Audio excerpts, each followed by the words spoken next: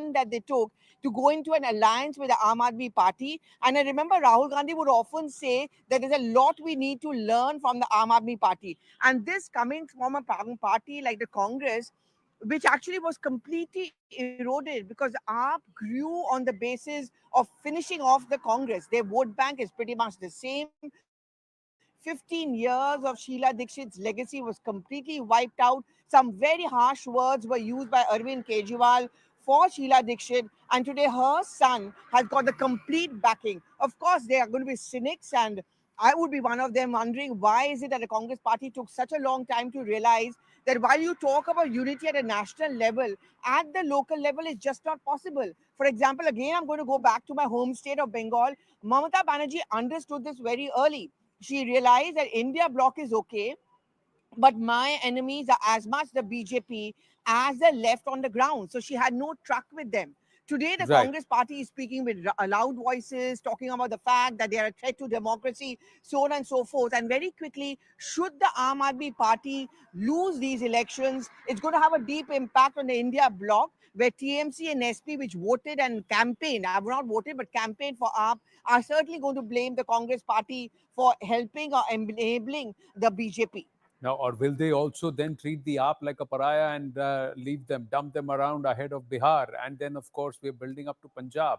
What happens in Delhi will also have a spillover effect and a huge effect in Punjab. There's a bevy of Punjab reporters who are currently in Delhi tracking this election. So they also know it will have a big impact on the Aam Aadmi Party, the Congress, and of course, the SAD BJP's fortunes in Punjab and what's going to happen there. Ravi Srivastava, one of the founder members of the Aam Aadmi Party. क्या सोच रहे हैं आप?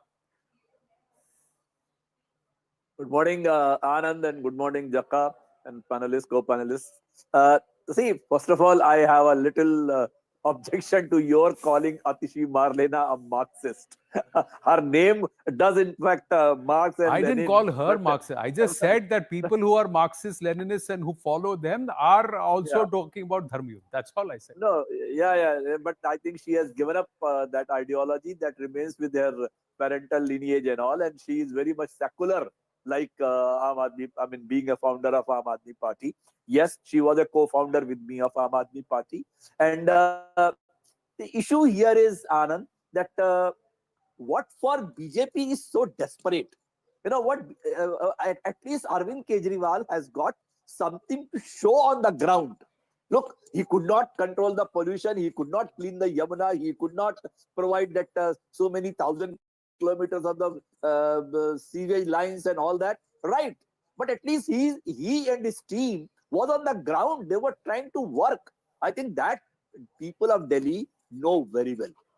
And there is a big chunk of the women voters, the minority voters, and the Dalit voters who are very strongly with Aam Aadmi Party.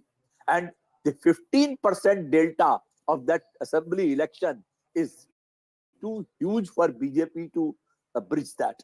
And what BJP has been doing in the last 5 or 10 years is to keep people in the jail, making allegations, making abuses, making all kind of, nasty things about Aam Aadmi Party. Instead of doing a hand holding with a small party, they were always pouncing upon them and trying to finish them.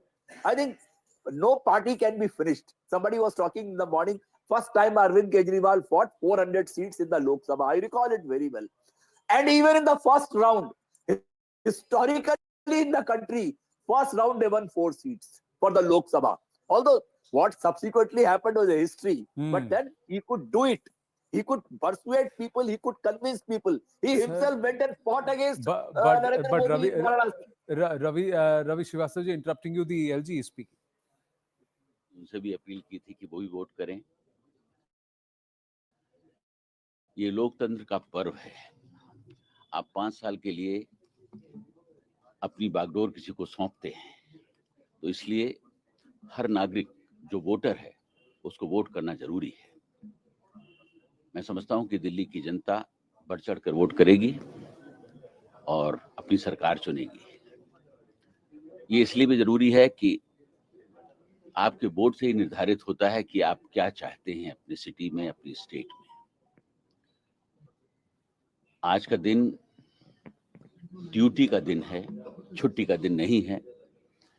और मैं एक बार फिर दिल्ली की जनता से appeal करता हूं कि वो बढ़ चढ़ कर वोट करें और इस पर्व में शामिल हो।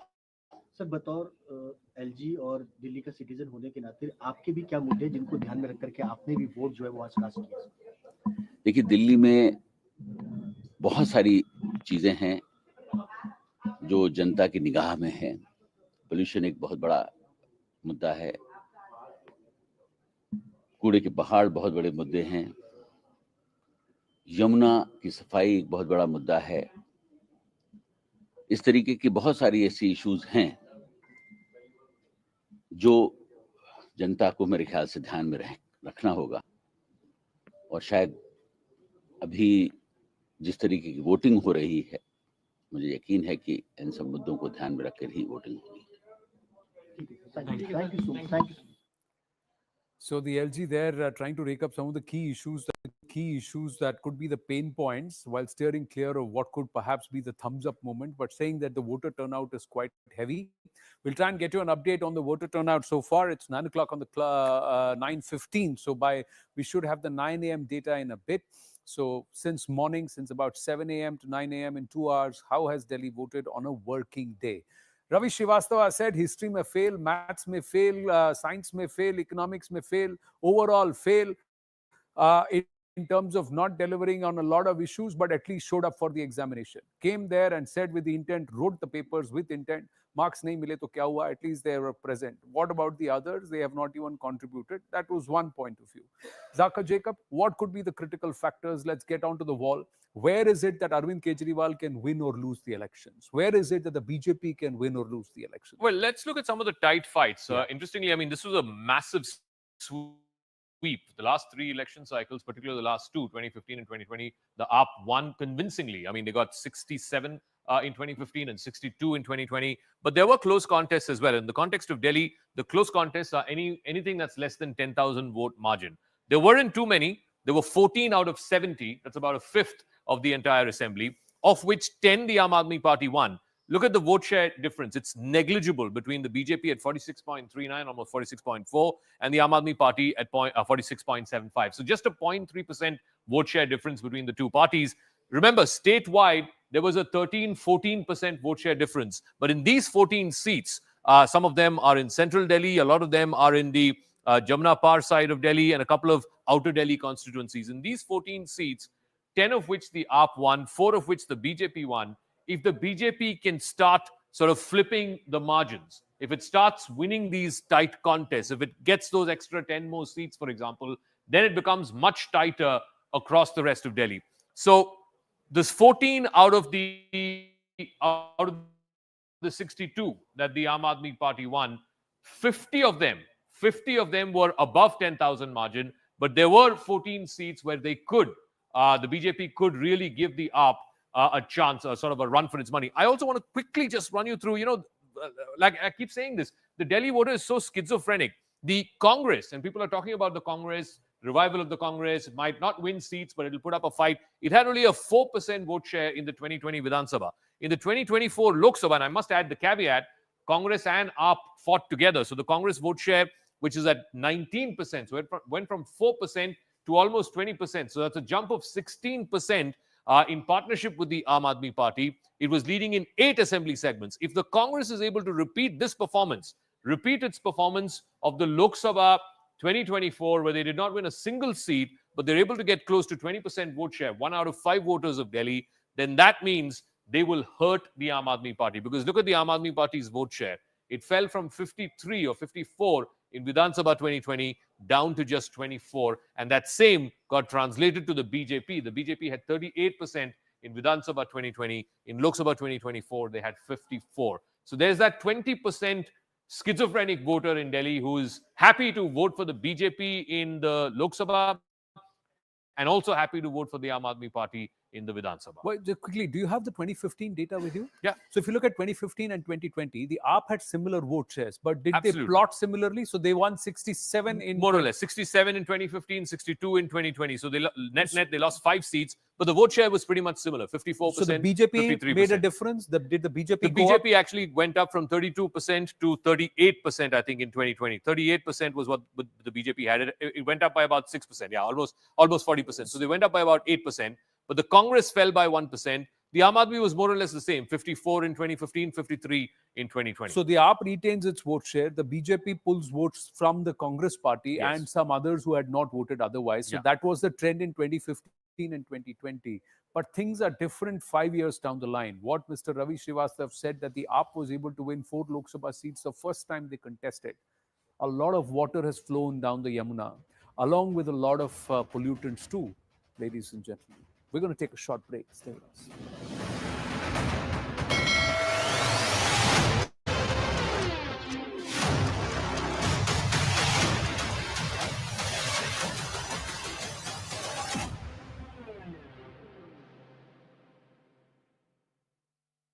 MDH का किचन की From you, Dr. Subramaniam Jaishankar is casting his vote. Pallavi is also joining us. Pallavi, whereabouts are you? Well, I'm standing just right outside what can we call the hub of the Babus in the national capital at the Nirman Bhavan. And this is where you see a large number of bureaucrats, of course, working here. But this also falls into a very critical constituency and a high profile one. What I'm really waiting for is the crowd over here is gathered, because anytime now Rahul Gandhi is going to come and cast his vote before he heads off to Bihar.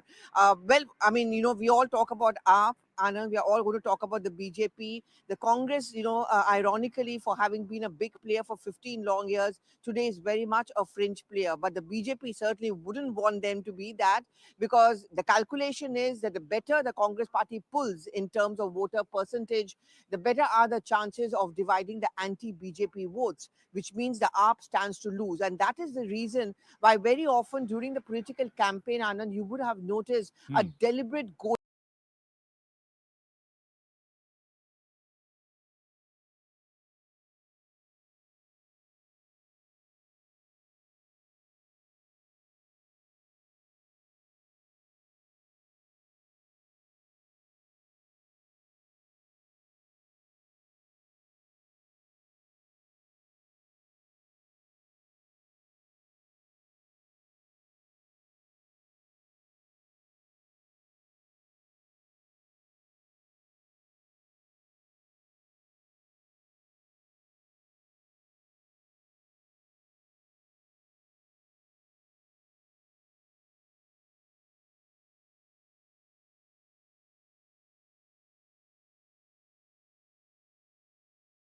Versus the Congress's Astitwa. I think the latter finally took place because he was convinced by many of the Congress leaders like Ajay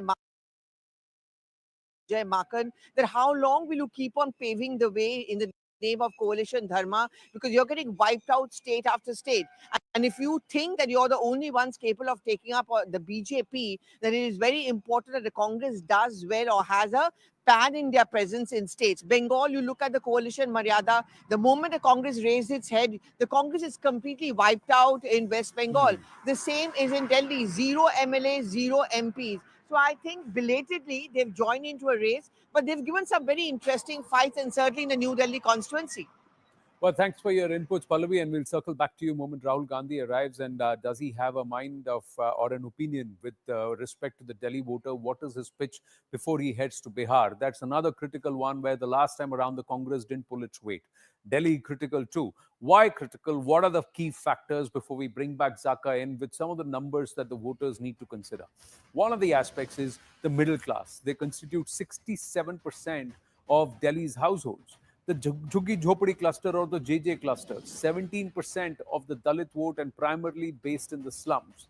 71.7 lakh out of the 1.5 crore voters are women voters. And will they, who make up for about 45 to 46% of the entire voter base, will they prove decisive? Will they vote one way? Or is there a split opinion there too?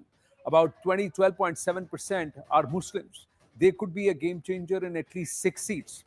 Dr. Jaishankar is speaking.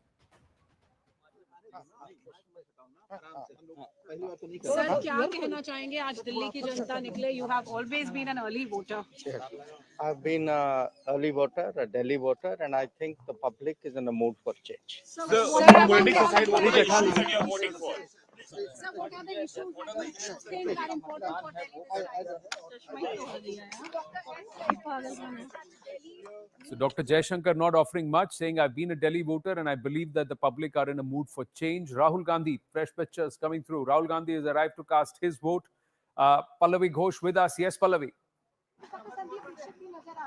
Yeah, in fact, look at the pictures right in front of me. And this is a very interesting picture because you're seeing Rahul Gandhi being accompanied by Sandeep Dixit, who is, of course, a New Delhi constituency. I think these pictures say it all. I mean, you know, the Congress party, we were just talking about this, Anand, a short while back, getting into this fight belatedly. But I think this is one of the most interesting and aggressive fights. Sandeep Dixit has used up the legacy, and I'm just seeing those shots. I'm leaving you with these shots, Anand, where Sandeep Dixit has walked inside with Rahul Gandhi.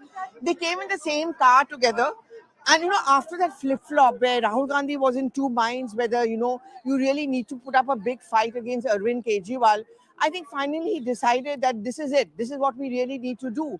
And bringing Sandeep Dixit along with him in the same car, going inside and casting.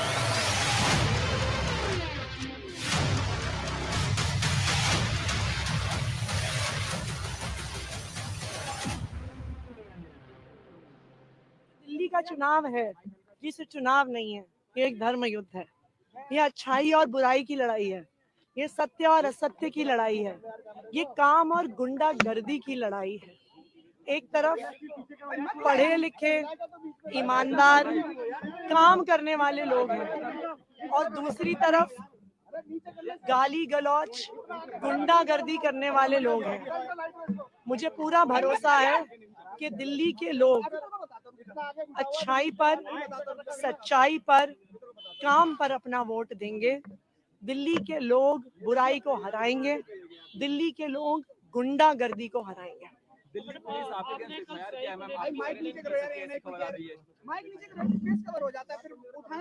देखिए, Delhi police कुछ भी कर सकती है। Delhi police खुल्लम खुल्ला Bharatiya Janata party के लिए काम कर रही है। भारतीय जनता पार्टी के कार्यकर्ता गुंडागर्दी कर रहे हैं, वोटर्स को डरा रहे हैं, उनके ठिकानों पर पैसा मिल रहा है। इलेक्शन कमीशन खड़ी है, फ्लाइंग स्क्वाड्स घंटे घंटे तक खड़े हैं, लेकिन बीजेपी के ठिकानों पर दिल्ली पुलिस नहीं आती है। बिल्कुल निष्पक्षता से काम करते हैं और आप आइए देखिए, अपने से एक एक प्रोसेस देखिए, आपको आनंद आएगा। पोलिंग ऑफिशियल जो इन्वॉल्व हो सकते 1.5 लाख के आसपास जो दिल्ली में इलेक्शन कराए, उनके लिए क्या कहना है आपका? उनका मैं धन्यवाद देना चाहता हूँ, सारे पोलिंग ऑफिशियल्स का, सारी सिक्योरिटी फोर्सेस का, एमसीडी का, एनडीएमसी का, सबके लोग बहुत मेहनत से, बहुत शिद्दत से पिछले 1-2 महीने से लगे हुए हैं और सारे आरओज, सारे डिप्टी कमिश्नर्स ऑफ पुलिस सब मेहनत कर रहे हैं और उसी का फल है कि करीब 12-13 हजार से ऊपर रैलीज और सभाएं पिछले 1 महीने में दिल्ली में हुई, मतलब पीसफुली हुई। जो छोटी मोटी घटनाएं हुई, जिनकी शिकायतें हुई, उनको इमीडिएटली उन पर कार्रवाई हुई, जो भी यथा कानून कार्रवाई है। तो ये निष्पक्षता है और ये लेवल प्लेइंग फील्ड है। हमने हिदायत भी दी हुई है सबको बहुत सख्त कि सब लोग बिल्कुल लेवल प्लेइंग फील्ड को, फेयर प्ले को सुनिश्चित करेंगे और अगर ऐसा नहीं करेंगे तो commission will be very tough with. जो पार्टियों की सर कंप्लेंट आपको मिली है, चाहे कांग्रेस हो, बीजेपी हो, आम आदमी पार्टी हो, उन पर किस तरह का एक्शन लिया गया है? देखिए, अभी एक रिलीज हमने किया था। एक तो सी विजिल बहुत इफेक्टिव है, पूरे पॉपुलेशन ने, नेताओं ने, कैंडिडेट्स ने सी विजिल का पूरा इस्तेमाल किया है। एक तो ये है, उसका पूरा डिजिटल ट्रेल होता है। आपने शिकायत इतने मिनट पर की, इतने मिनट पर वहाँ टीम गई एफएसटी की और उसके बाद में इतना उस पर एक्शन हुआ, जो रिपोर्ट हुआ। इसके साथ साथ जितनी भी कंप्लेंट्स आई हैं, उन सब का निस्तारण, जो भी फैक्ट्स हैं और जो भी लॉ है, उनके आधार पे सबका किया गया है और बिल्कुल निष्पक्षता से किया जाएगा। So the CEC Rajiv Kumar countering the allegations made by the Delhi incumbent Chief Minister Atishi. Anshul and Akash join us. Smita Prakash with us. Ravi Srivastav also with us. Anshul, Atishi making the allegations against the Delhi police while she was getting protection from the Delhi police and CRPF. Well, definitely, this has been the line that has been told by the Aam Aadmi Party since the elections were announced. They have constantly been claiming that the BJP, that the Delhi police, in fact, has been working for the Bhartiya Janata Party out here in the national capital. But yes, these questions were taken to the Delhi police as well, and they have very clearly maintained that each and every complaint that they are receiving, they are working to resolve those complaints in a very, very bipartisan manner. Just a few moments ago, Atishi came over here. She has casted her ballot, but remember, she is still in midst of a massive, massive controversy because more than 5 lakh rupees have been recovered from one of her aides. And in that matter as well, the Delhi police has registered a case. In fact, till very late last night, at approximately 1:30 p.m., Atishi was present at the police station where where the accused was being kept and interrogated by the side of the Delhi police. Because remember, the accused had to say that the 5 lakh rupees that have been recovered from him, this is his personal money and this has nothing to do with any sort of elections that have been done out here in the national capital. But yes, the road ahead for Atishi is tough, but definitely when she came over here, she definitely seemed very, very confident. She showed the victory sign over here as well. But Right. yes, the kind of condition and the kind of situation that has developed over here, definitely the fight for the seat of Kalkaji is definitely increasing. There is this three-way fight, and hence it is going to be very, very interesting to see Right. who will come out on top on the 8th of February. Right, right. Thanks for that, Anshul. Akash, these allegations and counter allegations, the Election Commission has been trying to fend this off for a while. And every time there are elections, these allegations surface. And this time around, the police have also been dragged in. Those very police cadre of the Delhi police, of the CRPF, who are giving protection to all the netas across political parties, are being badgered, especially by the AAP. Anand, you see, this elections, in fact, the campaigning started with the allegations only that how in Delhi, allegedly bogus voters are getting registered. Then we saw that how the parties claimed that, the other party is getting the votes deleted. In fact, in the New Delhi constituency, starting from the claim that how, 40 to 50,000 voters have come suddenly. Then after the roll came on 6th of January, and then we got to know that total 1,09,000 voters are there. So Election Commission has remained in the focus during these elections. And we have seen that, both the parties, be it BJP or the Aam Aadmi Party, both have, approached Election Commission several times, taking the complaint of the other party. This time around, we have multiple cases registered in the last 24 hours because of the fact that MCC is getting violated. Aam Aadmi Party is, of course, alleging that Bharatiya Janata Party and the Karyakartas have been distributing money, have not been following the protocols for the silence period and all other things. And on the other hand, we have Bharatiya Janata Party, which is saying that Atishi, went to areas of Kalkaji and Govindpuri and was somewhere seen with the supporters who were distributing cash. So we have, allegations and counter allegations from both the parties. But at this point in time, New Delhi constituency is very important, Anand. And just a while back, Pravesh Verma was here to cast his vote here at Nirman Bhavan. This seat is interesting also because of the fact that, we have three strong candidates on this particular seat. We have Sandeep Dixit, we have Parvesh Verma, and of course, Arvind Kejriwal. Intensified campaign is what we have seen on this particular seat, starting from, Pravesh Verma and the allegations that he is distributing cash to voters. Then he came out in public that I have an NGO and, I'm helping the voters or I'm helping the people of New Delhi constituency. Then we saw that how there was an allegation that, Arvind Kejriwal's convoy and the cavalcade was attacked by the Bharatiya Janata Party supporter. That matter is still under investigation. And then we have, different allegations coming from Aam Aadmi Party that how, Bharatiya Janata Party has been violating the MCC protocols and all other things. So, in these elections, Right. Election Commission was in focus, of course, and because of the kind of complaints, this is the reason why we have CEC coming out in public and clarifying on different aspects. Smita Prakash and Ravi Srivastava with us. We also have Aman Sharma and Arunima. Just quick word from Smita Prakash and Ravi Srivastava before we go back to our reporters. Smita Prakash, the CEC coming out and saying everything is transparent. You've got a sea vigil. We are taking action against everyone. Would you agree with what Atishi has alleged? Look, I think Rajiv Kumar, the CEC's soundbite is important. It's his last election. He wants to complete his tenure with a hurrah, and it was under his tenure that the world's largest election, which is the Indian election of 2024, was held. As far as the allegations are concerned, Aam Aadmi Party has been saying this for a week, that they don't trust either the EVM or the electoral process. Now, they have gone to court. They will go to court even after the election, regardless of whether they win or lose. I think Ravi brought out one point which I want to just bring up also, which is that why is the BJP so desperate? That was his word. Now, that's the mistake the opposition makes, Anand, because when they are judgmental about that so-called desperation, which is actually a hunger to win that the BJP has. And what we saw in the 2024 election was the lack of that desperation, for which they took a severe knock. Subsequently, the BJP learnt its lessons in the other Vidhan Sabha elections of Haryana and Maharashtra, and now you're seeing in Delhi also that desperation. Another point which I want to bring is what Pallavi had said, that reporters who are covering the Congress and those who are tracking the Congress, they're kind of pessimistic or sardonic when they think about how the leadership of the Congress party is reacting to the state unit with regard to which way the Congress party should go in Delhi. Now, Sandeep Dixit, as you rightfully pointed out, and so did Zaka, that they fought a lonely battle, and Ajay Makan and Pawan Khera and some others, they kept saying that, we've lost out on this and we need to come back. And the leadership of the party saw in 2019 as well as in 2024 the larger picture, which is to defeat the BJP. And hence they had to bite the bullet and take the Aam Aadmi Party in that India Alliance umbrella. But that does not hold anymore, because now the general elections is 5 years away. And the way the AAP behaved in Haryana, when they wanted to fight every seat in that 90 seat battle, they wanted to fight every seat and didn't want to give a quarter to the Congress. As a result of that, the Congress has now shut the doors on the Aam Aadmi Party and wants to see the exit of the Aam Aadmi Party, not just from Delhi and Punjab, but from the India Alliance altogether.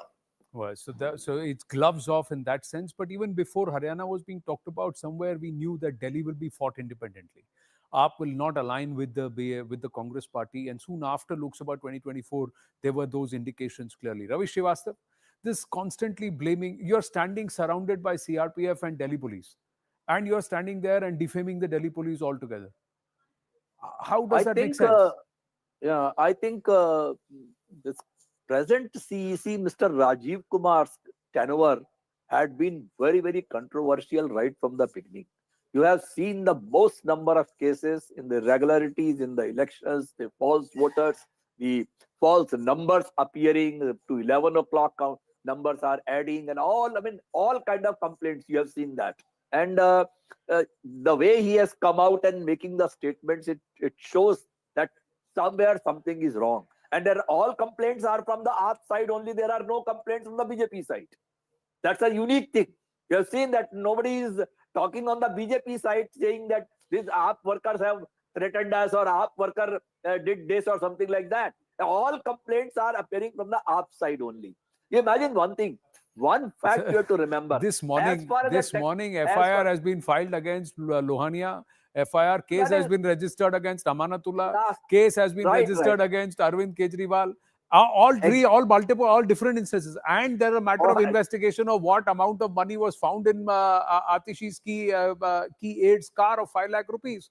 So it's not that the BJP is not complaining. And the Congress is also complaining, sir. Everybody has gone and made representations to the Election Commission against the other party. So it's not that only AAP is complaining. That's a routine thing to happen. And so now when I point out that everybody is complaining, it is routine. Till then it was only exceptional. That's unfair. 640 million people. 640 million people voted, sir, in the process of June 2024. It's a landmark. It's a case study in democracy and democratic process. More than 2,500 parties in the play. There are nations with two-party democracy system who take 2.5 months to declare their vote. So let's take some pride and give credit where it is due. Arunima, this entire allegation about Delhi police in cahoots with the BJP, etc., how does that hold water, especially when it's all under the aegis of the Election Commission during the electoral process? Well, Anand, in fact, Election Commission of India had put out a tweet yesterday completely smashing these charges and insinuations that are being made and giving out data that how many complaints have been acted upon. Election Commission and Delhi Police say that for every complaint that has been made, there has been swift action, but unnecessarily the police is being politicized. Allegations have been made, and something that happens in every election. We saw in Bengal also when Trinamool Congress and BJP were fighting for the West Bengal Gaddi. Charges were made at paramilitary. Now here at the center, charges are being made at Delhi Police as well. And as I'm speaking to you, Sandeep Dixit has arrived at this particular booth where Manish Sisodia voted and where Arvind Kejriwal is expected to vote shortly. Mr. Dixit, just one question: the low voter turnout. I just like people to come out and vote because I hope it's so. only 6.5% in New Delhi. Yes, so I hope people come out and vote. Okay, so the low voter turnout is of concern here. Only about 6.5% in New Delhi, from where Mr. Kejriwal, Mr. Sandeep Dixit and Parvesh Verma are fighting. Overall for Delhi, it's about 8%. So looks like Delhi once again is treating, even if this is midweek, it's Wednesday, they're treating it as a chutti. They should come out and vote, is the message from the netas as well as from those who have actually, kept Right. with the theme of Pehle Matdan, Baad Mein Jalpan. Well, we look at the voter turnouts in the past and what is the number that Delhi has to beat in 2025? What's the number? We'll go to Zaka in a bit, but Aman, low voter turnout, how much does that affect? And these allegations flying thick and fast about fairness of elections, fairness of lodging complaints, etc. Is that defeatist, especially on polling day? 70 seats of Delhi. Well, if they can do 543 Lok Sabha seats, is 70 seats of Delhi such a problem for the Election Commission? Well, Anand, coming to the voter turnout first, as per 9 a.m. for the data we have from ECI, 8.10%, so pretty tepid right in the morning. The seats like we have Central Delhi just at 6.6%. In fact, New Delhi just at 6.51%. So pretty low voting percentages to start off. Just the start of the day, it's a wintry morning, so maybe voter turnout will pick up during the day as we go on, and this could be a concern, especially in the New Delhi seats, the Central Delhi seats, because BJP wants the middle class to come out and vote in big numbers. See, 40% of Delhi is middle class, and the BJP has a feeling this time that the middle class is consolidating behind the BJP. But the problem is that all the middle class then needs to come out and vote, because the AAP's core vote base, which is in the Juggies, the Muslim vote bank, is expected to vote in larger numbers as in previous elections. So while the AAP's voter will come out and vote in big numbers, it seems the BJP's voter also, the middle class voter, needs to come out and vote in big numbers also. That said, I think you see, Anand, 70 seats. Delhi is a small state, it's a small assembly, but its imprint on the national political scene, I think this time is huge. This election is happening after BJP has won what many say were surprise stupendous victories in Haryana as well as Maharashtra, where they had not performed well in the Lok Sabha elections. Delhi is a state where BJP always sweeps the Lok Sabha, but in assembly always falls short, maybe because there is no credible face to take on of the like of Mr. Kejriwal, or maybe there is the state cadre is maybe a bit lacking. I still feel, Anand, that this is a two-horse race this time in Delhi. I think the Congress role is being overplayed. I don't think the Congress has either the cadre or any narrative amongst the voters. The voters see the Congress as maybe as a vote cutter. I think the people are going to repose their choice very, very clearly, either to the BJP or to the Aam Aadmi Party. Right. It's a two-horse race. I don't think the Congress will be able to even split the Muslim voter much. The people are very clear, and Delhi elections, I think always people have been very clear about which party they will vote for. The middle class coming out and vote, as I said, is very, very crucial for the BJP, and BJP would be keeping a very close eye on the voter turnout, especially in the seats like Central Delhi, New Delhi, West Delhi. That they want the voter turnout in these areas to be high, especially women voters to come out. So the pattern of 2015, 2020 could continue, where it becomes a two-horse race. Now, who has their nose ahead? Who crosses that 50% vote share mark? Does AAP do a hat trick, or does the BJP claw its way and hold on to its Lok Sabha voter turnout or vote share? We'll have to wait and watch. But for that, the voters have to go out and vote. A 55% vote share, Zaka, voter turnout, beg your pardon. Does that help the AAP or hurt the AAP? Or a higher voter turnout helps the AAP or hurts the AAP? How does it work? I think, Delhi generally has had better voter turnout when you compare it to urban pockets like Mumbai, for example. Mumbai is infamous. It's just about 50% this time they crossed. But Delhi has always been closer to the late 50s or even sometimes 60%. The 2013 election, for example, which is the first time the Aam Aadmi Party won, Delhi was well in excess of 60% plus.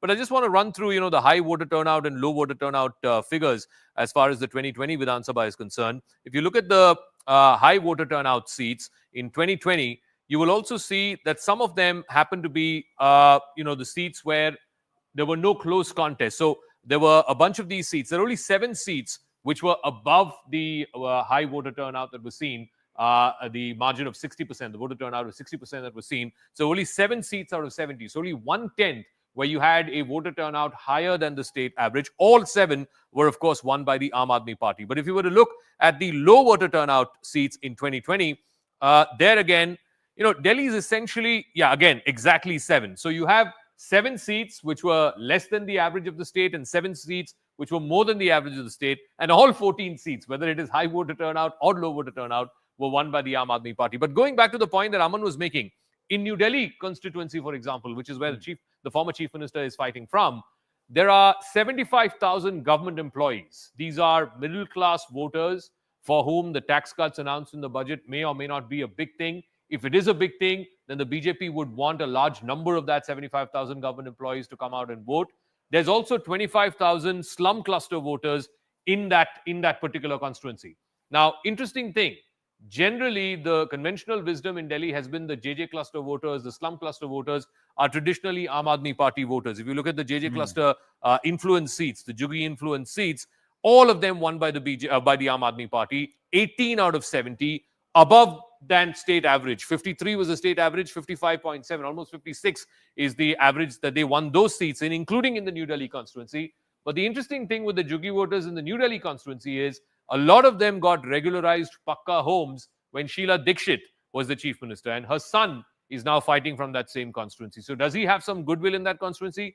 Well, when he came out from the polling booth and he said it's low voter turnout, I want people to come out more, I think he's also sensing that some of the Congress voters have not come out so far in that constituency. So he's egging them on to come out. So low voter turnout, I think I would go with Aman. If it's around 60, less than 60, late 50s, in the 60s sort of range, then that's good news for the Aam Aadmi Party. If it is closer to 70, then this could well turn out to be an anti-incumbent election. It means that more voter bases, more voter blocks of political parties are coming out. That's when you have a higher voter turnout. When it's low, it just means the ones who are motivated enough to turn out are the ones who are coming out. Will the budget turn the mood of the middle class? The anger against perhaps the centre for not giving any relief rebate to the actual taxpayer?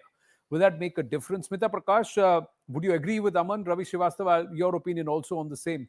Is this going to be a two-way fight again? Will the Congress be somewhere in the outlier with about 4 to 5% vote share overall? Or do you believe there is going to be, it's a three-way fight, genuinely? Smita ji. Look, till 10 days ago, I did believe that it had turned into a bipolar fight between the two, which is the BJP and the Aam Aadmi Party. But the last week saw the Congress up its game, and suddenly it was all hands on deck.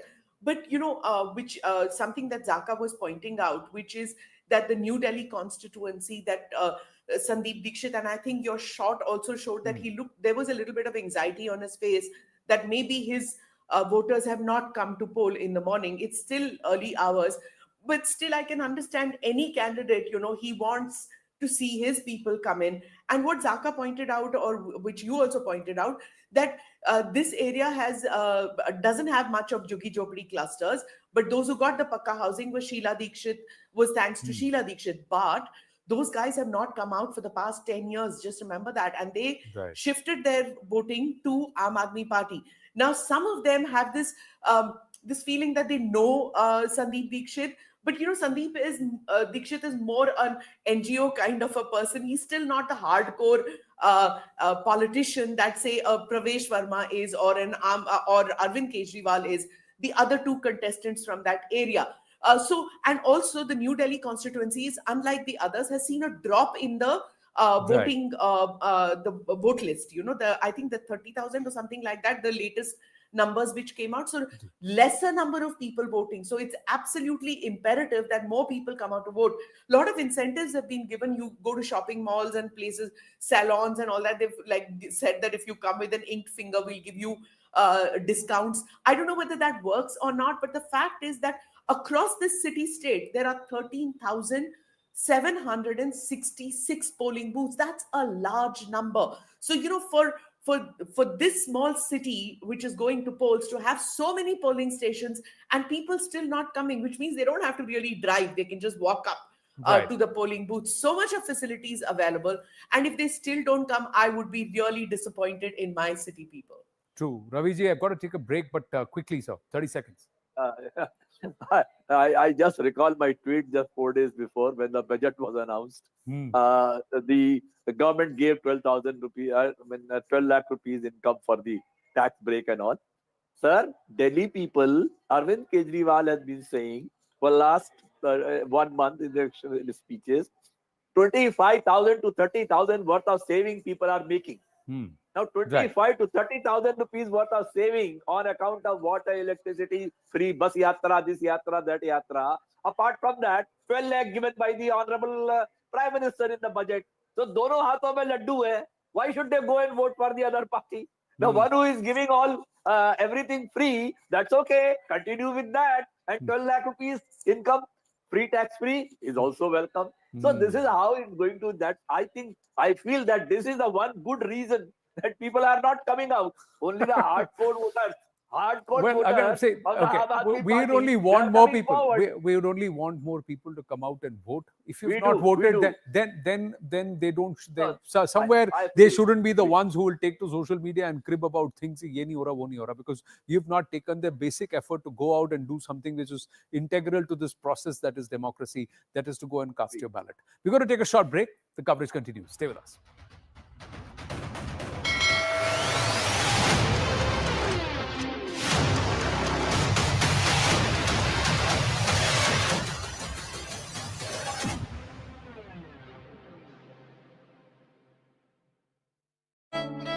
From you, Dr. Subramaniam Jaishankar is casting his vote. Pallavi is also joining us. Pallavi, whereabouts are you?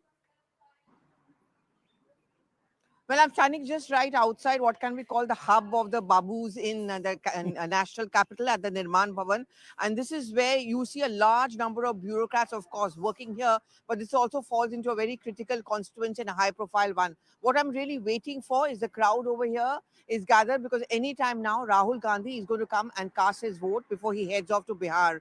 Well, I mean, we all talk about AAP. Anand, we are all going to talk about the BJP, the Congress, ironically, for having been a big player for 15 long years, today is very much a fringe player. But the BJP certainly wouldn't want them to be that, because the calculation is that the better the Congress party pulls in terms of voter percentage, the better are the chances of dividing the anti-BJP votes, which means the AAP stands to lose. And that is the reason why very often during the political campaign, Anand, you would have noticed a deliberate goading of the Congress party, to get them out of their homes and get those lazy Congress leaders out and campaign aggressively. So pinning their hopes is a lot on this constituency, the New Delhi constituency, which Akash was also talking about a short while back, because this is where the big players are. This is where the Sheila Dixit legacy plays out. Would you agree that the Congress has upped the game in the last final 100 meters, like they say, the final 200 meters? Oh, the yes, last totally. 1 week they've upped the Totally. intensity. And this entire gloves off between Rahul Gandhi and Arvind Kejriwal, was that a put on, or is that the sentiment within the Congress now?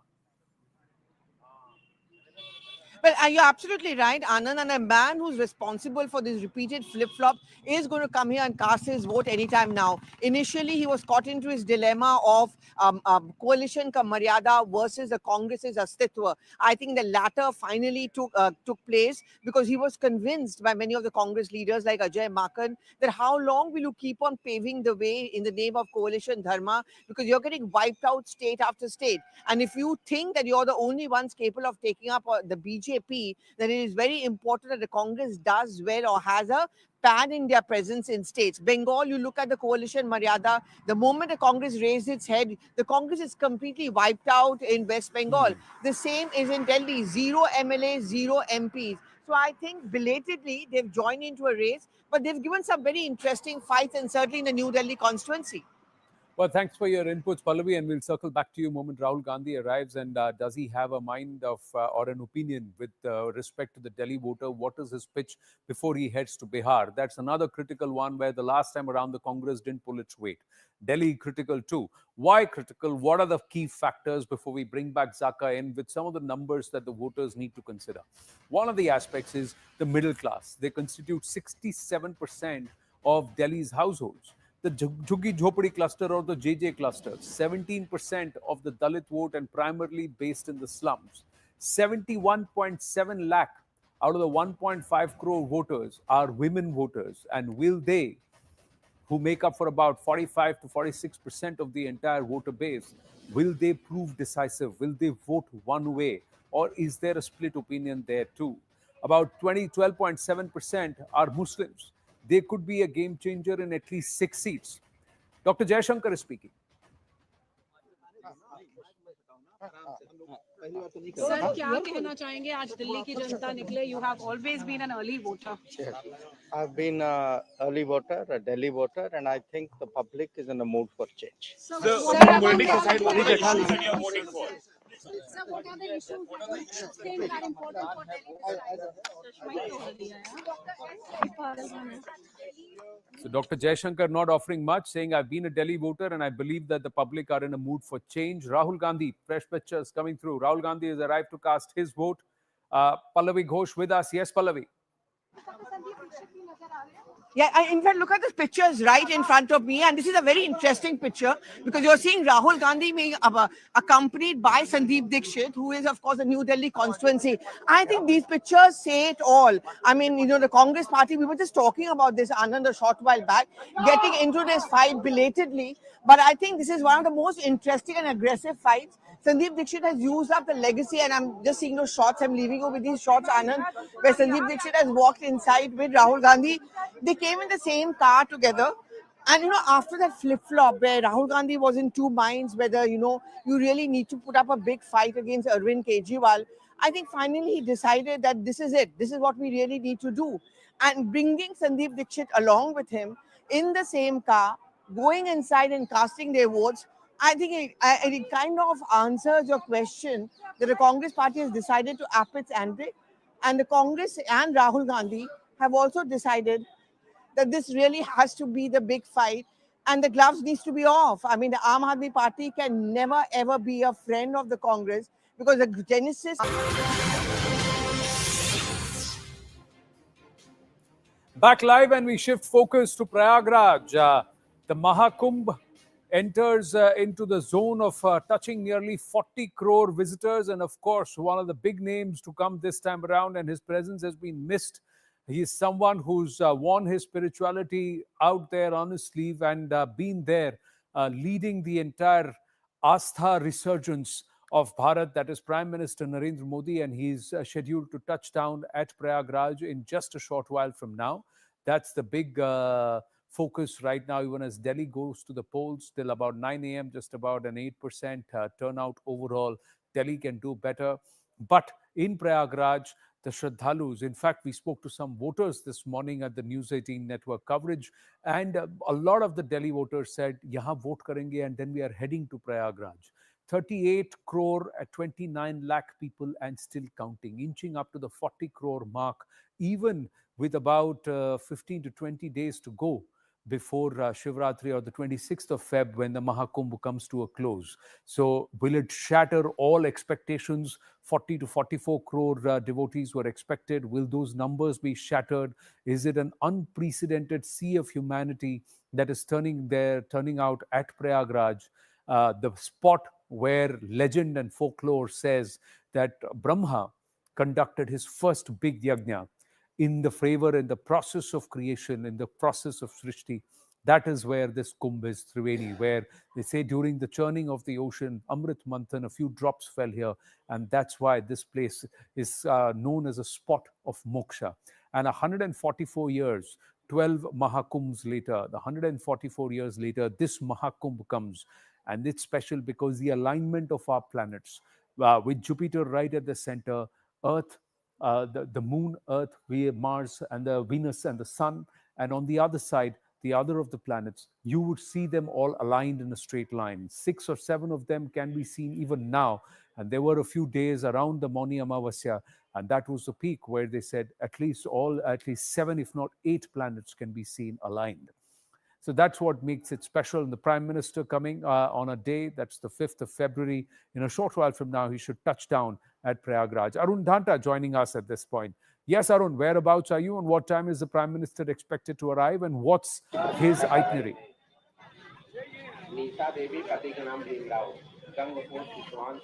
Well, Anand, I'm in Prayagraj and in the middle of a place which is very close to the Triveni Sangam, and that's the place where Prime Minister Modi will be taking that holy dip. As far as Prime Minister Modi's schedule, Anand, he was earlier expected to spend around 5 to 6 hours here in Prayagraj.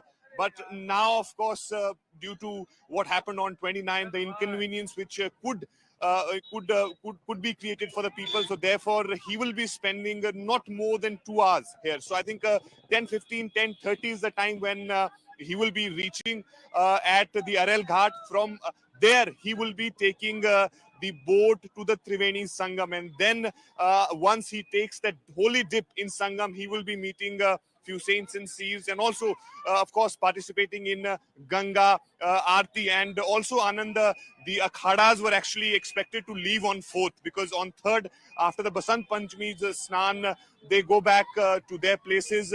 But due to this visit of Prime Minister Modi, they want to meet PM. They are staying back. And also, I would quickly show a glimpse to you and our viewers that how it is looking pretty smooth today. Even when you have Prime Minister Modi visiting here, the administration ensured that there is no problem for the devotees who are coming from across the country. In fact, globally, these people are coming here, and they do not find any inconvenience or difficulty to reach Triveni Sangam or anywhere close to that and take that holy dip. This is the devotion that you can see in these people. And Yogi Adityanath Anand was here yesterday.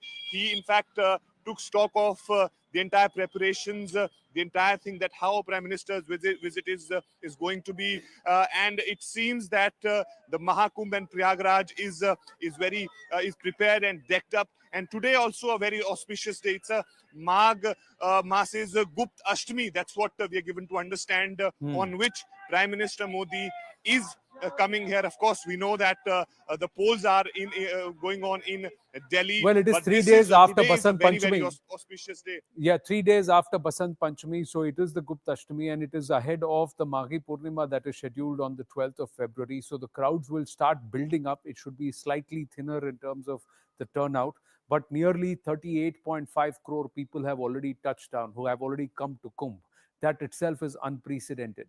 Now, since he's at Arel Ghat, a lot of the Akhada camps are also not so far from where he is. Is he going to meet the Dharm Sansad? Is he going to meet some of the Mahamandaleshwars or some of the members of the Akhada groups?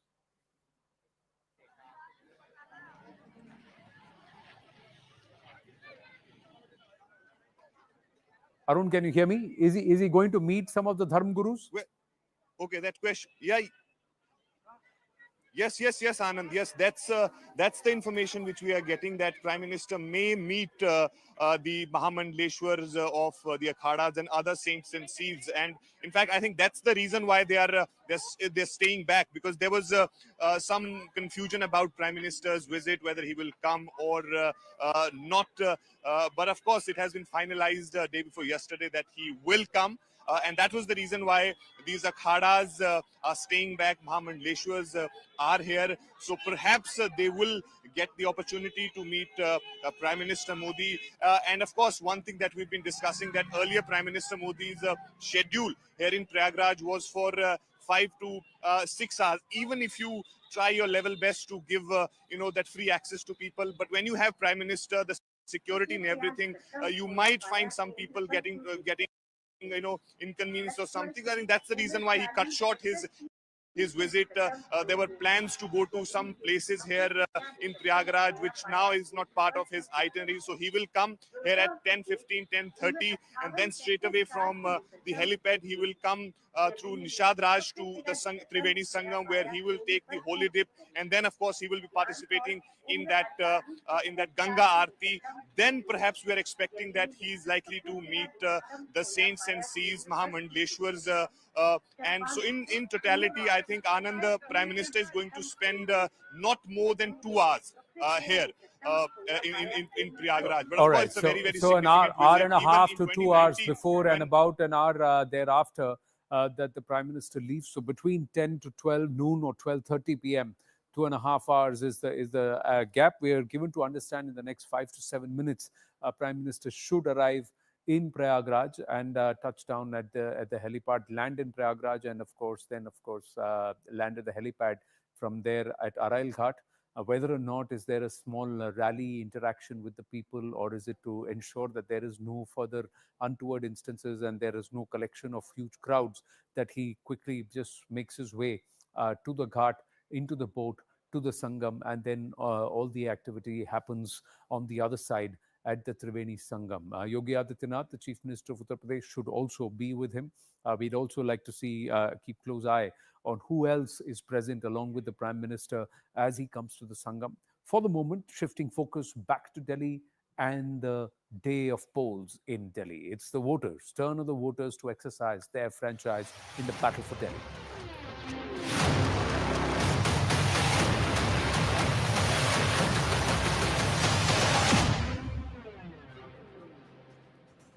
After weeks of intense political campaign, the big moment is right here. Big election of 2025, the first big election of 2025, 70 seats, 3 parties, big capital clash. Aam Aadmi Party, led by Arvind Kejriwal, the former chief minister, incarcerated for a while in the liquor policy scam, now out on bail. He's banking on welfare schemes, governance, and of course, it's a test of his Kattar Imandar claim. While the BJP aims to reclaim power after nearly 27 years, they have swept Lok Sabha elections for the last decade, but they have not been able to break into Vidhan Sabha. In fact, they've lost the MCD also. So will they break their 27-year-old jinx? We have to wait and watch. The Congress, on the other hand, striving for survival. Is it still an outlier? Is it still a party which is nothing but seen as a vote katua and rejected by the people of Delhi, especially after ruling the roost for 15 years under Sheila Dikshit? They've been voted out. Will they come back in? Will they claw back here? It's all up to the voters. Are the voters really queuing up? So far, till 9 a.m., the numbers are not very encouraging. 8.1% is the overall turnout. It's a working day, and despite that, many people don't seem to have come out and voted yet. Although candidates and, of course, top netas have gone out and voted. Some of the top bureaucrats also have gone out and voted. But on the day of polling, is it a three-cornered fight, or is it a two-way fight, as some of our reporters were saying? On ground, it feels like it's BJP versus AAP. The Congress is an outlier. Zaka Jacob back with us here on the Magic Wall. Yes, Zaka, before the Prime Minister touches down in Prayagraj, who's going to take off? Whose fortunes are going to take off in Delhi? So one disappointing thing has been that voter turnout is particularly low, particularly in the central Delhi constituencies. In Jangpura, it's quite low. It's in single digits. In New Delhi, where the former Chief Minister, Mr. Kejriwal, is fighting from, again in single digits. Some of the East Delhi constituencies, Mustafabad, Silampur, etc., are seeing double-digit voter turnout. You're also seeing double-digit voter turnout in some of the outer Delhi constituencies, bordering, of course, Najafgarh, Burari, etc., where again Najafgarh is at double digits. So I'm not sure what this exactly means, but I think particularly in the middle class heart of Delhi, which is, you know, places like Jangpura, New Delhi constituency, Kalkaji, etc., Karol Bagh, for example, it's a heavily trader-dominated constituency. Just 4% vote share. Just 4% vote share. Jangpura is at just 7%. Maybe because it's a winter morning. Maybe people are, you know, not enthused to come out in the cold. Maybe the voter turnout will pick up through the course of the day. But one pattern that we're immediately seeing is that in the heart of Delhi, it's in single-digit vote share, whereas in the outskirts of Delhi, in Silampur, in Mustafabad, in Karawal Nagar, which is in the eastern side of Delhi, and then of course you have parts of Najafgarh, etc., where again you're seeing double-digit voter turnout. So those parts are seeing more brisk voter turnout. The inner city, the heart of Delhi, Chandni Chowk is at 4%. So what may that necessarily mean? Like I said, it can improve in the afternoon hours. It can improve once it's warmer and people feel more enthused to come out. So maybe it's just boiling down to the weather, or maybe it is that certain voting classes are not enthused enough to come out and vote. We'll ask our reporters. I think Arunima is there, Aman Sharma is there. Arunima, let me start with you first. So is that an accurate assessment that in the heart of Delhi, the urban middle class, Lutyens Delhi as it's known, the voter turnout is substantially less compared to some of the outer Delhi constituencies? And what may that mean? So I can tell you, Zaka, I can tell you that at this particular booth in New Delhi constituency, where Manish Sisodia, Arvind Kejriwal are VIP voters, the fall had really gone down over the last hour or so, but now it is picking up once again. This group of voters very enthusiastically they voted and showing their inked fingers. आपको vote देने में कोई दिक्कत तो नहीं हुई? कुछ नहीं आराम से वोट दे दिया। तो आप किस नेता को, मतलब आपका नेता आप क्या चाहती है, आपके लिए क्या करे, क्या सोचकर आप वोट देती है? आपका नेता क्या करे आपके लिए? आगे बढ़े मतलब दिल्ली को आगे बढ़ाए। अच्छा, आप क्या चाहती है अपने नेता से? मैं भी यही चाहती हूँ कि दिल्ली को आगे बढ़ाए। तो दिल्ली आगे नहीं बढ़ रही है क्या? कहाँ अटक रही है? नहीं, क्या जो गरीब जनता को अच्छे से करे, देखे। मतलब आपकी क्या दिक्कत है? पानी की दिक्कत है, कोई और प्रॉब्लम है आपकी जो आप लोग अपने नेता को बताना चाहती हैं? अभी तो हमारे कोई ऐसा दिक्कत है नहीं आपको? अच्छा, नहीं है। ओके, आपके साथ भी और लोग आए हुए। सर, आपने वोट दिया अंदर? आप लोग जब वोट दे रहे हैं, आप अपने नेता से क्या चाहते हैं? यही चाहते, पानी बिजली ये सब अच्छा होना चाहिए, साफ सफाई हो, ये सब। तो आप जहाँ रहते हैं वहाँ ये दिक्कतें हैं? हाँ, दिक्कतें हैं। ओके, और ये आपकी इशू है? ये इशू है। Okay, so there is one stretch of society, Zaka Anand, who has come out and they have voted for basic civic amenities. They want to hold their netas accountable for delivery of water, for sewage, treatment, proper treatment sewage in their colonies. But there is another section. We also saw in this particular booth the bureaucrats, family members of netas. There are a lot of bungalows in this particular area where members of parliament reside. So their staff members, their family members have also come in. But there is a trickle. As far as the middle class, the upper middle class is concerned, I think they're still not coming out, still waiting to finish their breakfast, finish their brunch, and then perhaps step out.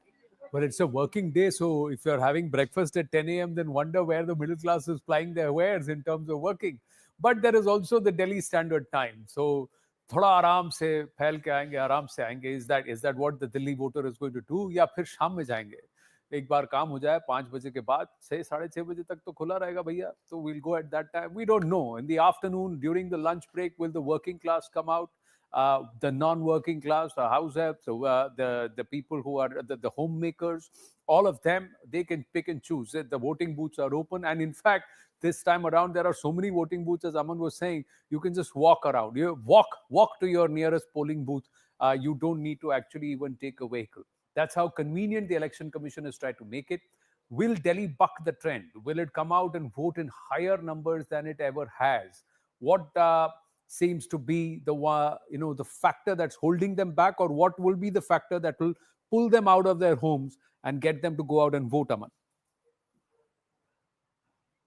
Well, Anand, see, the voting percentage is poor in New Delhi. In the Greater Kailash seat, these are like the Bandra and Kolaba of Delhi, where voting percentage has always been low, and this time also it is low. But that, I think, is not good news because, as I was saying earlier, that the BJP is really banking on the middle class, the upper middle class, to come out and vote in bigger numbers. In this election campaign, what we have seen on the ground, it was the middle class, 40% of Delhi's voters, who are really angry with Aam Aadmi Party over, various issues, that the Aam Aadmi Party is only working for the poor, the sanitation issue, the potholed roads. There is a lot of anti-incumbency. The BJP wants this particular middle class to come out and vote in bigger numbers. As Zaka was just mentioning, seats like Shahadra, Silampur, Outer Delhi, they are voting in bigger numbers because this is also the strong vote base of the Jhuggi voter, the SC voter, which is obviously coming out in bigger numbers. The Muslim voter is also seems to be coming out in bigger numbers, and this is the big asset of the Aam Aadmi Party. This is also a voter segment which always votes in larger numbers.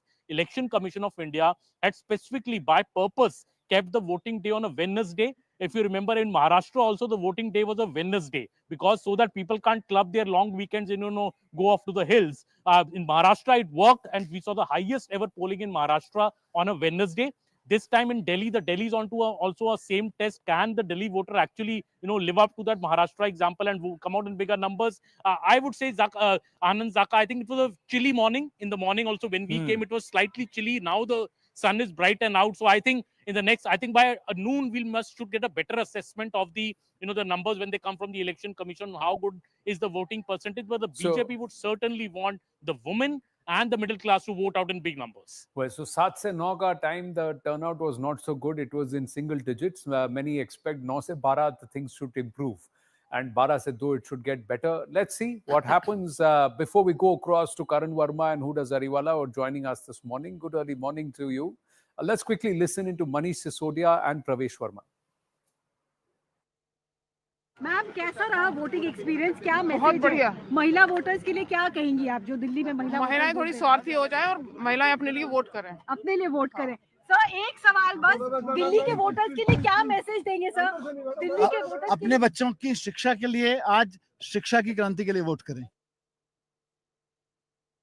Swati Verma ma'am, सबसे पहले तो बताइए परिवार के साथ आए, कितना confident है? हमने देखा कि कैंपेन में भी आप लगातार साथ थे सर के।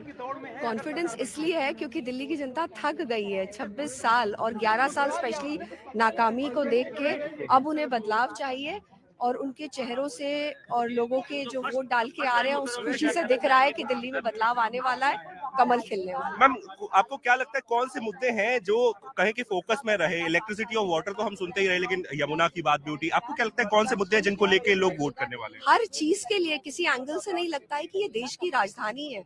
और स्पेशली अगर आप नई दिल्ली में घूमेंगे तो मैं तो खुद हैरान थी कि आज भी 200 परिवार के बीच में 2 शौचालय हैं, 300 परिवार हैं और पानी पीने के 2 नल ही हैं।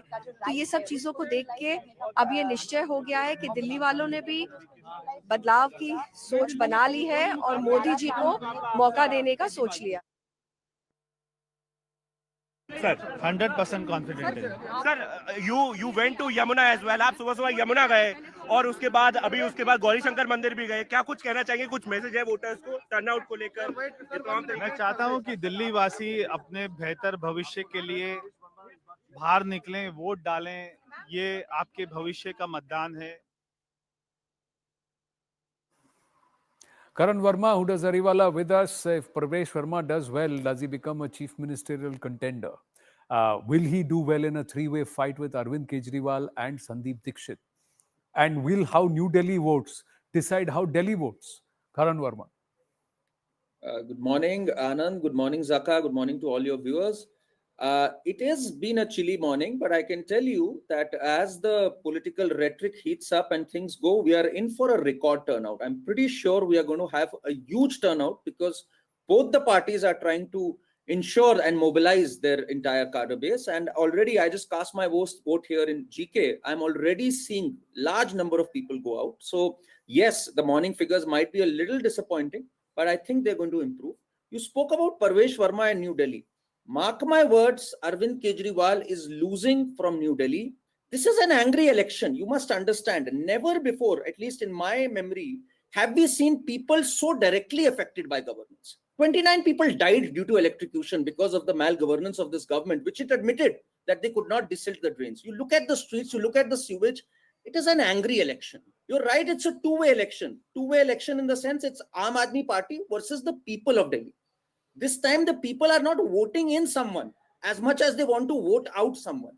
And very rarely, Anand, do we have angry elections. And when we have angry elections, it doesn't matter who the candidate is sometimes. It doesn't matter how the things are adding up because BJP has not fought a very good election, to be very honest. They could have done much better. But the anger against Aam Aadmi Party across all segments is so intense that I think that is what is going to make a difference. And this government is going to be voted out. That's how I see it. The AAP benefited from an angry voter in Punjab the last time around. So this time around, do you believe there is anger among the people of Delhi, Zaka, as we bring in? Well, Karan could be right in the first part of what he said, that maybe because it's the winter mornings, people, are not coming out in as big numbers. In fact, Karan, GK, where you voted, has 6.8% till I know, till, but now it's better. It's better. Maybe it'll get better post 9 o'clock. I don't know. But generally, what you tend to see in angry elections is there's a higher voter turnout. I mean, it's the old adage of elections: greater the anti-incumbency, higher the voter turnout. But I think it's also one thing that's interesting is you are going to see a contest in specific constituencies. For example, in some of the East Delhi constituencies, which were the sort of stranglehold of the Aam Aadmi Party. Seats like Gokulpur, which is an SC reserve seat, Simapuri, which is again an SC reserve seat. You're going to see in Shadra, in the neighboring seat of Mustafabad, where again the candidate was changed at the last minute, and then neighboring Karawal Nagar, which was won by the BJP MLA. His ticket was denied. Mr. Mishra is fighting from that seat. So the point is that you're going to see in some of these really what were Aam Aadmi Party dominant seats in Eastern Delhi, in Outer Delhi, in Northeastern Delhi, you're going to see much more of a contest. As far as the Central Delhi seats are concerned, whether it is Karol Bagh or Rajinder Nagar, or even seats like Jangpura, Okhla, etc., New Delhi constituency, because it's very lukewarm, because you're not seeing too much enthusiasm, I'm not sure that you will see as much of an anti-incumbent wave there. At least you're not seeing evidence of that in the first couple of hours of polling. But where we are seeing what they call the Kate ki Takkar, and which is where you are seeing higher voter turnout, are some of these constituencies. Remember, this is also the big belt of the Purvanchali voters, which the AAP for the last 2 or 3 election cycles has had a huge stranglehold over. So whether the Purvanchalis are breaking away, that is something, again, you might want to pay attention to. But I think the contest is going to be on some of those seats, the Outer Delhi constituencies, not so much in in the government. They've also localized the election. Who does, Ariwala? Quickly, your thoughts before we take a break. Well, good morning. This is certainly a very exciting day for Delhi. I, for one, am sure that Arvind Kejriwal ji is going to return back to power. For the 4th time around, he's going to be the Chief Minister of Delhi. This Janata of Delhi has time and again proven that they have voted for work, for development. And we've seen Delhi has a voting pattern. In Lok Sabha, they do not select Aam Aadmi Party, but in the Vidhan Sabha, they certainly do. Even this time, we've seen intense campaign. We've seen how, the candidates have, where there was a sort of anti-incumbency candidates have been replaced, where the candidates were strong. They have campaigned, harder than ever. And Delhi obviously has seen development. Unlike the narrative that BJP sets out, we've seen Delhi government, doing all sorts of work. 38 flyovers have been made. 10,000 kilometers of new, streets have been laid out. 450 kilometers of metro line. 22,700 new classrooms have been introduced, in the Delhi government schools. 4,800 water lines. 4 lakh street lights. 3 lakh CCTVs, and 548 mohalla clinics. So all of this is work that does count for the Janata of Delhi, apart from the mohalla clinic model, the education model, the bus Suvidha right for mahilas, the Tirath Yatra for the Buzurg, and all of that. So this is work that actually matters, work on the ground that the Janata sees, that the Janata appreciates, and the Janata votes for. There is absolutely no anti-incumbency overall as far as Delhi is concerned. We will see that's a strong pitch. That's a strong pitch that you've made. Whether or not Mr. Kejriwal becomes the chief minister, the matter is sub judice. So, but does AAP get the mandate from the voters? That's in the hand of the voter. But the voter has to come out and vote. That's what we are urging on polling day. Short break. We'll be right back.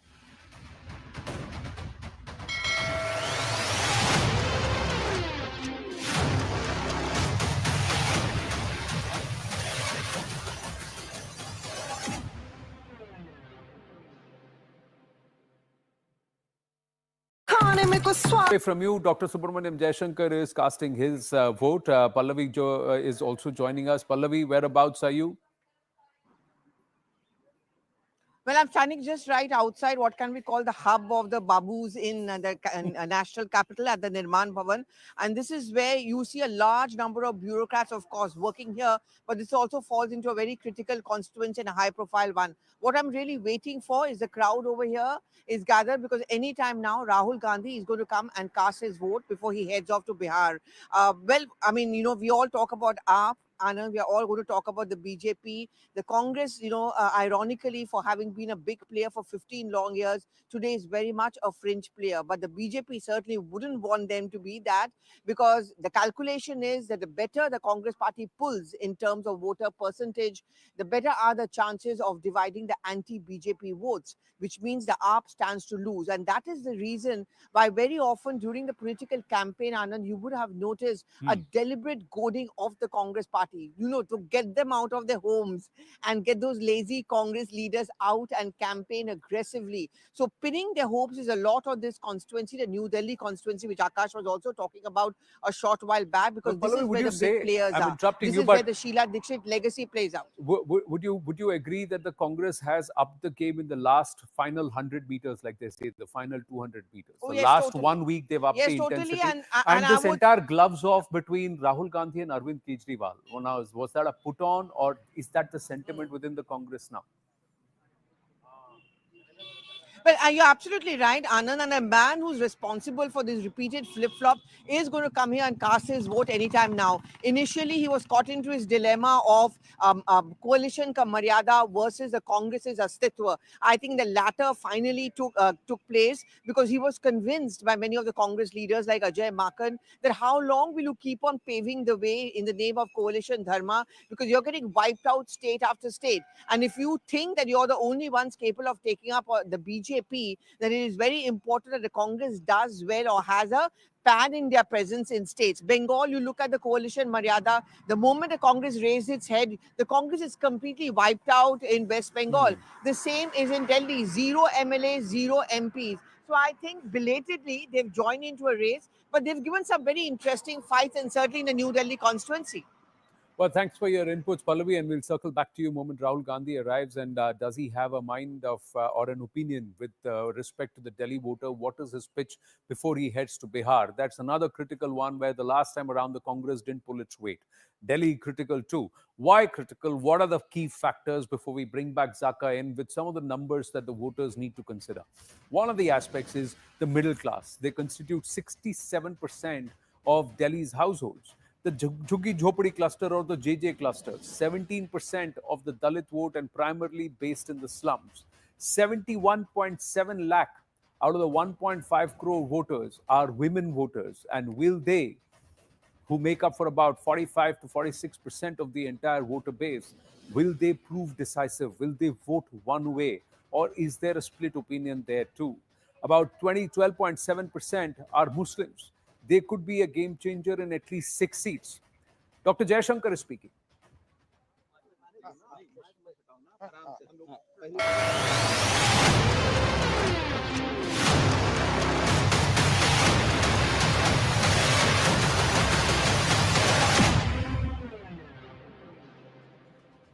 Back live, and let's go straight across to Sharon Elizabeth, who's tracking Priyanka Vadra. Sharon, what time is Priyanka expected to come and cast her vote? Anand, around 11 a.m. is when Priyanka Gandhi Vadra, along with her 2 kids and Robert Vadra, is expected to reach here. Now, interestingly, this is the polling booth for Priyanka Gandhi Vadra, but for Robert Vadra, it's about around 1 kilometer away from here. So, 11 a.m. is when they are planning to come here in New Delhi constituency at Lodi Estate Government School. And from here, Priyanka Gandhi will be accompanying her mother, Sonia Gandhi, to the Nirman Bhavan, where she will be.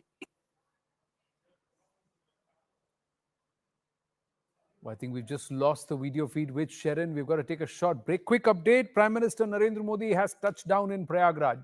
The pictures and details from Kumbh when we are back.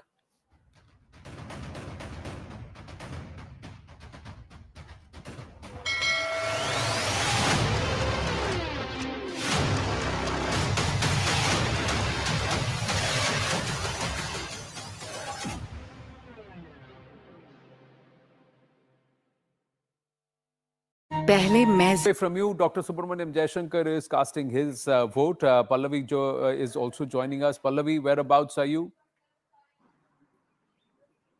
Well, I'm standing just right outside what can we call the hub of the Babus in the national capital at the Nirman Bhavan.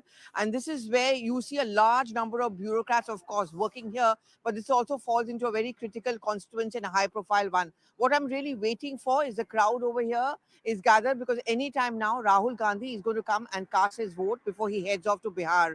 Well, I mean, we all talk about AAP. Anand, we are all going to talk about the BJP, the Congress, ironically, for having been a big player for 15 long years, today is very much a fringe player. But the BJP certainly wouldn't want them to be that, because the calculation is that the better the Congress party pulls in terms of voter percentage, the better are the chances of dividing the anti-BJP votes, which means the AAP stands to lose. And that is the reason why very often during the political campaign, Anand, you would have noticed a deliberate goading of the Congress party, to get them out of their homes and get those lazy Congress leaders out and campaign aggressively. So pinning their hopes is a lot on this constituency, the New Delhi constituency, which Akash was also talking about a short while back, because this is where the big players are. This is where the Sheila Dixit legacy plays out. Would you agree that the Congress has upped the game in the last final 100 meters, like they say, the final 200 meters? Oh, the yes, last totally. 1 week they've upped Yes, the totally. intensity. And this I would... entire gloves off between Rahul Gandhi and Arvind Kejriwal,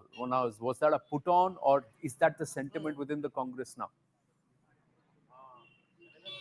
Well, you're absolutely right, Anand. And a man who's responsible for this repeated flip-flop is going to come here and cast his vote anytime now. Initially, he was caught into his dilemma of coalition ka maryada versus the Congress's astitva. I think the latter finally took place because he was convinced by many of the Congress leaders like Ajay Makan that how long will you keep on paving the way in the name of coalition dharma, because you're getting wiped out state after state. And if you think that you're the only ones capable of taking up the BJP, then it is very important that the Congress does well or has a pan-India presence in states. Bengal, you look at the coalition Maryada, the moment the Congress raised its head, the Congress is completely wiped out in West Bengal. The same is in Delhi, 0 MLAs, 0 MPs. So I think belatedly they've joined into a race, but they've given some very interesting fights, and certainly in the New Delhi constituency. Well, thanks for your inputs, Pallavi, and we'll circle back to you the moment Rahul Gandhi arrives. And does he have a mind of or an opinion with respect to the Delhi voter? What is his pitch before he heads to Bihar? That's another critical one where the last time around the Congress didn't pull its weight. Delhi critical too. Why critical? What are the key factors before we bring back Zaka in with some of the numbers that the voters need to consider? One of the aspects is the middle class. They constitute 67% of Delhi's households. The Jhuggi Jhopadi cluster or the JJ cluster, 17% of the Dalit vote and primarily based in the slums. 71.7 lakh out of the 1.5 crore voters are women voters. And will they, who make up for about 45 to 46% of the entire voter base, will they prove decisive? Will they vote one way? Or is there a split opinion there too? About 12.7% are Muslims. They could be a game changer in at least 6 seats. Dr. Jaishankar is speaking. Sir क्या कहना चाहेंगे आज दिल्ली की जनता निकले? You have always been an early voter. I've been an early voter, a Delhi voter, and I think the public is in the mood for change. Sir, politics aside, what are the issues that you're voting for? Sir, what are the issues that you think are important for Delhi? So Dr. Jaishankar not offering much, saying I've been a Delhi voter and I believe that the public are in a mood for change. Rahul Gandhi, fresh pictures coming through. Rahul Gandhi has arrived to cast his vote. Pallavi Ghosh with us. Yes, Pallavi. Yeah, in fact, look at this pictures right in front of me. And this is a very interesting picture because you're seeing Rahul Gandhi being accompanied by Sandeep Dixit, who is, of course, a New Delhi constituency. I think these pictures say it all. I mean, the Congress party...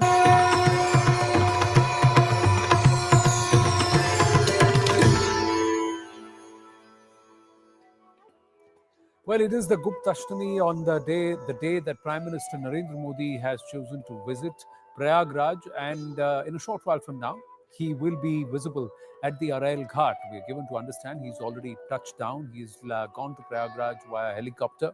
He's at the helipad. We should have those pictures coming through. And thereafter, he will come to the Arail Ghat, and from the Arail Ghat, he will get onto a boat that will take him to the Triveni Sangam. At the Triveni Sangam, he will first take a dip at the holy waters where the confluence of the three rivers happens. That spot of divinity, the big nose, the Triveni Sangam nose, as it is being called, at the Mahakumbh 2025, the confluence of the rivers Ganga, Yamuna, and Saraswati. He will take a dip, offer prayers there in the river, to the ablutions, and thereafter he will be also sitting at the banks of the river and perform the Ganga Aarti and the Ganga Puja. Now, there are reports which say that he may meet the Mahamandaleshwars and the leaders, the Dharm Gurus of the various akhadas and their offshoots and their associates in a short meeting, and thereafter head back to the capital, because he'll take the boat again from Sangam, come back to Arail Ghat, get into the chopper and fly out. So about 2.5 hours between now and about 12:30, 12:45 are the engagements of the Prime Minister. But despite the Prime Minister's visit, the flow, the steady flow of Shraddhalus, devouts, who are coming down to the Sangam, to Mahakumbh, continues, and it's being facilitated. Let's get a ground update from Arun Dhanta joining us live. Yes, Arun. Well, that's right, Anand. We know that Prime Minister has cut short his visit to Prayagraj to 2:30 minutes. In a short while from now, we'll be, of course, expecting Prime Minister Modi to reach here at Triveni Sangam. As we speak, we can, get this information from our sources that Prime Minister has landed in Prayagraj. So from Prayagraj to DPS helipad, he will be coming in a helicopter, and then that Nishad Raj jetty, which will of course bring him to the Triveni Sangam. So earlier, the itinerary of Prime Minister Modi was to, of course, travel in some other areas like to Akshay Vat and to Saraswati Koop and other places. But now he will come to Triveni Sangam. He will take that holy dip, and then of course participating in that Ganga Aarti. And we are also given to understand that he may meet few Mahamandaleshwar saints and sees for a few minutes before he heads back to the DPS helipad. But as long as Prime Minister Modi is going to be here in Mahakumbh Mela, the people, the devotees will not face any trouble. I think that's the reason why yesterday the instruction which came right from the PMO, and then of course to the Chief Minister's office, to the administration here on the ground, that these devotees, the people who are coming here to take the holy dip, they should not find any difficulty. There shouldn't be any inconvenience to them. And that is the reason why, Anand, I can tell you, because I've been here even in the beginning on 13th and 14th, and I am here for last 3-4 days. The crowd is literally swelling up. There is no problem they are facing, especially after 29th, the stampede that happened.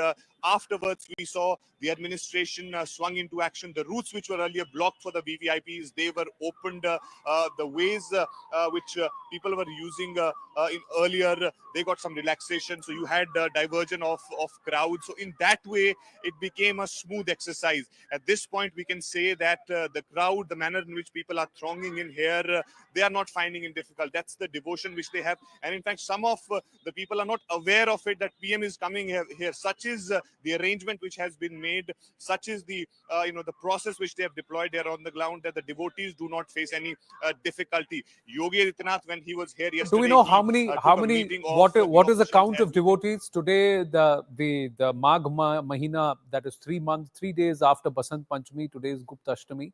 So last we had the update that we had 38 crore 29 lakh people who had come to Kumbh. What's the count as of now? Well, we are waiting for the updated numbers on this regard. But one thing which I can assure you, Anand, on the Basant Panchami day, I was here since 3 a.m. in the morning, and I could see very few people on that specific day. Very few people coming to Prayagraj, but a day before Basant Panchami, and after that, on 4th and today, there are more people in large numbers. People are coming here. Perhaps they were little worried about the arrangements for the Basant Panchami and what happened on 29th. But after even today, I can see lakhs of people going towards the Triveni Sangam, and also importantly, the VVIP ghats, which were earlier closed, they are also open. So I think they have ample space. It's not only that they should they would go to Triveni Sangam. They have other places also where they can the flow go has and been take the holy the dip. So I flow think the these are the flow of changes. devotees the flow of devotees into the Sangam nose and outward has now been better managed, and there has been clear instruction from the Prime Minister's office that should not be broken or that should not be disturbed. So Lete Hanumanji, the Akshay Vatvriks, the Sita Koop, none of these places the Prime Minister is going to visit. He's going to come to Arel Ghat, go onto the port, come across to the Triveni Sangam Bank, and where we've seen Amit Shah and some of the other dignitaries also take a holy dip, including Chief Minister Yogi Adityanath and his entire cabinet. And that's where he's going to be. He's not going to be traveling in and around the tent city area. Zaka Jacob, on the day Delhi goes to polls, even as Karan Verma and Huda Zariwala with us, Delhi goes to polls, Prime Minister is in Prayagraj. Yeah, I think it's significant. Prime Minister has, every time there's critical elections, whether it's the general election, whether it is the state elections, he finds an opportunity to try and, be in the public space, be in the public realm. He, of course, had a big speech yesterday in Parliament. He did mention the Sheesh Mahal 2 times without naming Kejriwal. And I think the BJP is hoping that that dents this sort of anti-corruption, Kattar Imandar image of Arvind Kejriwal. To what extent it does or does not, we'll know on the 8th of February. But I think the BJP senses that this election is not like what it was 5 years ago, both in terms of Mr. Kejriwal's standing, his own, like I said, the anti-corruption halo that he had up until some time ago, and also his governance record. I think there are serious problems in Delhi. If you were to ask middle-class voters, roads and potholes are a big issue. The last monsoon, people dying. I mean, I lived in that area in Rajendra Nagar when I first came to Delhi 20 years ago. To imagine that people would die in rainy season in Delhi in that area was unthinkable at that time. But people died. So that again has been a point of concern. The garbage. I mean, all over the national capital. People talk about Ghazipur, which is the biggest landfill in Asia. But then, there are small mounds of garbage everywhere. So there are tons of issues right in the heart of Delhi. But then the problem is this, as we were discussing with Karan and Huda a moment ago, those voters don't seem to be coming out, at least in the heart of Delhi, whether it's New Delhi constituency, Jangpura, Rajendra Nagar, Patel Nagar, Rajouri Garden. Those voters just are not turning out in the way that you would expect. If they are really angry, if they are really, this is an anti-incumbent vote, those voters are the ones who should be coming out. Where you're seeing voters come out are those constituencies which are the newer parts of Delhi, which is developed in the last 10, 15, 20 years, what they call the Jamna Par side of Delhi, where also the poorer voters live, the Juggi Jopadi slum cluster voters live. That's where it's going to be a much tougher fight, I believe, between the BJP and the Aam Aadmi Party. That's why you're seeing voters of both affiliations, voters of both parties enthused enough to come out and vote. But I think coming back to the Prime Minister, we've not got the first pictures yet, but I think soon we will in the next few minutes. This will play a role. I mean, you remember in the Lok Sabha election, after the campaigning was over, he went off to Kedarnath, and those images played out on the last day of the polling. So it will have an impact, no doubt about it. It certainly is Prime Minister's way of sort of staying in the public space. But will Delhi be decided by local factors or will it be decided by national factors? I think that'll again be a sort of a cleavage in this vote, which you will get to know on Saturday. But the big aspect is also about wearing your astha, being unabashed about your beliefs, and also celebrating what is culturally integral to Bharat. Irrespective of faiths, this is spirituality. This is not belonging to only one particular faith or religion or panth. It is a way of life. And that's the reason why Kumbh finds its mention from the Rigvedic periods. And at that time, Hinduism or Sanatan Pratha, as we know it of today, did not exist. Many of the religions practiced as of today did not exist. But this whole concept of trying to emerge and come out of this perennial cycle of life and death and birth and rebirth and birth and death, that was something which is a quest which is there in every faith or any philosophy that you would look for. And those are visuals of Prime Minister Narendra Modi coming in on News 18 India, where he is at the Arail Ghat and he's walking. He's landed from the helipad near the Arail Ghat, and that's the boat that will take him to Triveni Sangam. So there is not too much of any stoppage, roadblock, no welcoming, nothing. The Prime Minister just getting down. He landed in Prayagraj. From there, gets onto a helicopter.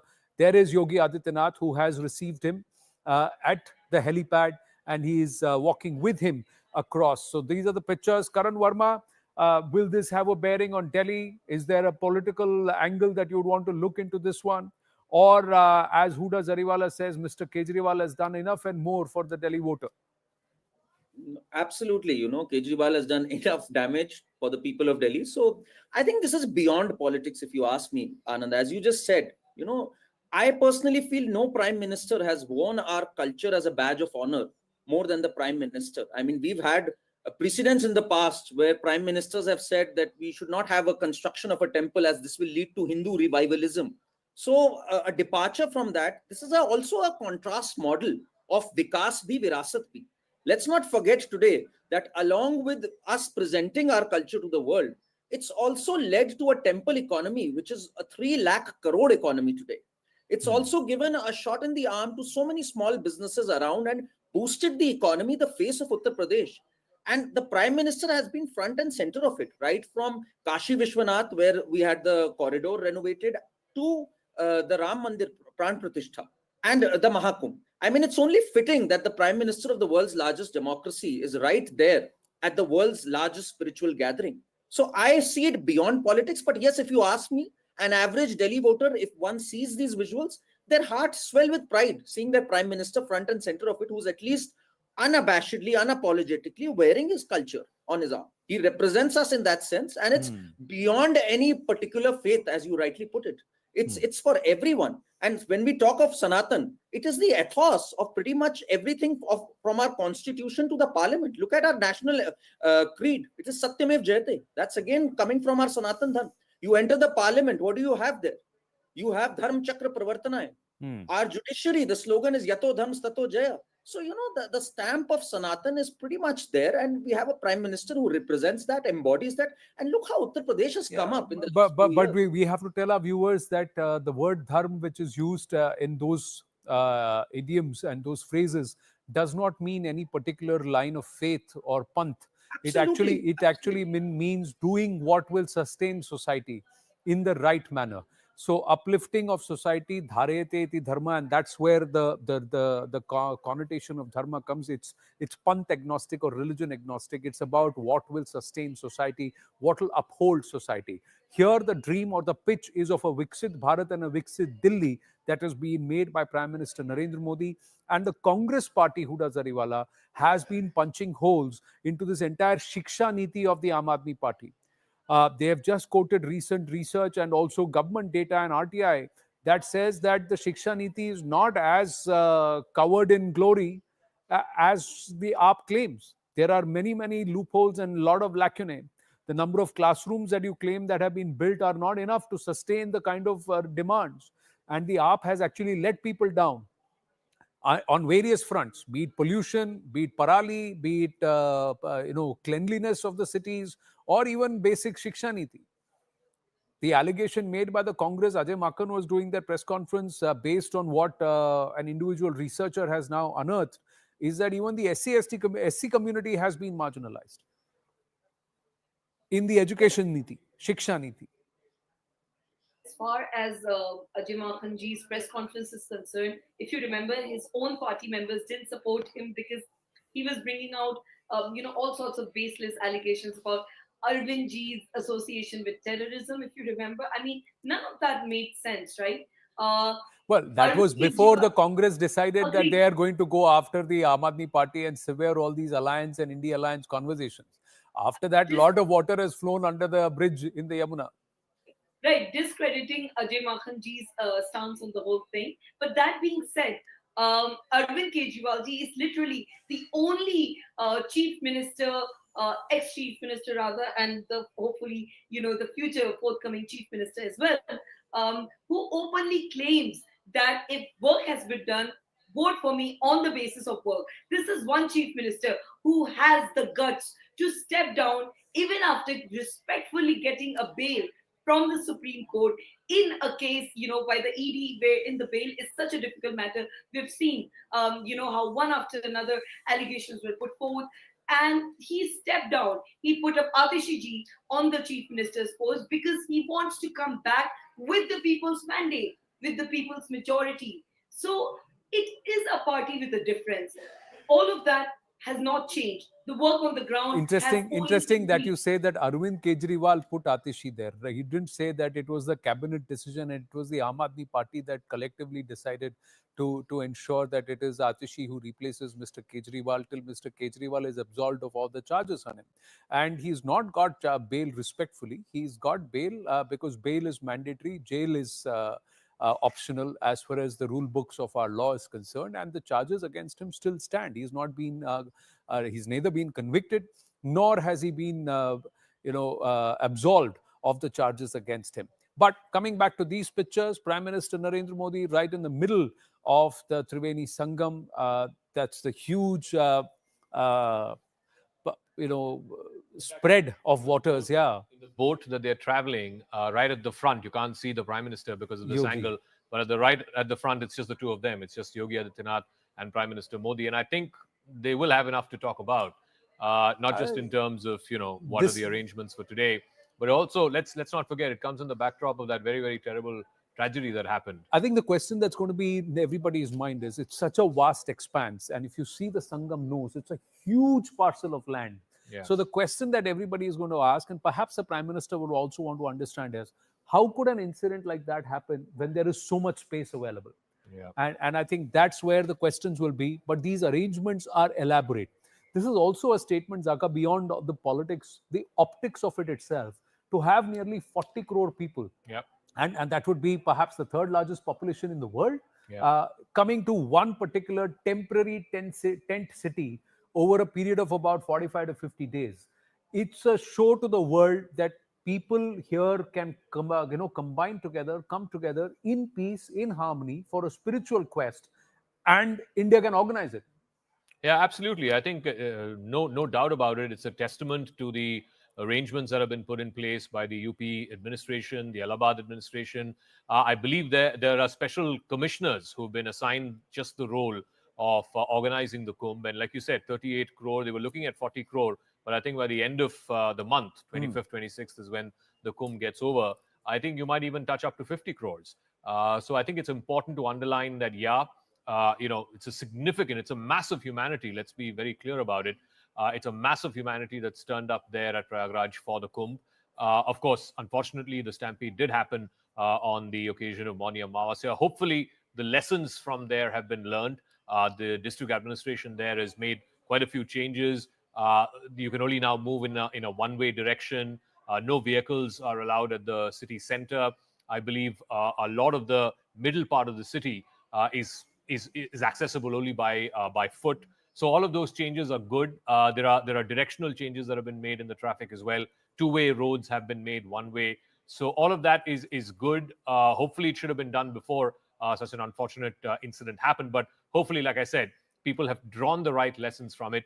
You can see as the boat is now speeding towards the Triveni Sangam, the Sangam nose as it's known, there are crowds. I think those are crowds on the other side of the ghats, behind the boats where the banks of the three rivers, the Ganga, Yamuna, and the Saraswati meet.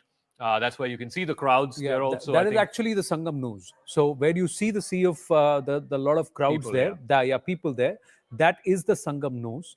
And what we are given to understand that night, that fateful night around 12:30, 1 a.m. is that right at the banks, because they wanted to be the first to take the dip during Mauni Amavasya early in the morning, there were a lot of people who, against the advice of the local authorities and despite repeated reminders, had decided to sleep in the open at the banks. So when those barricades broke, people fell on each other and a lot of them were sleeping there. And that's what caused this. So now I think that's been now stopped, and there is no way at any point in time that anybody can sleep around the Sangam nose and in that bank area.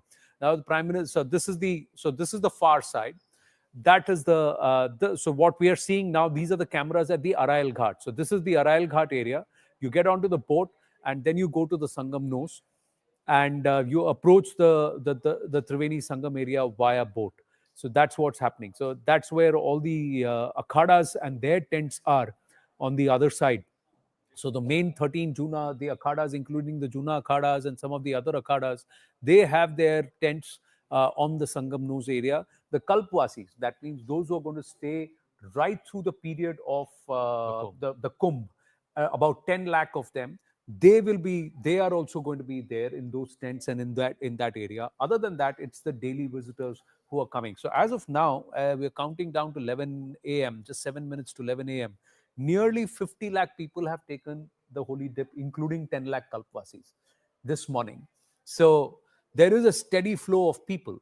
What needs to be appreciated is the arrangements have just grown in scale and have become so much more elaborate that those who thought going to Kumbh is dangerous today want to go to Prayagraj, and they also want to, it's also accessible. So not just Prayagraj, because they say the flight tickets have really soared. So you can go to Varanasi and you can drive. From Patna, it's a 5-hour drive. The option to go to Ayodhya is there. The option to come to Delhi and then drive down from Delhi, where it's a 6 to 7 hour drive. So all of this allows people to congregate at Prayagraj, and from Prayagraj, a lot of them are then heading to Ayodhya, heading to Varanasi. So they are also seeing record attendance and footfalls. And this will only go up around the Maghi Purnima date and also close to Shivratri, that is around the 26th of February, where many could come on the 25th, take a dip, and then head to Varanasi for Shivratri on the 26th. The spiritual connection, you could call it in, albeit in a political context, because it is happening on the day that Delhi votes. But this is something that Prime Minister has stressed on, even in his diplomacy. When he became Prime Minister first in 2014, he was very insistent about the Ramayana circuit, about the Buddh circuit. He's used this to sort of expand India's influence and reach in Southeast Asia. We had the Indonesian president who came for the Republic Day, and he made that famous speech where he said, "I tested my DNA is Indian," and he started singing some old Hindi film songs, etc. Again, the connection with Ramayana and Indonesia is well known, and these are things that Prime Minister has sort of revived since he came to office in 2014. And if you look at some of the holiest places of Hinduism, including Banaras, where he's MP from now for the third term, the way it has transformed in the last 10 years, I think it's quite phenomenal. Same goes with Prayagraj as well.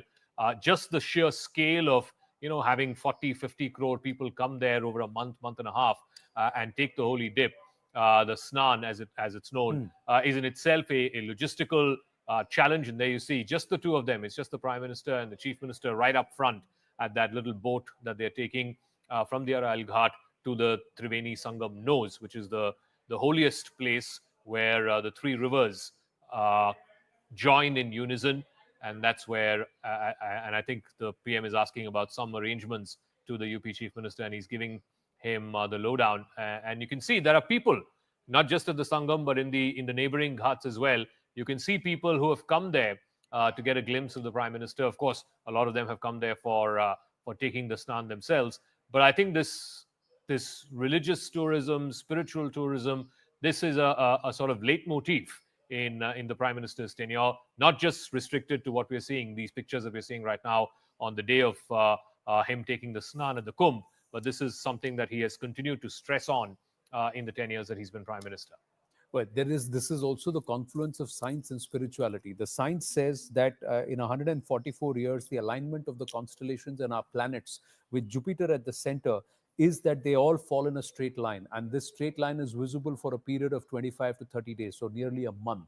And that's around the time that Kumbh happens.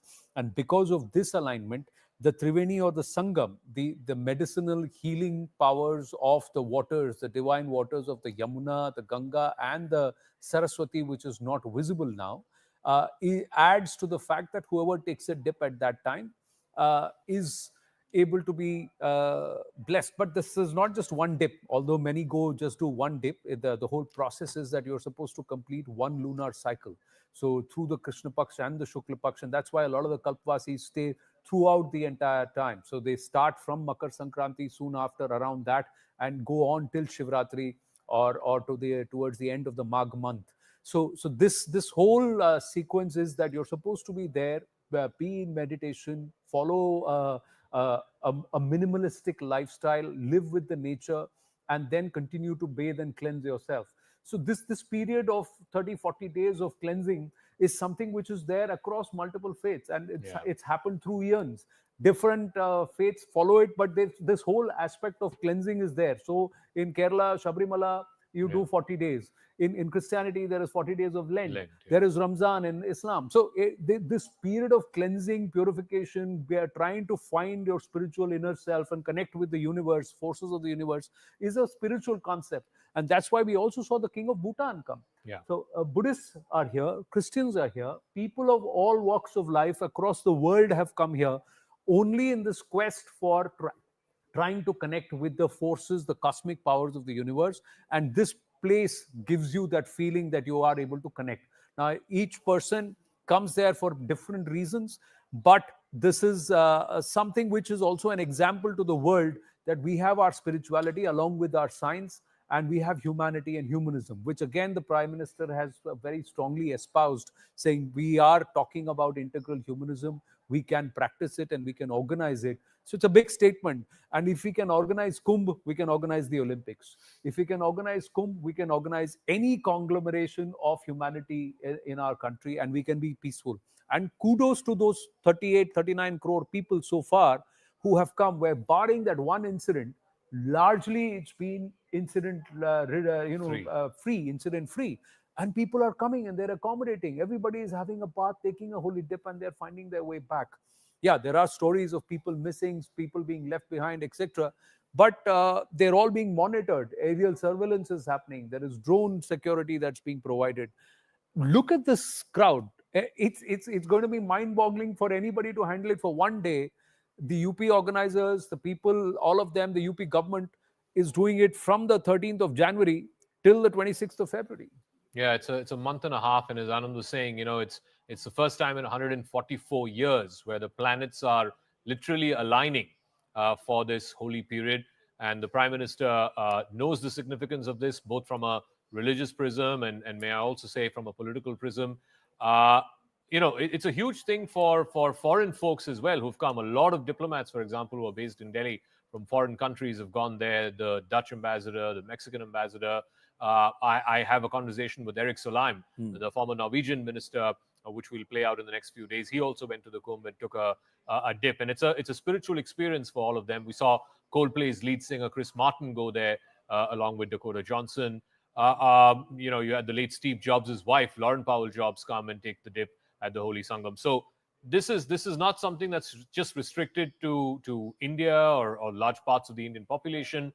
I think people from far and wide, the number of foreigners who've come have also been in record numbers for the Kumbh, despite all the the logistical hurdles and the unfortunate tragedy that happened on the 29th of January. But despite all of that, you can see the sheer vast number of people who are thronging the Kumbh, thronging the Sangam Ghats virtually every single day in this month and a half period between the middle of January and the end of February.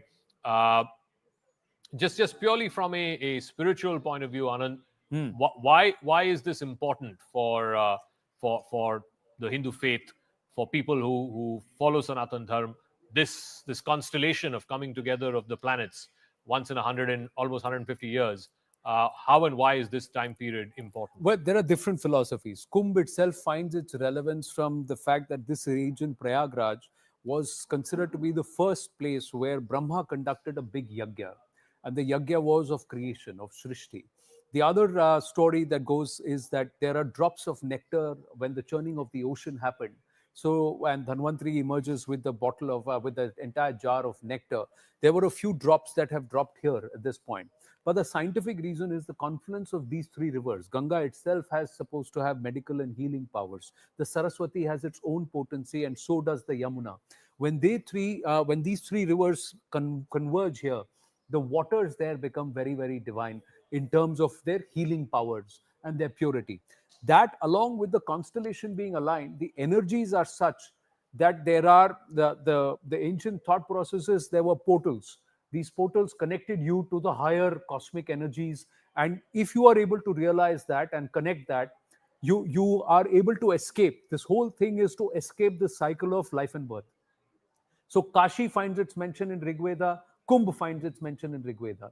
So as you go to Kashi for moksha, that was supposed to be the oldest city, which is the portal to the universe as a key, if you were to think of it from the Avengers and today's movie point of view. and Thor has, Jotunheim, and there is a portal, and you can go across realms. Now, if that's the science, if that's possible in a movie, this is what was thought, that there would be a portal for the soul to escape the cycle of life and birth on Earth, on Prithvi, and you can go to a higher realm or a better realm. So now the 9 dimensions of science are also described as various lokas in our scriptures. So the universe collapsed 40 dimensions, and it's 9 dimensions. So 4 dimensions above us, 4 dimensions below us, Earth, and this realm is in the center, and that's how our scriptures define it. So if you want to go to a higher realm, so as far as the Hindu Astha, Sanatan faith, all our avatars, deities or gods came down to Earth. So why come down? Why not coming up? So this whole thought process is that you rise to a higher level and escape this cycle. And if you're able to do this here, follow the ritual properly and come and bathe at the Kumbh and go and spend your last days in Kashi, you hope to be able to break the cycle of life and death. That's why Kumbh becomes so important. And it happens 12 years is the major Kumbh, 12 into 12. So after 12 big Kumbhs is the Mahakumbh. So this is something that's happening only in 144 years. So people of this generation will not live to see the next Mahakumbh. And that's why this big confluence. Karan Verma still with us. Karan. Chetan Bhagat and Akashdeep Muni also join us. Chetan Bhagat, Prime Minister at Prayagraj. Have you gone already? Well, no, I haven't gone. I'm here because you called me to the studio this evening for another Mahakumbh happening in Delhi, which is a different kind of Kumbh. And it's quite exciting. But, I saw some of those videos. It's just too crowded, to be honest. And I don't know. I mean, I wish there was a way, but we have a big country of crores of people and they all want to go. So it's not nobody's fault, really. And there's only one place, like you said, once in 144 years. And even in those 144 years, the certain days are more special, isn't it? For the snan and everything. So it's not just all the days. Some days are more important. So I think it just, I got a bit scared, to be honest. Well, I'm going to go. I'm going tomorrow. Yeah. I'm going tomorrow, and I'm looking forward to the experience. Are you going to take a full dip? Are you going to go full dip? Of course. Are you going to just touch? Some people just touch the water on their head like that. Cold or not. Otherwise, if you're at Kumbh, you have to take the full dip. It's like everybody's saying it. It happens once in 144 years. So we're going to see a video of that. You taking a full dip? Let that go? How can you let that go? Well, if there's somebody to take a video, I will put it out. But I am going for sure. You are in work for a TV channel. And you are saying you work for a TV channel saying, is there someone to take a video? So please do. And please get a few drops of the water for us in the studio. Not just the drops, because, many people say we should take a little bit of the mud or the dhuli there. Why? Because crores of people deeply in spiritual thought have come there. And that energy itself, many believe, is blessed. That land finds itself blessed because there is a confluence of souls. It's not just human bodies. No, it's the Atma, it's the soul. So the thought process is that spiritual depth there and the spiritual intensity of that place is going to be so huge that it's a once-in-a-lifetime experience. So, but if I can ask Chetan, so I mean, obviously, let's not underplay the context or the timing of this. Prime Minister has a sense of political timing. That's why he's been in power for the last 10 years. Every time there's a critical election day, he finds a way to sort of place himself in the public consciousness. Today, it's at Kumbh. You remember when the general elections were happening, after the campaigning got over, he went off to Kedarnath.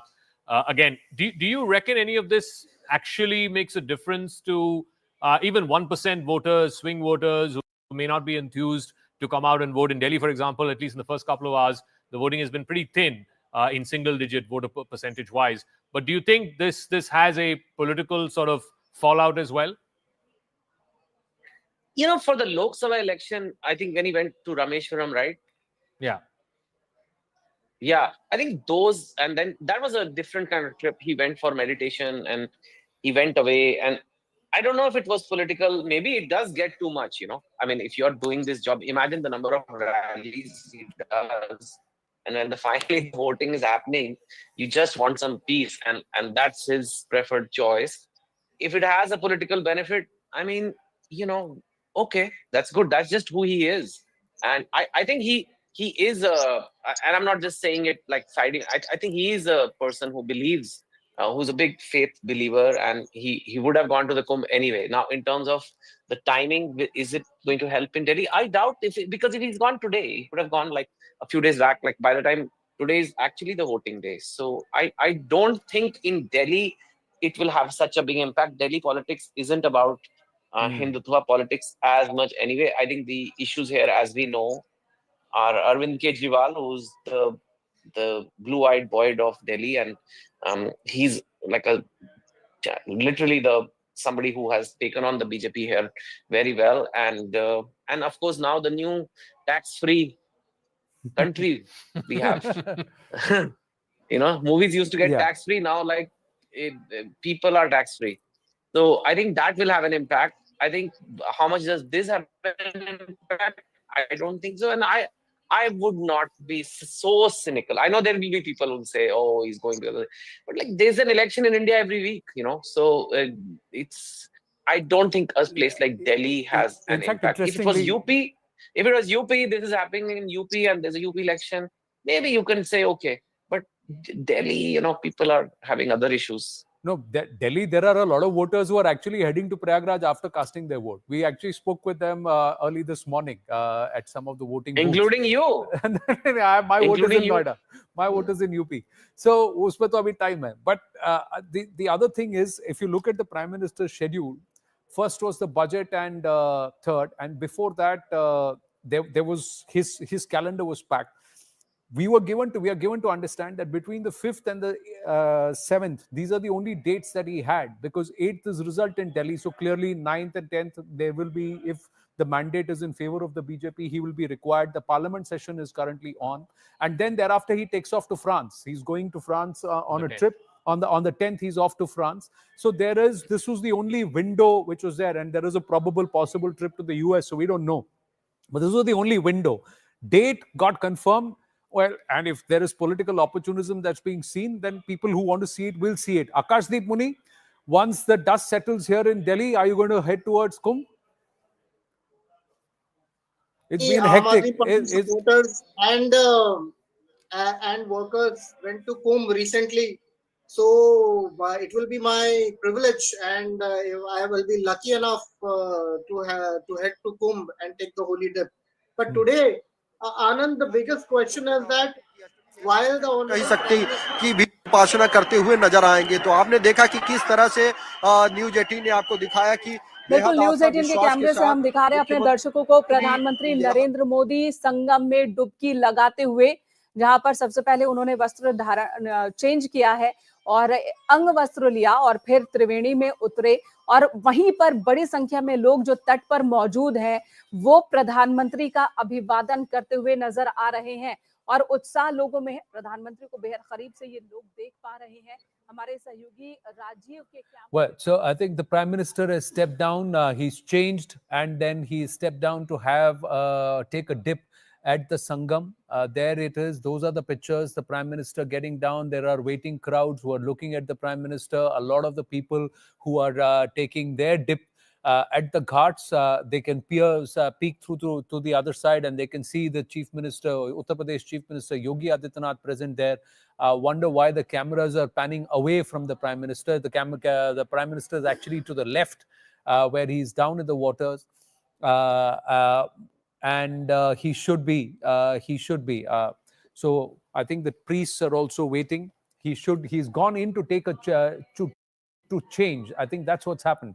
He's not yet taken a dip. What's the procedure? So the procedure, you obviously will take off the clothes that you're wearing, and then you wear. Generally, a lot of them wear saffron, or you wear a simple cloth, and then you go down.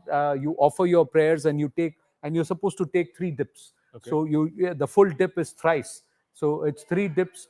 You're actually supposed to be chanting a few mantras, and each of the dip is dedicated to one is to your ancestors, one is to your gurus, and one is to the devatas, and you're asking them to cleanse you and cleanse your soul of all their bad karma and to uphold and add to your good karma. So it's the karma phala, or the karmic fruits, that you're actually praying for, and that reduces the weight on the soul, and that's why the soul is elevated. So that's the philosophical thought process of why you're supposed to do it. It's supposed to be healing you, not just mentally, physically, but also in terms of mind, body, and soul at all three levels. So that's what the Prime Minister will be doing. And then you pray to the sun. The sun is the source of our energy. So that's the Prime Minister walking into the water, going right to the center. He is fully clothed, so he's wearing an overall like he usually does. It's a gray overall that he prefers, or a saffron overall. And then after that, above that, there is a small towel on his shoulder. So that's how it is. He's going to be standing there, and then he will take 3 dips. We've just had a freeze there in the pictures. He will take 3 dips, and he will be facing towards the sun, and he will offer ablutions to the sun, or arghya as it's called. And he will make the prayer. Now the sun, why the sun? Sun is the source of all energy. It's the source of life on planet Earth. It's the source of energy. And for humanity, even though it's a ball of gas, it is also seen as the one that charges our batteries. So that's the whole idea of praying to the sun at a time when its radiation is the least. So it's already, today he must have picked a Muhurt, which is good because it's a Gupta Ashtami, and that's why he has timed it. And you tend to do it early in the morning when the radiation of the sun is the least, and the curative potency of the light, sun's light, is at the highest. That's what you generally do, and that's why Ishtadev or Surya is as one of the potent elements, the source of all energy for Earth, is prayed to. So you offer your prayers to the 3 rivers, because you are standing at a confluence of 3 rivers. So there is Ganga, Yamuna, and Saraswati, and then of course to Surya Dev, and then you do your 3 dips, and then you chant to whoever is your Ishtadev, whoever you pray to. You chant, and you can stand there and do your chants, take your dip, and then you come out, and then on the ghats he will do another round of puja. So that's these are the pictures live from Prayagraj as the Prime Minister is taking a holy dip at the Kumbh. There he is, the Prime Minister, walking up right to where he can, to the levels. We should have more pictures coming through. And you see, these are all the cordoned off areas where the flow of the water is not so strong, and the water is only knee deep. Arun Dhanta joining us live. Yes, Arun. Well, that's right, Anand. Prime Minister Modi and Yogi Adityanath have arrived at Triveni Sangam, and in fact, Prime Minister is going to take the holy dip. And let me quickly show our viewers that how people are actually going and coming from the Sangam. On that side, you have the huge line of those devotees who are going towards the Sangam. They are yet to take the holy dip. Look at the joy in their faces. Look at the crowds which is moving towards. And on this side where I am at this point, these are pictures. Let's go full screen to the pictures of the Prime Minister taking the dip. These are exclusive to CNN News 18 and the News 18 network. And there you go. That's right at the center where the Prime Minister will be there. His official team, the videography team, the camera persons, and also the photographers are also there. And they are circling him. So we will get the pictures, the frontal pictures also in a bit. But that's where that's the VIP card. So that's where Yogi Adityanath and his entire cabinet also took the dip. Amit Shah also stepped down from there and took a dip there along with Yogi Adityanath. Interestingly, it's only the Prime Minister who stepped down today. And the last time around also, when he was there at the ghats taking the dip, it's a similar ritual. He is a Shiv Bhakt himself, so he has the Rudraksha Mala around him, so he does his round of chanting prayers. He prays to the rivers, he prays to the sun, and also to Mahadev. And then in fact, he had taken the holy dip, I think, before the Pran Pratishtha of the Ram Mandir in Ayodhya. Yes. And similarly, when the temple in Varanasi was inaugurated again, he had taken the dip at that time. The dip. The idea is to cleanse yourself. The idea is to cleanse the mind, body, and soul at this confluence of the 3 rivers, and then with a pure heart and a pure mind, go to the temple to pray. So he said that he prayed for the well-being of the country and its people, and he wanted to pray for progress. That's what he did at that time. This time we'll see what the Prime Minister's message is. But for each person, it's either self or society or humanity, but somewhere the connection is spiritual, Zakat. So that's what it is. And the Prime Minister seems to be very comfortable. There are people who do it because it's good for optics. But for him, we've seen over the last many years, he's comfortable in his skin doing what he's, because he believes this is a practice for him. And it's been a practice for him right from the times he was a pracharak at the RSS. He used to actually play the Nagada at the local temple in Vadnagar. That's how his childhood, he's grown up. So there's a huge, deep spiritual content or connect for him all through his life. So even the days of emergency and all, he used to pray regularly at the Gurdwara when he was living, as a Sardar, and he was in the Gurdwara. He would do seva at the langars. He would offer, and then he would continue to pray. So this aspect of prayer and spirituality is not something which is second skin to him. It is in his own skin. Yeah. But yeah, I just want to also bring it back to, the political context of this. Chetan is still with us, and so is Akashdeep Muni. These pictures, of course, will be splashed across screens, not just in the national capital, but across the country. Tomorrow's newspapers are going to have this as the lead story. Do you think, Chetan, this will have or move the political needle in any way, at least as far as the Delhi election is concerned? Or do you think the timing and the date of it is merely coincidental and has nothing to do with politics? I think it was Freud who once said, like, sometimes a cigar is just a cigar. You don't have to, it's just like the person just described, that he is a man of faith. It is a holy kumbh happening once in 144 years. At some point, he would have gone and taken a dip. If he had taken it anytime in the last week or anytime in the campaign of Delhi, people could have said, oh, it's happening for the Delhi elections. But that's I think, a bit too cynical. And firstly, nobody's stopping Rahul Gandhi from taking a dip. Nobody's stopping Arvind Kejriwal from taking a dip. And if they want to do it, they can do it. And that will why also do you think that is? Why do you think they haven't gone yet? I don't know. It's very hard to speculate. It's all if have they not gone for political reasons, or is it that they don't feel the need to go? It's okay. We should not judge. I have not gone. I just felt it was too crowded, and that's absolutely fine, I think, for people. Yeah, but you're not a politician. Not I mean, like you don't need to. No, I'm a Hindu. No, I know. And some of us, Zaka, like, I have too many sins. I don't think one dip is going to clean them.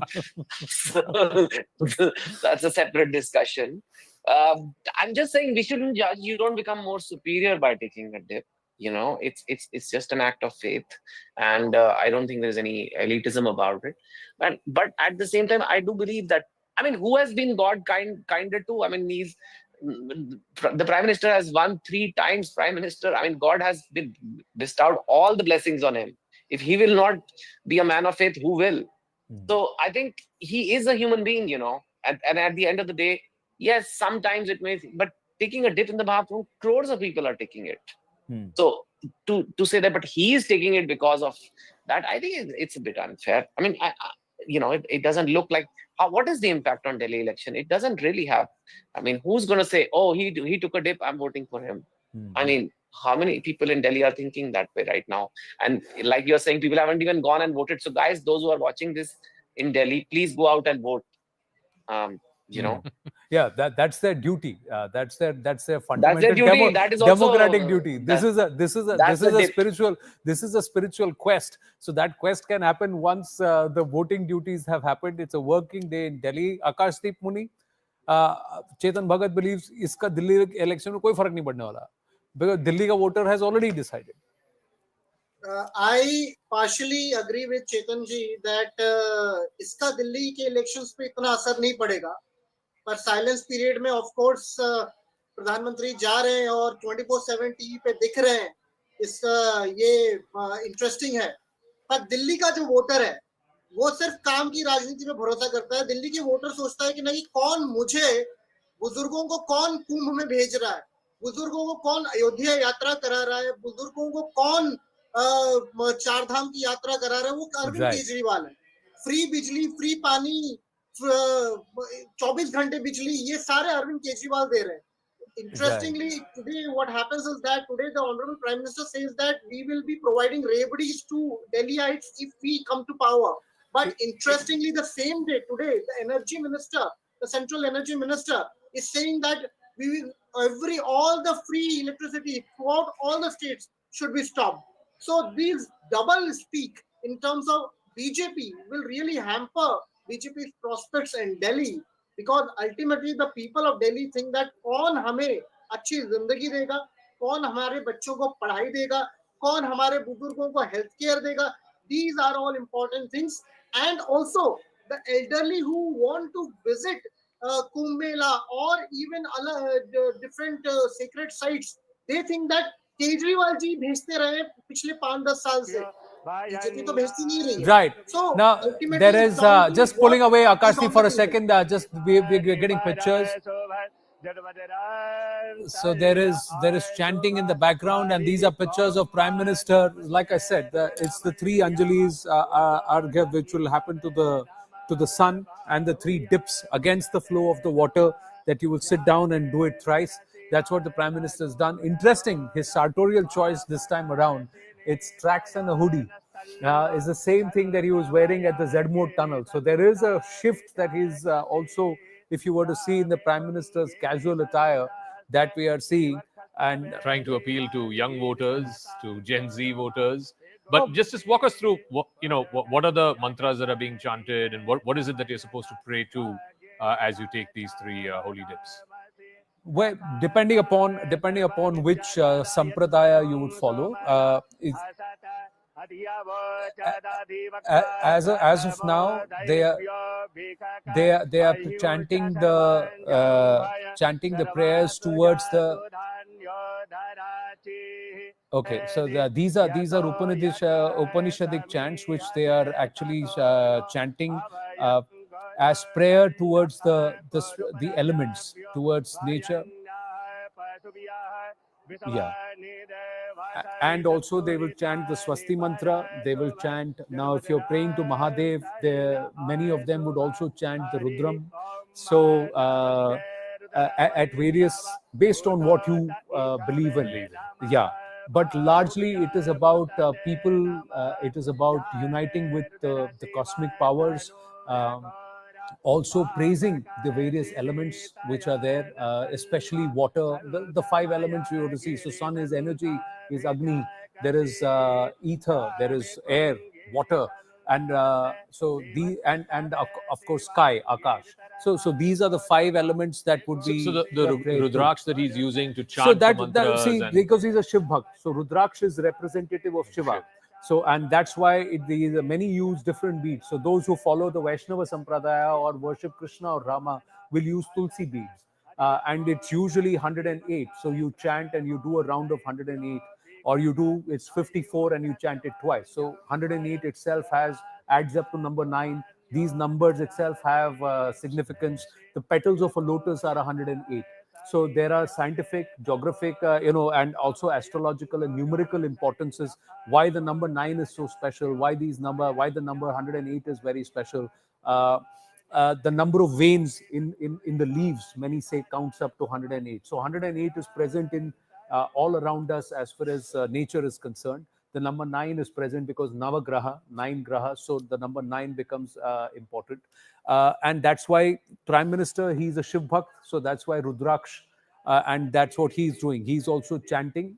So whatever is his chanting mantra in the praise of Shiva, that's what he will chant.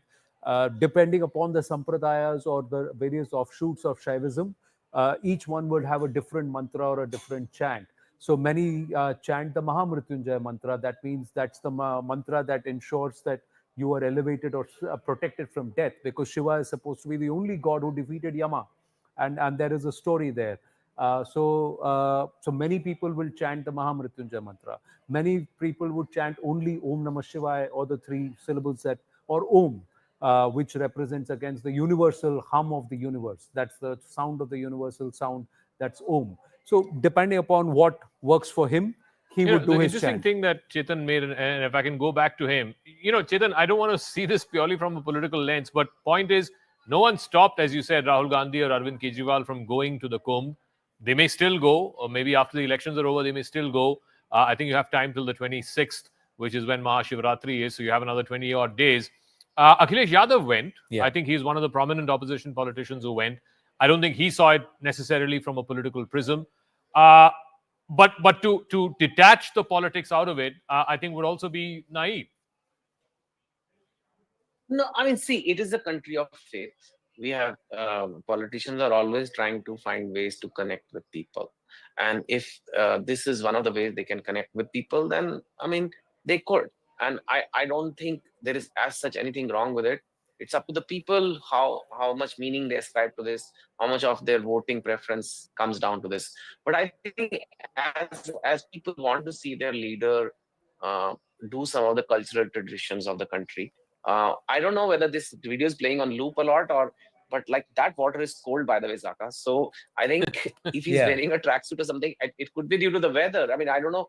You mentioned like it's to connect with the youth or something. It's just cold, and so like I said, it depends. Now the BJP's politics has been about Hindutva. It has been about like taking ownership of, but Hinduism is for every other leader too. I mean, if they feel this will allow us to connect with our voters, I mean, go. But I would like to believe that there is some genuine faith in it as well. You're not just going for appearances, and I think people can tell. But what's the interesting thing is that if you don't go because you feel you don't want to be seen as too Hindu, because there is a segment of your vote bank which doesn't like that. That's also political, right? Not going because some voter base of mine is not going to like it. Isn't that political, or is only going political? And so we don't know yet. So you will see, like you said, it's till the 26th.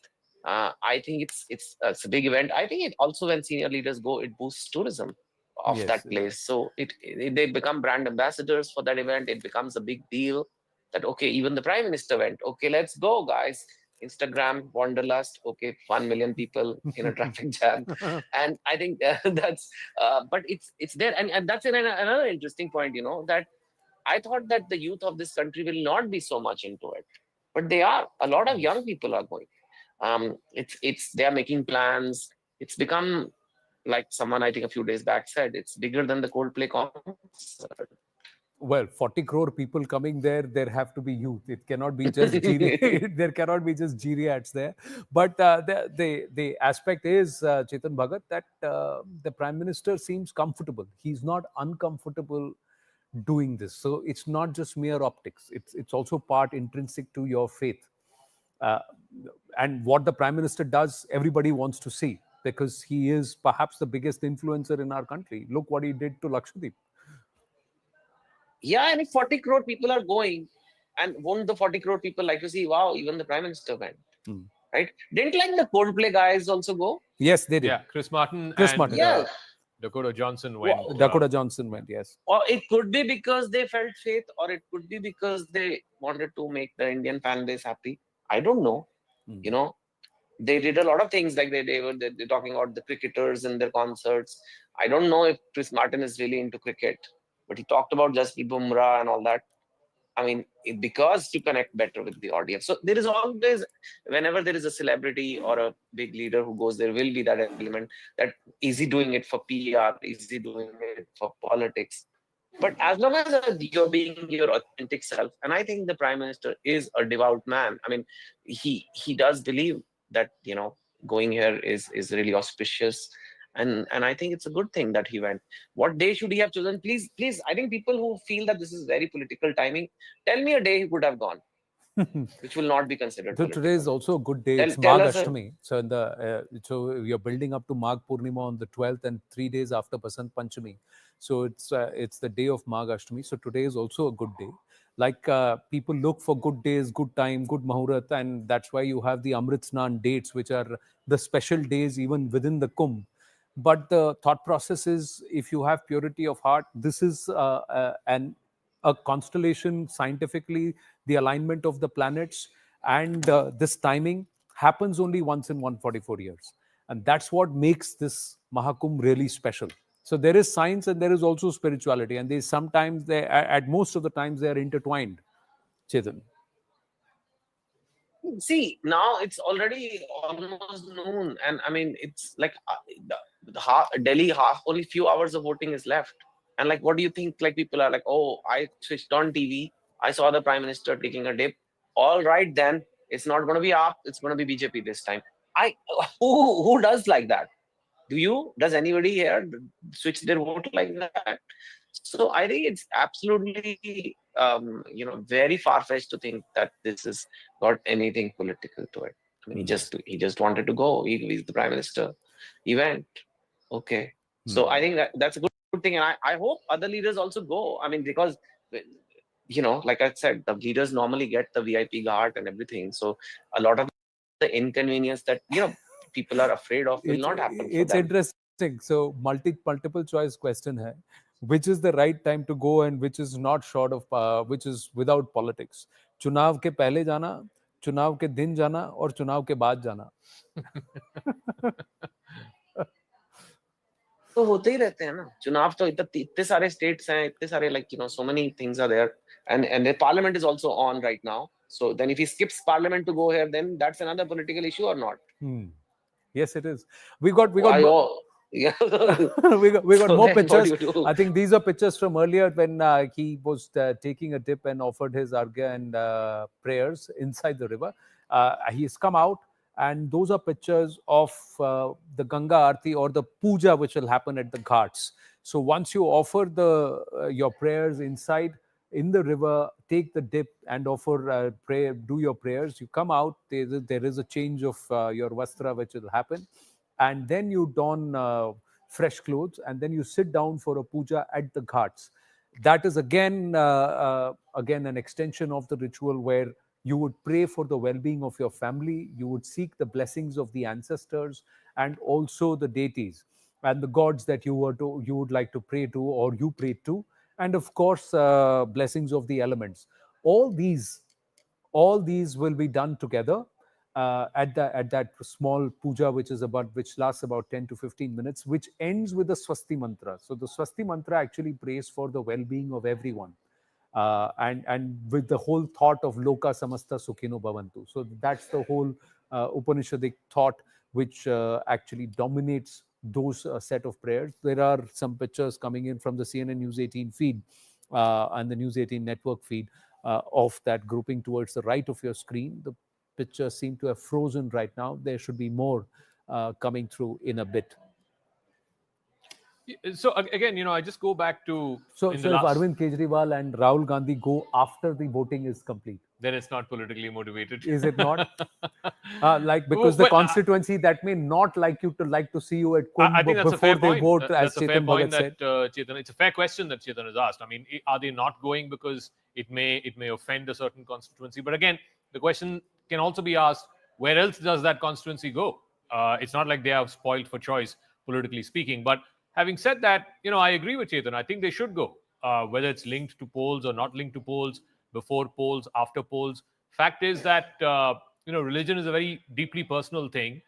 You may not want to link it to politics, but there's no stoppage or there is no impediment or obstacle that stops politicians, whether you're ruling party or opposition party, from going and taking part in this spiritual exercise. After all, Rahul Gandhi has gone to numerous temples. I remember the first time when he went to the famous temple in Ujjain.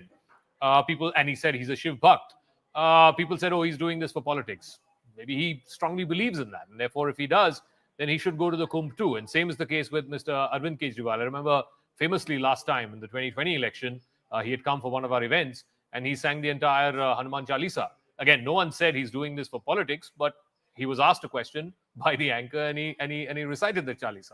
So the point is, I think politicians don't necessarily have to be devoid of what they believe in a very personal, religious and spiritual way.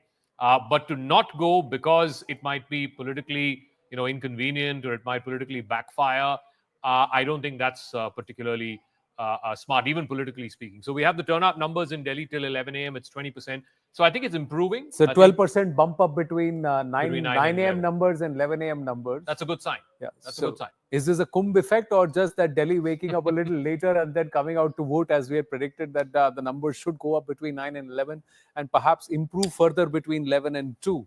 I'm going to check if Akashdeep Muni is also with us. Akashdeep Muni, what is a fair voter turnout that the AAP is expecting? See, at present, anywhere between 65 to 70% will be.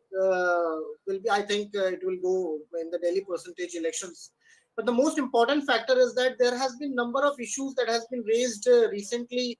At present, while the voting is on, like there are issues in Jangpura where money is being distributed by BJP karyakartas.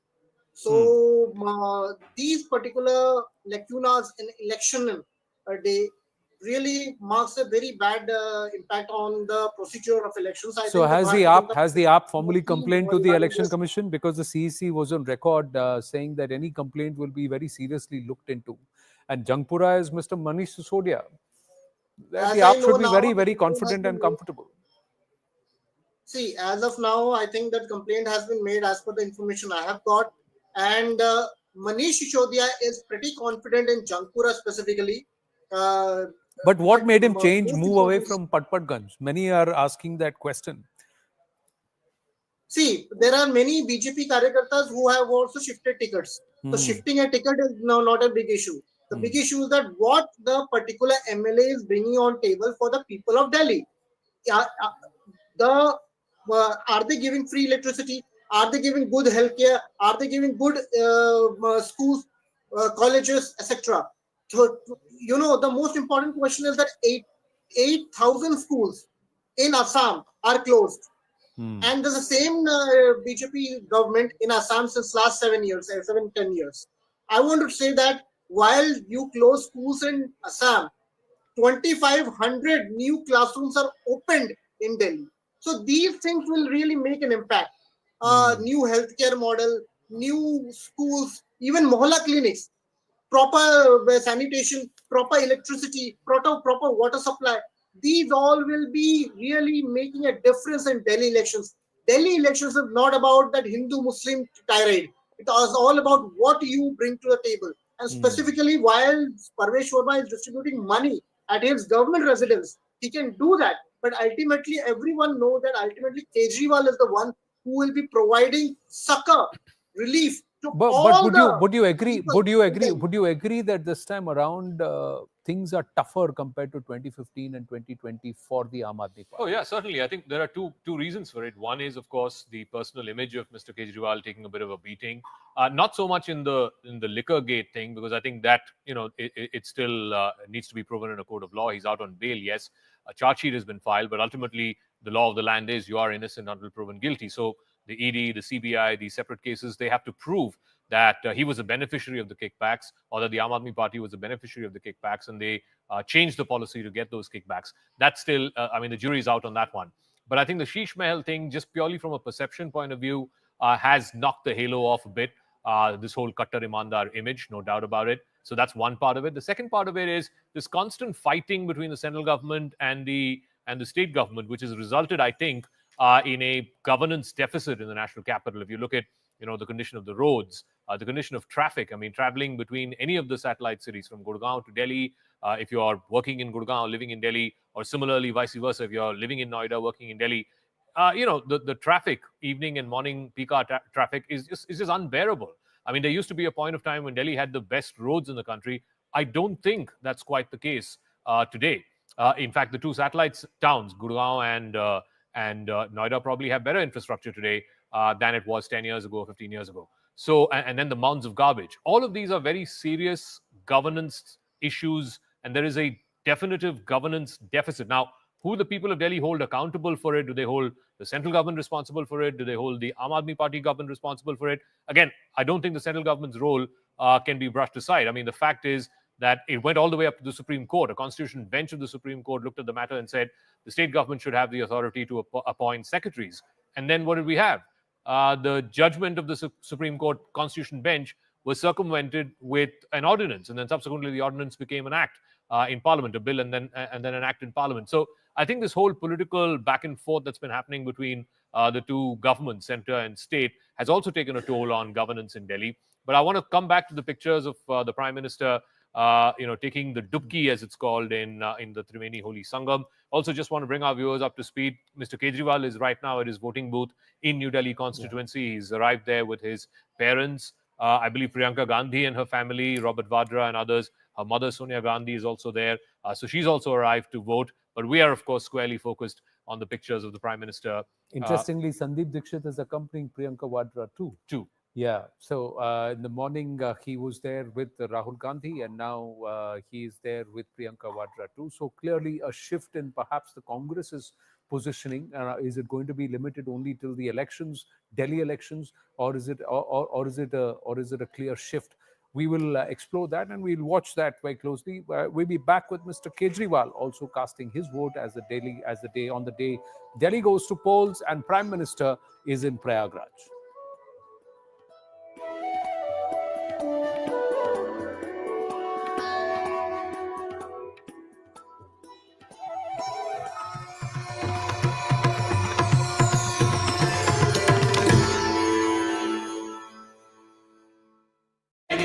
Away from you, Dr. Subramaniam Jaishankar is casting his vote. Pallavi is also joining us. Pallavi, whereabouts are you? Well, I'm standing just right outside what can we call the hub of the Babus in the national capital at the Nirman Bhavan. And this is where you see a large number of bureaucrats, of course, working here. But this also falls into a very critical constituency and a high-profile one. What I'm really waiting for is the crowd over here is gathered, because anytime now Rahul Gandhi is going to come and cast his vote before he heads off to Bihar. Well, I mean, we all talk about AAP. Anand, we are all going to talk about the BJP, the Congress, ironically, for having been a big player for 15 long years, today is very much a fringe player. But the BJP certainly wouldn't want them to be that, because the calculation is that the better the Congress party pulls in terms of voter percentage, the better are the chances of dividing the anti-BJP votes, which means the AAP stands to lose. And that is the reason why very often during the political campaign, Anand, you would have noticed a deliberate goading of the Congress party, to get them out of their homes and get those lazy Congress leaders out and campaign aggressively. So pinning their hopes is a lot on this constituency, the New Delhi constituency, which Akash was also talking about a short while back, because this is where the big players are. This is where the Sheila Dixit legacy plays out. Would you agree that the Congress has upped the game in the last final 100 meters, like they say, the final 200 meters? Oh, the yes, last totally. 1 week they've upped Yes, the totally. intensity. And this I would... entire gloves off between Rahul Gandhi and Arvind Kejriwal. Now, was that a put on, or is that the sentiment within the Congress now?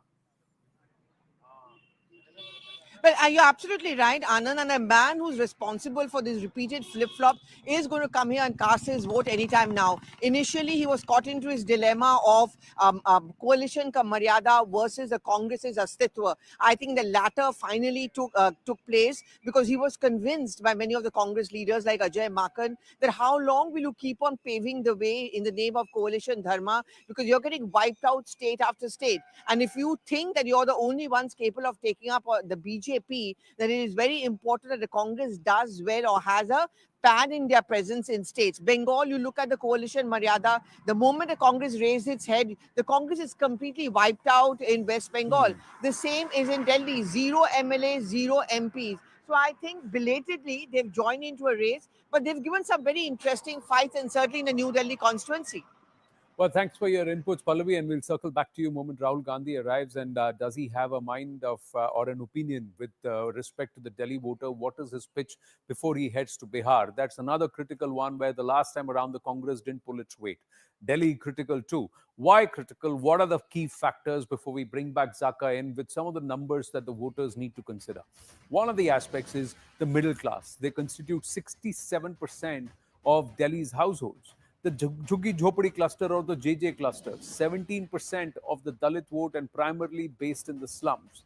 71.7 lakh out of the 1.5 crore voters are...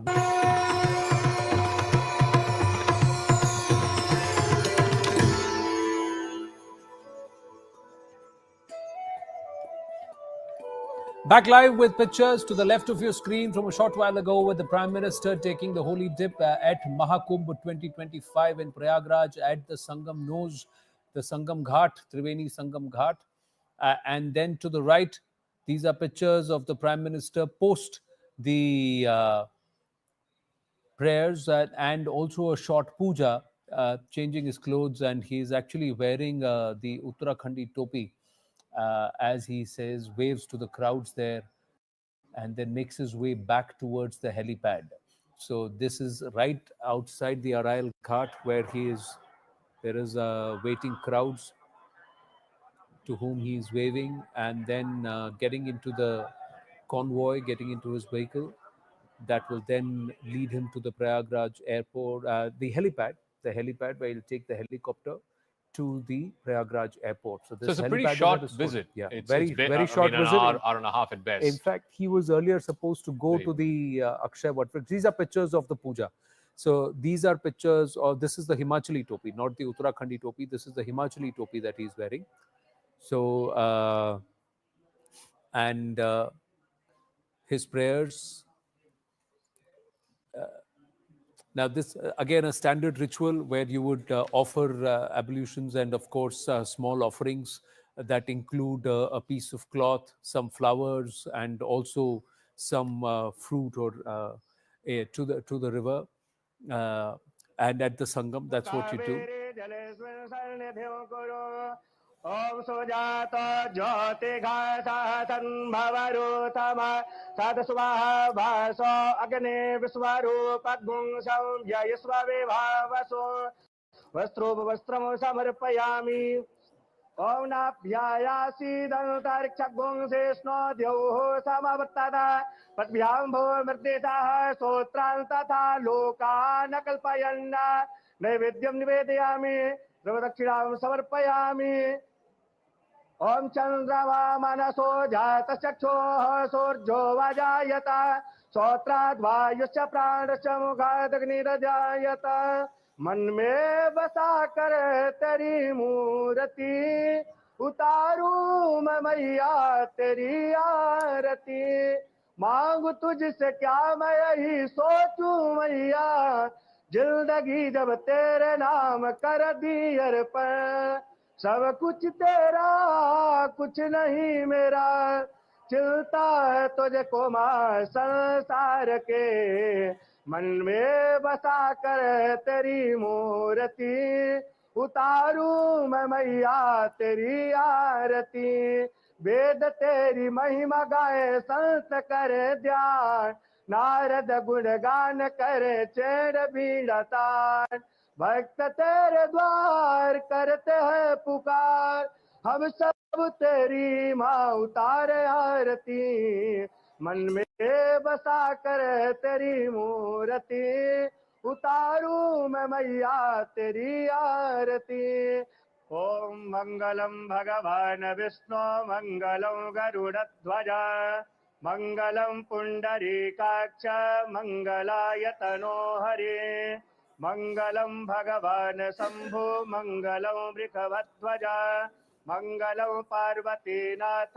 मंगलाय तनो हरः ओम चंदनस्य महत्पुण्यं पवित्रं पापनाशनं आपदा हरते नित्यं लक्ष्मी तिष्ठति सर्वदा ओम अपवित्रः पवित्रो वा सर्वावस्थांगतोऽपि वा यः स्मरेत् संकल्पः ओम गंगे च यमुने चैव गोदावरी सरस्वती नर्मदे सिंधु कावेरी जलेस्मिन् सन्निधिं कुरु ओम सुजात ज्योति घातन्भवरूतम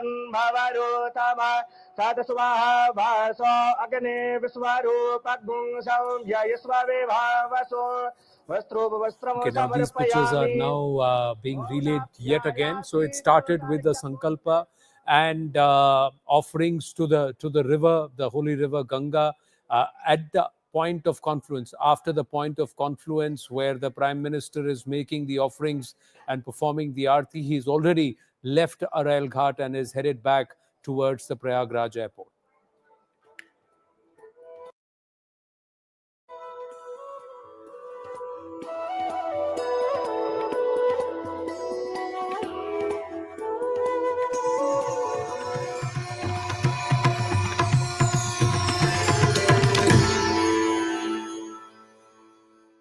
Co-powered by. From you, Dr. Subramaniam Jaishankar is casting his vote. Pallavi is also joining us. Pallavi, whereabouts are you?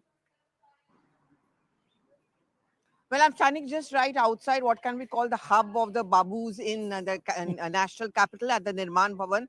And this is where you see a large number of bureaucrats, of course, working here. But this also falls into a very critical constituency and a high profile one. What I'm really waiting for is the crowd over here is gathered because anytime now Rahul Gandhi is going to come and cast his vote before he heads off to Bihar.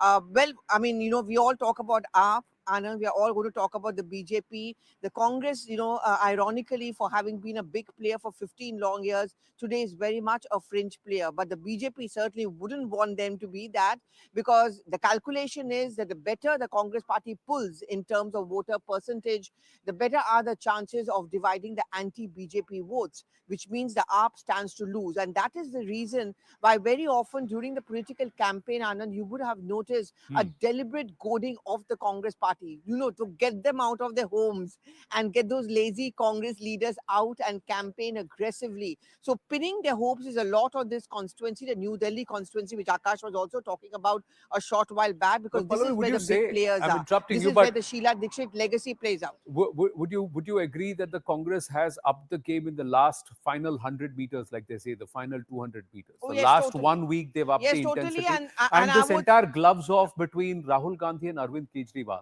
Was that a put on, or is that the sentiment within the Congress now?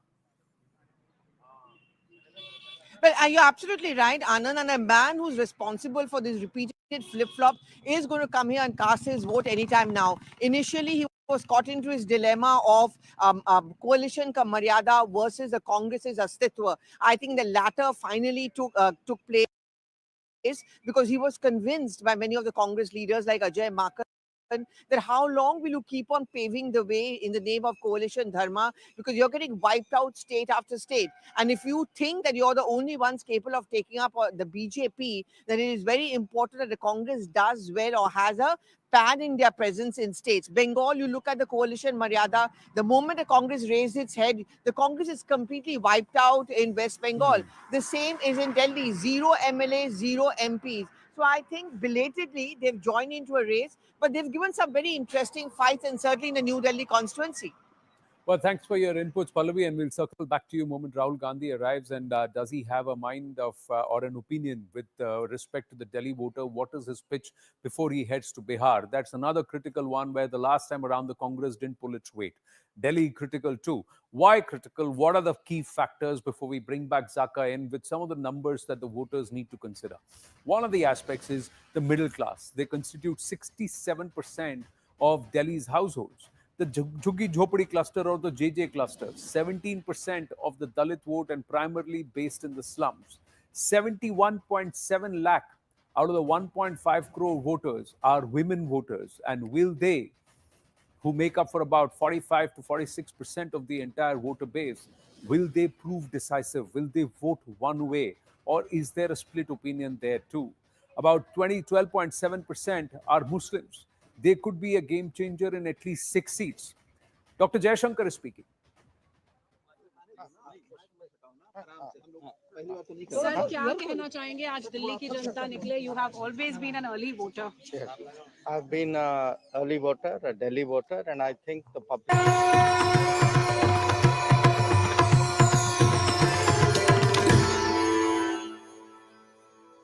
Good afternoon. You're watching CNN News 18. I'm Akanksha Swaroop. It's a very interesting day given that the national capital has gone to polls, and at the same time, Prime Minister Narendra Modi has taken the holy dip at the Mahakumbh in Prayagraj just minutes ago. He was accompanied by Uttar Pradesh Chief Minister Yogi Adityanath. This visit underscores the spiritual importance of the day, which is marked by devotion and holy rituals at the Triveni Sangam. Prime Minister Modi also offered the puja at the Ma Ganga. Those visuals speaking 1,000 words for themselves, as you can see. Prime Minister on this very auspicious day, in fact, has offered his prayers. We all know that today is a very significant day when you look at the celestial alignment as well. In fact, it's also one that is marked by the Bhishma Ashtami and the Magh Ashtami, both taking place simultaneously today. And as we all know, Basant Panchami also occurred just a few days ago. And so it's a highly auspicious occasion when Prime Minister, in fact, arrived at the Arel Ghat and then proceeded towards the Triveni Sangam. In fact, CNN News 18 has been bringing you this live and rolling coverage of Prime Minister's dip in the Holy Ganga as he offered his prayers to Ma Ganga. And joining me live right now is Arun Dhanta, who's joining us live from Prayagraj. Arun, give us the status of Prime Minister's movement right now. Has Prime Minister arrived at the airport?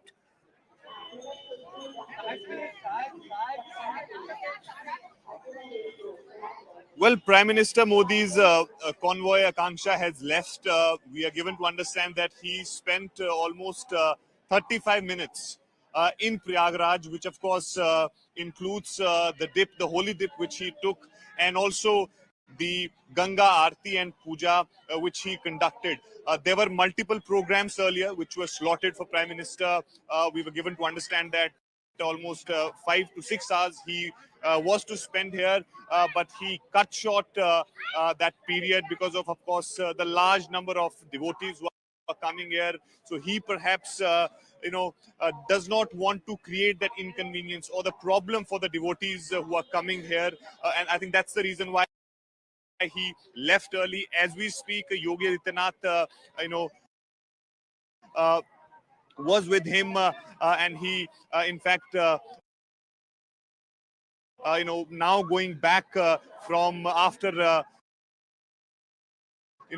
dropping Prime Minister Modi to his car. And in fact, the crowds which is swelling in here is very significant. And most importantly, Kanksha, because when you have Prime Minister's visit, security paraphernalia is something which create chaos for the people, difficulty for people. But today, in this visit of Prime Minister, we saw that there has not been any disruption. You can still see these people, even on that side and both sides, they are heading towards, and we'll try to speak to them. If you allow me to speak to them for a few minutes. Sure. आप कहाँ से आए? ये नमामि गंगे से sir. Namami Gange से। तो क्या है आप? वन राष्ट्रीय वन जन संस्थान। अच्छा, क्या कहना चाहेंगे?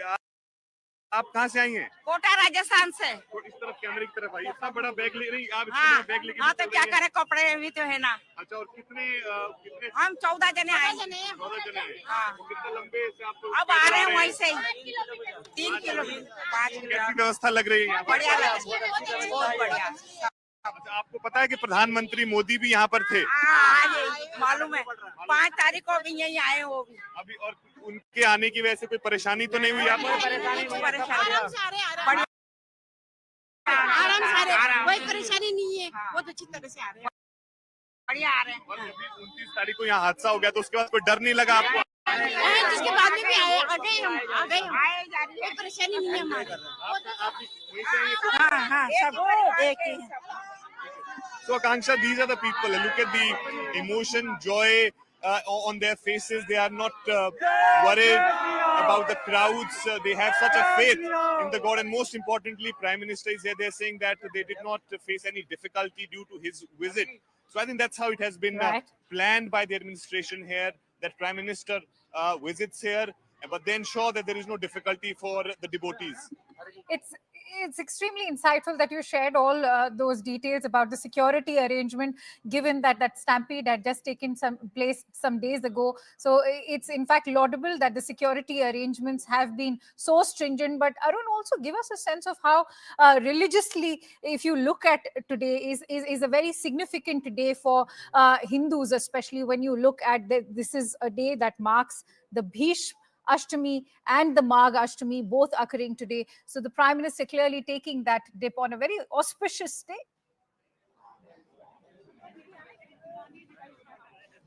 Well, 3 days after Basant Panchami, there is Magh Mas, Gupt Purnima, on which, in fact, Prime Minister Modi today has taken that holy dip. As we've been discussing about it, that earlier there was a plan of Prime Minister Modi to spend almost 5 to 6 hours here. And he was supposed to visit Hanuman Temple and Saraswati Koop, Akshay Vat. So these were the areas which were part of his itinerary. But today, he's understanding the fact that there are people who are coming in large numbers, because right now when he was here, he was in Triveni Sangam. So there was no difficulty, there was no problem for people because he was on the river. He took that holy holy dip. Then he offered his puja. But if he had to come to Hanuman Temple, Akshavat, then of course there could have a disruption through the routes.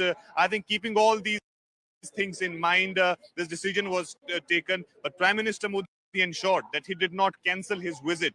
He came here, even though he came for 35 minutes, but he ensured that he comes here, because even in 2019, I was here in Prayagraj during the Ardh Kumbh's time when PM came here, and you remember when those visuals of feet being cleansed by Prime Minister Modi, of sanitation workers, such was the thing which happened at that point in time. So Prime Minister Modi's religiosity, devotion is something which is known to everybody. Kedarnath, of course, in 2019, that too same during the election season, he spent the entire night in that cave in Kedarnath, and even in 2024 Lok Sabha polls, before the last day of voting, he was in Kanyakumari in that meditation retreat for 45 to 48 hours. So Prime Minister Modi has been has been a religious person, and he's been showing it. So today, once again, he showed that when you have crores of people visiting here, he ensures that he comes here. At the same time, people do not face any difficulty while they are going towards the Sangam. Arun, let's also look at the political messaging, as I've also highlighted right at the beginning of this show, that today is also when the national capital is headed to polls. What is the kind of messaging that now comes out when you have Prime Minister accompanied by Chief Minister from his very own party at that massive cultural, spiritual gathering that the Mahakumbh is, which has so far seen over 38 crore spiritual attendees so far?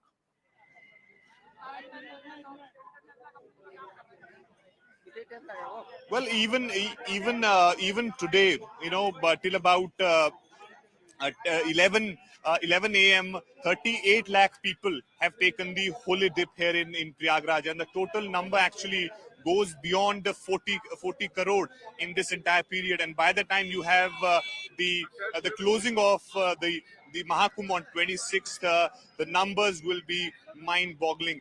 The administration, in fact, in the beginning of the Mahakumbh was saying that they're expecting 40 crore people, but you still have 20 days more for the Mahakumbhs, and already more than 40 crore people have taken the holy dip. So I think there was a dent, of course, due to the stampede which happened on 29th.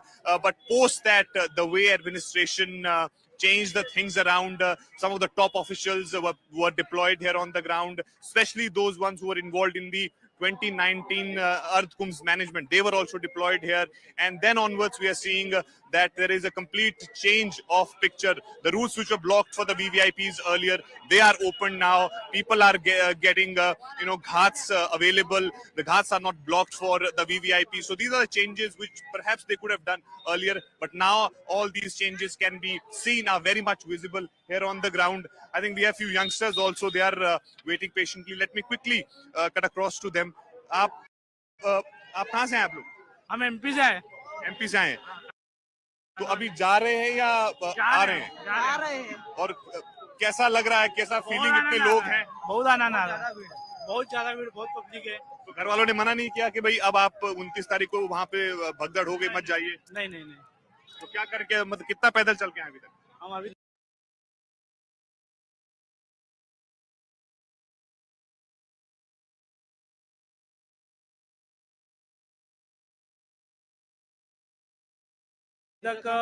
10 से 12 kilometre.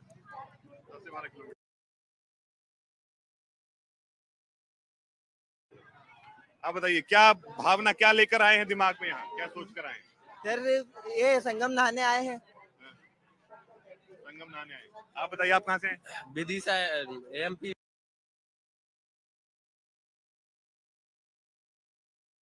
Vidisha जिले से। आपने स्नान कर लिया? हाँ, स्नान कर लिए। तो not only taking the holy dip, but also they are filling to keep it this short, keeping the security arrangements in mind.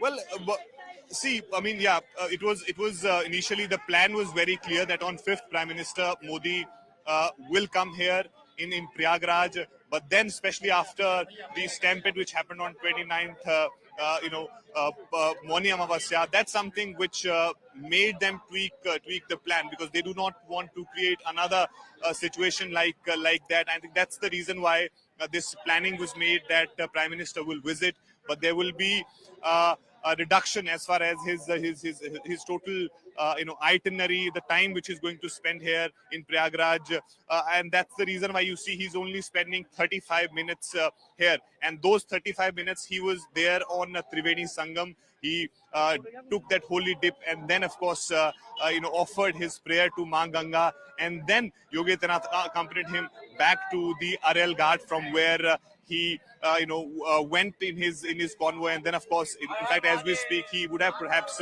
left the Prayagraj. But I think the enthusiasm and the josh which is amongst the people, it's very, very special, because the celestial alignment is something which is bringing these people here in Prayagraj. Right. This happened 144 years ago. Now, once again, if you want to witness this, you will have to wait for 144 years. So I think that's the reason why you see this massive crowd. You can see, let me quickly show a glimpse of these people. If my camera person can show on that side. Look at the crowd. Look at the crowds, the way they are coming in here. They have these heavy bags on their heads, and you don't know how much they have traveled on the foot. Like some of them are walking for 10 kilometers, 15 kilometers, 5 kilometers, but you don't see that the tiredness on their faces. They want to take. They know that once they are on the ghats and take that holy dip, every pain, the tiredness will go away. So look at the crowd, the way they are swelling in here in Prayagraj, and also Arun, that's why I want to ask you, the last time around when the stampede happened, it was discovered that, perhaps the advisory that had been issued by the local administration was not being adequately followed. How is the administration, especially the entire team behind the DM and the SDM and the SP, who are all involved in fact, ensuring that this is successful? How are they ensuring that there is adequate security arrangement, and that all those devotees who are now thronging in full force are following the guidelines? Well, see, I witnessed this firsthand, because I saw what was before the Moni Amavasya day when the stampede happened, and I'm seeing what is the reaction of it, what is happening post that stampede. So on 13th and 14th, there were few roads which were blocked by the administration. Those roads were kept for the VVIP movement, and similarly the same process was followed on the ghats. So there were very limited ghats for the common people, very limited roads for people to reach to Triveni Sangam.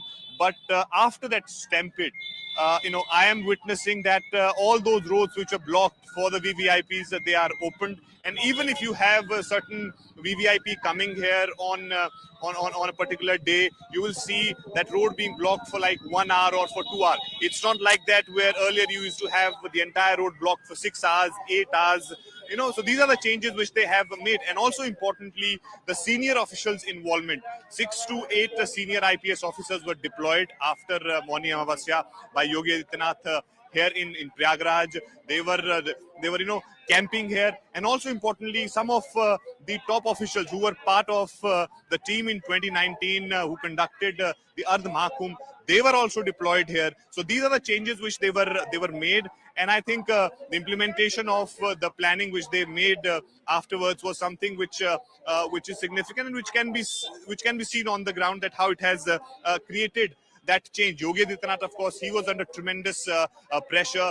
He was keeping a very, very close watch. He was in constant touch with his officials. In fact, when he was here, he took stock of the ghats, what is the situation there. He visited the hospital, spoke to the injured, and also, he held those meetings here in Prayagraj, and also when he was in Lucknow, he was ensuring that he gets regular feedback from the ground. So I think that's how we are seeing that this crowd is being managed, and different strategies are deployed on the ground to manage the crowd so that there is no untoward incident happens here.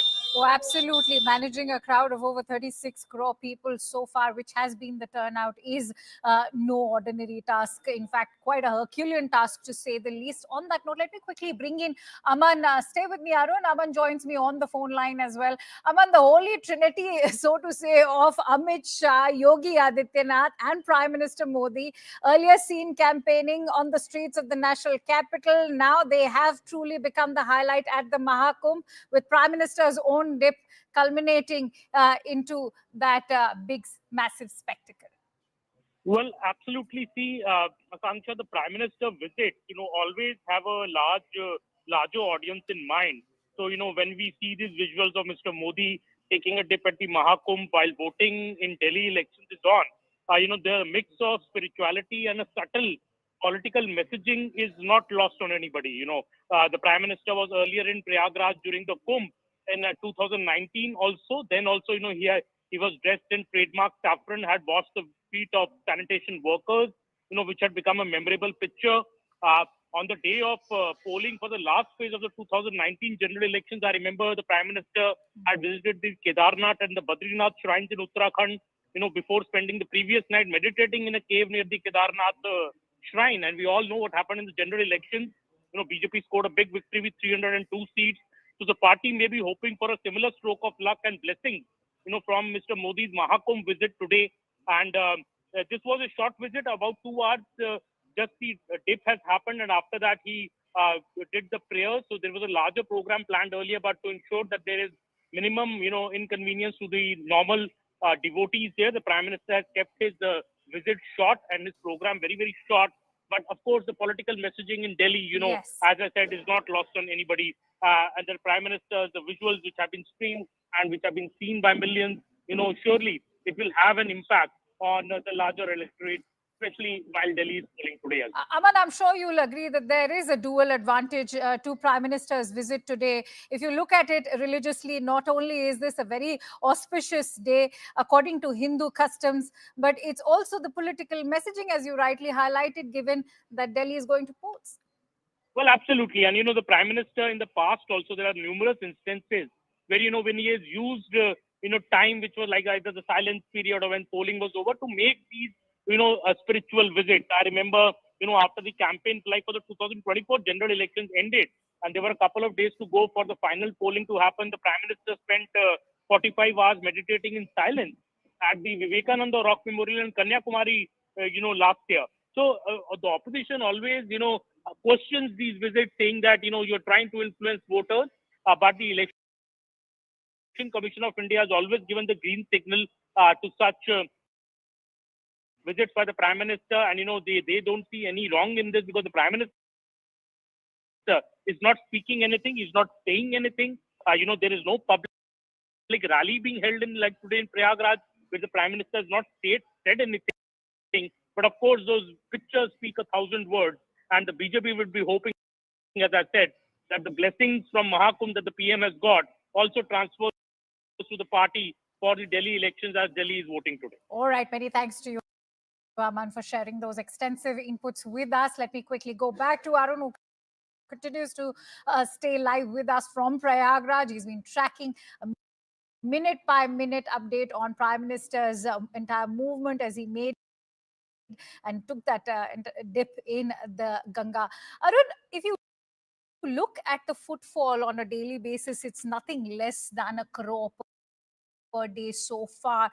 And this is indeed a mean feat that the Prayagraj administration has pulled off with a footfall of over 35 crores till date, even though, yes, the stampede did arrive as quite a dampener to the spirits of not just the devotees who were there, but all of India. But having said that, I think we should also discuss how the administration has looked into how this entire footfall is maintained till the last day.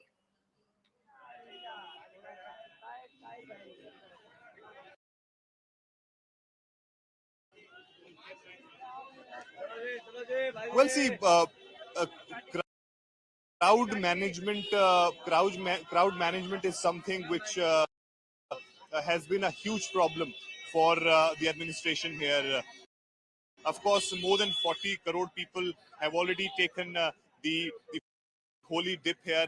And when you have such a huge gathering, I mean, just imagine 3 crore people taking the holy dip. You have the presence of 3 crore people in Prayagraj, in Mahakumbh Mela of Prayagraj. It becomes very difficult. Of course, the entire system is really working in this direction, that how they can make this Mahakumbh a successful religious event, because everyone is keeping a very, very close watch. Not only the opposition here in the country, but also the international global media is also watching it very, very closely. So I think that has been a huge challenge, and the dent, of course, came on the Moni Amavasya day, when that stampede happened. That actually created problem for the administration. They had to go back to the drawing board and to think about that, how they can actually realign the things, how can they make strategies to really change things on the ground. And that is the reason why you see these things are happening. And in fact, even on the Basant Panchami day, more than 2 crore people had taken the holy dip, but that was a smooth exercise, as we've been discussing the changes which they made. And I think these are the things which perhaps they could have done little earlier. But I think now the more and more people are coming here, they are getting that confidence that no, things are right on the ground. They can, of course, send their relatives here, they can send their friends here, they can tell about their experiences here, what they witnessed. So I think that's the reason why you see that post Basant Panchami's Snan, I can see more people. I mean, in fact, if you were to get the data of today's out, it would perhaps go over and above than what we witnessed on Basant Panchami day. So I think this is significant. People also understand the 144 years, celestial alignment is something which is very special. That's the reason why you see that these people are literally not thinking about anything, just wanting to come here, just wanting to take the holy dip. Arun, also how the entire administration, Prime Minister himself, by taking that dip today, is also trying to restore faith, and this entire dip is also going to arrive as a morale booster for those who have perhaps been a little reluctant or apprehensive after that stampede took place. But given that the Prime Minister has also made that visit, take us through how the government is also ensuring that this also is now projected as a global event.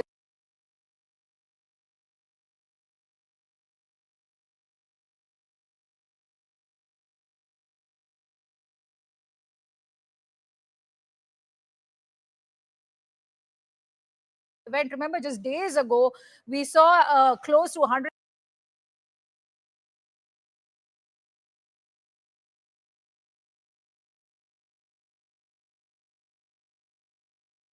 118-member delegation from 77 countries that arrived to visit this Mahakumbh. So take us through how the government of India is ensuring, not just the state administration, that this is projected at a global level.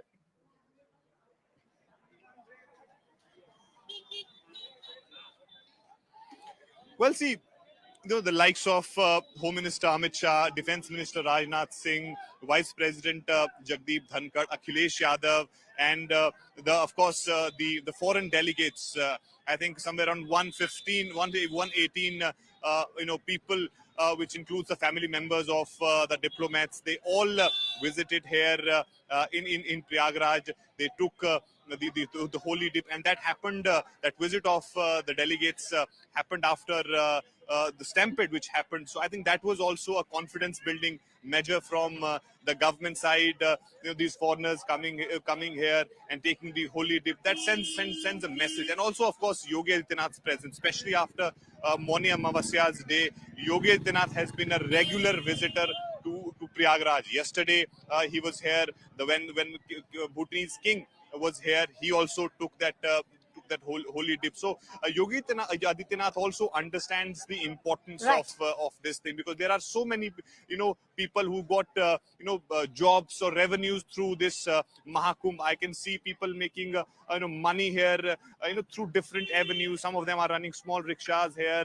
These eateries are doing well. The fruit shops. So many people are making money through this. So I think that has been one of the purposes and the thinking behind this, that how you can make it big and profitable also. Well, absolutely. Many thanks to you, Arun, for bringing us all those latest details from the ground level. And as Prime Minister takes that dip, yet another dip, which in fact marks his spiritual sojourn, something which Prime Minister has been known for. We'll keep tracking all the latest, but for now it's time to slip into a quick break. Stay tuned to CNN News 18 as we bring you all the latest news and updates, not just from the Mahakumbh, but also the ongoing polls in Delhi.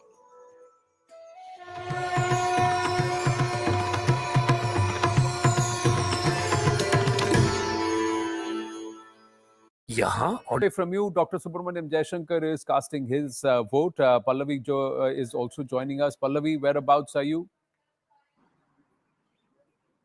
Well, I'm standing just right outside what can we call the hub of the Babus in the national capital at the Nirman Bhavan.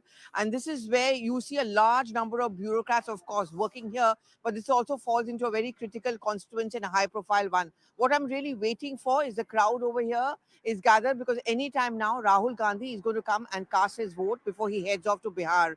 Well, I mean, we all talk about AAP. Anand, we are all going to talk about the BJP, the Congress, ironically, for having been a big player for 15 long years, today is very much a...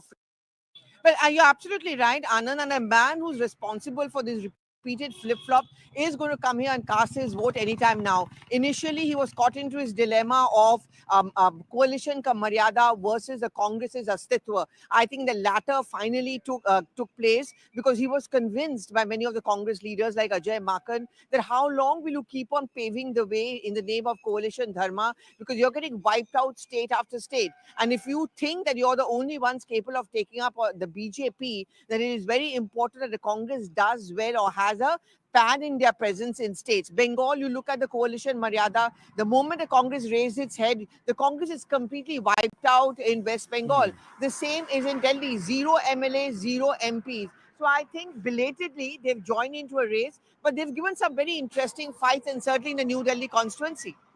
Well, thanks for your inputs, Pallavi, and we'll circle back to you the moment Rahul Gandhi arrives. And does he have a mind of or an opinion with respect to the Delhi voter? What is his pitch before he heads to Bihar? That's another critical one, where the last time around the Congress didn't pull its weight. Delhi critical too. Why critical? What are the key factors before we bring back Zaka in with some of the numbers that the voters need to consider? One of the aspects is the middle class. They constitute 67% of Delhi's households. The Jhuggi Jhopadi cluster or the JJ cluster, 17% of the Dalit vote and primarily based in the slums. 71.7 lakh out of the 1.5 crore voters are women voters. And will they, who make up for about 45 to 46% of the entire voter base, will they prove decisive? Will they vote one way? Or is there a split opinion there too? About 12.7% are Muslims. They could be a game changer in at least 6 seats. Dr. Jaishankar is speaking. Sir, क्या कहना चाहेंगे आज दिल्ली की जनता निकले? You have always been an early voter. I've been an early voter, a Delhi voter, and I think the public is in the mood for change. Sir, what are the issues that you think are important for Delhi? So Dr. Jaishankar not offering much, saying I've been a Delhi voter and I believe that the public are in a mood for change. Rahul Gandhi, fresh pictures coming through. Rahul Gandhi has arrived to cast his vote. Pallavi Ghosh with us. Yes, Pallavi. Yeah, in fact, look at the pictures right in front of me. And this is a very interesting picture, because you're seeing Rahul Gandhi being accompanied by Sandeep Dixit, who is, of course, a New Delhi constituency. I think these pictures say it all. I mean, the Congress party, we were just talking about this, Anand, a short while back, getting into this fight belatedly. But I think this is one of the most interesting and aggressive fights. Sandeep Dixit has used up the legacy, and I'm just seeing those shots. I'm leaving you with these shots, Anand, where Sandeep Dixit has walked inside with Rahul Gandhi. They came in the same car together. And after that flip-flop where Rahul Gandhi was in two minds whether, you really need to put up a big fight against Arvind Kejriwal, I think finally he decided that this is it. This is what we really need to do. And bringing Sandeep Dixit along with him in the same car, going inside and casting.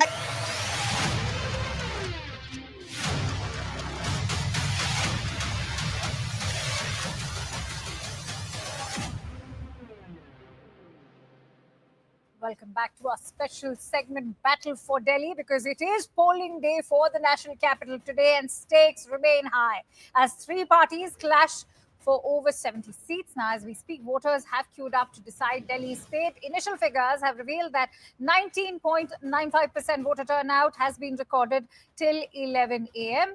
Babarpur has registered the highest voter turnout of 31.3% so far.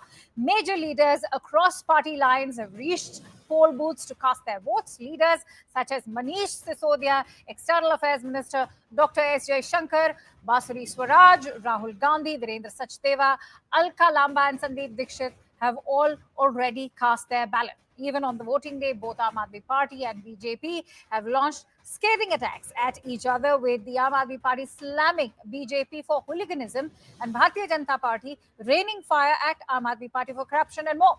The AAP, led by Arvind Kejriwal, banking on its welfare schemes and governance, is now seeking a third consecutive term.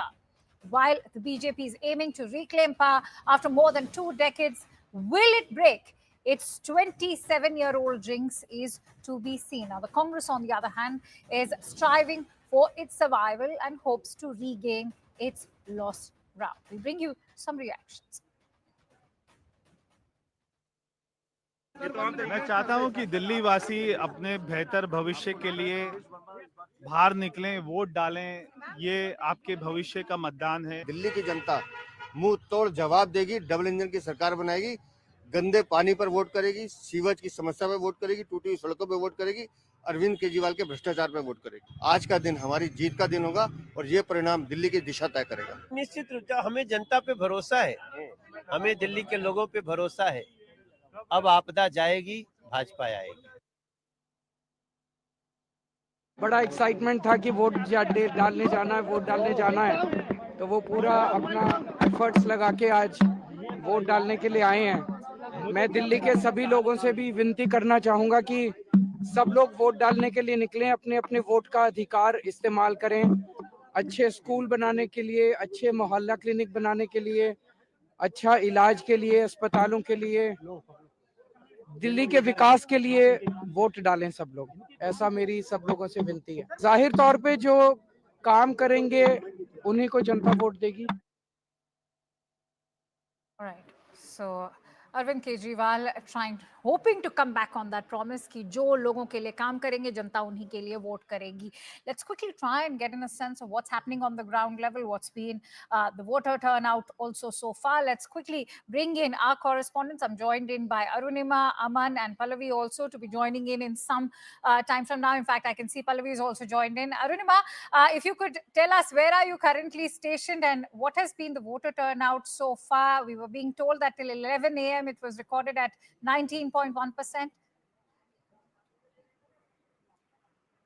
Yeah, so I'm in the New Delhi constituency. Till 9 o'clock, New Delhi was one of the constituencies with the lowest number of voter turnout at about 6 o'clock. It has picked up since then, but New Delhi constituency has a mix of Lutons as well as some Jhuggi Jhopri clusters. So the big netas, the bureaucrats, the family members of the judges and the who's who, so to say, not just of this city, but of the country, is voting in New Delhi, and therefore the onus is on them to come out and lead the way. But sadly speaking, New Delhi, which is also Khan Market, which is also Connaught Place, has not really pressed on the accelerator as yet. We still have half the day left, and we are hoping that it will turn things around. As far as the Jhuggi Jhopri clusters in this vicinity are concerned, they say that they want better delivery on promises of civic amenities. For example, dirty water in their tap, water coming in only twice in a day, sewage facilities not being available.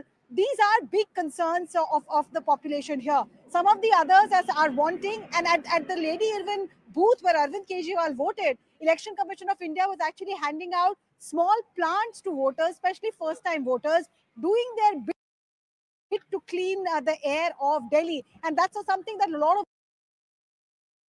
voters said, that we want the talking point to be the bad air quality in North India. We want the talking point to be pollution. So they have multiple issues on which they are holding their netas accountable. When I was speaking to the AAP and the BJP functionaries about the lower voter turnout, they expressed hope that as the day progresses, the voter turnout will go up and will be closer to the figures from last year. Will that happen?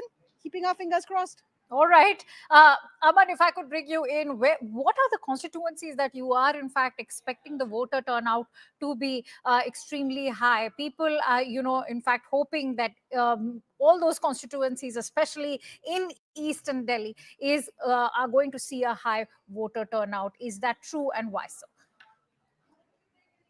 Well, Akansha, that is expected. That was so the last time also. The clusters, the Jhuggi Jhopdis, outer Delhi seats always vote higher. This time it is no different, about 20% polling till 11 p.m. As Arunima was saying, and I also went to Lodhi Estate, this area is around Khan Market. They're polling in the New Delhi district seats, and about 5 seats in New Delhi district. The voting is less than 17%. So obviously the upper middle class, the middle class is not showing the same enthusiasm as maybe the lower income strata of society. In fact, at one polling booth where Priyanka Gandhi was voting, I was present there. There was more media present than the number of voters. So clearly, this is very different. Delhi situation is very different from what we see in normal elections in states. When you go to villages, you see queues and queues of people lining up in huge queues. Here, nothing of that sort is being seen, at least in the central part of Delhi. But that said, it was a wintry morning as well, and it is expected that polling could pick up after noon, when people have had their breakfast and early lunch and they come out.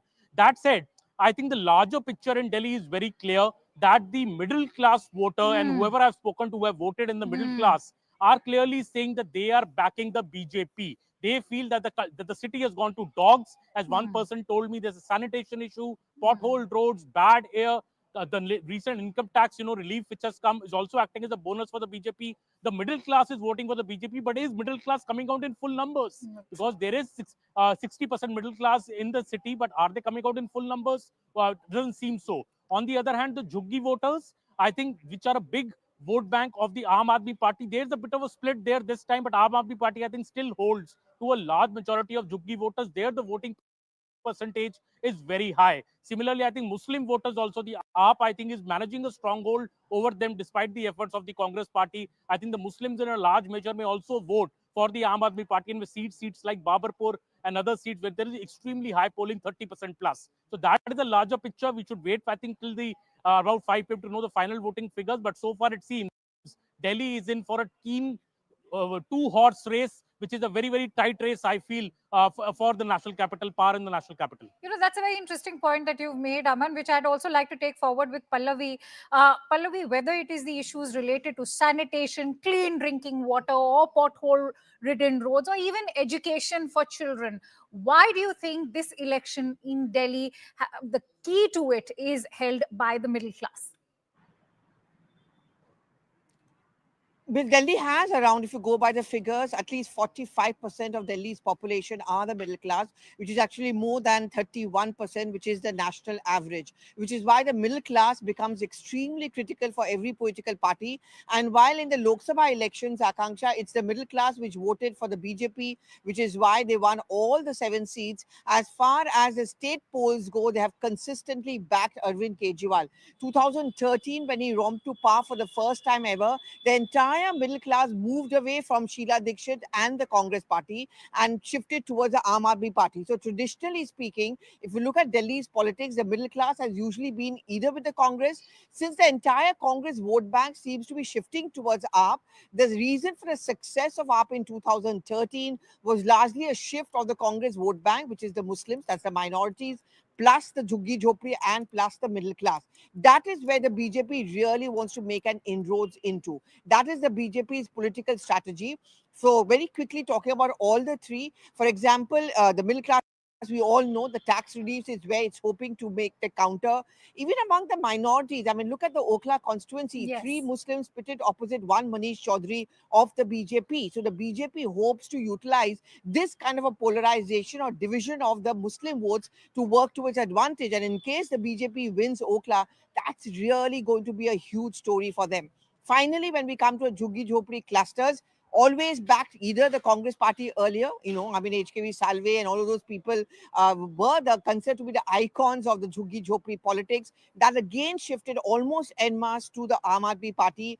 The BJP is now trying to work on them, night and middle night, kind of working around the Jhuggis, leaders visiting them, and the Prime Minister's promise of a better future for them in terms of properly constructed flats and houses for them. That is what the BJP strategy is all about. It's still early days yet. I mean, I'm looking at the figures of the voter turnout, even in the minority-dominated areas of Okhla, Selampur, Muzaffarabad. The figures are not yet crossing 25%. So maybe it's lazy Delhi, which wakes up post-lunch.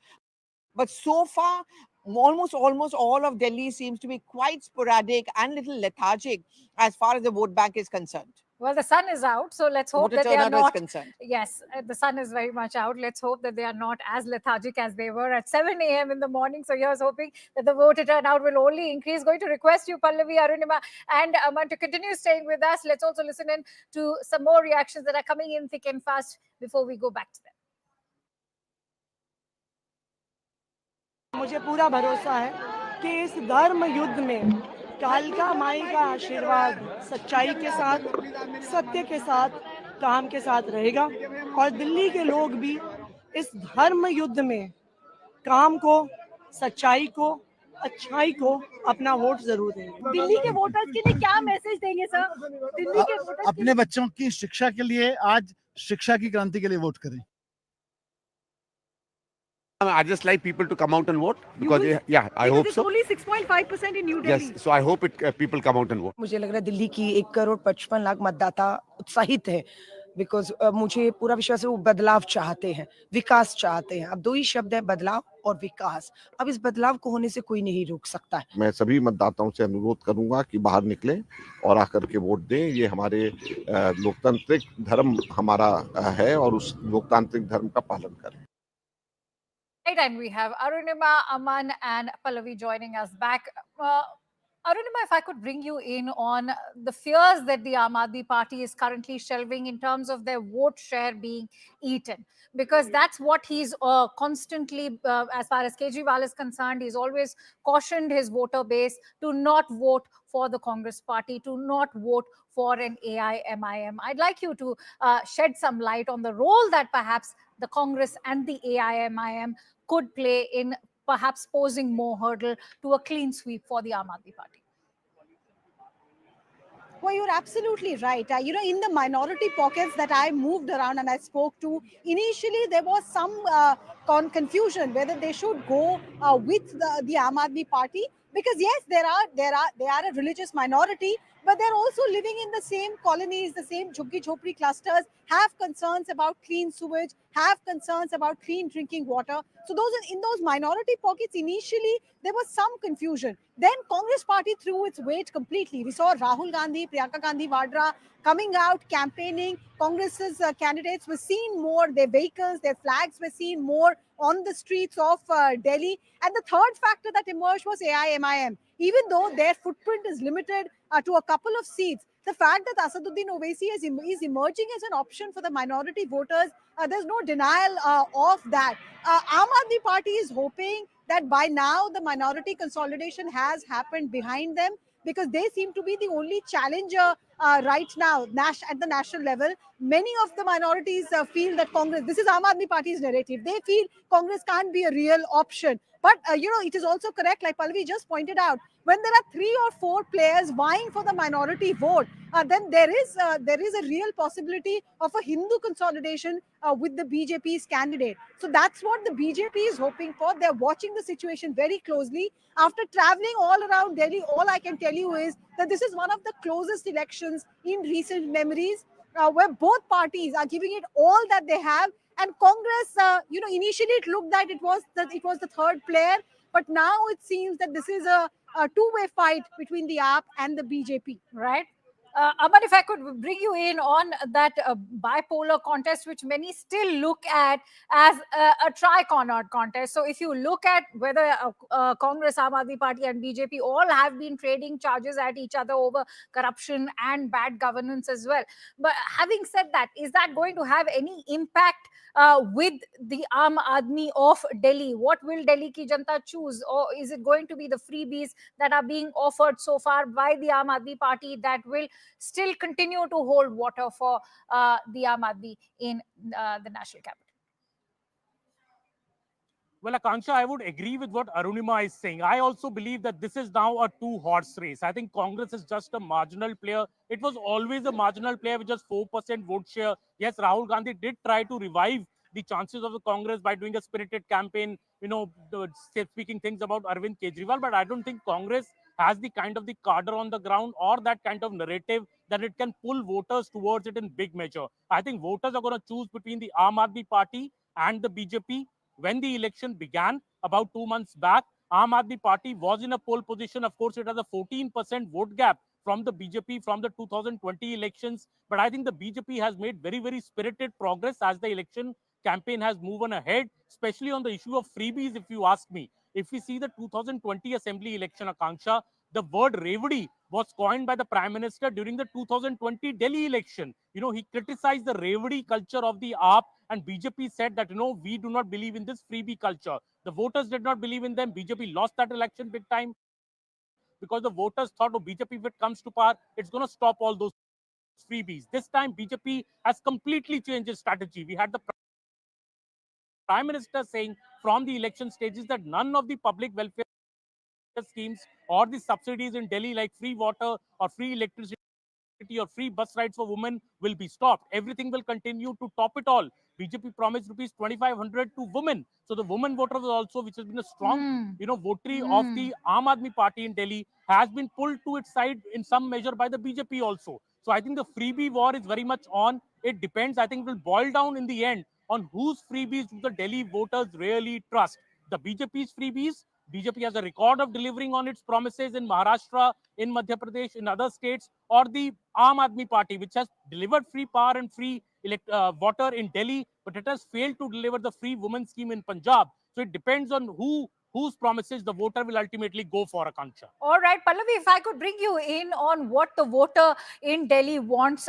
If you look at the three governing factors in the national capital, there is the factor of the JJ clusters. You have the minority factor as far as the Muslim vote is concerned. And on the other hand, you also have a major role being played by the women voters, which are being wooed by all parties. So, Pallavi, in your point of view, do you think that the BJP is being able to have enough impact on these major factors? Well, I think the BJP is, of course, trying. I mean, see, they've been out of power for so many years. It's actually a huge critical battle for them. When was the last time we actually saw, and that has often been an observation, that when was the last time the BJP went out in such a spirited and coordinated manner? I mean, very quickly, we also know, for example, Delhi is actually a melting pot. Different cultures, different language, people from across the country who are coming here, they've settled down here. So if there's a Malayali vote bank, there's a Gujarati one, there's a Bengali one, Tamil, Telugu, and Bihari, of course, is so on and so forth. And the BJP, through the NDA, has tried to carry out a coordinated strategy and campaign. So if a Chandrababu Naidu and his team are concentrating on the Telugu voters, you also have leaders coming in from different states and the NDA partners, the Chirag Paswan or Praful Patel, for example, the Marathi voters, so on and so forth. The BJP's Bengal unit concentrating in many of the pockets of the national capital who are Bengalis. So that is one melting pot culture which the BJP is trying to tap, which again, very interestingly, was significantly shifting from the Congress to the AAP, which explained the AAP's success. That's one. And the second, of course, is the middle class, which we all are talking about. And we'll have to wait to see what kind of a resonance the budget has on the ground. And of course, the women factor. I mean, election after state elections, Madhya Pradesh, Chhattisgarh, the ones in which Congress also won, Himachal, Karnataka, Telangana, the latest being Maharashtra.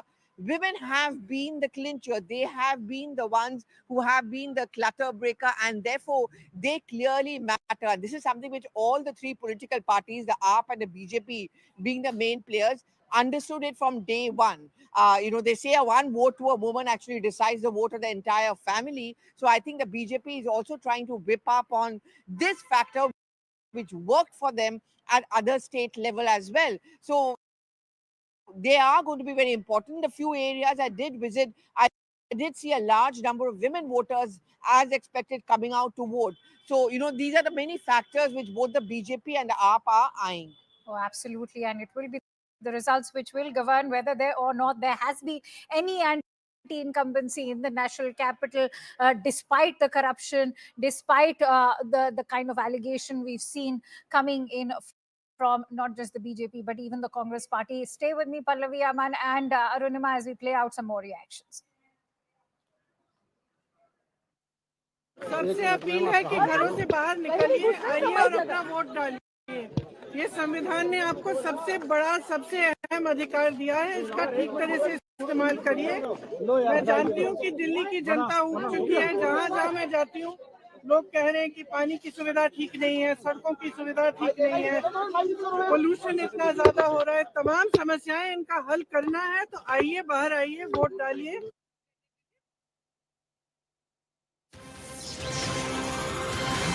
Correct, we're getting in breaking inputs. In fact, there's been some disturbance in the Jangpura constituency is what we are learning, because Manish Sisodia's presence led to Aam Aadmi Party and BJP workers clashing. They even chanted slogans against each other.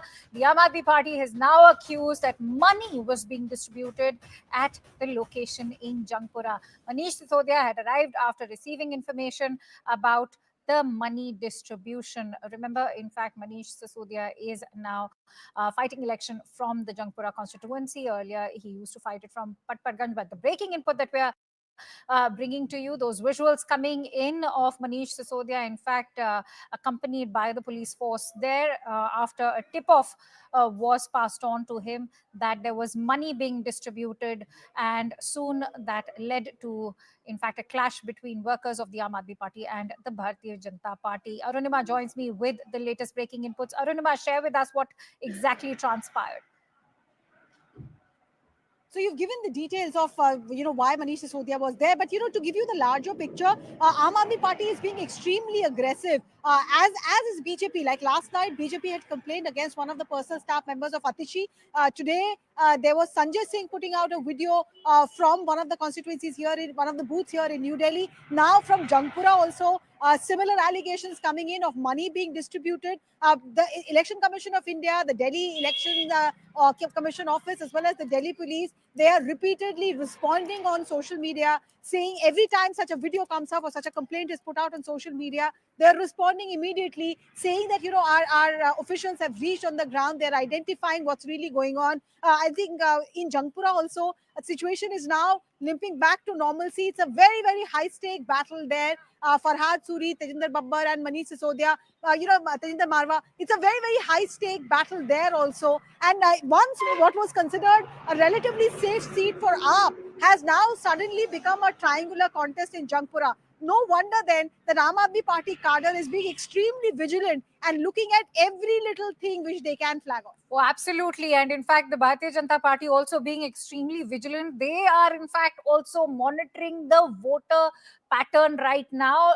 Let's quickly bring you some breaking inputs. In fact, we are learning that the BJP president, Mr. JP Nadda, has arrived at the Delhi BJP office. He's currently holding a meeting with in-charge Bejant Panda and State President Virendra Sachdeva, only to review the voting patterns in each assembly constituency in the national capital. Live visuals coming in of JP Nadda, in fact, arriving at the BJP headquarters in the national capital over there. He's accompanied by Virendra Sachdeva, as you can also see. This is to review the voting patterns in each assembly constituency. Akash joins me with those breaking inputs. Akash, why is it so crucial for the BJP to keep a hawk's eye on all those voting patterns from each assembly constituency? So this is how a political party works, Akanksha, because you see, BJP is also hopeful as far as these elections are concerned, and we have seen an intensified campaign from the party. And this is the reason why, the national president is, in fact, has reached, Delhi BJP headquarters at 14, Pandit Pant Marg. And in fact, we have Bejant Panda, who is the Delhi in charge for the election. and also the Delhi BJP chief Virendra Sachdeva. They are basically reviewing the reports that they have got from each constituency. And there was a micromanagement. In fact, in every election, the BJP goes for micromanagement where they have their booth level volunteers, booth level karyakartas. From these karyakartas, they get routine input, regular input as to what is happening on which booth. What is the turnout, if people are coming in large number, if people are not coming in, everything else related to it. So as of now, they are basically keeping an eye on the kind of pattern that they have, in the voting from 70 different constituencies in the National Capital Territory of Delhi. And as of now, this election has Also, Akash, if you would share with us your inputs on how has been the voter turnout so far. We were learning that till 11 a.m. they recorded 19.1% voter turnout. And is that a cause of worry because it was a meager 8.1% till 9 a.m.? All right, we have some more breaking inputs. Let's quickly go across to those breaking inputs right now. But so far, what we can tell you is, all right, Prime Minister Narendra Modi has put out a post after his holy dip at the Ganga in Mahakumbh and the puja at the Ganga Ghat. The post reads, and let me quote, "Blessed to be at the Mahakumbh in Prayagraj. The Snan at the Sangam is a moment of divine connection, and like the crores of others who have taken part in it, I was also filled with a spirit of devotion. May Ma Ganga bless all with peace, wisdom, good health, and harmony." That's the message coming out from Prime Minister Narendra Modi. Let's quickly go across to Arun, who will share more perspective on that message. Arun, certainly this is not a first for Prime Minister, whether it is Mahakumbh or his spiritual sojourn, but certainly a very significant and one to remember. Well, that's right. Prime Minister Modi spending 35 minutes here in Prayagraj and ensuring that due to his visit, people, the common devotees, do not face any difficulty or inconvenience. And that's the clear message which came from PMO side to Uttar Pradesh government. And subsequently, of course, it was trickle down to the officials who are present on the ground. So Prime Minister Modi now putting out this post, and I think that's a testimony, for everyone that the Prime Minister of the country, coming here in Prayagraj, witnessing the atmosphere, and then of course wishing everyone a wonderful time here in Prayagraj, a blessing, a divine feeling that he got after taking that holy dip. And I think that's the reason why you see these crores of people, more than 40 crore people till today have taken the holy dip. And it is ongoing. And by the end of the Kumbh, I think you will see all the records will be broken. The UP administration in the beginning was saying that they're expecting that 40 crore, close to 40 crore people would take a holy dip. And here in the, I think halfway of the Kumbh, you have already crossed 40 crore. So I think such is the devotion and the dedication. And when you have Prime Minister of the country is such a religious person, right, and showing that religiosity and blessing and wishing people a wonderful time here in Prayagraj, that is a testimony of the culture and the emotions and the ethnicity and everything which this country is known for. Absolutely, Arun. And the Prime Minister has also talked about how his holy dip has been a moment of divine connection for him and for all the crores of devotees who've gathered there in full force. Having said that, take us through the auspicious and highly religious significance of today. Well, see, it's a very, very important day, and that's the reason why many are saying that it's a voting day in Delhi, and then Prime Minister Modi planned his visit here. But the fact here is that it's a very auspicious day. Many may not know about it, but as per Hindu Panchang, today is Magh Mas's Gupt Navratri ki Ashtami Tithi, which is considered to be a very auspicious day. And due to which we are seeing that Prime Minister Modi is coming here. We were discussing earlier that his visit was actually slated for like 5 hours, but it has now cut short to 35 minutes. Just Many thanks to you, Arun, for bringing us those extensive inputs. We'll have to leave it at that since we are running short of time. And with that, it's a quick wrap from my end. Thank you so much for watching. News and updates continue with Kritsween Walia on the other side.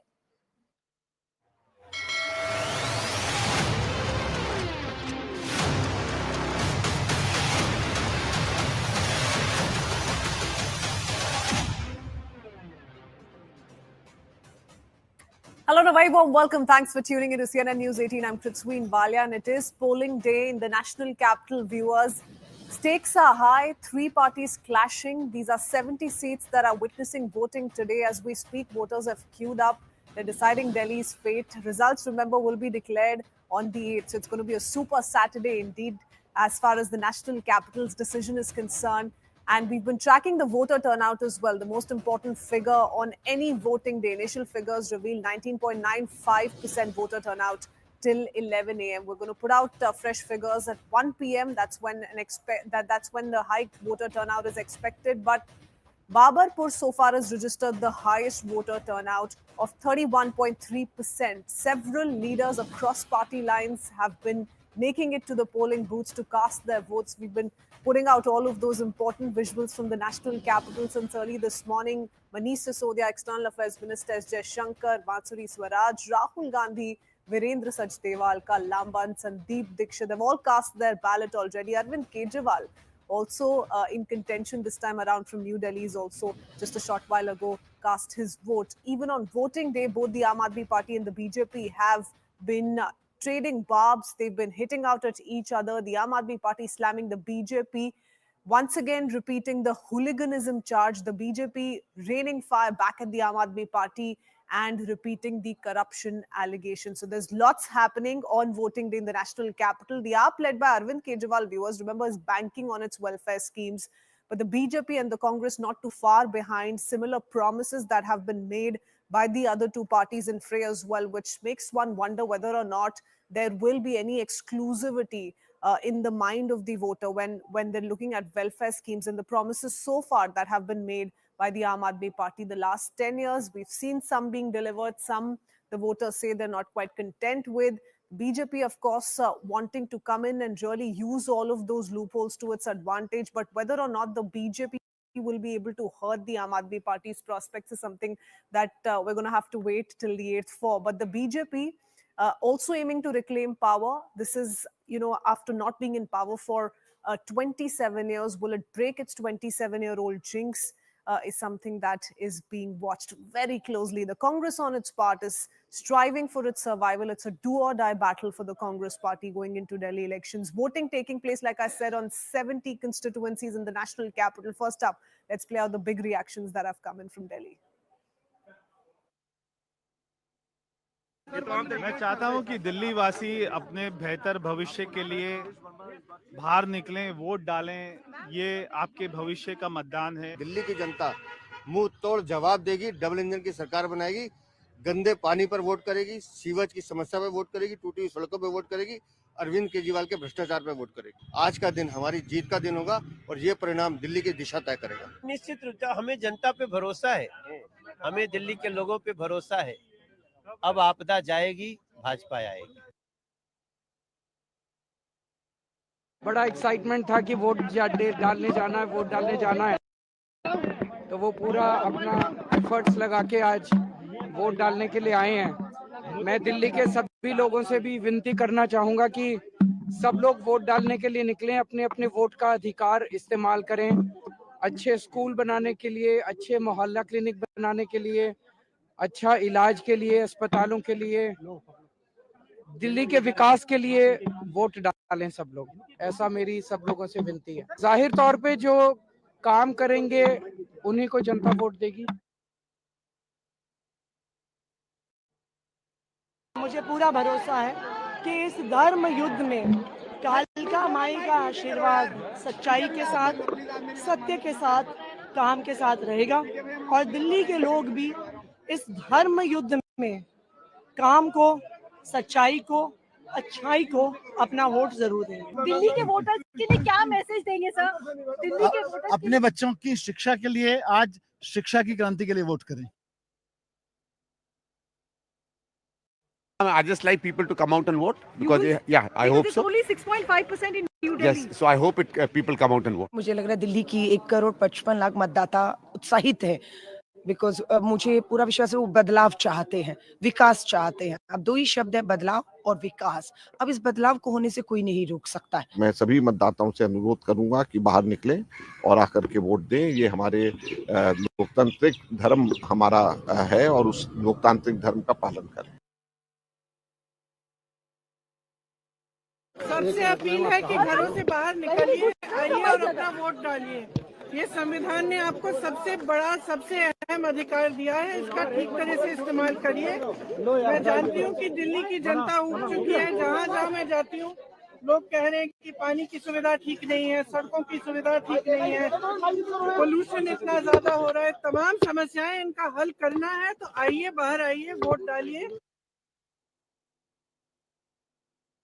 आज के दिन सभी को मेरी शुभकामनाएं और सभी को आह्वान करता हूं, अपने मत का दान अवश्य करें। प्रजातांत्रिक महायज्ञ के इस महाकुंड में अपने मत के दान को देकर अपनी आहुति दें। ये बहुत बड़ा जो महायज्ञ है प्रजातंत्र का, पूर्ण आहुति इसी मतदान से होती है। Going across to Pallavi Ghosh and Aman Sharma joining us live on the broadcast. Pallavi, to you first, you've been getting us a couple of reactions. You've been sensing the mood on the ground. We've seen some of the big faces already cast their vote. Interesting visuals with Rahul Gandhi being accompanied by Sandeep Dixit. So what's all that you've picked up so far from the signaling that's been sent out? You know, the interesting part, Christine, is that even when the Congress party was very low decibel as far as the campaigning for Delhi elections are concerned, one of the loudest voices were actually coming in from Sandeep Dixit. He decided to take on Arvind Kejriwal, also evoked the memory of his mother, Sheila Dixit, who also faced some personal attacks coming in from Arvind Kejriwal. And then we saw somewhere midway a turnaround moment happen when Rahul Gandhi seemed to be convinced by the likes of Sandeep Dixit or an Ajay Makan that yes, we need to wage an all-out war, not just against the BJP, but also more importantly at AAP. I heard Rahul Gandhi for the first time ever calling, say, a Manish Sisodia a kingpin of the Liquorgate scandal, or Arvind Kejriwal living in a sheesh mahal and of being extremely corrupt, to being called a threat to democracy. Therefore, what I'm saying is that the accompanying of Rahul Gandhi with Sandeep Dixit seen along Priyanka Gandhi Vadra is sending out a very critical message that the party is completely backing those who are fighting Arvind Kejriwal on the ground, leaders like a Sandeep Dixit. And this is very important nuance which I think the Gandhi family wanted to highlight, that we are going to wage an all-out war against the Aam Aadmi Party. Also, the timing is important. Early morning, Rahul Gandhi goes out to cast his vote at 8:15 a.m. before leaving for Bihar, being accompanied by Sandeep Dixit. I think it's also an effort in the minds of top Congress leaders to convince the voters of Delhi that voting for Congress is not going to be a wasteful venture. That, I would see this on the ground when people would say that we don't want to vote for the Congress party because kya faida, it's a wasted vote. I think that is the messaging which the Gandhis wanted to convey, that voting for the Congress is not actually going to be a waste.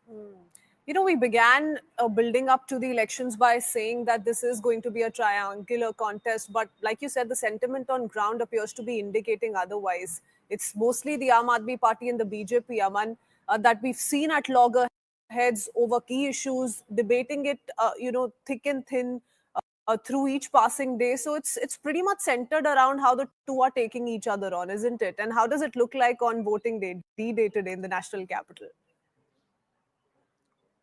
Well, absolutely, Kitswin. It looks like a two-horse race to me. It was always a two-horse race, I think, to start with. Even from last elections, if you see, there was a 15% vote gap between the Aam Aadmi Party and the BJP. But the Congress was just at 4% votes, completely irrelevant in Delhi politics. And, even though I think now they have put up a show, they have tried to send out signals, Rahul Gandhi's rallies, but has it really percolated to the ground amongst the voters? Do they have that cadre? Do they have that narrative to tell to the people? I don't think so. In a Delhi state election, I think the people's choice is between the Aam Aadmi Party and the BJP. When this election began 2 months ago, I thought that AAP is in a pole position, mainly due to the vote gap difference which was there. Kejriwal also having some sympathy because he had stepped down as the chief minister. But I think in the last 2 months, the BJP has done a stupendous work on the ground. You know, the campaign that they ran, starting with the campaign on corruption against Sheesh Mahal, against the liquor scam. Then we had BJP's freebies coming in, a change from the 2020 campaign when the Prime Minister had coined the Revdi word to criticize Aam Aadmi Party on freebies in 2020 to a full U-turn now. Now when the BJP says no, we will continue all these welfare schemes. We will in fact bring more schemes, and introducing rupees 2,500 promise for women, telling the women voters of Delhi, 42% women voters in Delhi, that if we come to power, we'll give you money like we've given in Maharashtra and Madhya Pradesh. We carry that credibility. So I think the BJP has made this election very, very tight. It's a very tight contest right now. The voting percentage is not that encouraging, just a bit, 20% voting in the New Delhi seats. In the urban seats of New Delhi, 5 seats come under that. The New Delhi district, just about 16.7% polling. So that is definitely on the lower side. The outer, the Jhuggi Jhopadi seats and the outer Delhi seats are reporting far higher percentage. But I think this election will be decided if on the fact that is the Jhuggi vote getting divided between the BJP and the AAP. The Jhuggi voter, which has completely reposed its faith in AAP in the 2015 and 20 elections, if that vote gets divided this time, BJP gets a look in there. BJP is in a very strong chance in Delhi because the BJP is saying that as the middle class voter has totally consolidated behind it on various infra issues in Delhi, bad air, the pollution, the Yamuna state, the potholed roads, and now this latest announcement which came in the budget, the IT relief which has been given to the middle class. So the BJP feels the middle class is totally behind it. It may not vote in bigger number. The voting percentage of middle class may be low, but the Jhuggi Jhopadi voter, if that voter BJP is able to get a look in, BJP is able to divide it, BJP stands a good chance. But if the Jhuggi Jhopadi voter and the Muslim voter, as we expect, stay with the Aam Aadmi Party, then BJP may find it very difficult to stop the Aam Aadmi Party from coming to power for the 4th time. Oh yes, absolutely. A lot of talking points that we need to still discuss in detail. So Aman, Pallavi, stay on with us. We need to quickly shift our attention to a breaking news update coming in from Battleground Delhi.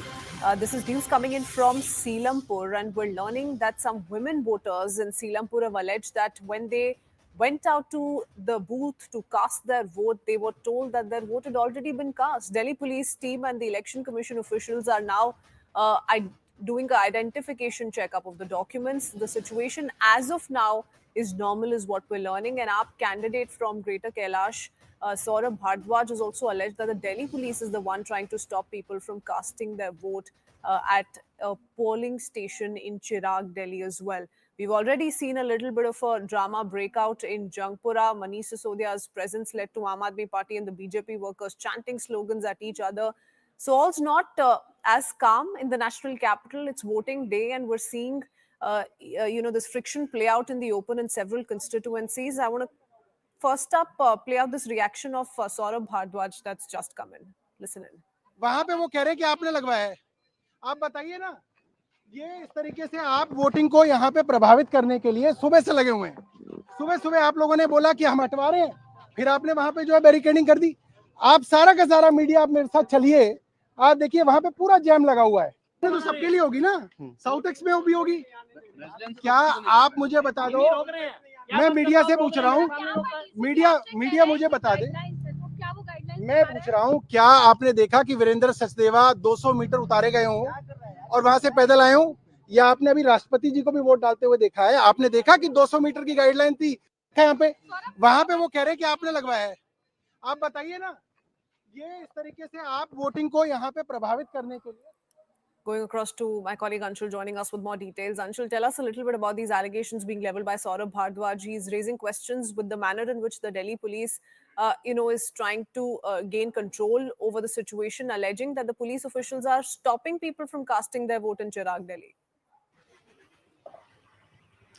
Well, this is the same tone in which the Aam Aadmi Party has been talking over the last 2 months. They have constantly raised allegations that how the Delhi police is actually going ahead and helping the Bhartiya Janata Party to win these elections.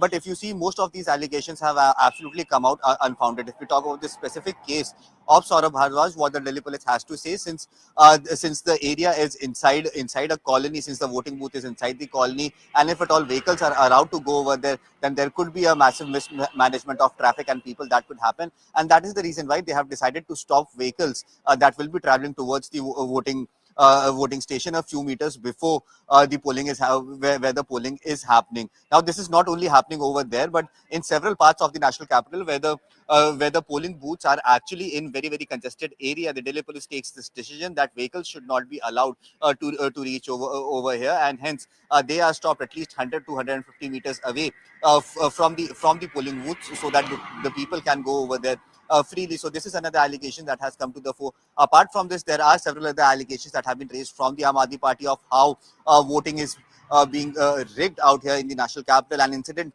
came in from Seelampur just a few minutes ago, where the Aam Aadmi Party had alleged that the BJP has brought in fake voters, whereas the BJP claimed that the Aam Aadmi Party has brought in fake voters who are burqa clad and are voting in particular seats, in particular polling stations in the Seelampur area. Now, we spoke to the top officials of Delhi Police. They have said that all these allegations are absolutely unfounded. There were a few people who were trying to create this tension, who were trying to create some confusion amongst the voters over there. They have all been taken care of. The documents of all the voters have now been absolutely been verified, and none of these allegations have found any relevance on the ground. So definitely the Aam Aadmi Party will continue to rake up this issue as how the Delhi police is actually helping the BJP, but there is no evidence to substantiate this claim, because remember, there are cases that have been registered against several BJP leaders in this run up to the elections as well, and this is what the Delhi police had to say throughout, that they have worked in a bipartisan manner. But Aam Aadmi Party raising such questions is something that is on the expected lines. And once the 8th of February comes in, and if at all the Aam Aadmi Party in a surprising move is not able to make the government over here, then we can expect the allegations against the EVMs to also come to the fore. We saw a glimpse of that just day before yesterday, when Arvind Kejriwal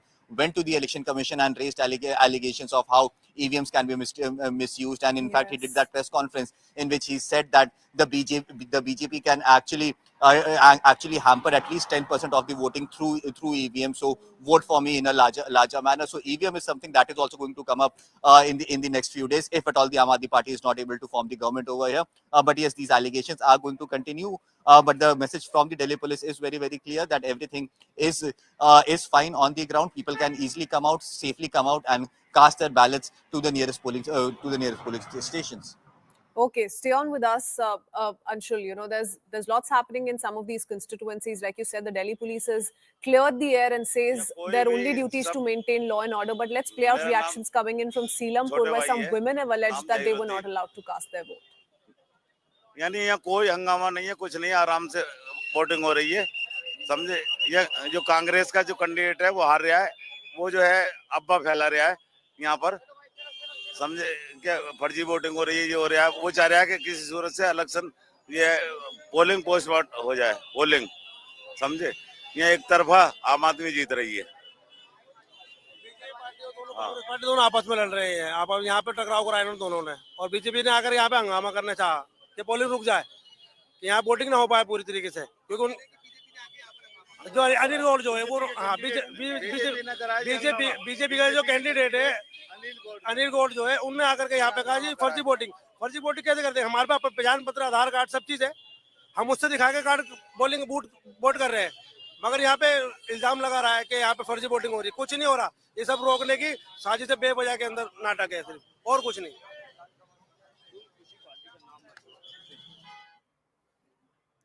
Okay, so the allegation being leveled by some in Seelampur is that some women have come out to say that they're not being allowed to cast their vote, while the BJP, as per those who've spoken to the media, they've been alleging that there is fake voting that is also happening. Going across to Anshul on that note once again. Anshul, can you clear the air for us a little bit of what the version really is from some of these people who've spoken out, who'd actually gone to Seelampur to cast their vote? So yes, there are two versions that have come in from either sides, both from the Aam Aadmi Party and from the Bhartiya Janata Party. The Aam Aadmi Party says that the BJP is trying to go ahead and make sure that the election, entire process of voting does not happen in a peaceful manner, and hence they are trying to create some sort of a disturbance in that area. Whereas the BJP has gone ahead and claimed that that there are some burqa-clad women who do not have their names in the voter list, but are trying to go inside the polling station and trying to cast their ballots. Because of this confusion, there was a small ruckus that happened over there, but I spoke to the top officials of the Delhi police, and they have confirmed that the flying squad team of the Delhi police reached on the spot. They verified the documents of each and every person who was going inside to vote, and they have absolutely cleared this air that that there is no untoward incident or no fake voting that is happening at this point in time, and hence they have asked people to maintain calm in that entire area. At this point in time, as we speak, the leaders who were present over there have in fact gone back, and the situation is absolutely calm. Voting is going on at the normal pace. At this point, remains to be seen what will eventually happen on the 8th of February. But yes, allegations like these are likely to come up through the day, as it is expected that in many constituencies where the fight is very close between the Aam Aadmi Party and the BJP, such head-on-head fight is likely to happen in all these seats itself. Remember, another big controversy that had broken out was regarding the Kalkaji seat, and how the PA of Chief Minister of Delhi, Atishi, was actually caught last night with 5 lakh rupees cash. The allegation against him that was being put up by the BJP that he had taken out this cash to distribute amongst the voters, but the PA, who has been taken into custody by the Delhi police, in fact informed the Delhi police that this is his personal money and it has nothing to do with the election. So all these facts are being verified. Allegations and counter allegations are continuously coming out, but one thing that we are seeing is the presence of police and security forces on each and every place out here in the national capital. The entire national capital has absolutely been turned into a cantonment at this point in time. At every nook and corner, there are police officials that are present over there. In fact, outside the polling stations, there are special deployments that have been made. Remember, more than 1,300 polling stations out here in the national capital have been demarcated as sensitive polling stations, and all these polling stations, there are additional forces that are present. So it is very difficult for anyone at this point in time to go ahead and disturb the voting or try to cast a fake vote, because the number of security personnel that are deployed on the ground, that is definitely outnumbering the voters that are turning up one by one. Okay, so allegations coming in of fake voters attempting to cast their vote is why now the Delhi police personnel in Seelampur, amid ongoing voting, are trying to go through identification check of everybody who's queuing up to cast their vote. That's the clarification that's been issued by the Delhi police personnel. Stay on with us, Anshul. We also need to talk about the host of controversies we've seen on this very day, which is polling day in the national capital. First came the news of an FR which has been registered against Amanatullah Khan, the Aam Aadmi Party MLA, also candidate of AAP from Okhla, this for allegedly violating the Model Code of Conduct. In more trouble for Aam Aadmi Party, an FIR has also been registered against AAP Supremo Arvind Kejriwal. Why? This over his poisonous Yamuna remark. Remember, he made this remark against a neighbouring BJP-led government, and now an FIR has been filed against him over the same remark. Aam Aadmi Party MLA Dinesh Mohania was also booked by police after a woman-alleged sexual harassment. So that's another setback that's coming from the Aam Aadmi Party. How it plays out by investigations, we'll have to wait a little bit. And in the last 24 hours, viewers, this one's sensational. 12 lakh cash. 12 lakh rupees of cash has been seized, and an alleged link to the Delhi Chief Minister's office is now under the probe. Of course, Chief Minister Atishi has come out to deny all of these allegations. In fact, has pinned the blame on the Delhi police personnel and has accused the Delhi police of partisan behavior, that there are illegal activities in violation of MCC that are being carried out by BJP leaders, but they're being left unchecked. My colleagues continue to stay on with us. Aman, Pallavi and Anshul are with us on the broadcast. Aman, it pretty much explains or, puts in perspective how heated a battle this is, isn't it? It's been full of controversies the last so many days. We've seen very serious allegations being leveled, so much so that it's seen the intervention of some of the constitutional authorities, bodies in the country, and allegations being leveled against Election Commission and Delhi police personnel as well. Well, absolutely, Kritswin. It's been one hell of a bitter election. One of the I think the bitterest election I've seen in recent times, maybe in Delhi in the last decade or so. The last time I remember such a bitter election was when Arvind Kejriwal was taking on Sheila Dikshit in 2013 and vowed to defeat her and send her to jail. Said he had evidence of corruption against her, which which never came forward. But that said, I think this election has also become so bitter. We saw the Prime Minister equate Arvind Kejriwal with Charles Sobraj, speaking on one occasion. So it's clearly that both sides have the daggers drawn in this election. That is also because it's a fight for the Aam Aadmi Party also knows that if it loses Delhi, its fortress, which is there, the entire party's existence comes into question. They may be in power in Punjab, yes, but Delhi is where from AAP's politics began, on the plank of anti-corruption, on the plank of simple living, high thinking, which of course has come under focus in the present election due to the entire Sheesh Mahal controversy or the liquor scam in which the former chief minister, former deputy chief minister, nearly half the cabinet of Arvind Kejriwal had to go to jail. So obviously the Prime Minister leading the campaign for the BJP leading a very, very aggressive campaign on the issue of corruption, trying to corner Arvind Kejriwal on that. The Prime Minister coining Aam Aadmi Party's name as Aapda, like a disaster. He said the city wants to get rid of this Aapda this time. So I think the BJP has put in a Herculean effort in this election, trying to take away the loyal vote base of Aam Aadmi Party, Juggi Jopdi voters. Maybe the Congress, if it had fought aggressively, it may have split a bit of the Muslim voters. That would all have been advantage the BJP. But the Aam Aadmi Party also, I think, has left no stone unturned in turning this election very bitter. You see Arvind Kejriwal saying poisonous water being sent by the BJP government in Haryana through the Yamuna to Delhi to ensure a genocide of people in Delhi. When have you last heard an elected representative, elected former chief minister speak like that in a public forum? So an election commission took very strong notice of it, though it never took any action against Mr. Kejriwal. That whole complaint of BJP has become infructuous because Arvind Kejriwal, no decision came by the EC on that. So I think both sides have made it very bitter because the contest is itself so bitter. Delhi is just an assembly of 70 seats. It's a small state, but its national imprint, I think this time is very, very high because this is a prestige battle for the BJP and the Aam Aadmi Party. And after the big wins in Haryana and Maharashtra, the BJP is very, very keen to win Delhi and make a statement. Oh, yes.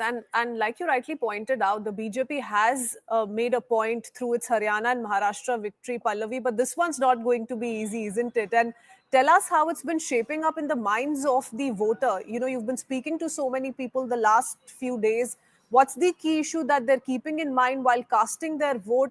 A lot of importance has been given to Bijli Pani, and that's where Arvind Kejriwal's poisonous water attack also came in from. But equally important is the fact that BJP and Congress are also following a similar model and have promised a certain welfare schemes that takes away the exclusivity from the Aam Aadmi Party. Is the voter viewing that closely?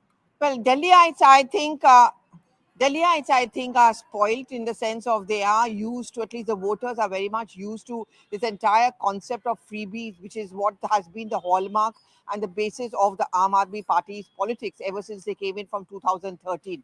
The successor of AAP, because of the free Bijli and Pani and also very truncated electricity bills and water bills, is something which clicked for AAP. And no matter how much the Congress or the BJP may attack Aam Aadmi Party, saying that, freebies or a ravery culture is something which is going to spoil the economy and the people lose their kind of momentum to understand what's good or bad for them, they all were forced to fall in the same track.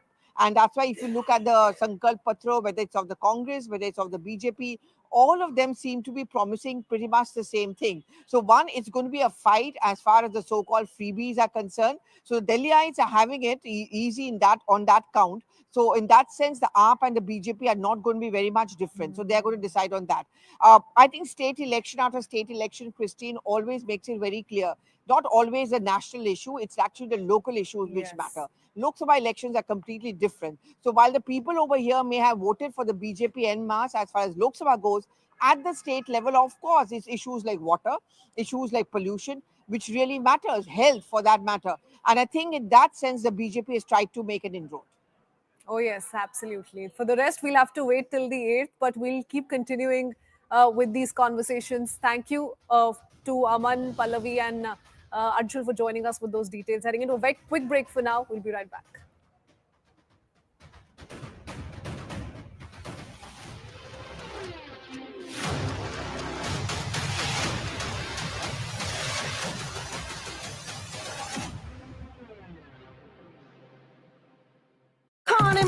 From you, Dr. Subramaniam Jaishankar is casting his vote. Pallavi is also joining us. Pallavi, whereabouts are you? Well, I'm standing just right outside what can we call the hub of the Babus in the national capital at the Nirman Bhavan. And this is where you see a large number of bureaucrats, of course, working here. But this also falls into a very critical constituency and a high-profile one. What I'm really waiting for is the crowd over here is gathered because anytime now, Rahul Gandhi is going to come and cast his vote before he heads off to Bihar. Well, I mean, you know, we all talk about AAP. Anand, we are all going to talk about the BJP, the Congress, you know, ironically, for having been a big player for 15 long years, today is very much a fringe player. But the BJP certainly wouldn't want them to be that, because the calculation is that the better the Congress party pulls in terms of voter percentage, the better are the chances of dividing the anti-BJP votes, which means the AAP stands to lose. And that is the reason why very often during the political campaign, Anand, you would have noticed a deliberate goading of the Congress party, you know, to get them out of their homes and get those lazy Congress leaders out and campaign aggressively. So pinning their hopes is a lot on this constituency, the New Delhi constituency, which Akash was also talking about a short while back, because this is where the big players are. This is where the Sheila Dixit legacy plays out. Would you agree that the Congress has upped the game in the last final 100 meters, like they say, the final 200 meters? Oh, the yes, last totally. 1 week they've upped Yes, the totally. intensity. And this I would... entire gloves off between Rahul Gandhi and Arvind Kejriwal, was that a put on, or is that the sentiment within the Congress now?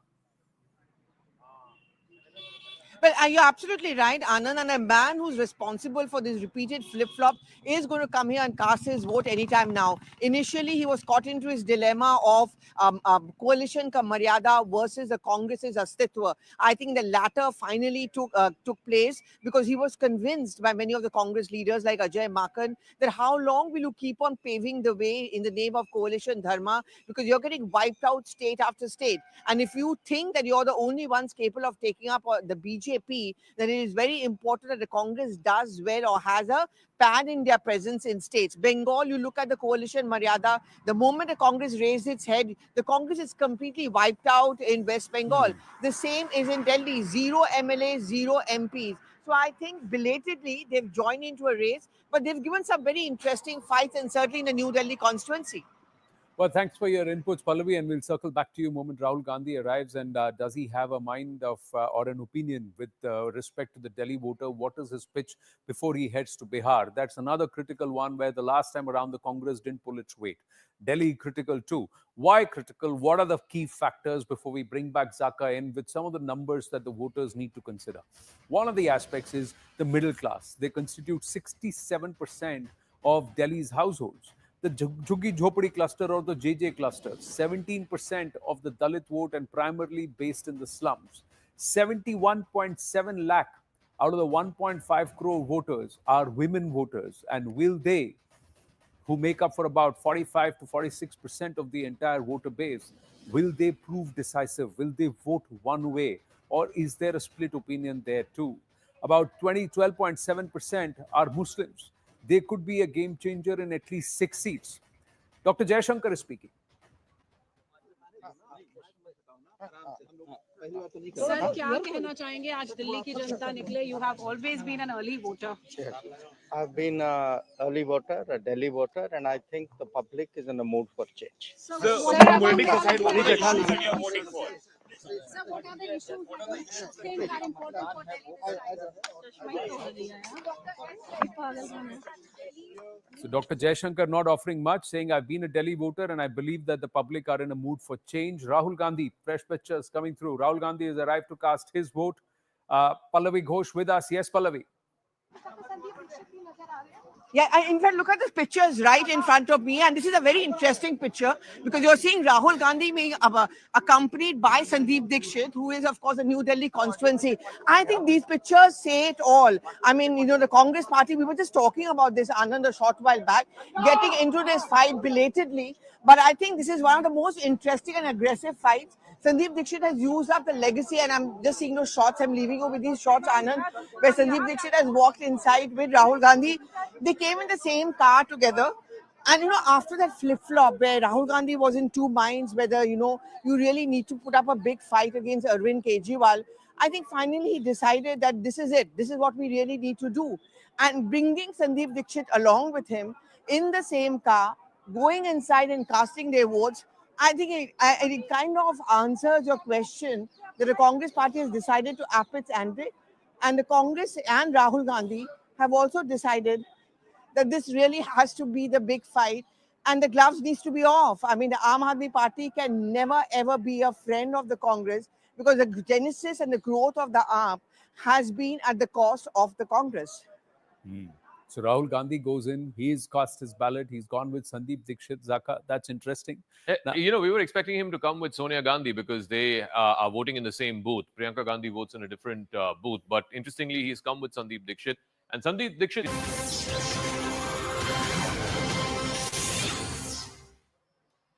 Welcome back. We return with a source-based input that's just come in. CNBC TV 18 has learned that Elon Musk, the CEO of Tesla, who's also part of the Donald Trump administration in US now, remember he leads the US Department of Government Efficiency, is likely to call on Indian Prime Minister Narendra Modi during the Prime Minister's visit to US next week. The Prime Minister, viewers, remember, is expected to be in the United States from February 12th to the 14th after an invite from US President Donald Trump. And Elon Musk is likely to be a part of a select group of CEOs who will meet the Prime Minister on the 13th of February. So that's the latest, as is being learned by CNBC TV 18.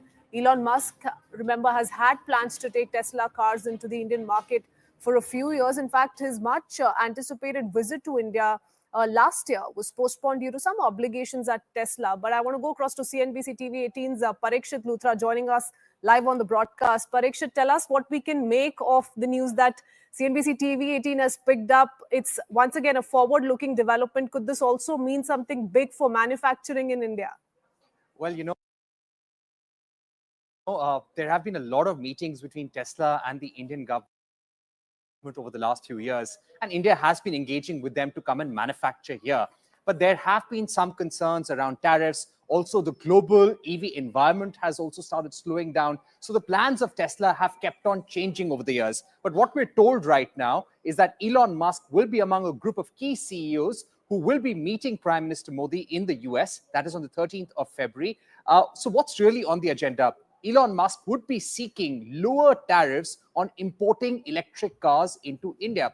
Currently, the tariff is around as high as 100%. It has been slashed to 70% in the union budget, but Musk may want it even lower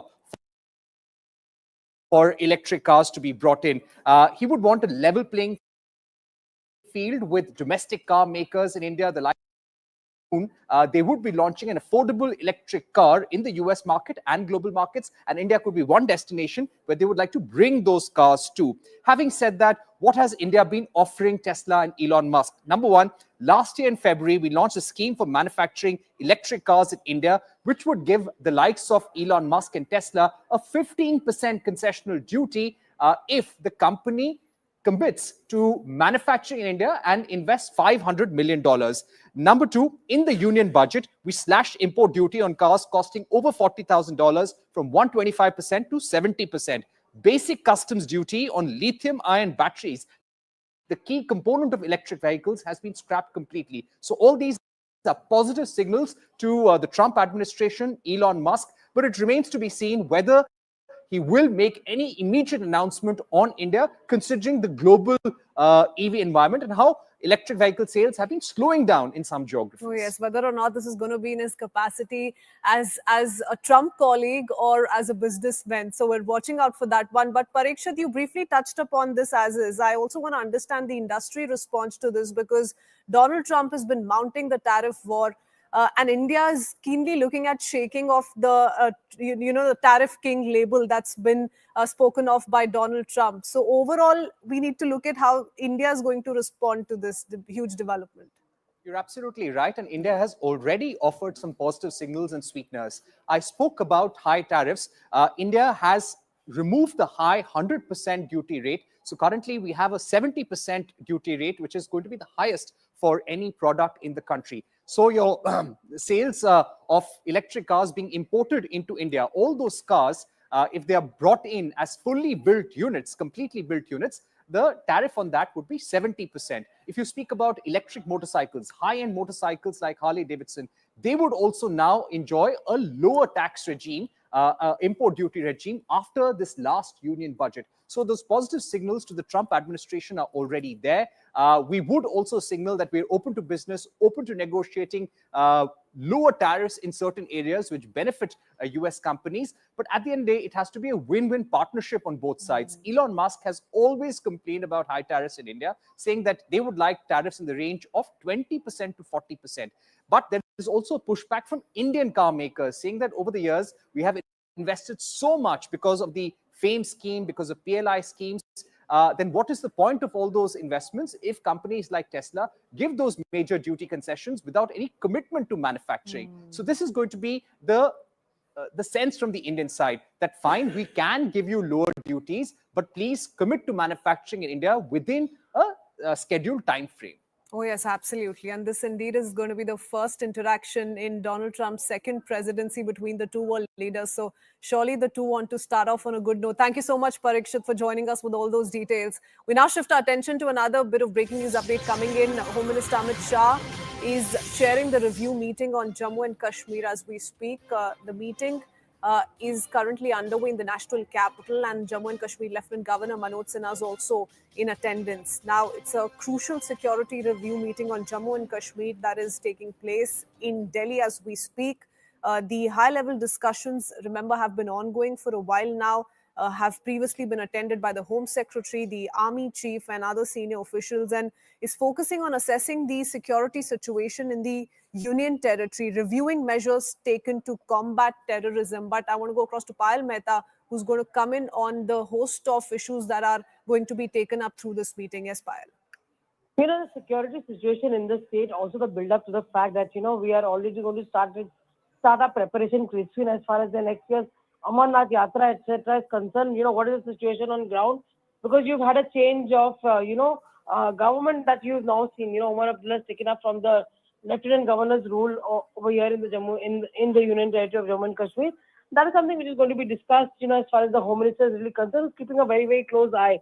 Remember, there was a meeting which took place yesterday, also in the Parliament, along with the Jammu and Kashmir LG Manoj Sinha and the other security officials, and the meeting continues today as well. So obviously, Amit Shah, the Union Home Minister, was absolutely firm on the fact that they do not they feel that there's a different sunrise in Kashmir after the abrogation of Article 370, and that they allowed the elections to really take place peacefully. The people of the state need to be congratulated, but at the same time, they need to be protected from any such elements who would try to disturb the peace and tranquility of the region, and that's the reason these review meetings are extremely important. Oh, yes, absolutely. In fact, we've been tracking similar meetings that have taken place in the past, Payal, and the Home Minister was unrelenting in reiterating the zero tolerance policy towards terrorism. Well, absolutely. That's been the policy of the government, saying that they do not have any sympathy whatsoever with terror sympathizers or probably, people who actually support terrorism in any form as well. And the visuals that we are seeing on our screen is of the meeting that took place yesterday. Remember, there's a change of guard in the central forces also. So we have a new DG CRPF now. Former, Assam DGP, GP Singh is back to the national capital. He's holding the reins of the CRPF. So the other security agencies, the IB, the RAW, all of these are very, very crucial departments as far as the focus is concerned. And that is something which, of course, the Home Minister will have at the top of his mind, given the fact that, yes, now elections have taken place. There is also scope for the local body polls to take place. That is something also which the center is extremely keen on, seeing that undergo as well. And at the same time, you've got a new government in place. So their demand has been to restore statehood, and statehood cannot be really restored without, the center giving its approval as well, the parliament giving its approval. So that is also something which they're going to be doing. A timely review take place from period to period, assessing the situation, especially in the valley, where, of course, multiple people had, made all kind of assumptions that, there would be a lot of unrest after the abrogation of Article 370. but the government of the day keeping a close watch on it, especially the man Amit Shah himself. Oh yes, thank you for that, Payal. Home Minister chairing this crucial security review meeting yesterday, and those were visuals of the same. Now moving on, viewers, opposition ruled states are up in arms against UGC proposals giving chancellors greater power to pick vice chancellors, saying it would undermine federalism and higher education sector. Karnataka has organized a conclave of state higher education ministers in Bengaluru today to discuss the draft UGC regulations. The draft is currently open for public consultation, and the grading of institutions based on the implementation of the national education policy. Draft guidelines propose sweeping changes to the process of appointing vice chancellors and ministers for higher education from 7 states, namely Karnataka, Jammu and Kashmir, Himachal Pradesh, Jharkhand, Telangana, Tamil Nadu and Kerala are all participating in this conclave to build consensus against UGC guidelines. Let's listen into some of the reactions first. I had moved an adjournment motion in Lok Sabha against the proposals of the UGC, which encroaches into the states' powers and the education system. The BJP, when they formed the government in the center, from that day itself, they had been trying to communalize the education and capture. The RSS is trying to capture it through many kinds of ways. And now UGC has come out with a new plan to control the VCs and other institutions. And we are in Tamil Nadu, and Telangana chief ministers has wrote against that to the education minister and the prime minister. The education minister must answer to the queries which we wanted to ask. Going across to Harish Upadhyay, who joins us with more details. Now that this conclave is being attended by top leaders of several opposition-ruled states, we've named some of them for our viewers already. Harish, tell us what's the broader plan in place and how do these states plan to take this forward post the conclave? Well, they want to draw consensus on how these states want to come together and fight against this draft regulation, whether to approach the Supreme Court or whether to fight it individually. These are things that are being deliberated upon. Remember, already states like Tamil Nadu and Kerala have already passed a resolution against it in their respective assemblies. Would they want to take up the legal battle, or would they want to take a delegation to the union government? These are things that are being currently discussed. Interestingly enough, the Karnataka Education Minister's office has claimed that even Maharashtra Education Minister is taking part in this particular conclave. Remember, it's an NDA-ruled state in Maharashtra. If it's indeed the Maharashtra Education Minister takes part, that would be a huge turn of events in this whole fight against the draft regulation. Perhaps by the end of the day, there will be a consensus on how these states want to fight against this. Harish, very interesting, the fact that the Maharashtra Education Minister is also participating in this conclave. But what's also interesting is that this conclave is being hosted in Bengaluru. The manner in which some of these opposition-ruled states in particular went up in arms against the draft guidelines when they were first published, you know, the criticism was mostly restricted to Tamil Nadu, Kerala, so on and so forth. So what really had been the backroom strategy here? Well, Kerala and Tamil Nadu have had multiple issues with the governor, with the Raj Bhavan, especially with appointments of VC and others in these universities. We've seen in Kerala multiple instances, and perhaps several universities crippled because of this administrative fix between the governor and the government. At the same time, in Karnataka, let's not forget that the Panchayat Raj University, we've seen the government moving a bill, making the chief minister as the chancellor, giving him the powers to nominate the vice chancellor. So we've seen all these three states in a way already fighting it out with the Raj Bhavan over the appointment to universities. And perhaps that's why Karnataka has taken the first move to build consensus and to gather a strategy to fight this. Okay, all right. Many thanks for that, Harish. I want to take a quick comment from Payal Mehta joining us as well. Payal, what has been the central government's response to this? How has the education minister viewed this conclave and coming together of some of the opposition-ruled states? Also, interestingly, Harish tells us the Maharashtra education minister is also in attendance. Well, that's very interesting given the fact that the Maharashtra government is also an NDA government, and for the Maharashtra education minister to come by there, on an issue like this is very interesting. Having said that, yesterday when the debate was taking place in the Rajya Sabha on the reply to the President's address, Dr. John Brittas, who is of course a member of Parliament from the left parties in Kerala, he essentially had, said that question, saying that Dharmendra Pradhan, he had in fact questioned the motive of the central government, essentially questioning Dharmendra Pradhan, saying that why do they want to capture everything? Why does the center want to capture everything? To which Mr. Dharmendra Pradhan, India's education minister, said that the decision is not final. And there is no reason for anybody to panic right now, because remember, multiple states had in fact created a conglomerate of sorts to in fact take this issue on as well and probably take the fight even up to the doorsteps of the court if required. So M.K. Stalin was one of those first movers as far as that is concerned. But the position of the center right now, Kritsween, is that there is no decision which is final as of now. So we'll be able to hear Mr. Pradhan, in that conversation that he had on the floor of the House, which essentially means it's a comment on record. But has the government also responded to pointed allegations around how, they say this is centre's unilateral step, it's going to keep them completely out of the recruitment process?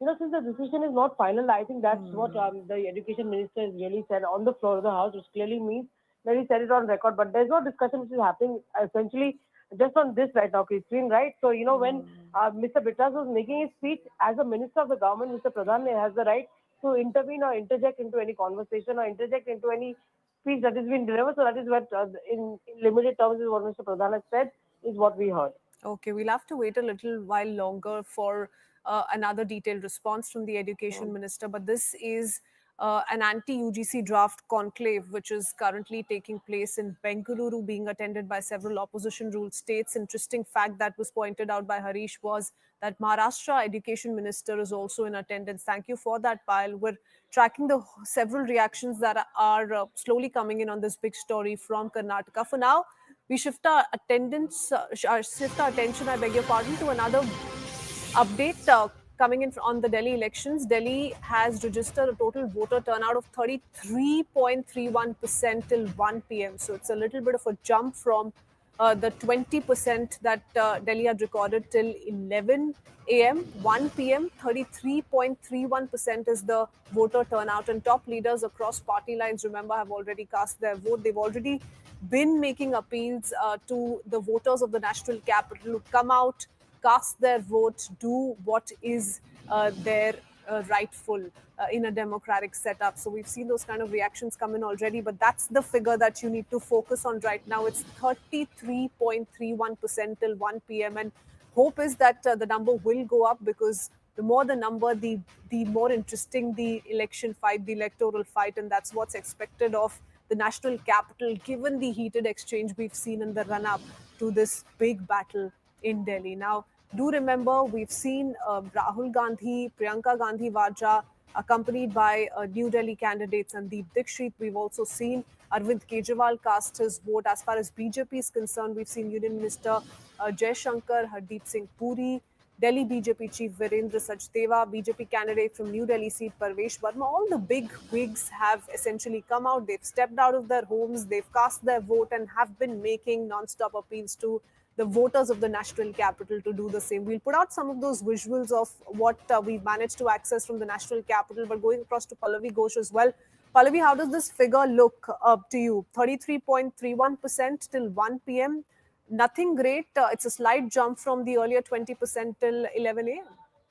That's right. But, also, Christine, maybe post-lunch people come out, because very often we see the trend and a surge which takes place post-lunch and late into the evening. There's still some hope. See, a lot has been discussed as far as the surge in voting percentage is concerned. It can go either which way. Earlier, people used to think that a surge would mean a strong anti-incumbency vote. Sometimes it really hasn't happened so way. In Maharashtra, I remember there was a huge surge in the electoral turnout. And it did not mean the end of the present government. It actually meant that the Mahayuti alliance came back with an even larger margin of victory. Same was the story in West Bengal. So what this increase in vote percentage mean? Does it mean that people are now coming up in large numbers to vote against the anti-incumbency? BJP certainly would want to look at that this way. The AAP, of course, would want to read it as an attempt made by its core vote bank to come out in large numbers to ensure that the AAP government continues. So we have to wait to see. Obviously, we've seen the results on the 8th. But of course, the Election Commission has been doing a very aggressive campaign on the ground urging the people to come out and cast their vote. And all political parties in fray, Pallavi, surely are tracking this closely, isn't it? Because the common perception is right now that Arvind Kejriwal has enjoyed the support of the slum dwellers, the minority vote to a certain extent, and they're surely going to come out in large numbers to cast their vote. The BJP really relying on the middle class. So the number game is something that the political parties are also pinning their hope on. Yes, absolutely. And as I said, we were talking about this earlier, Christine. What is it that the BJP is counting its hopes on? It is counting its hopes on the unfulfilled promises of AAP, as they have called it, which means that the middle class, which earlier would vote en masse, and 45% of them in Delhi had voted almost for the AAP completely en masse. That is something which the BJP is counting on post the budget, and constantly drilling in the fact that a vote for Kejriwal would mean that you will have a helpless CM. And again, there would be promises which would not be fulfilled, whether it comes to roads, infrastructure, water, electricity, and so on and so forth. Jhuggi Jhopri cluster is something which the BJP has been working upon, because that has been extremely loyal to AAP. The BJP's argument, and that is by way of the Prime Minister's inauguration of this flag, is that we are going to change your life for the better. That is also something which they are looking at. A three-cornered or a four-cornered fight in some areas where the AIMIM is also pretty strong, gives hope to the BJP that they can divide the anti-BJP vote. Okay, thank you for that, Pallavi. Well, let's hear it from the voter, including some of the first timers, on what are the key issues that they're voting on today. Take a look at these reports. So at yet another polling booth here in Lodhi Colony, and you can see just a trickle of voters. Not many voters again. So the New Delhi voter especially seems to be disappointing the election process a bit, because the rush is not there. There are no huge queues, just about 10 to 15 people inside. And you can even see at the booth where people are, getting their votes, their polling slips validated and then going to vote. Not many voters here. That is the story of the New Delhi constituency, which is very keenly contested constituency, with Mr. Kejriwal, Mr. Parvesh Sharma and Sandeep Dixit in the fray. But the voters are not there in large numbers and just single-digit voting. In fact, in New Delhi so far, we have a group of women actually coming out after casting their vote. So maybe let's ask them, why do they, whom did they vote for, and what do you think are the big issues? Ma'am, vote डाल के आई हैं, ज़्यादा rush नहीं लग रहा है अंदर. Voters को अपील करेंगे ज़्यादा नंबर में आए वोट डालने. बिल्कुल आना चाहिए. It is our fundamental right, है ना, और सबको वोट करना चाहिए. जो नहीं कर रहे वो बाद में फिर कोसते हैं कि क्यों नहीं राइट्स, मतलब हमारे यूज हो रहे हैं प्रॉपर्ली, एंड हर किसी का राइट है, यू शुड अवेल. जी, वोट बहुत कम, वोटर्स बहुत कम है सर, रश नहीं है. आपको लगता है ज्यादा वोट आए डालने आए लोग वोट? न्यू दिल्ली में क्यों नहीं आते लोग वोट डालने? आते हैं, लेकिन इस टाइम मुझे लग रहा है कम है. और किस मुद्दे पे आपको लग रहा है वोट डलेगा इस बार दिल्ली में? आपके लिए क्या बड़े मुद्दे हैं? मुद्दे तो बहुत सारे हैं. अब क्या है, सबसे बड़ी बात तो ये है कि साफ सफाई होनी चाहिए, और थोड़ा महंगाई वगैरह कंट्रोल हो. पानी की सबसे बड़ी वो है, पानी बहुत खराब है. पानी साफ होना चाहिए. यंग फर्स्ट टाइम वोटर्स, आप लोग पहली बार दिल्ली में वोट दे रहे हैं? हाँ? तो ये हाथ में पौधा लिया हुआ है, ये किसने दिया है? ये अंदर मिला है, इलेक्शन कमीशन से मिला हुआ है, क्योंकि दिल्ली में पोल्यूशन की वजह से उनका एक चला होगा कि मुहिम के पेड़ लगाओ, दिल्ली बचाओ. तो क्या दिल्ली, मतलब जो फर्स्ट टाइम वोटर्स है वो प्रदूषण को इशू बनाकर वोट दे रहे हैं? क्या पोल्यूशन एक इशू है? नहीं, पोल्यूशन हटाना है. पोल्यूशन हटाना है. तो जो भी कैंडिडेट पोल्यूशन के लिए कुछ करने का आश्वासन दे रही है, आपका वोट उसी को जाएगा. Yes. What else are the issues for the young voters of Delhi? आप भी पहली बार वोट देकर आ रहे हैं. मैं देख रही हूँ आपके हाथ में भी पौधा है. क्या इशू है यंग वोटर्स का? Education, employment, education. आप क्या करते हैं? कॉलेज में. तो आपको सरकारी नौकरी की उम्मीद है या प्राइवेट सेक्टर में आप गवर्नमेंट से एक्सपेक्टेशन रख रहे हैं? दोनों में ही है, दोनों को ही, मतलब किसी में जहाँ दोनों फॉर्म भरते रहते हैं, मतलब एजुकेशन के लिए वे ऑफ से कि उसमें मतलब सरकारी में ही भरते हैं. और क्या कहते हैं, जिस हिसाब से सैलरीज वगैरह मतलब इतना मिलता नहीं है. अच्छा, तो सबसे बड़ा इशू आप लोगों के लिए एजुकेशन एंड एम्प्लॉयमेंट का है. और जो फ्रीबी कल्चर जो शुरू हुआ है उसके बारे में क्या ओपिनियन है? हर पार्टी फ्री में पैसे देने की बात कर रही है। तो क्या कोई देता, सब पैसा टैक्स हम भरते हैं, वो हमारा ही पैसा है। हमारा ही पैसा है वो तो।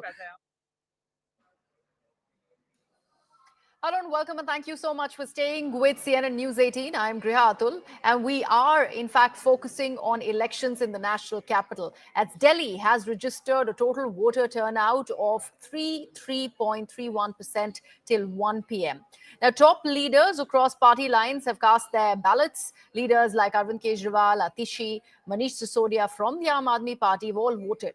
From the Congress, significantly, we've seen Rahul Gandhi, Priyanka Gandhi, who were accompanied by New Delhi candidate Sandeep Dikshit.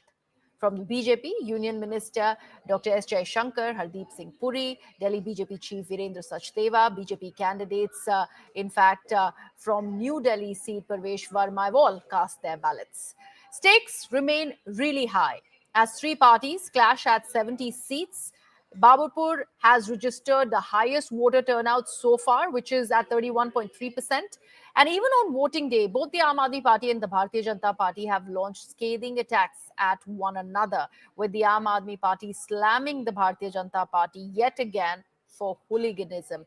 Now remember, just yesterday, we'd seen the Delhi police register 2 cases against Atishi and the supporters of Aam Aadmi Party of having campaigned after the silent period came into play. BJP was quick to join in the bandwagon and accuse the Aam Aadmi Party of going against the model code of conduct. Atishi and Aam Aadmi Party claimed otherwise.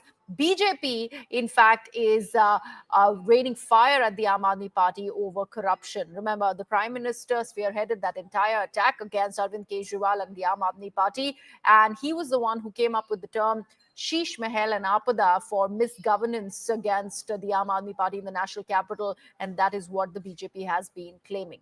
Aam Aadmi Party, led by Arvind Kejriwal, is banking on its welfare schemes and governance, is right now seeking a third consecutive term, and this is a do and die really for the Aam Aadmi Party, kind of a referendum election for AAP. We will have to see which way does it really swing.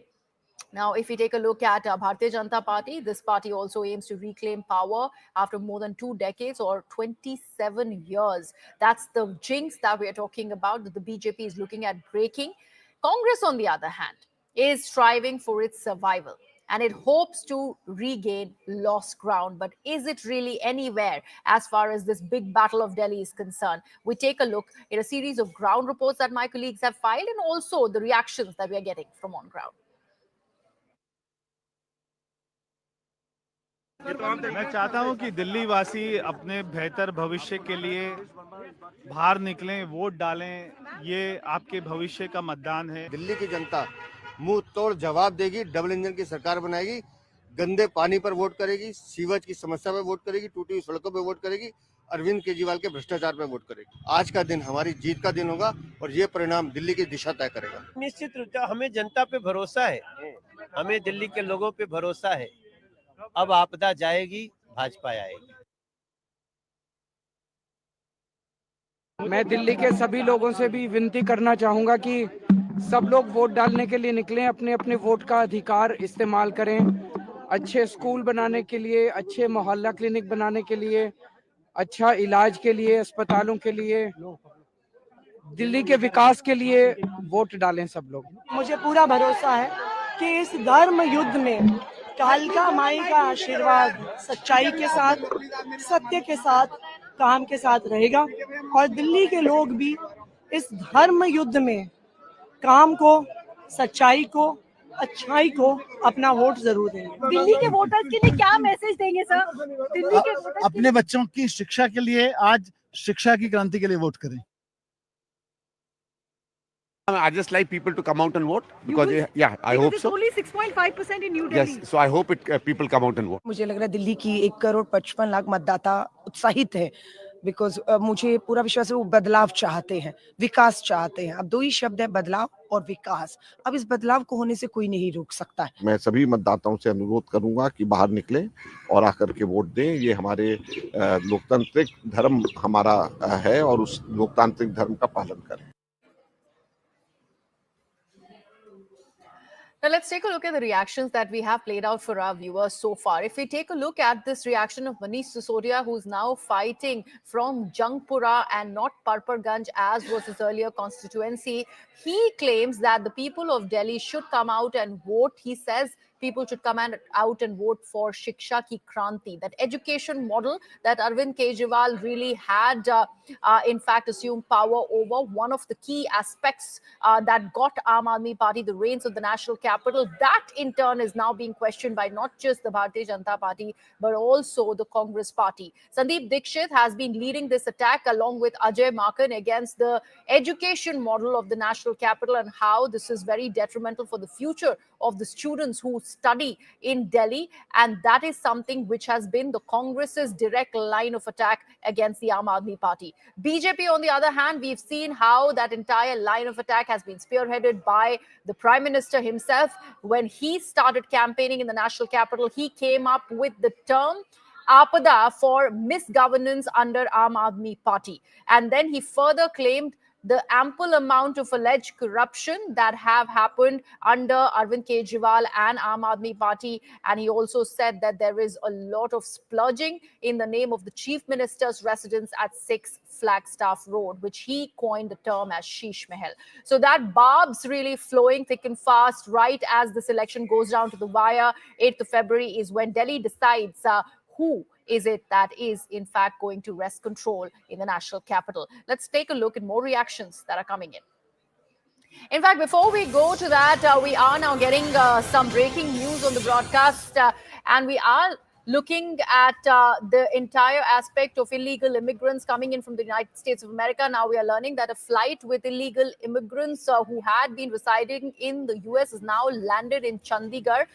This flight, which possibly has 100 of those Indians who had crossed over illegally to the United States, have now been sent back, deported by America into India. This is, of course, a work with the authorities, Indian authorities and the US authorities working in cooperation, where 18,000 illegal immigrants have been deported to India. And this is a lot of, I believe, 100 of those immigrants who have now landed in Chandigarh. That's a special flight that is carrying these illegal immigrants who were currently residing in US, and they have now returned to the country. This is the flight that's landed in Chandigarh. These are live visuals of that special aircraft that's currently at Chandigarh. It has touched down at Chandigarh, and it carries the illegal immigrants who have been sent back to the country. My colleague Siddhant Mishra is joining us on the broadcast for more on this. Siddhant, we have been talking about how the US and the Indian authorities have been working in cooperation, talking about the illegals who have, or undocumented Indians who've been residing in the US, and how by and by this entire lot is being sent back to the country. 18,000 is the number that the United States of America has spoken about. How many so far have landed in Amritsar? Well, Greha, there is a list of about 17,900 illegal Indian immigrants living in the United States. This list was prepared during President Biden's time, and now this list, in fact, this number is perhaps floating on social media platforms, that these many illegal immigrants from India will be sent back to India. But I'll again want to remind our viewers that it is not that easy.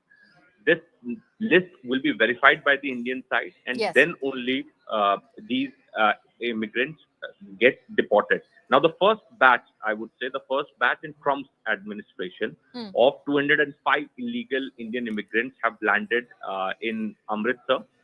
This is what we have been told. This is the Donald Trump administration's first crackdown on India's migrants. A total of 30 deportees aboard the flight were residents of Punjab. This is what we have been told. And this flight has landed at Sri Guru Ram Das International Airport amid high security. So the law enforcement officers are also present there, Greha. In fact, Amritsar Airport Director, Deputy Commissioner of Police and CISF senior staff had held a meeting, and proper barricades and the protocol rooms, briefing room, etc. have also been developed at the airport. and in fact, an official has also confirmed that C-17 aircraft carrying migrants had departed from India. This is what we have been reporting since yesterday. So this is the first batch. But also, if talking in terms of India-US relationship, then this is a good sign. Perhaps this is a good signaling that India has made, that within the first month of Trump administration, India has done the identification of these 205 illegal immigrants living in US, and this first batch has been deported by US back to India. Right. So, Siddhant, do we know, are they all hailing from the state of Punjab, or there are other states that they belong to? And I believe there are about 45 US officials also on board this special US military aircraft. Well, indeed, there are US officials on board, and since it's a US military aircraft, and also Greha, it's a very expensive process to deport these illegal immigrants back to their native countries. But since this was the promise which Donald Trump made in elections, in fact, he won the election on the issue of illegal immigration into America. So now he wants to be seen in action. He wants to deliver on this front. And since he wants to deliver, India has analyzed that, and India knows that this is what Trump wants. So India is cooperating with Trump. India is cooperating with the US administration. 205 have already returned. We could expect more such flights to come from US to India in days to come. But as I said before, that this is a principal position of India.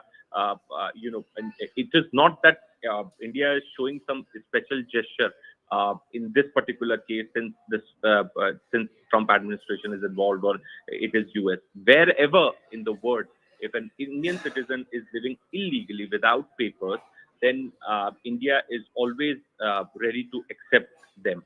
So it's a principal position, it's a principal practice that India does. So there's nothing new in this. But without any opposition, smoothly cooperating with the Trump administration, perhaps does shows that how willing India is to work closely with Donald Trump.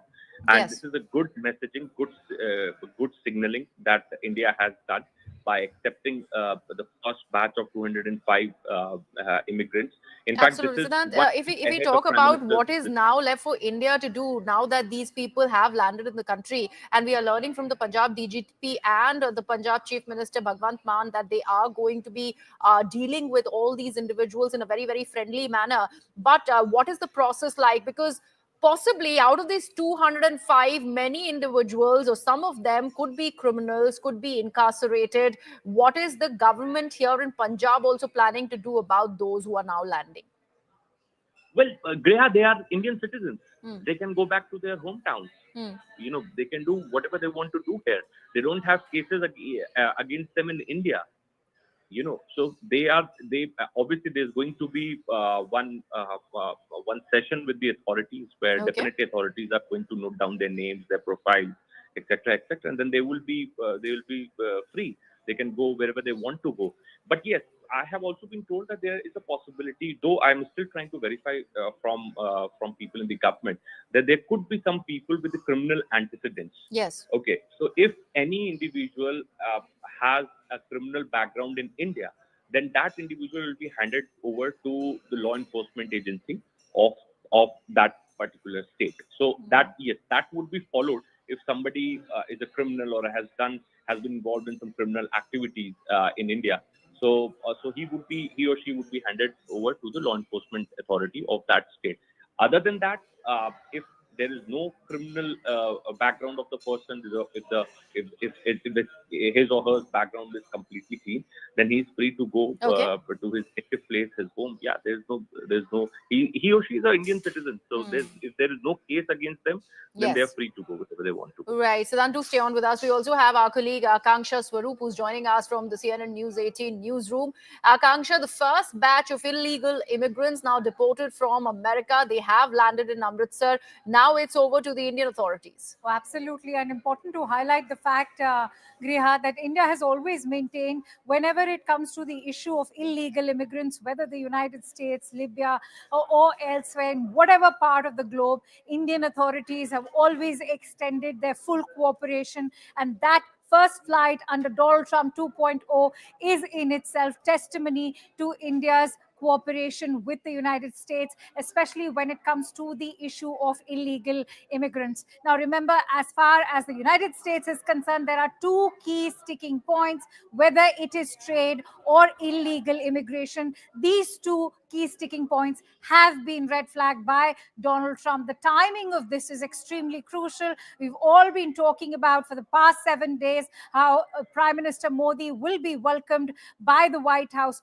in fact, in the White House on February 13. So as far as delivering upon that cooperation, as far as deporting those illegal immigrants, as far as these Indians are concerned, that has already happened. This is the first batch, remember, Griha, over 100 illegal immigrants deported. Visuals, in fact, very much on the screen of that flight arriving in Amritsar. As far as verification of the credentials and the record of all these deported immigrants are concerned, you rightly highlighted, Siddhant also highlighted that yes, they will be also checked for any criminal antecedents, and after that verification they'll be free to go. But sources are also telling, CNN News 18 government sources, that many of them in fact hail from the state of Gujarat, many of them in fact even from the state of Punjab, several also coming in from Haryana. So we'll have to see that entire breakup of all these deported immigrants. Who are these people? Which states are they hailing from? And of course, once the verification is done, are they any with criminal antecedents or not? So that's going to be happening in the days ahead. Will there be more being sent? Something we'll have to look at. But Riha, I think what stands out right now is the timing of this deportation. Absolutely, Akanksha. And while we were talking about people who might just be having certain criminal antecedents, is there also an effort to be cracking down on certain agents, travel agents, so whether it is in the state of Punjab or Gujarat for that matter, from where many of these illegal immigrants really belong from, on these donkey routes that have been established? Absolutely. And in fact, as we speak, Griha, that we are already being made aware of that the fact that, you know, these kind of illegal immigrants are being sent through these rackets that are running, not just operating on Indian soil, working towards the United States, but we've seen how many of them are bluffed into being hired for the Russian army as well. All of 2024 was with India, you know, in fact, addressing that struggle as far as all those Indians stranded in that war between Russia and Ukraine is also concerned. So do consider this entire racket now being already flagged off. We are also learning that the Union Home Ministry has also been looking into these concerns. We'll have to see how they now crack down, because the issue of illegal immigrants is not just related to the United States, it's also related to countries like Canada, Australia as well. So we'll have to see how far they're able to crack down and address the issue of criminals also being part of all those illegal immigrants. But I'm sure this is a step in the right direction, one that is bound to be welcomed by Washington as well. Also, Akanksha, Siddhant made a mention on the use of a military aircraft for this deportation. It's very unusual, even in the US, something that has been denied by, Colombia for that matter, not allowing any military aircraft, even if it has illegal immigrants, to land on its soil. How is India allowing it, and why this insistence of using such an expensive US military aircraft for deportation? What is the reason behind it? That is, I think the messaging is very strong, because that's the kind of messaging that is coming in from the White House, that they look at the issue of illegal immigration as a vital threat to the democracy, to the US democracy, and that is the kind of involvement that you have a US military plane. But it's interesting, Griha, that you mentioned Colombia, because look at how Colombia treated the issue of deportation. They in fact refused the entry of the US airline at that time, and India has very much cooperated. So that is the level of threat perception that currently the Trump administration holds, especially when it comes to the issue of illegal immigration. And they're going to treat it very, very with tremendous gravity, and we'll have to see how it shapes up the entire bilateral meet between the heads of state, Prime Minister Modi and Donald Trump, when that bilateral meet takes place on the 13th of February. Trade and illegal immigration is going to be one of the key issues. Having said that, Griha, remember that India is not one of those countries which has the highest number of immigrants. So India can, in fact, also sort of dodge that live wire as far as deportation is concerned of these illegal immigrants, because the highest number of illegal immigrants do not come from India. They are in fact coming in from the South American, Latin American countries, and something Donald Trump has already been lashing out ever since he was campaigning. So we'll have to see how India is able to use its own diplomatic heft, considering that we also have tremendous strategic interests with Washington, especially when it comes to Quad. The previous Biden administration has already opened or paved the way ahead for nuclear talks to go forward. Do expect certain amendments to be made to India's nuclear law of 2010. And the United States also has strategic interests when it comes to New Delhi, and perhaps India is only going to see this in a very diplomatic fashion, to put it. They'll be able to pave the way for a very healthy bilateral relationship under Trump 2.0.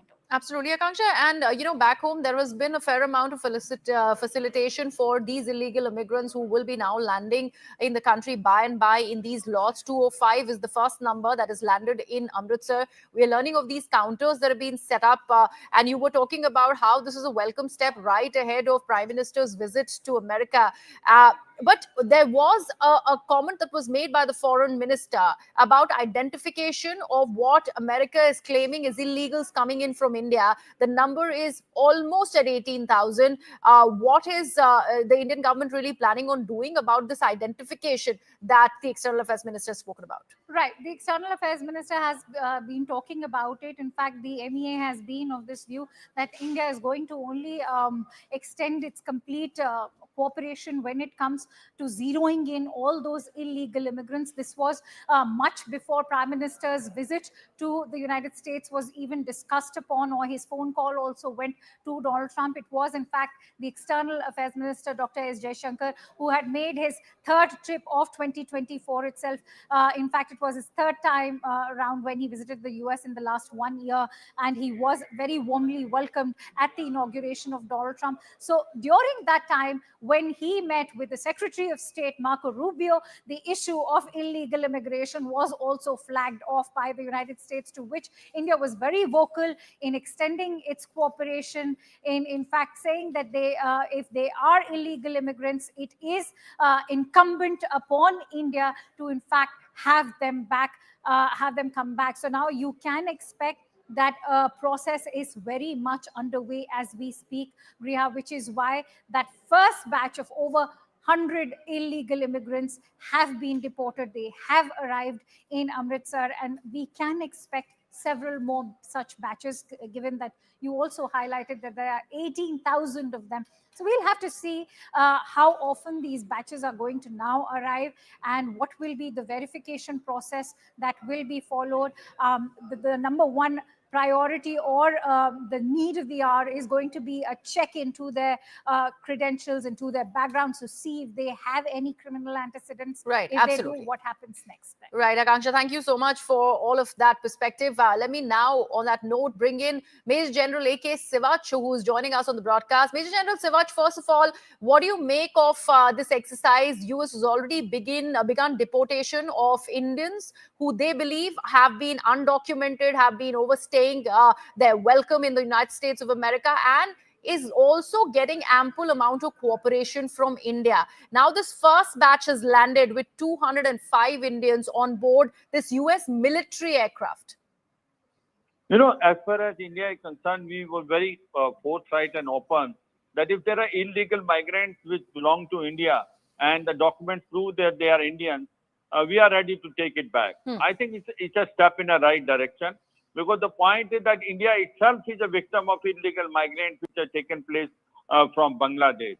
So we have sent a very correct message as far as the US is concerned.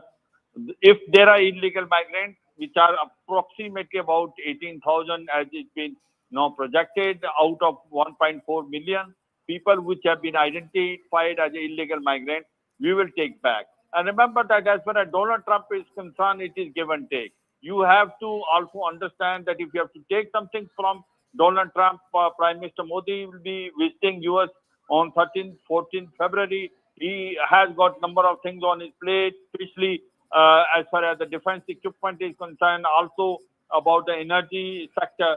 So we are very positive as far as illegal migrants is concerned. I think we are sending a very correct message and also a very right message across the world that illegal migrants is not going to be accepted anywhere now in the world. Even in India, we are going to deport them as and when the time will come. But I suppose as far as India is concerned, the first batch has already landed in Amritsar. They have come by C-17 Glowmaster, that's a US aircraft, US military aircraft. I can only say that India has been very positive. India is there to cooperate with the US, and as far as India-US relation is there, it will go very high in Donald Trump 2.0 basically administration.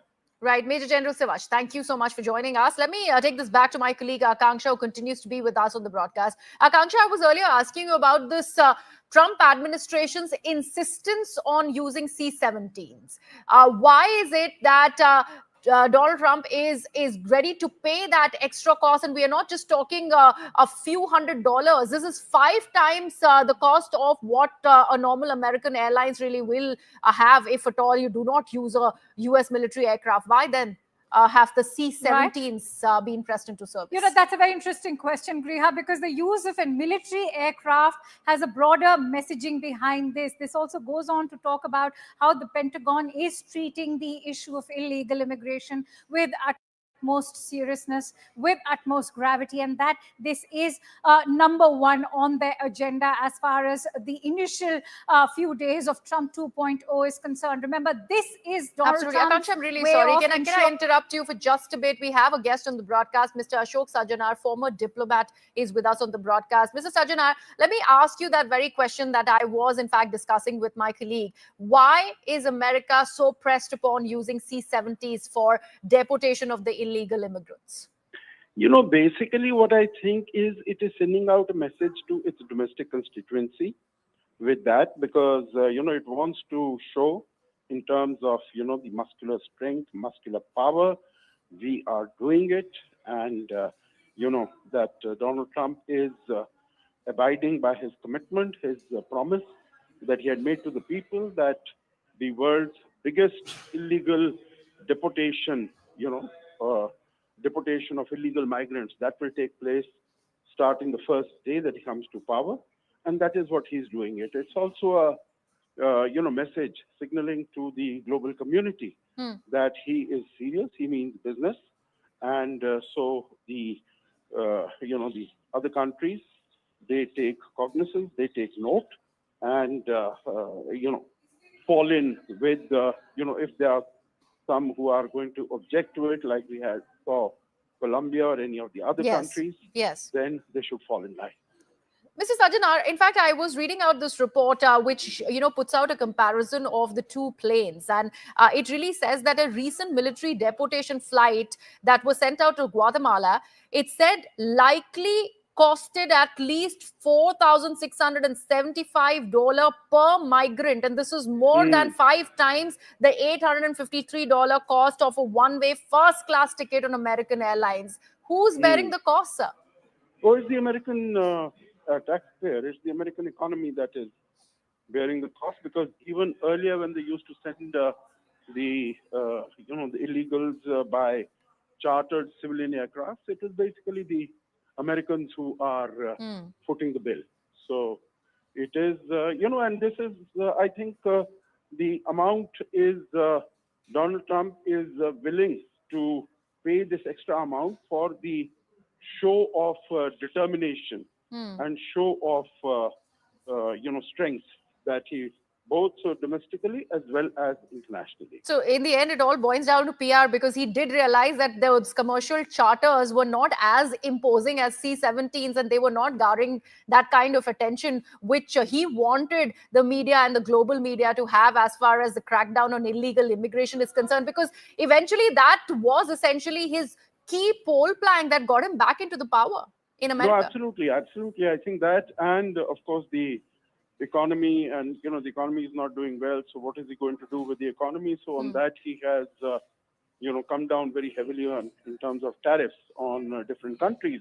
But of course that is a negotiating ploy. That's a negotiating leverage that he wants to use against countries. We've seen that with Mexico and with Canada, that he wants to get his own way, and then he will sort of go somewhat soft. But that also is, the messaging that he is sending. But yes, illegal immigrants, that was on the top of the agenda, and that is where the Democrats had been found severely wanting. So that is why he is, making an example of what he's doing. Absolutely. Ashok Sajanar, thank you so much for joining us on the broadcast, sir. And with that, let me take this back to my colleague, Akanksha, who continues to be with us. Akanksha, you just heard the former diplomat there who's talking about how all of this is to present that perception that he's fought the elections on, that it is a crackdown on illegal immigration, that Trump is really, really pressed upon, and he's doing exactly that. And that's why possibly the use of the C-17s. And I just spoke about Guatemala, but India becomes the longest route. So this is much more money that US is investing, and in fact, paying through the nose and getting these C-17s into service for illegal immigrants, crackdown, and sending them back to their respective nations. And perhaps that's why he has the Department of Government Efficiency now with an Elon Musk, so that all that money which the United States so far has been regarding as extra spending can be diverted into causes that he not just campaigned on, not just believed in, but is now fully cracking down on, which is equivalent to now him delivering upon those key campaign promises. But having said that, yes, it's a C-17 military aircraft, as you were highlighting. When you talk about the broader messaging over here, it is the involvement of the Pentagon, of the US military. That is the point that, remember, Donald Trump is trying to make over here, that they are going to make this a national issue, that the issue of illegal immigrants is a national threat to the United States, which is why, if you look at it, he's also deployed additional army troops at the Mexico border soon after he entered the White House. And not just that, it is these army bases which are also being used to house these immigrants as well. So that is the broader messaging. If you look into why an army aircraft has been accompanying these illegal immigrants, yes, the cost of this, as you rightly highlighted, going into thousands and thousands of dollars per illegal immigrant. In fact, that was on the flight of Guatemala. But yes, this is going to only double up in its cost as far as the entire route to India is concerned. But that's the kind of messaging. You already have the border czar over there. As far as Tom Homan is concerned, he's known to be a hawk. He's completely cracking down, much to the dislike of all those Mexicans and these Latin American immigrants who have been staying. Remember that video that was going viral of one of the pop stars as well some days ago, where she was in fact seen crying about this entire deportation that's taking place, to which Tom Homan said that these are illegal migrants and not the legal ones that are being deported, and so there's no point of shedding tears for them. So the United States at the moment is very clear that if you're an illegal immigrant, you have no space in the United States. And the army is very much ensuring that this crackdown happens. And trust me, it's going to get even tougher for the Latin American nations, whether it is Colombia, Brazil, Guatemala, or even Peru. Right, Akanksha, thank you so much for that perspective. And on that note, we're shifting our focus. Let's now talk about elections in the national capital and the war of words between Aam Aadmi Party and the Congress specifically.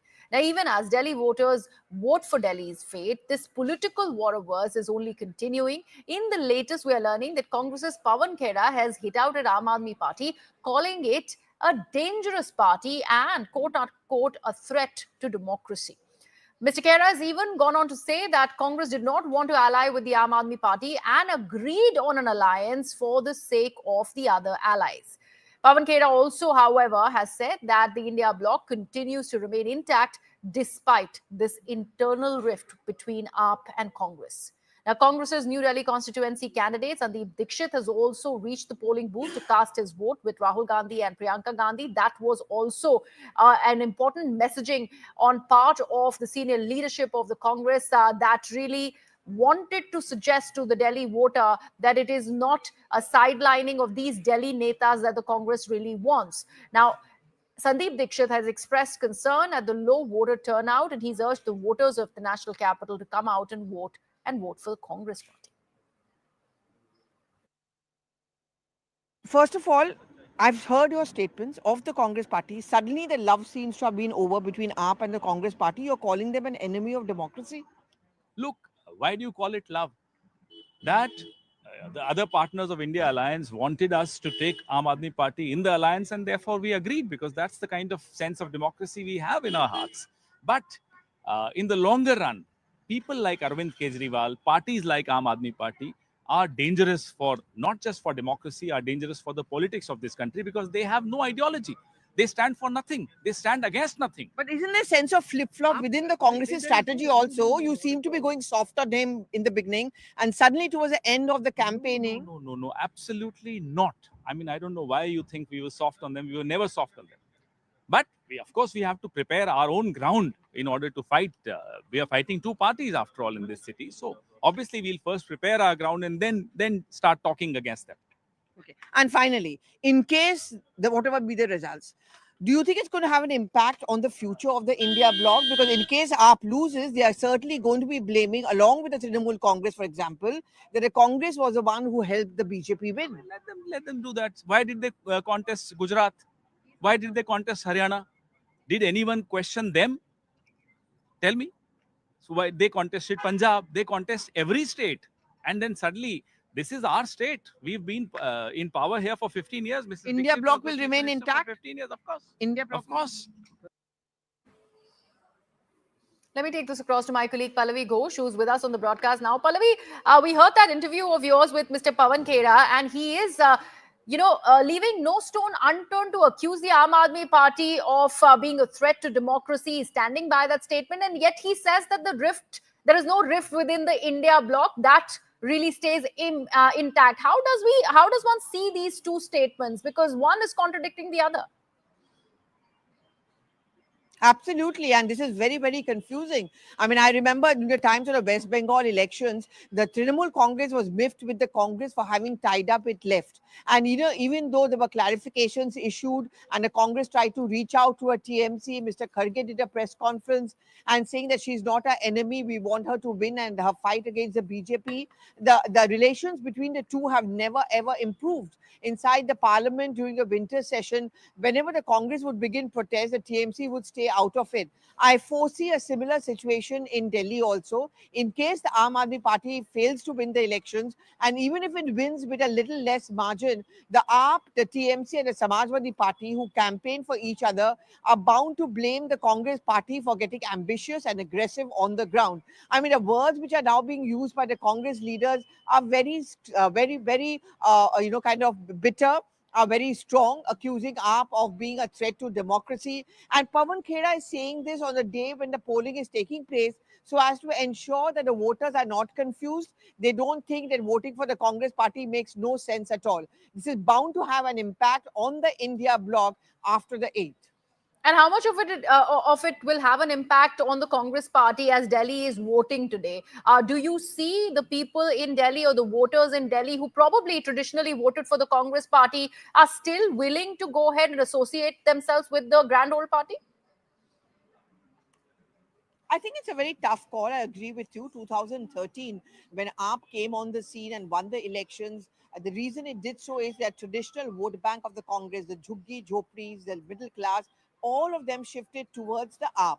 Now, the Congress has not been able to reclaim that ground largely because of their laziness. There was a substantial amount of infighting. And as a result of which the Congress got 0 seats both in the Lok Sabha as well as far as the Vidhan Sabha is concerned. Look at this in this way: for 15 long years, the party which was in power, today you have 0 MLAs from that party. Now, even if the Congress party is able to increase their vote percentage by 5 to 6%, that can be seen as a huge success for them, leave alone if they win even 1 or 2 seats. It's very challenging times, but what the Congress's calculation is, just in case the AAP is defeated, it's going to be the return of the traditional vote bank to themselves, and therefore it will become a BJP versus a Congress fight in the national capital, and therefore the Congress at some point of time will come back to power. Right, Pallavi, thank you so much for that. And with that, we're shifting our focus. Let's now talk about how the opposition rule states are all up in arms against UGC proposals that gives chancellors greater powers to pick vice chancellors, saying that it would undermine federalism and higher education sector. This is what is the view of the opposition rule states, when in Karnataka there is a conclave that has been organized, and this is of the state higher education ministers in Bengaluru to discuss the draft UGC regulations. This draft is currently open for public consultation and the grading of institutions based on implementation of the national education policy. The draft guidelines propose sweeping changes to the process of appointing vice chancellors. In fact, ministers for higher education from 7 states, that is Karnataka, Jammu and Kashmir, Himachal Pradesh, Jharkhand, Telangana, Tamil Nadu and Kerala, are participating in this conclave to build consensus against UGC guidelines. I had moved an adjournment motion in Lok Sabha against the proposals of the UGC, which encroaches into the state's powers and the education system. The BJP, when they formed the government in the center, from that day itself, they have been trying to communalize the education and capture. The RSS is trying to capture it through many kinds of ways. And now UGC has come out with a new plan to control the VCs and other institutions. And we are in Tamil Nadu, and Telangana chief ministers has wrote against that to the education minister and the prime minister. The education minister must answer to the queries which we wanted to ask. My colleague Sudat Bhardwaj is with us on the broadcast. Sudat, while this UGC regulation is out for the public to really weigh in on, as far as this particular conclave is concerned, how much of the politics really is looking at getting the people involved? Or are they only choosing to probably fight it out amongst themselves? Because there has been a usual case, this fight between the governor and government whenever there is a non-BJP rule state. Same goes whether it is about the appointment of vice chancellors and whether that amount of greater power needs to be given to the governor. What is it that you're learning from this conclave? Well, this is largely a conclave to build consensus against the center. They are very unhappy with the UGC regulations, the draft regulations. They believe this is infringing upon their rights, the state's rights to control and run the state-run universities. And they're also unhappy with the fact that the governor has a role in appointing the vice chancellor, and that they do not have any role at all. So, and they're also unhappy with the fact that how vice chancellors will be picked, and there are specific criteria that are present that they may not be academicians at all. They could be experts in other industries. So these are the new conditions. These are the new conditions in the draft regulations. So that's why many non-BJP rule states have expressed clear displeasure with the latest UGC guidelines. While yes, they have taken into consideration some of the experts' views, this is largely seen as a conclave that makes sure that all the states that are against the UGC regulations are on the same page and essentially go as one against the center to ensure there are any changes in the regulations. They hope to, move the center and hope that any of these contentious changes are made as soon as possible. So this is largely seen as such an exercise. We are yet to hear exactly what has happened. We are likely to see, in fact, we are expected to hear a press conference from Higher Education Minister N. Sudhakar later in the day, and the other ministers too, to see what exactly is the outcome of the conclave today and what are the resolutions that have been taken. Absolutely. So that do stay on with us. Let's listen into Mr. Dharmendra Pradhan on what does he have to say about the draft UGC guidelines, and of course, if at all he is weighing in on this conclave as well. Certain regulation has proposed. It's a draft regulation proposed by UGC. Everybody has right to put their views, and I am happy certain states are giving their opinion. UGC, I think I've inquired with UGC. UGC will look into all the things and come out with a final draft. But my dear friend John Brittas, he has cited some examples. In states, I'm not taking any state's name, but through you only, I would like to apprise this August House. Few states chosen vice chancellor to whom their personal aide's wife, their personal assistant, chairs are, all these things should go on. क्या यही राज्य पैसा देता है इसीलिए आप vice chancellor की जगह पे अपनी निजी सहायक की पत्नी को बिठा दोगे?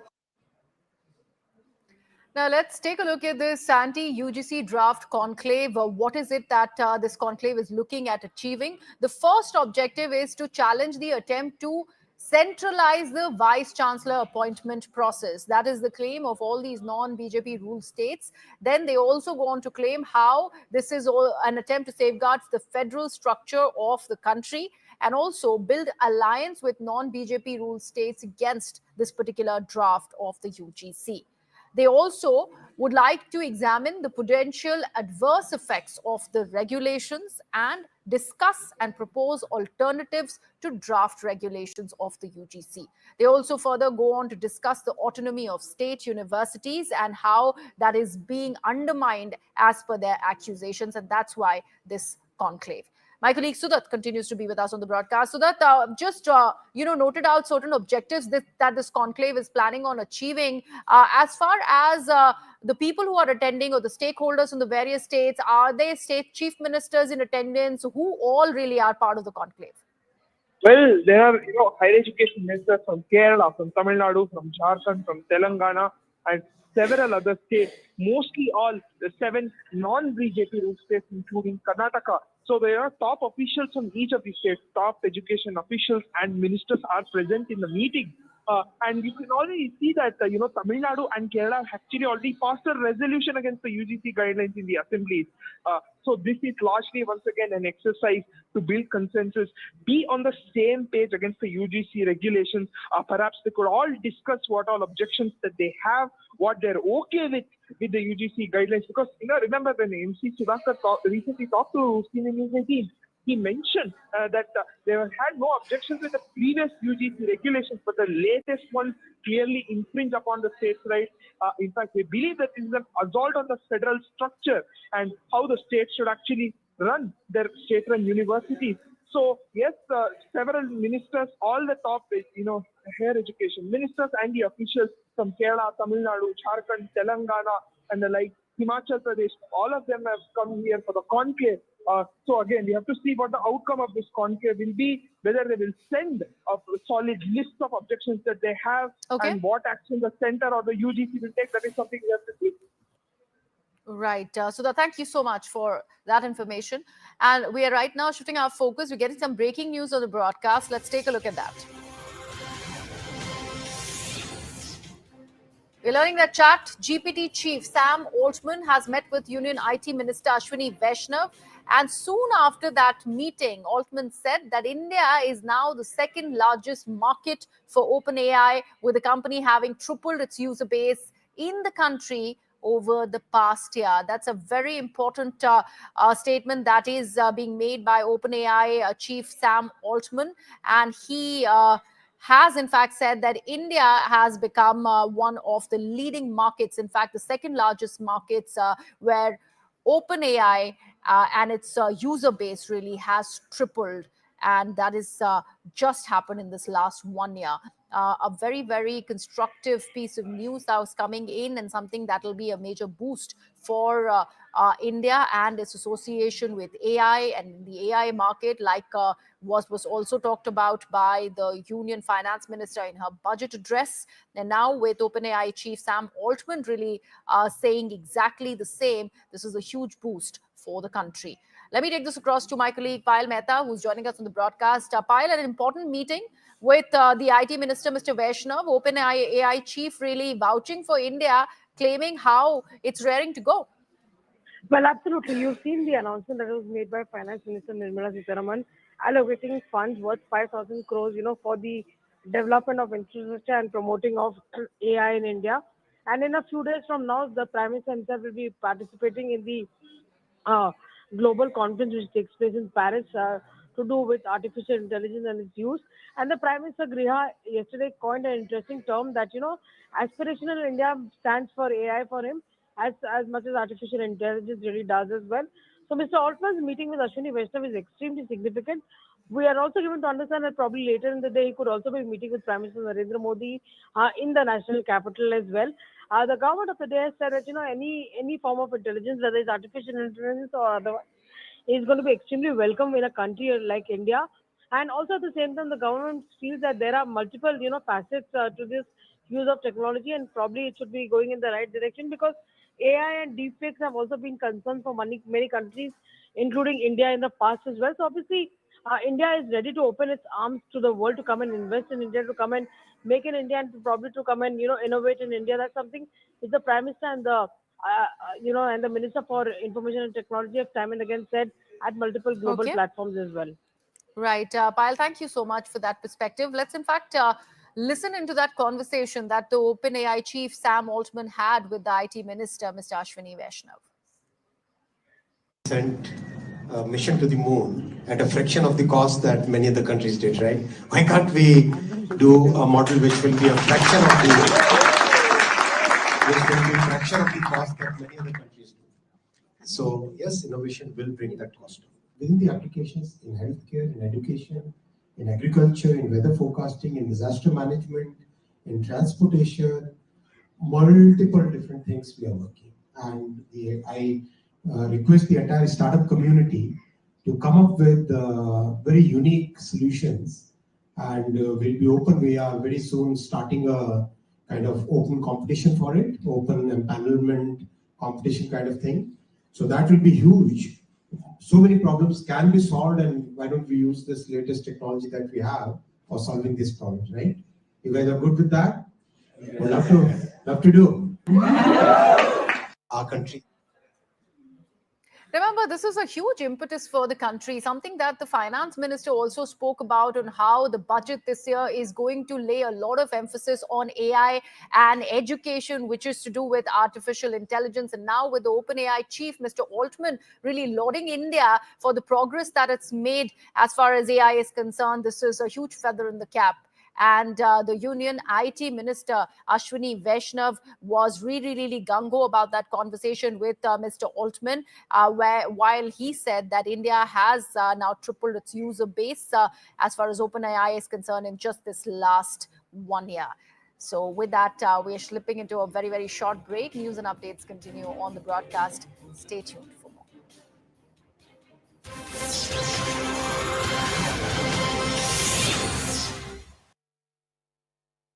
Whenever I had from you, Dr. Subramaniam Jaishankar is casting his vote. Pallavi is also joining us. Pallavi, whereabouts are you?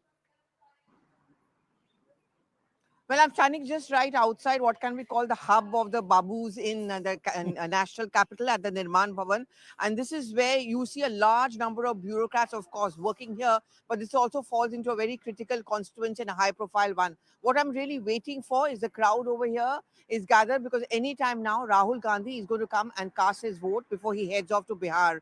Well, I mean, we all talk about AAP. Anand, we are all going to talk about the BJP, the Congress, ironically, for having been a big player for 15 long years, today is very much a fringe player. But the BJP certainly wouldn't want them to be that, because the calculation is that the better the Congress party pulls in terms of voter percentage, the better are the chances of dividing the anti-BJP votes, which means the AAP stands to lose. And that is the reason why very often during the political campaign, Anand, you would have noticed a deliberate goading of the Congress party Party, to get them out of their homes and get those lazy Congress leaders out and campaign aggressively. So pinning their hopes is a lot on this constituency, the New Delhi constituency, which Akash was also talking about a short while back, because this is where the big players are. This is where the Sheila Dikshit legacy plays out. Would you agree that the Congress has upped the game in the last final 100 meters, like they say, the final 200 meters? Oh, the yes, last totally. 1 week they've upped Yes, the totally. intensity. And this entire gloves off between Rahul Gandhi and Arvind Kejriwal, was that a put on, or is that the sentiment within the Congress now? Well, you're absolutely right, Anand. And a man who's responsible for this repeated flip-flop is going to come here and cast his vote anytime now. Initially, he was caught into his dilemma of coalition ka maryada versus the Congress's astitwa. I think the latter finally took place, because he was convinced by many of the Congress leaders like Ajay Makan that how long will you keep on paving the way in the name of coalition dharma, because you're getting wiped out state after state. And if you think that you're the only ones capable of taking up the BJP, then it is very important that the Congress does well or has a pan-India presence in states. Bengal, you look at the coalition Maryada, the moment the Congress raised its head, the Congress is completely wiped out in West Bengal. The same is in Delhi, 0 MLAs, 0 MPs. So I think belatedly they've joined into a race, but they've given some very interesting fights, and certainly in the New Delhi constituency. Well, thanks for your inputs, Pallavi, and we'll circle back to you the moment Rahul Gandhi arrives. And does he have a mind of or an opinion with respect to the Delhi voter? What is his pitch before he heads to Bihar? That's another critical one, where the last time around the Congress didn't pull its weight. Delhi critical too. Why critical? What are the key factors before we bring back Zaka in with some of the numbers that the voters need to consider? One of the aspects is the middle class. They constitute 67% of Delhi's households. The Jhuggi Jhopadi cluster or the JJ cluster, 17% of the Dalit vote and primarily based in the slums. 71.7 lakh out of the 1.5 crore voters are women voters. And will they, who make up for about 45 to 46% of the entire voter base, will they prove decisive? Will they vote one way? Or is there a split opinion there too? About 12.7% are Muslims. They could be a game changer in at least 6 seats. Dr. Jaishankar is speaking. Sir, क्या कहना चाहेंगे आज दिल्ली की जनता निकले? You have always been an early voter. I've been an early voter, a Delhi voter, and I think the public is in a mood for change. Sir, what are the issues that are important for Delhi? So Dr. Jaishankar not offering much, saying I've been a Delhi voter and I believe that the public are in a mood for change. Rahul Gandhi, fresh pictures coming through. Rahul Gandhi has arrived to cast his vote. Pallavi Ghosh with us. Yes, Pallavi. Yeah, in fact, look at this pictures right in front of me. And this is a very interesting picture, because you're seeing Rahul Gandhi being accompanied by Sandeep Dikshit, who is, of course, a New Delhi constituency. I think these pictures say it all. I mean, the Congress party, we were just talking about this, Anand, a short while back, getting into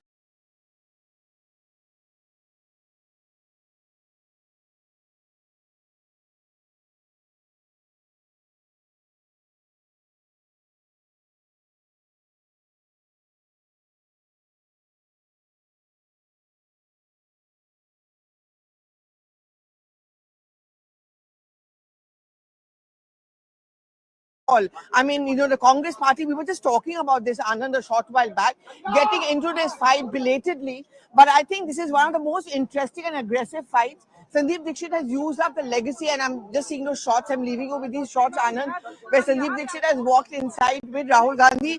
They came in the same car together. And, after that flip-flop where Rahul Gandhi was in two minds whether, you really need to put up a big fight against Arvind Kejriwal, I think finally he decided that this is it. This is what we really need to do. And bringing Sandeep Dikshit along with him in the same car, going inside and casting their votes, I think it kind of answers your question that the Congress party has decided to up its ante. And the Congress and Rahul Gandhi have also decided that this really has to be the big fight, and the gloves needs to be off. I mean, the Aam Aadmi Party can never ever be a friend of the Congress, because the genesis and the growth of the AAP has been at the cost of the Congress. So Rahul Gandhi goes in, he's cast his ballot, he's gone with Sandeep Dixit. Zaka, that's interesting. You know, we were expecting him to come with Sonia Gandhi because they are voting in the same booth. Priyanka Gandhi votes in a different booth. But interestingly, he's come with Sandeep Dixit. And Sandeep Dixit is putting up a fight in the New Delhi constituency. It is a triangular fight, no doubt about it, between Parvesh Verma of the BJP. That's where the former Chief Minister Arvind Kejriwal is fighting from. He really shot to fame in 2013, the first election that he won, by trouncing Sheila Dikshit, who was the incumbent chief minister at that time. He was considered the giant killer. This time around, it is truly a triangular fight. Like I said, Sandeep Dikshit may not win, but can he take away enough votes from Arvind Kejriwal, from the Aam Aadmi Party, that might make this contest much tighter? I think the last time around, Kejriwal won by about 25,000-30,000 votes. This time, the margin might actually come down. 67% of the voters are the middle class. Now, what is the middle class thinking, especially after the developments over the last 4 or 5 days? What are the voter of Delhi thinking? Is Delhi coming out to vote in large numbers? We're just about 20 minutes now past 8 o'clock. We're going to take a very short break. When we come back, we'll get you more reporters and, of course, Zaka on the wall, magic wall with us. Stay with us on this continuous coverage as Delhi goes to the ballot here at CNN News. Very good afternoon. You're watching CNN News 18. I'm Akanksha Swarup. Let's dive into this segment with some breaking inputs. In fact, coming in with regards to the Tirumala Tirupati Devasthanam, which has now taken a firm step towards implementing the decision made by its governing body on 18th of November 2024. It is now that the board is prioritizing the sanctity of the Sri Venkateshwara temple, which has initiated its first action against non-Hindu employees. This is the breaking input that we're bringing to you. In fact, remember, it was in November last year that was decided, that the board had decided that non-practicing Hindus or non-Hindu employees will in fact be removed from the board. Let's quickly go across to PV Ramana, who brings us more inputs on that news story. Ramana, what is the latest that you're learning in terms of this decision that has been taken? How many employees are being transferred or removed from the board? Yeah, Akanksha, as of now, Tirumala Tirupati Devasthanam decided to almost remove 18 employees who is working in the Tirumala Tirupati Devasthanam temple and temple its other associations of the temple. So actually, the decision was taken. Who is working in the who belongs to different castes other than the Hindu. So these people are the temple authorities issued a memo with their names, who is the 18 people, and the temple authorities decided not to allot any kind of duties to them. As of now, it's not a removal kind of a memo, but further they will not perform any duties. So next month they are going to constitute a committee how to deal with these 18 people. Along with these 18 people, another 31 people are there who identified as a non-Hindus in the temple. So accordingly, they are going to take a decision. The committee will take a decision if they wanted to remove or they wanted to transfer to any other government agencies, and if at all, is there any other duties other than the temple duties. So they have to take a decision on that. Accordingly, they will move forward. So actually, the temple authorities taken a decision on the November 18th of 2024. The decision was pending till now. So now it's a high time for them to preserve the sanctity of the temple, so that the new governing body take a decision to remove or to transfer these 18 people from the temple itself. So actually, right. The thing is that but Ramana, many would want to also know that what happens to these employees. These employees and their families can also turn around and say that it was not, upon our insistence that we were employed here, and what happens to their bread and butter. Yeah, as you said, it's a very valid thing because they have to survive and their bread and butter is very important for them, as you said. So actually, they wanted to, as of now, the temple authorities decided not to allot any duties which is related to the temple or temple allied organizations which is having in the Tirumala. So they wanted to transfer. Actually, this committee next month, which is going to be constituted, that committee will take a decision whether they have to transfer to any other department or any other government departments, whatever the thing. They wanted to provide. They will provide some other duties to them, but they will not directly remove them, but they will allot some other duties to them. And people who are very close to the retirement age, the authority is asking them to take a voluntary retirement so that they will get the benefits. So accordingly, they can retire from their services. And who is having a more service? They will be deployed in other sectors, in other organizations of the government, in other organizations of the temple. Accordingly, they will take a decision that directly they are not going to remove them. This is a primary decision of the temple authorities. Further, they will act accordingly on the report of the committee, which is going to be constituted next month. All right, stay with me, Ramana. In fact, I'm also joined in by Payal Mehta on the phone line. Payal, tell us such kind of a decision, how pivotal is this for the Hindu faith and sanctity? Well, it's very, very important given the fact that the Tirupati Devasthanam board came under a lot of controversy recently in the wake of what happened to the Tirupati laddus, that were distributed by the contracts given by the last government. Also, the fact that Jagan Mohan Reddy's uncle was also the TTD board chairperson. There was a lot of controversy back then also about, certain promotions being made on TTD board tickets, displaying Christian, symbols as well. So something that the government of the day is extremely careful about. It's a matter of great importance that the TTD board is one of the richest boards of the country. And more than anything else, it's a very, very pious place where crores and crores of devotees turn up for the whole year.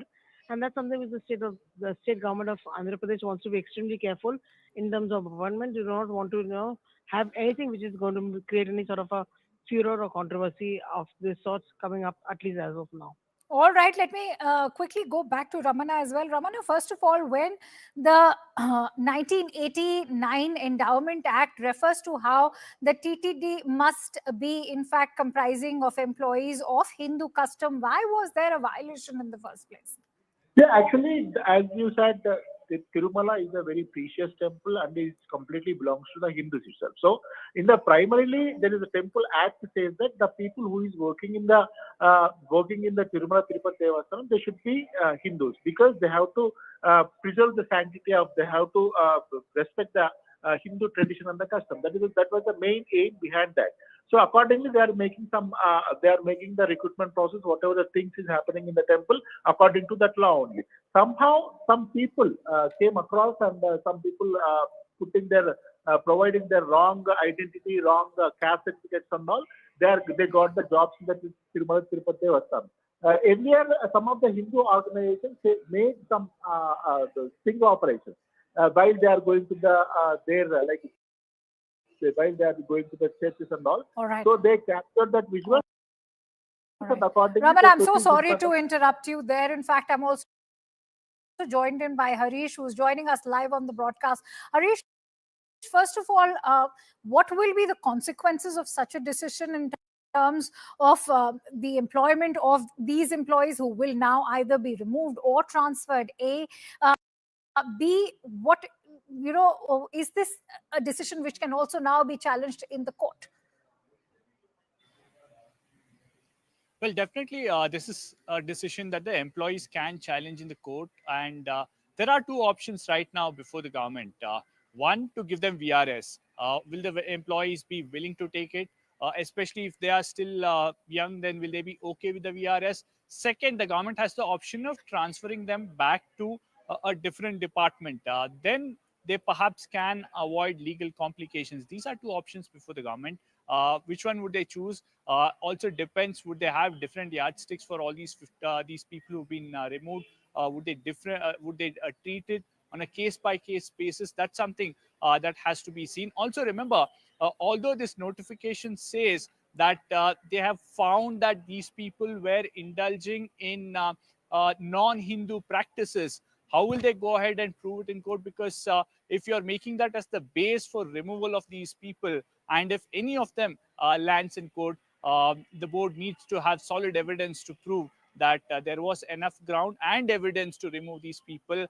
Perhaps the TTD would have, in a way, anticipated this before going ahead and putting out this notification and taking action against all these people, especially when you're making a serious charge saying that they were indulging in non-Hindu practices. Would just few videos done in a sting operation be enough?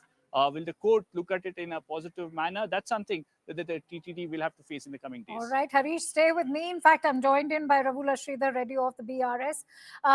How do you assess this entire decision? Do you think removing non-Hindu employees is justified? Yeah, there are rules actually to be followed by the TTD. It is not just somebody who would have taken the personal decision, because any activity that is not related to Hinduism is not allowed on the shrine of Tirumala.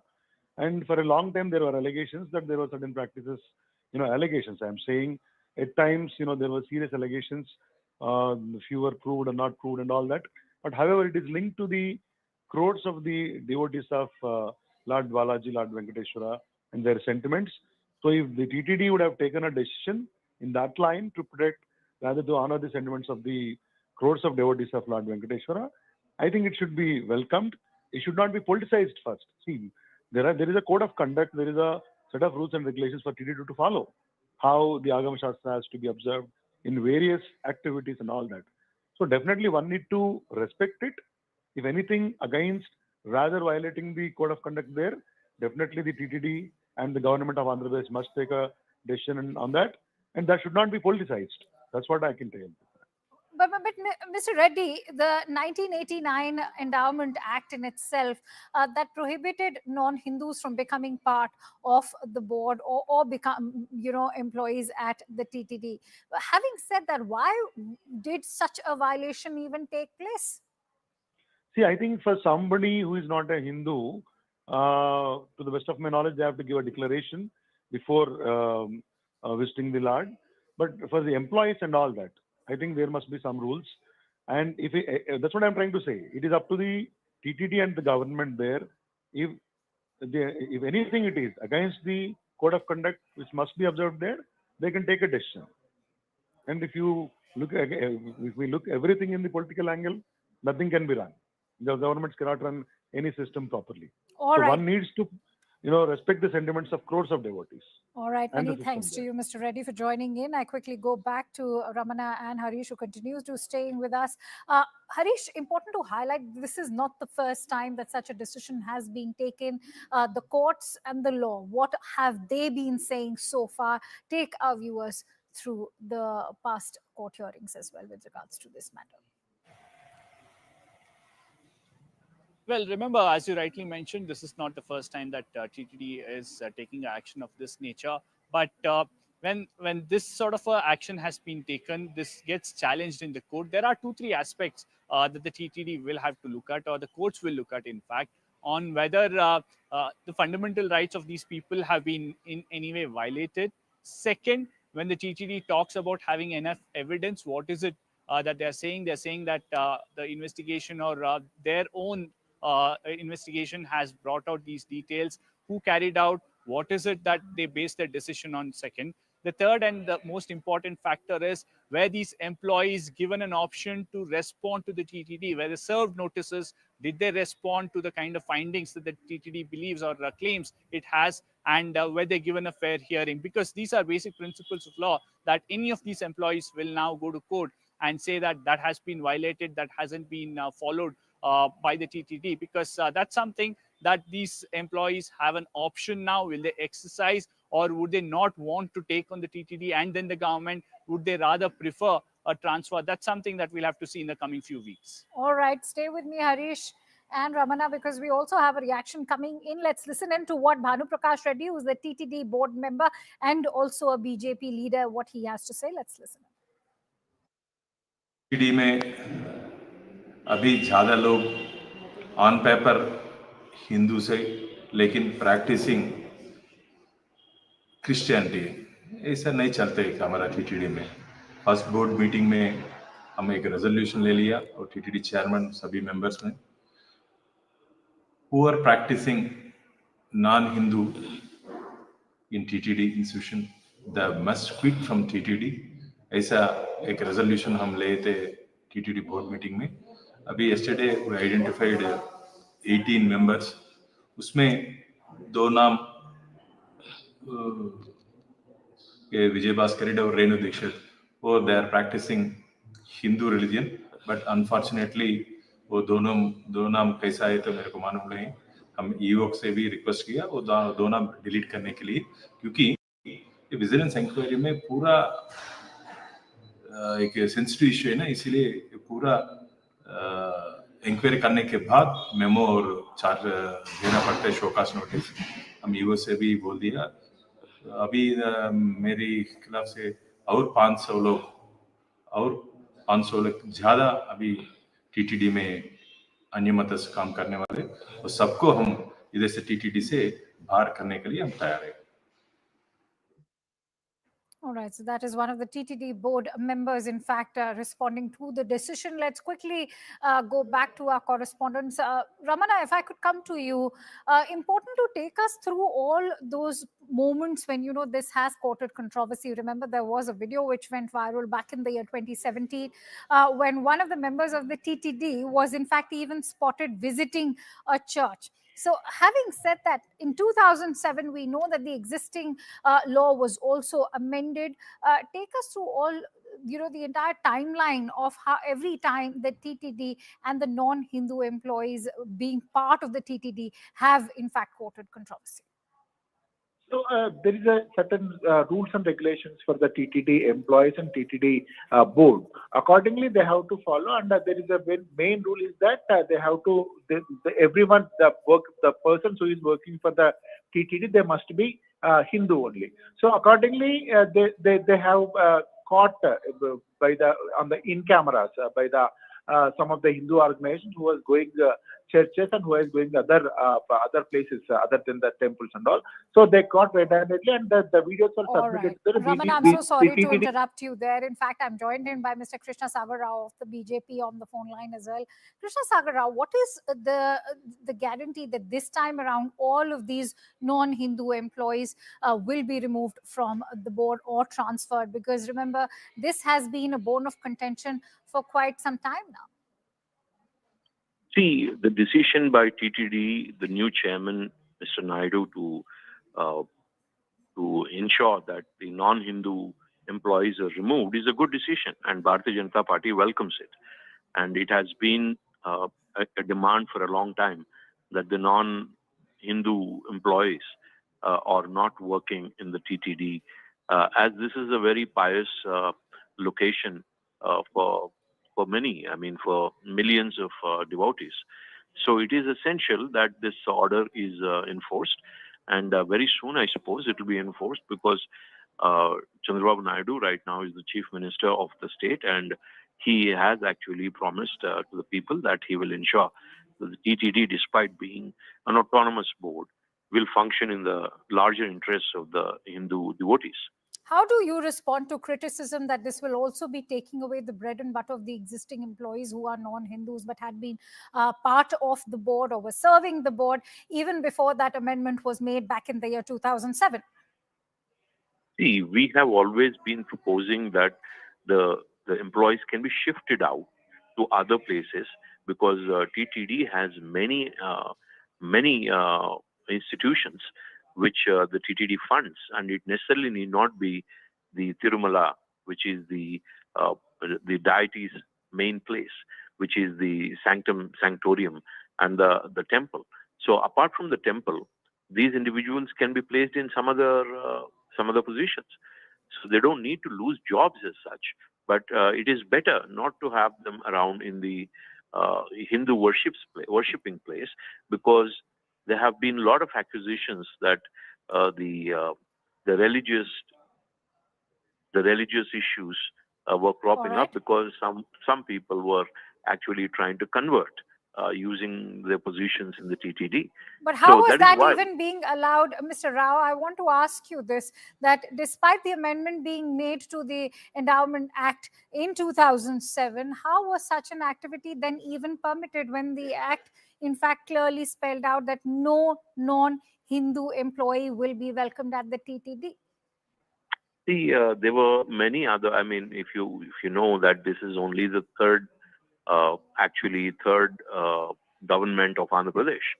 The first government of Chandrababu Naidu, he should have actually implemented when he came in. But I suppose the act came in only towards the tapering end of his term. But Jagan Mohan Reddy obviously did not do anything about this particular act. So that is why it continued. Now, he should have done it, But now Chandrababu is back, so he has to do it. There is no other way. Many thanks to you, Krishna Sagar Rao, for joining in on CNN News 18 with your insights. And with that, I'd like to thank you and, of course, even Ramana. Harish, going to request you to continue staying with us because our next breaking story will require your inputs. We are learning Vijay Mallya has now approached the Karnataka High Court seeking a direction to banks to provide a statement of accounts for the amounts owed by him and United Breweries Holdings Limited. This is the breaking input that we're bringing to you as Vijay Mallya approaches the High Court in Karnataka. Harish continues to stay with us. Harish, share with us the details and what is it that Vijay Mallya is hoping to achieve from this? Well, two things here. One, Vijay Mallya's counsel is asking the Karnataka High Court to instruct the banks to give a statement of account on what has been recovered. Remember, there's a recovery process that's been on for the last several years. So how much has been recovered? Because there are different numbers being quoted. They're saying a little over 6,000 crores is what Vijay Mallya owed to these banks. So how much has been recovered in the liquidation process of the UB group and others? That's something that they're asking because they're saying that there are multiple numbers being given and the recovery process hasn't concluded yet. It's still going on. And his advocate claims that more than what the banks claim is due to them has been recovered and the process hasn't been completed. They're hinting at different numbers, one given by the banks, the other given by Finance Minister Nirmala Sitharaman on the floor of the House recently in Parliament. And they're asking, so eventually how much has been recovered by these banks and why is this liquidation and recovery process not concluded by the banks? That's something that Vijay Mallya's counsel is asking the Karnataka High Court to give instruct these banks to give a statement of account. Many thanks to you, Harish, for bringing us all those extensive inputs. And with that, let's also focus over to the national capital. Delhi has registered a total voter turnout of 33.31%, this till 1 p.m. today. Top leaders across party lines have cast their votes. Leaders like Arvind Kejriwal, Atishi, Sisodia from the Aam Aadmi Party all have cast their vote. Now, from Congress, Rahul Gandhi and Priyanka Gandhi were accompanied by New Delhi candidate Sandeep Dixit. From BJP, Union Ministers Dr. S. Jaishankar and Hardeep Singh Puri, Delhi BJP Chief Virendra Sachdeva, BJP candidate from New Delhi seat Parvesh Verma have also cast their ballots. Stakes remain high as three parties now clash for the 70 seats. Babarpur has registered the highest voter turnout of 31.3% so far.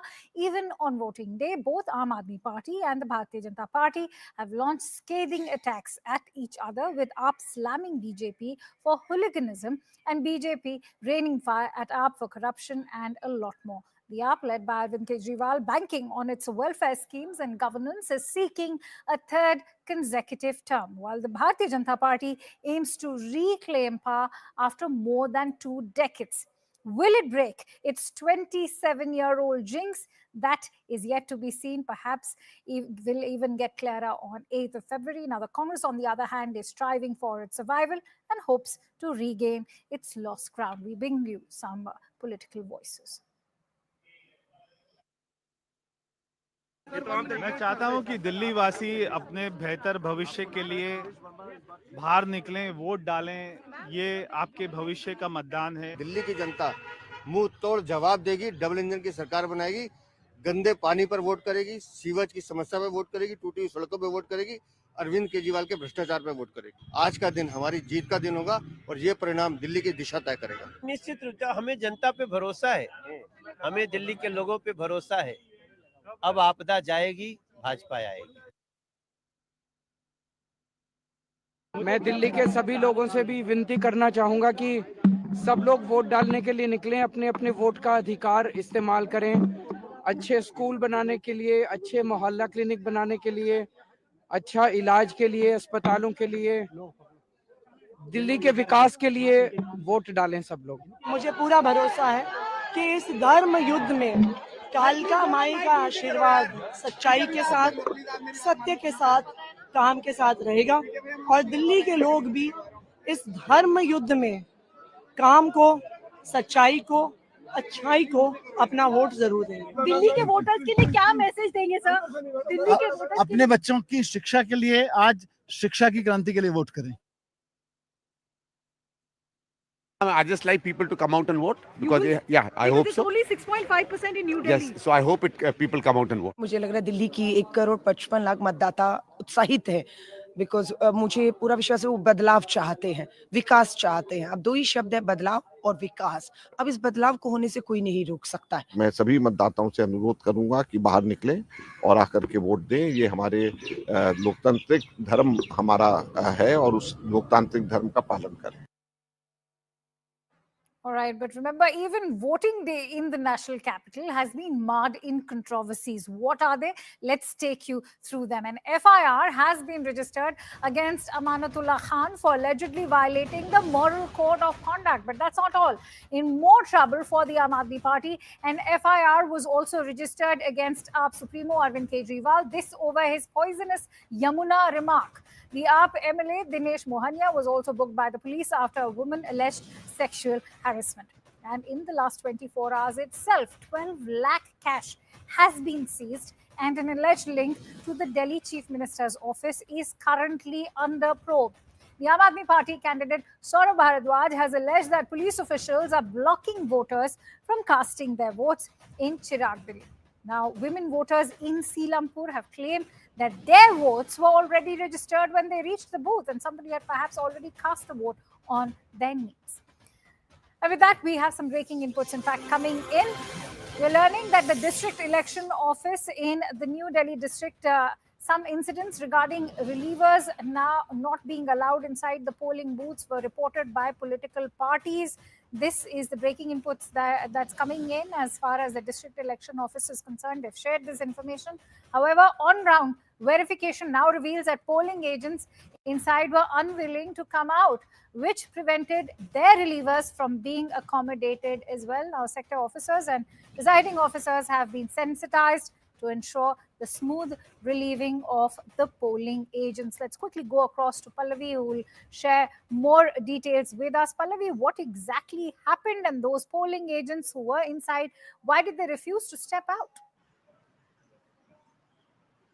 See, basically, this is the Election Commission's clarification coming in on the basis of a soundbite which was given by the AAP MP from Rajya Sabha, Raghav Chadha, where essentially what he's talking about is that they are given the status of polling agents, but they're not being allowing our reliever to go inside, which is the AAP relievers who also go in to monitor the entire process. According to Raghav Chadha's claim, they were not being allowed to go inside. That clarification, of course, has come in from the Election Commission that this was just a case of technicality where they were inside, the agents were not coming out, and therefore the new relievers were not able to go in, and the matter has now been sorted out. I think the point over here also, Akanksha, is that step by step constant clarifications coming in from the Election Commission, because accusations are flying thick and fast, especially coming in from the AAP and also some from the BJP. But AAP consistently has maintained the line that whether it's the Delhi police, whether it's the Election Commission, and whether it's the agents on the ground in the polling booth, they are all working towards helping the BJP and is working against AAP. And all of that has been scotched categorically, periodically, and pretty frequently, I would say, from those clarifications coming in from the EC. Oh, absolutely. We'll have to see if the remaining 3 hours, or rather less than 3 hours that are left, how do they in fact go on, and how in fact the polling in fact closes. Going to request you, Pallavi, to continue staying with us. Let's also get our viewers a ground report by Arunima and Aman. Remember, they have been in fact shuttling all across the... These are the two parties in the fray, and people should come and decide which party they want to rule the state assembly and do something for them. Kejriwal has promised to clean Jamuna and to tackle the problem of pollution. Let him come and do it. BJP has also made promises. We want a party which should deliver on the promises. Delhi is suffering from pollution, very high level of pollution, for a long time. The water of Yamuna is undrinkable. So we want somebody to clean up and take care of the hygiene of the city and also the health of the people of Delhi. So would you appeal more people to come out? There are very few people inside, sir. That's right. Unless they come out, how will they decide which party should rule the state assembly? Young first time voters, आप लोग पहली बार दिल्ली में vote दे रहे हैं? हाँ? तो ये हाथ में पौधा लिया हुआ है, ये किसने दिया है? ये अंदर मिला है, इलेक्शन कमीशन से मिला हुआ है, क्योंकि दिल्ली में पोल्यूशन की वजह से उनका एक चला होगा कि मुहिम के पेड़ लगाओ, दिल्ली बचाओ। तो क्या दिल्ली, मतलब जो फर्स्ट टाइम वोटर्स है वो प्रदूषण को इशू बनाकर वोट दे रहे हैं? क्या पोल्यूशन एक इशू है? नहीं, पोल्यूशन हटाना है। पोल्यूशन हटाना है, तो जो भी कैंडिडेट पोल्यूशन के लिए कुछ करने का आश्वासन दे रही है, आपका वोट उसी को जाएगा। यस। हाँ? What else are the issues for the young voters of Delhi? आप भी पहली बार वोट देकर आ रहे हैं, मैं देख रही हूँ आपके हाथ में भी पौधा है। क्या इशू है यंग वोटर्स का? Education, employment, education. आप क्या करते हैं? कॉलेज में। तो आपको सरकारी नौकरी की उम्मीद है या प्राइवेट सेक्टर में आप गवर्नमेंट से एक्सपेक्टेशन रख रहे हैं? दोनों में ही है, दोनों को ही, मतलब किसी में जहाँ दोनों फॉर्म भरते रहते हैं, मतलब एजुकेशन के लिए वे ऑफ से कि उसमें मतलब सरकारी में ही भरते हैं, और क्या कहते हैं जिस हम कर रहे हो उससे अक्सर सैलरीज वगैरह मतलब इतना वो इतना मिलता नहीं है। अच्छा, तो सबसे बड़ा इशू आप लोगों के लिए एजुकेशन एंड एम्प्लॉयमेंट का है। और जो फ्रीबी कल्चर जो शुरू हुआ है उसके बारे में क्या ओपिनियन है? हर पार्टी फ्री में पैसे देने की बात कर रही है। तो क्या कोई देता, सब पैसा टैक्स हम भरते हैं, वो हमारा ही पैसा है। हमारा ही पैसा है वो तो।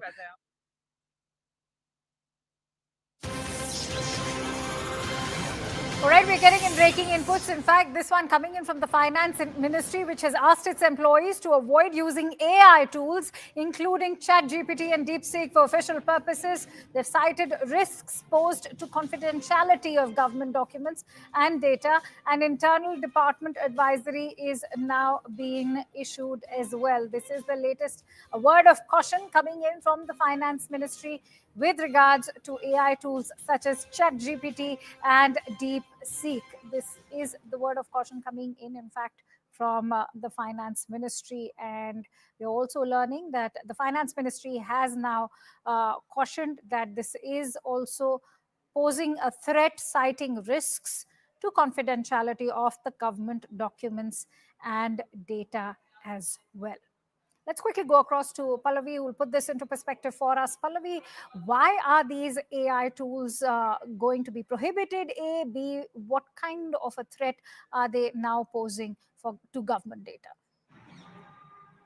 So we saw, Akanksha, a lot of controversy which broke out over the DeepSeek issue. There have been concerns over AI and ChatGPT as well. Now, this notification was issued on 29th of January, and you know the Finance Ministry had some super confidential documents, and they do not want any of these documents to be leaked out or information to go out in a public space and into a dark world of the internet. And that is why all employees have been asked not to use ChatGPT or DeepSeek, anyone on their official computers or laptops, so that the pilferage possibility is completely ruled out. Akansha, not just this, we are also being told the possibility of a similar kind of a guideline and a notification to be issued to other ministries, especially the sensitive ones, is also likely to be sent out. For example, the External Affairs Ministry or the Defense Ministry as well. Also, the timing is very interesting because remember it was last week itself that Mr. Vaishnav also had announced that India plans to come up with its own AI tool. Absolutely. And, you know, this is also the time when the AI chief, Sam Altman, is also right over here. He's met with the IT minister, Ashwini Vaishnav, as well.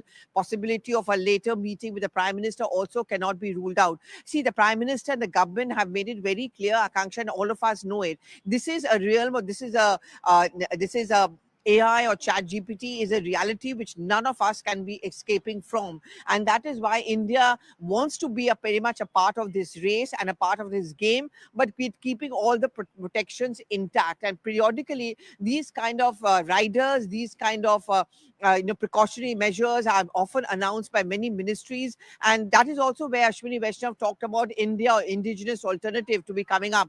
But for now, for the ministry itself to issue this kind of a notification clarification becomes significant, because it also shows that our ministries, especially those which work in sensitive documents, are trying to make it sure that there is no threat to the information that they have. It doesn't get leaked out in the wrong hands. But at the same time, India wants to work well as far as this reality of AI, ChatGPT is concerned. Well, absolutely. That too at a time when especially DeepSeek is going through global scrutiny, where in fact it's already been banned in Italy and is currently under investigation by the Dutch as well. Many thanks to you, Pallavi, for sharing those extensive inputs. Now, a United States military flight carrying 205 illegal Indian immigrants has already landed in Amritsar. These immigrants reportedly belong to Haryana, Gujarat, Punjab, Uttar Pradesh, Maharashtra, and even Chandigarh. The deportees include women and minors. The deportation flight has already carried migrants that are deemed illegal to Guatemala, Peru, and Honduras. This comes as part of the US President Donald Trump's campaign pitch of sending back illegal aliens from the United States. The Trump administration has sought the US military's help to assist his immigration agenda by sending additional troops to the US-Mexico border, using military aircraft to deport migrants and opening military bases to house them. This deportation is the first since the return of US President Donald Trump to the White House, even though other deportation exercises were also carried out under the Biden administration between the year 2023 and 2024. It also comes a few days ahead of Prime Minister Modi's visit to the United States. All right, and staying with the story, we have some more breaking inputs coming in. This is a CNN News 18 exclusive. The first batch of illegal immigrants plane has landed from the United States at Amritsar. The Punjab Police and Intelligence Bureau are currently conducting a joint examination, is what we are learning. This is to look into the credentials and the background of all those who have been deported. These are exclusive inputs being shared by Network 18's Mr. Manoj Gupta. Let's quickly go across to Siddhant Mishra, who's joining me on the phone line. Siddhant, as we've been discussing earlier as well, that the verification and a background check is the need of the hour now that these illegal immigrants have been deported. Well, that's right. Background check is the basic, perhaps part of a protocol that if Indian citizens returning back to India and being deported by US, perhaps it's the responsibility of Indian law enforcement agencies, intelligence wing of the Indian government to do the background check of each and every individual. Because there was a list which was shared by US to India. India has identified these 205 individuals as Indian citizens, and therefore they have been sent back. So whether they are the same people which those who were mentioned in the list which was given to the Indian side, that is the one reason to do the background check. The other is, I have been told that whether in this flight or maybe a flight which are expected in days to come, there could be people with the criminal antecedents. So those individuals will be handed over to the state police forces. Rest all will be free to go to their native places. Many thanks to you, Siddhant, for bringing us all those inputs. In fact, let's quickly now cut across to Bengal Global Business Summit, where the chairperson of RIL Industries, Mr. Mukesh Ambani, is currently addressing. Let's listen. Bengal and beyond, where a mother's love is considered sacred and divine. Empathy for the common people is the guiding principle on all your policies and welfare schemes. This is most striking, seen in your initiatives for the education of the girl child, women's empowerment, and poverty alleviation. All of India needs this kind of inclusive and sustainable model of development so that no Indian is left behind and no region in India is left behind. Thank you for your leadership, Mamta Didi. Esteemed friends, in today's fast-changing world, India has become a beacon of growth and hope. Within this fast-changing India, Bengal has become a source of growth and hope. Therefore, it is the best time for investing in Bengal as we are marching towards leadership based on technology and the power of our youth. Bengal's strategic location and fast improving physical infrastructure gives the state an enviable edge. But the biggest asset of Bengal is its people. Over 100 million hardworking, extremely talented, and highly cultured people. In the emerging era of knowledge economy, your state has a special advantage because Bengal has always been a land of super intelligent people. When natural intelligence is enhanced by the capabilities of artificial intelligence, there is no way that Bengal can fail, and no power on earth can stop Bengal's resurgence. Distinguished friends, Reliance's commitment to Bengal's all-around development remains unwavering.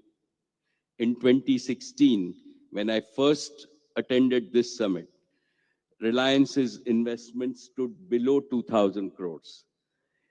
Today, in less than a decade, our investments in Bengal have increased 20 times, and we are invested over 50,000 crores of rupees.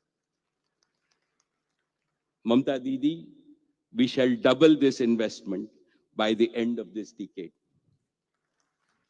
More importantly, our investments have created over 1 lakh direct jobs and spurred significant economic growth in West Bengal.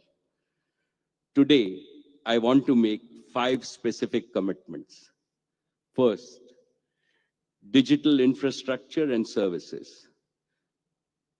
Back in 2016, Jio opened its commercial operations from Calcutta, this very city, the city of joy.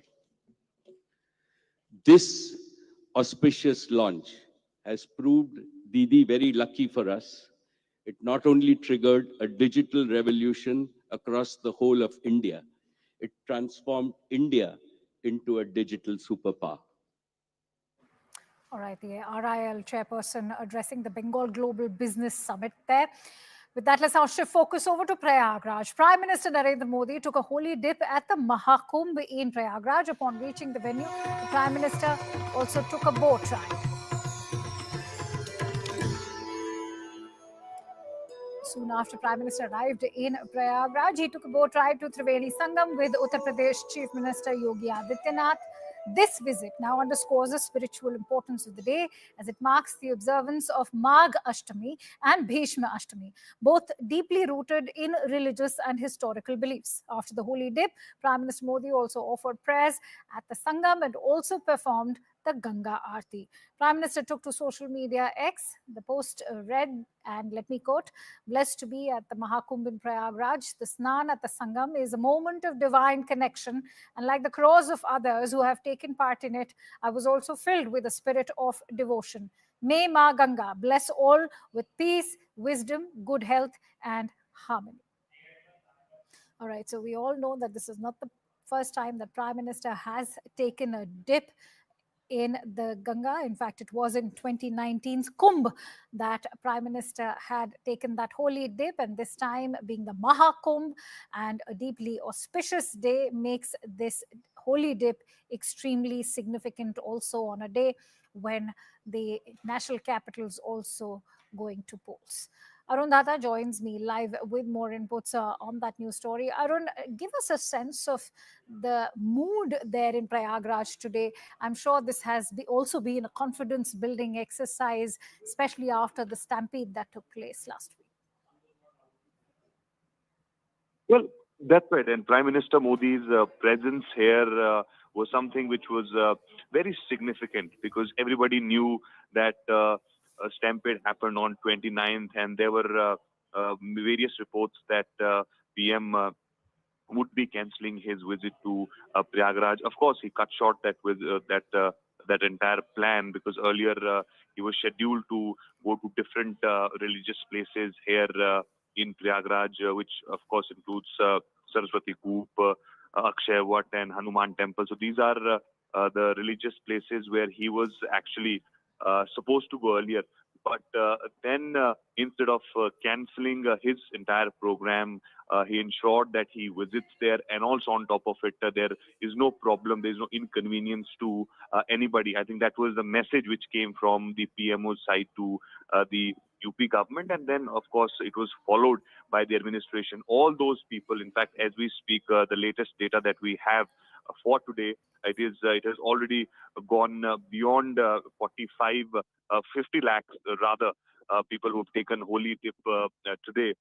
So I think this is very significant, and in totality, if you see, somewhere around 40 crore people have taken the holy dip. So this is very significant, and everybody knows the importance of Mahakumbh.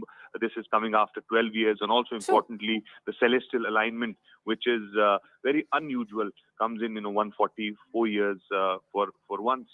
Absolutely, and with Magh Ashtami and Bhishma Ashtami both happening in parallel today itself. Many thanks to you for bringing us all those latest inputs, Arun. And with that, let's now take our viewers to all the latest happenings that we are tracking this hour.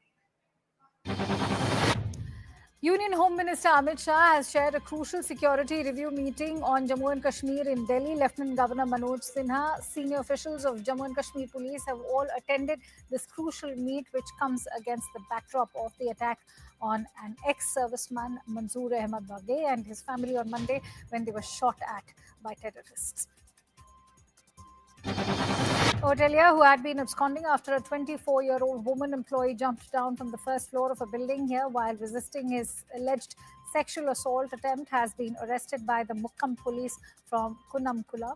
Other accused who were also with Devdas, the prime accused at the time of the alleged sexual assault attempt, remain at large, and a manhunt is also currently underway.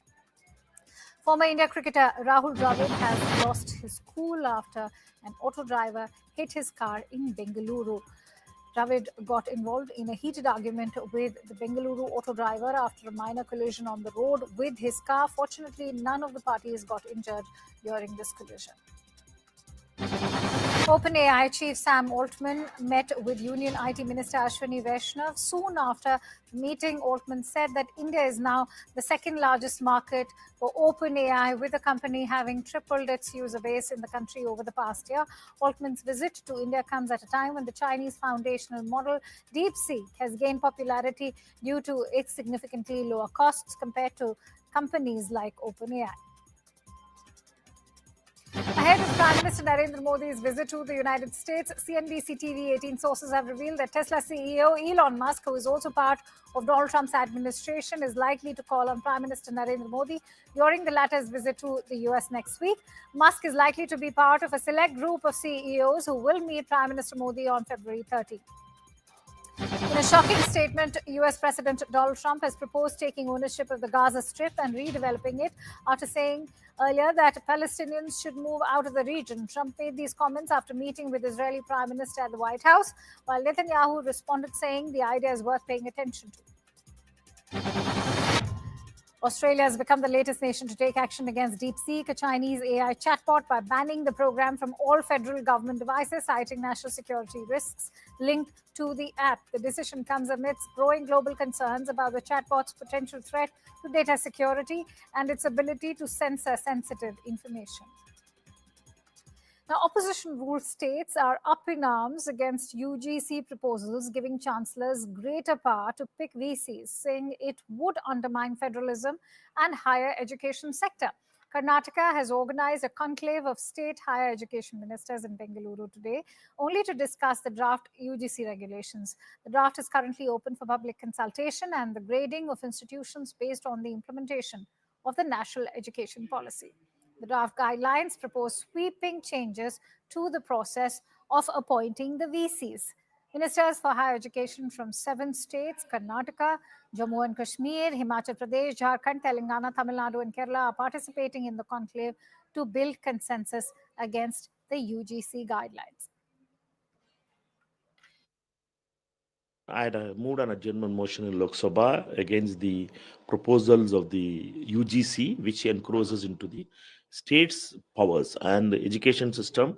The BJP, when they formed the government in the center, from that day itself, they have been trying to communalize the education and capture. The RSS is trying to capture it through many kinds of ways. And now UGC has come out with a new plan to control the VCs and other institutions. And we are in Tamil Nadu, and Telangana chief ministers has wrote against that to the education minister and the prime minister. The education minister must answer to the queries which we wanted to ask.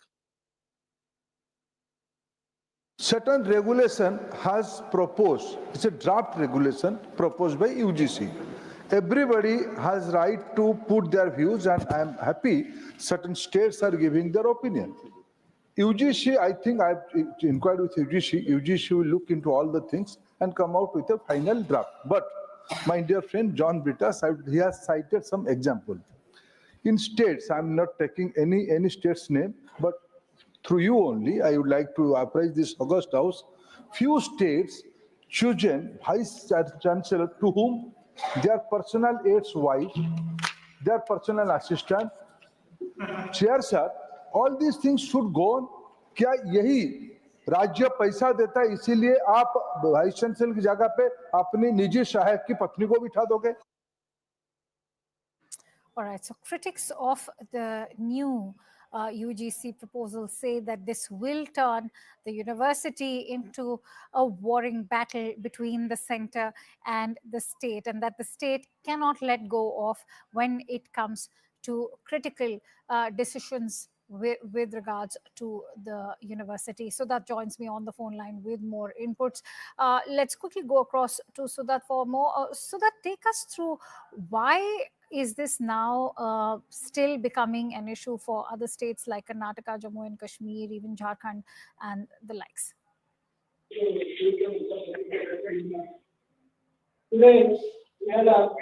Sudat, can you hear me? All right, we'll try and reconnect with Sudat, but as we've been highlighting that the opposition parties have in fact been questioning that why give the actual and entire content in one go when in fact they can be monetized in each part as well. Let's quickly go across to Sudat, who's joining me on the phone line. Sudat, first of all, what is the state government's point of view right now? That is also important. Well, in fact, Higher Education Minister MC Sudhakar, as we speak, is holding a press conference after a thorough meeting with all the higher education ministers of various states, including Maharashtra, Kerala, Tamil Nadu, Telangana, Himachal Pradesh, Jharkhand. All of them are here, 7 states overall, including Karnataka, are present here.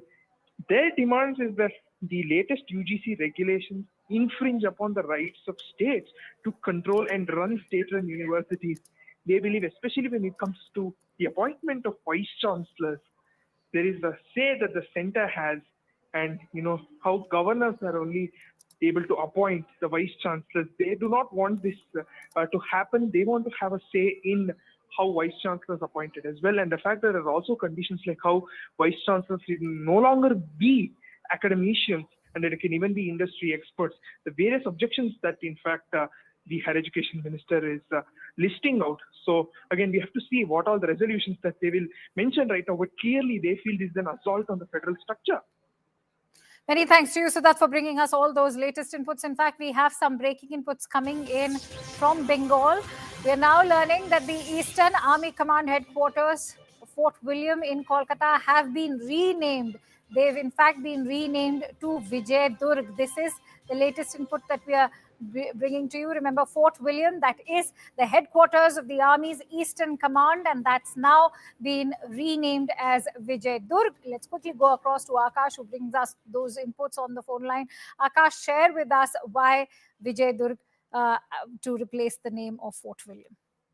Right. So we have seen, Akanksha, in the past that how, the NDA government or the central government as of now, wants to remove the colonial footprints from our properties or from, the resources that we are using. And in that continuation, we are learning about this renaming that has happened in the December 2024.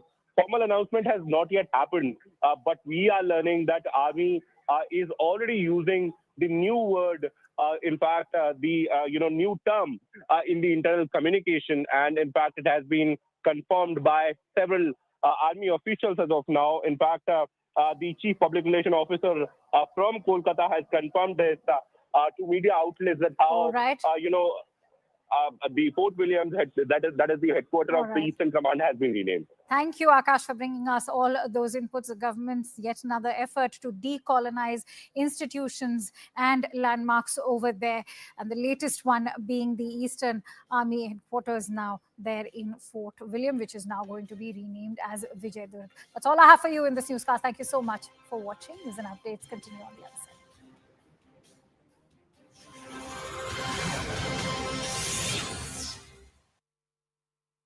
MDH का kitchen king from you, Dr. Subramaniam Jaishankar is casting his vote. Pallavi is also joining us. Pallavi, whereabouts are you? Well, I'm standing just right outside what can we call the hub of the Babus in the national capital at the Nirman Bhavan. And this is where you see a large number of bureaucrats, of course, working here. But this also falls into a very critical constituency and a high-profile one. What I'm really waiting for is the crowd over here is gathered, because anytime now Rahul Gandhi is going to come and cast his vote before he heads off to Bihar. Well, I mean, we all talk about AAP. Anand, we are all going to talk about the BJP, the Congress, ironically, for having been a big player for 15 long years, today is very much a fringe player. But the BJP certainly wouldn't want them to be that, because the calculation is that the better the Congress party pulls in terms of voter percentage, the better are the chances of dividing the anti-BJP votes, which means the AAP stands to lose. And that is the reason why very often during the political campaign, Anand, you would have noticed a deliberate goading of the Congress party, to get them out of their homes and get those lazy Congress leaders out and campaign aggressively. So pinning their hopes is a lot of this constituency, the New Delhi constituency, which Akash was also talking about a short while back, because this is where the big players are. This is where the Sheila Dixit legacy plays out. Would you agree that the Congress has upped the game in the last final 100 meters, like they say, the final 200 meters? Oh, the yes, last totally. 1 week they've upped Yes, the totally. intensity. And this entire gloves off between Rahul Gandhi and Arvind Kejriwal, was that a put on, or is that the sentiment within the Congress now?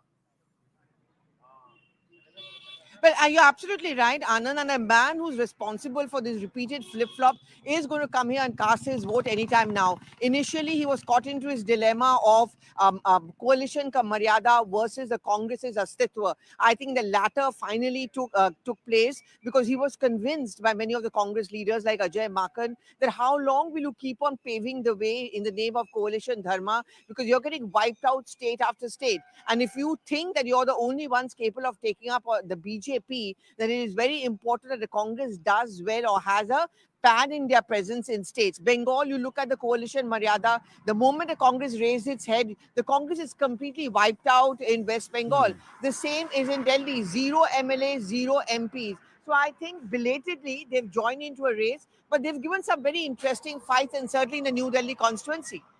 Well, thanks for your inputs, Pallavi, and we'll circle back to you the moment Rahul Gandhi arrives. And does he have a mind of or an opinion with respect to the Delhi voter? What is his pitch before he heads to Bihar? That's another critical one, where the last time around the Congress didn't pull its weight.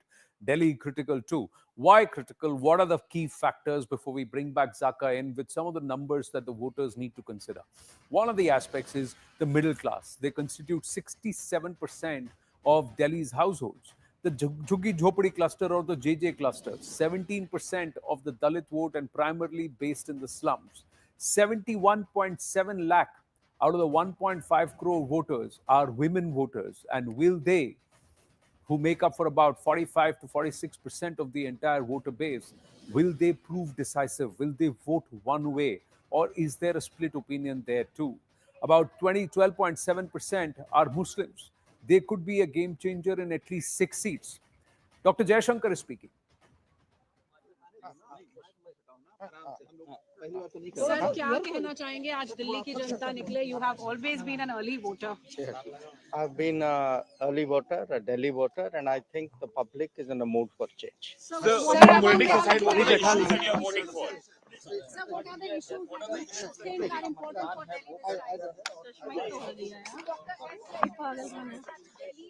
So Dr. Jaishankar not offering much, saying, I've been a Delhi voter and I believe that the public are in a mood for change. Rahul Gandhi, fresh pictures coming through. Rahul Gandhi has arrived to cast his vote.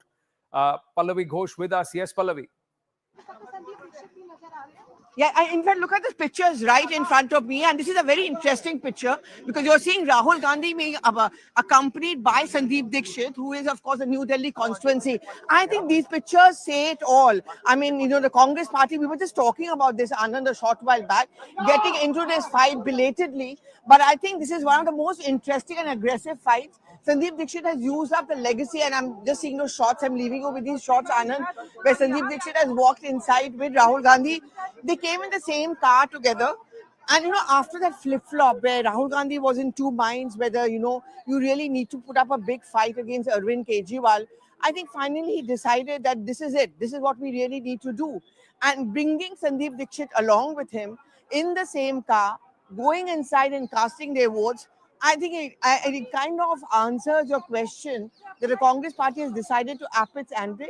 And the Congress and Rahul Gandhi have also decided that this really has to be the big fight and the gloves needs to be off. I mean, the Aam Aadmi Party can never ever be a friend of the Congress because the genesis and the growth of the AAP has been at the cost of the Congress. So Rahul Gandhi goes in, he's cast his ballot, he's gone with Sandeep Dixit, Zaka. That's interesting. Now, you know, we were expecting him to come with Sonia Gandhi because they are voting in the same booth. Priyanka Gandhi votes in a different booth. But interestingly, he's come with Sandeep Dixit. And Sandeep Dixit is putting up a fight in the New Delhi constituency. It is a triangular fight, no doubt about it, between Parvesh Verma of the BJP. That's where the former Chief Minister Arvind Kejriwal is fighting from. He really shot to fame in 2013, the first election that he won, by trouncing Sheila Dikshit, who was the incumbent chief minister at that time. He was considered the giant killer.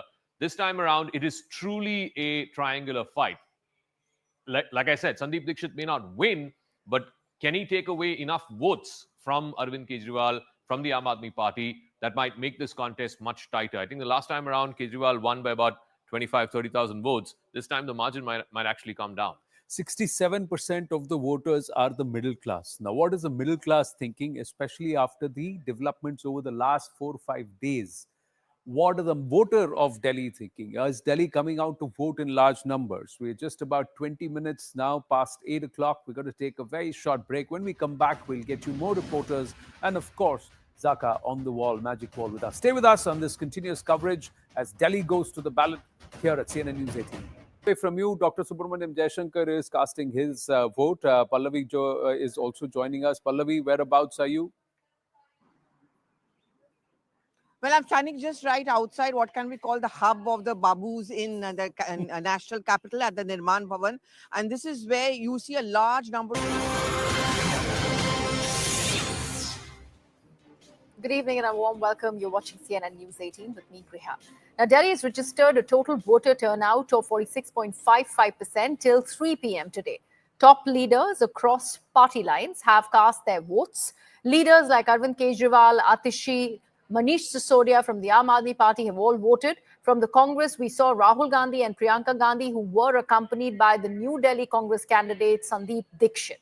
As far as the BJP is concerned, we'd seen Union Minister Dr. S. Jaishankar and Hardeep Singh Puri come out early on to cast their votes, including Delhi BJP Chief Virendra Sachdeva. Also, BJP candidate from New Delhi seat Parvesh Verma have cast their ballots. Stakes remain really high as three parties are clashing at the 70 seats in the national capital. There are few regional players like AIMIM who have also now thrown their hat in the ring as they are contesting on 2 seats. It's their debut in the national capital and they are also trying their luck. Whether or not they go ahead and win those seats or they turn out to be vote cutters for the Aam Aadmi Party, eventually benefiting the BJP, is something that we would get to know on the 8th of February. Now, even on the voting day, that is today, both the Aam Aadmi Party and the BJP have launched a scathing attack at one another, with the Aam Aadmi Party slamming the Bhartiya Janata Party for hooliganism. This was a charge that the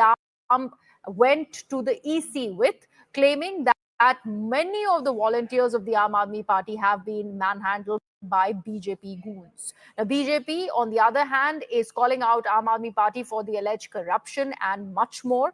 Misgovernance or Apada, that the Prime Minister has chosen to call the governance under Kejriwal as. In fact, Arvind Kejriwal was banking on the welfare schemes and governance model and is now seeking a third consecutive term for the Aam Aadmi Party in the national capital. But when it comes to the Bhartiya Janata Party, BJP aims to reclaim power after more than 2 decades. So essentially, it's a prestige battle for the Bhartiya Janata Party. Will it be able to break its 27-year-old jinx is the big question. Now let's take a look at the third player, Congress Party. It is now fighting for its relevance because it's striving for its survival and hopes to now regain its lost ground. Remember, Delhi has seen some glorious years under the late Sheila Dikshit, and Congress Party is in fact trying to woo its voters, calling out the Aam Aadmi Party over misgovernance and also talking about how Delhi flourished while it was under Sheila Dikshit. मैं चाहता हूं कि दिल्ली वासी अपने बेहतर भविष्य के लिए बाहर निकलें, वोट डालें। ये आपके भविष्य का मतदान है। दिल्ली की जनता मुंह तोड़ जवाब देगी, डबल इंजन की सरकार बनाएगी, गंदे पानी पर वोट करेगी, सीवेज की समस्या पर वोट करेगी, टूटी हुई सड़कों पर वोट करेगी, अरविंद केजरीवाल के भ्रष्टाचार पर वोट करेगी। आज का दिन हमारी जीत का दिन होगा और ये परिणाम दिल्ली की दिशा तय करेगा। निश्चित रूप से हमें जनता पे भरोसा है, हमें दिल्ली के लोगों पे भरोसा है। अब आपदा जाएगी, भाजपा आएगी। मैं दिल्ली के सभी लोगों से भी विनती करना चाहूंगा कि सब लोग वोट डालने के लिए निकलें, अपने अपने वोट का अधिकार इस्तेमाल करें। अच्छे स्कूल बनाने के लिए, अच्छे मोहल्ला क्लिनिक बनाने के लिए, अच्छा इलाज के लिए, अस्पतालों के लिए, दिल्ली के विकास के लिए वोट डालें सब लोग। मुझे पूरा भरोसा है कि इस धर्म युद्ध में कालिका माई का आशीर्वाद सच्चाई के साथ, सत्य के साथ, काम के साथ रहेगा और दिल्ली के लोग भी इस धर्म युद्ध में काम को, सच्चाई को, अच्छाई को अपना वोट जरूर देंगे। दिल्ली के वोटर्स के लिए क्या मैसेज देंगे सर? दिल्ली के वोटर्स अपने बच्चों की शिक्षा के लिए आज शिक्षा की क्रांति के लिए वोट करें। I just like people to come out and vote because I hope so. Only 6.5% in New Delhi. Yes, so I hope people come out and vote. मुझे लग रहा है दिल्ली की 1,55,00,000 मतदाता उत्साहित है बिकॉज मुझे पूरा विश्वास है वो बदलाव चाहते हैं, विकास चाहते हैं। अब दो ही शब्द है, बदलाव और विकास। अब इस बदलाव को होने से कोई नहीं रोक सकता है। मैं सभी मतदाताओं से अनुरोध करूंगा कि बाहर निकलें और आकर के वोट दें। ये हमारे लोकतांत्रिक धर्म हमारा है और उस लोकतांत्रिक धर्म का पालन करें। Let's now take a look at controversies that are raining galore even as Delhi goes to vote today. Now, if we take a look at the first set of controversies, we are learning of an FIR that has been registered against Amanatullah Khan for allegedly violating the Model Code of Conduct.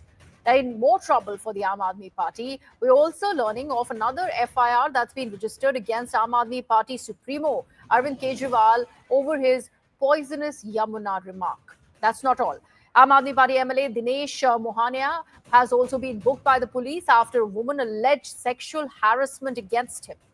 Now, in the last 24 hours, we're also learning that so far 12 lakh cash has been seized and an alleged link to the Delhi Chief Minister's office is now under probe. Remember, just a short while back, a few days ago, we had also seen a vehicle that was parked outside the Kapurthala Bhavan and in fact, the Punjab government was in the dock because that vehicle had a fair amount of cash in it. There was some liquor and also pamphlets of the Aam Aadmi Party, something that the Aam Aadmi Party is distancing itself from. Now, Aam Aadmi Party candidate Saurav Bhardwaj has alleged that police officials are blocking voters from casting votes at Chirag, Delhi. So this is a direct accusation against Delhi police, and women voters in Selampur have also claimed that their votes have already been registered when they did not even go out to cast their vote. Once they reached the booth is when they said that voting in their name has already been done. So these are the controversies that we are already looking at as Delhi is coming out and voting. So far, there is about 45% of the voting percentage that has been reached as about 3 p.m. We'd have to see as and when more and more people come out and vote if that voting percent and the turnout really goes up. Taking this across to my colleagues, Pallavi Ghosh and Arunima, who are with us on the broadcast. Pallavi, coming to you first. What is it looking like now that we have a fair bit of understanding that half of Delhi, out of the 1.5 crore people, has in fact come out and voted? But if at all this voting percentage doesn't go up, it clearly says that people are okay and not going to go ahead and vote for change. So is this advantage Aam Aadmi Party? Well, I mean, frankly speaking, if you look at the past state elections, it's very difficult to gauge what an increase in vote percentage, or if there's not much change in the voting percentage is concerned, really actually means. But if you look at the quick figures which are already coming in, till 3 p.m., the latest figures, as we all have been reporting, is 46.55%. That any which way is a huge increase from the last time round also. I would say substantial increase from the last time round also. 62.5% is where it stood at 2020. Now, if I go by the example of, say, Maharashtra, if I go by the examples of West Bengal, we saw a surge in the voter percentage. Many thought that meant an anti-incumbency vote, but that's clearly not what happened. So it works in multiple platforms. Very often, an increase in voter percentage does mean a high amount of incumbency vote, or as they call the anger vote. But sometimes it also means the cadre, the core cadre, coming out and ensuring that the party which is already in power does not lose. So this is something which can be read both the ways, and both the parties are going to read it their own way. BJP certainly is going to read this as a vote against AAP. AAP would perhaps see this as a kind of a loyalty factor where its core vote bank are coming out to ensure that the AAP remains in power. So we'll have to wait, obviously, till the 8th to get a sense of how it is. But yes, it's a high stakes battle. Election Commission has been urging people, as political parties have been, especially the first time voters. That is where the BJP is depending a lot on, and women voters as well. So those last few figures which we'll get at the end of the day is going to be extremely important. Right. And Anurima, the fact that Pallavi has mentioned about the anger votes, we are also looking at how Northeast Delhi, till about 3 p.m., has recorded the highest voter turnout. It has gone beyond 52%. What does it say about the voting pattern in Delhi, considering we have some new players from Northeast Delhi? See, Northeast Delhi is battling its history, the recent history of communal violence there, of people losing their homes, losing their savings, losing their loved ones. Northeast Delhi has not really forgotten that. So this vote for them is not just about doing their duty in a democratic country, but it could well be a matter of survival for a lot of them. No wonder then that they're coming out and casting their vote, because they want to ensure that right representatives are chosen, and what we saw in the communal violence of 2020 is not repeated for Northeast Delhi. Similarly, in other pockets also, I mean, more or less, if you see Delhi in outer areas, in outer areas, the voter turnout is much better than, say, a New Delhi or a heart of South Delhi. I'm in fact coming to you live from the constituency from where Manish Sisodia is fighting from Parparganj. He has moved to Jangpura, and there is a steady trickle of people coming in now as well. These are the who's who of Delhi. Some of them who are moving around in the power corridor. So they're also trickling in, encouraging their neighbors, calling up people, telling them, please come out and vote. So there is a all-out effort that is evident to make sure that Delhi does not disappoint. From the look of it, it would have touched about 50% by now. 62% is what it voted last time, and the maximum in the last few decades was 67%, and that was the election that happened in 2015. So they are trying very hard. The Karyakartas, both from Aam Aadmi Party and BJP, also from the Congress, trying very hard to touch that all-time high of 2015. It was a sluggish start, but they're all very hopeful. In fact, I spoke to one AAP functionary outside a booth and asked him whether the low voter turnout was of concern to them, and they said it will not be low. So they were pretty confident that the voters ultimately will come out and vote. Who they vote for, is that an anti-incumbency vote or is it a pro-incumbency vote? I think that answer is what we have to wait for till the 8th. Absolutely. And Arunima, if we just to stay on with us, Pallavi, if we take the conversation back to Northeast Delhi, because it is now coming out to vote at the back of the Delhi riots. There have been so many accused that have gone into jails because of the Delhi riots, and there were accusations that were made against him. Two of those have been fielded by the AIMIM. About AIMIM's entry into Delhi politics, how much of that will be a deterring factor for the Aam Aadmi Party and advantage BJP? Well, it certainly makes the game very, very interesting because now it's going to be 3-1. The BJP, for example, in Okhla has put up Manish Chaudhary. So he's a Hindu candidate who's pitted opposite 3 Muslim candidates. And what the BJP's calculation is that the votes will be divided among the Muslim candidates. So that becomes an advantage to the BJP. And, you know, if the Manish Chaudhary manages to win from Okhla, of course, for the BJP, it will be a huge, huge issue and a huge victory, which is what they're going to be looking at. Yes, I mean, Okhla has its history. It has its history of not really being at peace with peace. There have been those Delhi 2020 riots, the protests which took place against the CAA as well. So there's a lot of disturbance history in this area. And that is what the BJP is talking about, that give peace a chance, give a chance to non-appeasement kind of politics. And that is what they're banking on. AIMIM's track record, if you see, and very often they're criticized for being the B team of the BJP. I saw that happening in Bengal, parts of Maharashtra as well, that even if they don't win seats, you know what happens is that they manage to cut the votes. They increase their voter percentage. And in this case, an AIMIM's relatively good performance would actually hurt both the Congresses, Arvind Khan from Okhla, as well, of course, the Aam Aadmi Party as well. And Owaisi, mind you, has been extremely, he's a very good orator. And he has been very, very aggressive in his campaign.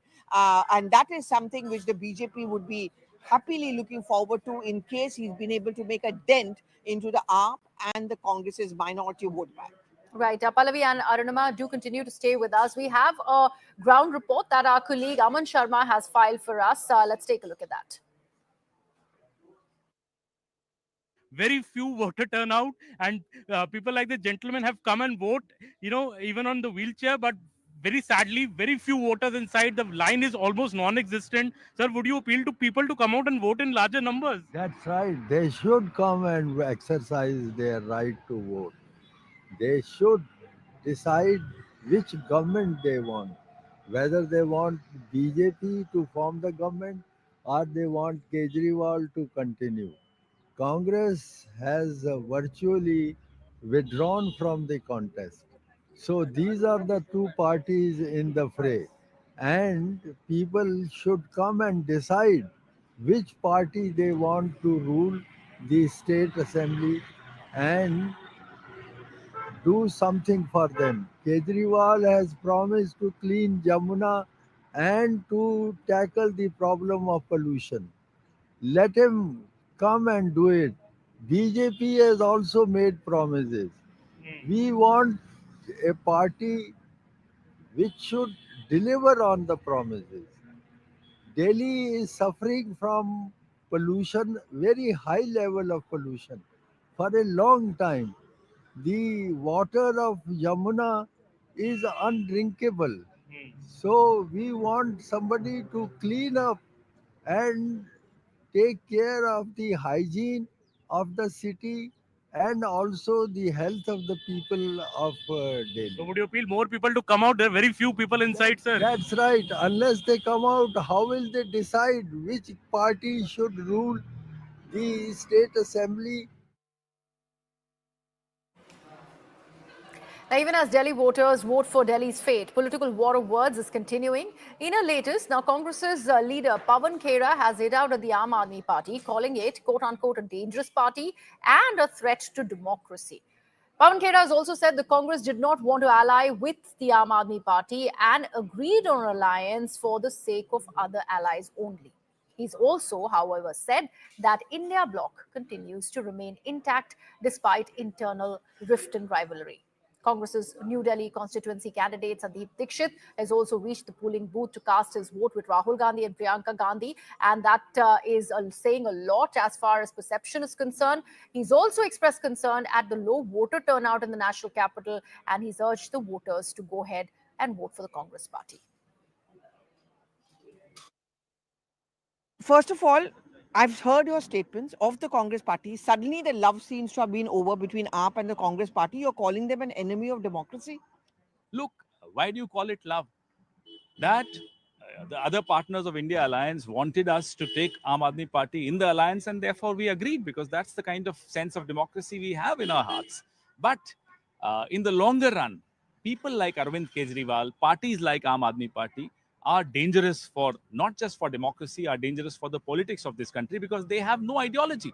They stand for nothing. They stand against nothing. But isn't there a sense of flip-flop within the Congress's strategy also? You seem to be going soft on him in the beginning, and suddenly towards the end of the campaigning. No, absolutely not. I mean, I don't know why you think we were soft on them. We were never soft on them. But of course, we have to prepare our own ground in order to fight. We are fighting two parties after all in this city. So obviously, we'll first prepare our ground and then start talking against them. Okay. And finally, in case whatever be the results, do you think it's going to have an impact on the future of the India bloc? Because in case AAP loses, they are certainly going to be blaming, along with the Trinamool Congress, for example, that the Congress was the one who helped the BJP win. Let them do that. Why did they contest Gujarat? Why did they contest Haryana? Did anyone question them? Tell me. So why they contested Punjab? They contest every state, and then suddenly this is our state. We've been in power here for 15 years. Mrs. India Dixit bloc was will the remain Chief Minister for intact. 15 years, of course. India bloc, of course. My colleagues Pallavi and Arunima continue to be with us. Pallavi, about this interview of yours with Mr. Pawan Khera, let me begin by asking you, when this entire association with Aam Aadmi Party nationally happened of the Congress ranks, clearly two of the tall leaders with BJP, with Congress in Delhi, whether it is Ajay Markan or Sandeep Dixit for that matter, were the most sidelined. Now it's the same Congress leadership that is going ahead hand in hand, going to the polling booth of Sandeep Dixit. There's so much for perception. Is this desperation on part of the Congress party because it's also seeing what is going to be its status as far as the Delhi ranks are concerned? Because clearly the battle is between Aam Aadmi Party and the BJP. Congress is nowhere in the fight. Yeah, I mean, it's not that the top Congress leadership were unaware of the fact that AAP grew at the cost of the Congress. I mean, what Pawan Khera is telling me is that why did they contest in Gujarat? They tried to do that in Karnataka. It was a failed alliance in Haryana. It didn't work out in Punjab. But in Delhi, the Congress was in an alliance with AAP as far as the Lok Sabha election goes, and they got zero. And AAP's vote bank is the same as that of the Congress, middle class, Jhuggi Jhopri, and the minority vote bank. So Congress lost out to AAP. AAP grew on the edifice of the Congress party, and this was nothing new to them. But it was the same AAP, it was the same Congress leaders who came under instructions from Rahul Gandhi that the night Arvind Kejriwal was arrested on the Sheesh Mahal issue and the liquor gate scam, they should go out and show his solidarity, and that's exactly what Sandeep Dixit did. But look at the irony of it. Sandeep Dixit is now pitted opposite Kejriwal. Rahul Gandhi talks and reminds them of Sheesh Mahal. So something is clearly off. So it began by going soft on AAP because they didn't want to give that advantage to the BJP. Then that pressure mounted on Rahul Gandhi that no matter what you do, AAP is never going to let you grow. And how long can you keep on losing from state after state? And now we see the Congress party all guns blazing against the AAP. In fact, you hear them attacking the AAP more than they're attacking the BJP. So they've clearly now belatedly realized that AAP is a bigger enemy for them, at least as far as Delhi is concerned. Should AAP lose or come down from a voter percentage, winning percentage, if they are winning, then I'm sure it's going to have an impact on the India bloc, with the TMC and the SP also being pretty unhappy with the Congress. And Arunima, can we really blame the Congress party solely? Because in the past, we've had leaders like Sanjay Singh of the Aam Aadmi Party who have gone on record and they have said that we'll speak to the other allies of the India bloc to get Congress out of the alliance altogether. And hence, we are seeing this retaliatory sort of a response. So how does one not look at Aam Aadmi Party on what they have done in the past when we are looking at this fight between AAP and Congress? See, also the Delhi Congress leaders have not forgotten the kind of humiliation that Sheila Dikshit and her government were put through. If you recall the Anna movement, the entire edifice of that movement was allegations of corruption against UPA and targeting of Congress here in Delhi. So the Delhi Congress leaders have always been wanting to get a chance to get back at Aam Aadmi Party. Sandeep Dixit, for example, who's taking on Manish Sisodia, he has the legacy of his mother to stand for. Ajay Markan, all the Pawan Khera, all of these people who have worked with Sheila Dikshit, they remember what Delhi was and how Delhi government really worked under her. And to be fair, when I have been moving around Delhi, there are people, the old timers, who remember that how Delhi's infrastructure changed under Sheila Dikshit. It was that sentiment that Delhi Congress leaders wanted to tap into. Perhaps it took them time to convince Rahul Gandhi and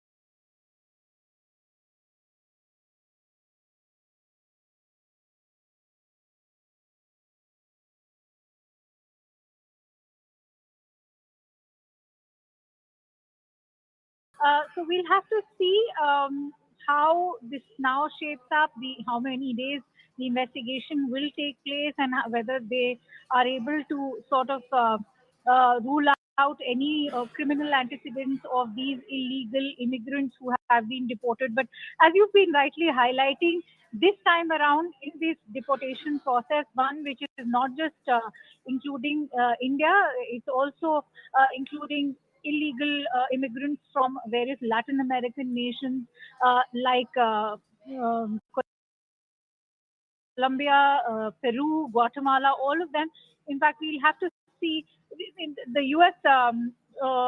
Administration under Trump 2.0 is making a very conscious messaging effort to sort of establish the fact that the U.S. military is now going to be involved in the deportation. It is a C-17 military aircraft, yes, as you highlighted, that is deporting these illegal immigrants, but it is also the inclusion of the U.S. Army, which is making this message amply clear that the U.S. is regarding this entire issue of illegal immigration as one that is a threat to U.S. democracy. Remember, this was also an issue that was actively campaigned upon by the current U.S. president. And we've also seen the kind of addition of army troops to the Mexico border. Having said that, several army bases are also being used to house these migrants. And so, yes, the Pentagon is now expanding its powers, where it has also included the U.S. military, especially when it comes to cracking down on illegal immigrants. The timing of this entire crackdown is also very important, remember, Griha, because Prime Minister Narendra Modi will also be meeting the U.S. President on 13th of February, where this will also be a key sticking point during the bilateral talks. Also, Akanksha, any particular reason why the landing has happened in the state of Punjab? I believe there are many deputies who belong to the state of Gujarat, also Haryana. So why specifically Punjab? We are being made to believe that perhaps a majority of them are hailing from the state of Punjab. And right now, we are awaiting an official response to come in from the Ministry of External Affairs, where they will perhaps share with us why this C-17 military aircraft was made to land in Amritsar. It could also have to do with the aviation route, perhaps. But many of them are also hailing from the state of Punjab, as they are from Haryana, Gujarat, Uttar Pradesh, and several other states. So we'll have to see why Amritsar particularly, but we all know that this is only one of the first few batches of the 18,000 illegal deportees right now. Several of them are going to be sent back, and we should expect this to continue. But remember, the deportation process began under the Biden administration as well. That took place during 2023 to 2024. And all those deportees back then were sent on chartered flights, and there was no military aircraft involved. But having said that, this is not the first time that this deportation process is happening. Yes, first under Donald Trump 2.0. Right, Akansha, thank you so much for all of those details.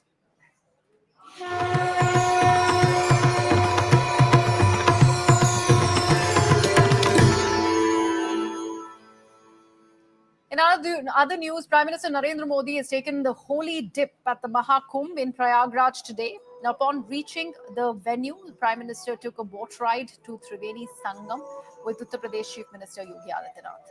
Remember, this visit underscores the spiritual importance of the day as it marks the observance of Magh Ashtami and Bhishma Ashtami, both deeply rooted in religious and historical beliefs. After the holy dip, Prime Minister also offered prayers at Sangam and performed the Ganga Aarti. Remember, many detractors are also talking about the timing of this particular visit of the Prime Ministers at the Mahakumbh, especially on the day that Delhi is going out to vote. Prime Minister, though, has taken to social media and he has put out a post that reads, and I'm quoting, "Blessed to be at the Mahakumbh in Prayagraj, the Snan at Sangam is a moment of divine connection, and like crores of others who have taken part in it, I was also filled with a spirit of devotion. May Ma Ganga bless all with peace, wisdom, good health, and harmony." Unquote. My colleague Arun Dhanta is with us. He's joining us live from Prayagraj. Arun, has the Prime Minister's convoy left the venue? What was the itinerary of the day like? And of course, the Prime Minister hasn't really said anything about the controversy which was associated with his trip to Prayagraj and that holy dip at Mahakumbh, especially today on February 5th when Delhi is voting. Well, see, Prime Minister Modi spent around 35 minutes here in Prayagraj total. And in that time, he took, of course, the holy dip in the Trivedi Sangam, and then he was actually, doing Ganga Aarti there, and then immediately he left the Mahakumbh Mela Parisar. The fact is that, of course, Prime Minister Modi knew that there's huge gathering, because the other programs which was earlier slated for Prime Minister Modi, like he was to go to Saraswati Koop and Hanuman Temple and Akshay Vat. So these are the places which perhaps could create some sort of a difficulty for the people, because we all know that there are crores of people who are songing in here in Prayagraj. Even today, the data which has come till about 1 p.m., more than 40 lakh people have taken the holy dip. So I think Prime Minister Modi took the dip, and after participating in that puja, he immediately left. He did not want to bother or to create any problem for anybody. The message, of course, was very straight, especially after that stampede which happened on 29th of January, that the VIP culture is something which is blocking certain roads there, and due to which perhaps things gotten out of hand. And post that, we saw that whether it is VIP, VVIP, there was no special treatment for them. The roads which were earlier blocked for them, the ghats which were kept for them earlier, they all were open for the armed public. But of course, Prime Minister Modi ensured, because there were some reports earlier that Prime Minister might not be able to come because of what happened in the stampede, but he ensured that he visits, but at the same time there is no inconvenience for the people. And I think that's something which was very significant. People who were present here, they were also saying this, that in some other places they've seen that how people face difficulty when Prime Minister or some other top dignitaries are around in the town, but today they have not felt anything like that. There were free passage, there was free ghats, they can go anywhere through any route to any ghat. So I think he understands the importance of it, and therefore he took the holy dip, and then he immediately left for Delhi. But I think the atmosphere, the Josh among people is very high, very significant. Even as I speak, I can see people, thousands of people are heading towards Sangam to take that holy dip. And the numbers which were actually UP administration, UP government was expecting in the full Mahakumbh was around 40 crore, that 40 crore people as per the estimate would take up. But here in the middle of, when you still have half of the Mahakumbh left, more than 45 crore people have taken the holy dip. Right. So I think that shows that not only from the country, but in fact globally, people are coming here in Prayagraj. And Arun, you already preempted the question I was about to ask you about the stampede in Mahakumbh and how the Prime Minister was in fact questioned, and in turn Yogi Adityanath in the Parliament by Akhilesh Yadav over the stampede. Do you think this also, in a sense, was a political messaging of the Prime Minister, considering he chose to take that holy dip today at the Mahakumbh, and also in fact do that in a very cut-to-cut manner, not even an hour that he was there and he was out of it? What the opposition was, of course, criticizing this visit of Prime Minister Modi, saying that why this visit had to come only that day when Delhi is going to pose. But I think, as I've been speaking with few people here, that's the reason why, Prime Minister Modi perhaps wanted to take this holy dip today and wanted to be in Prayagraj today. And we have seen even in the past, during the election times, I still remember in 2019, during the Lok Sabha voting, Prime Minister was in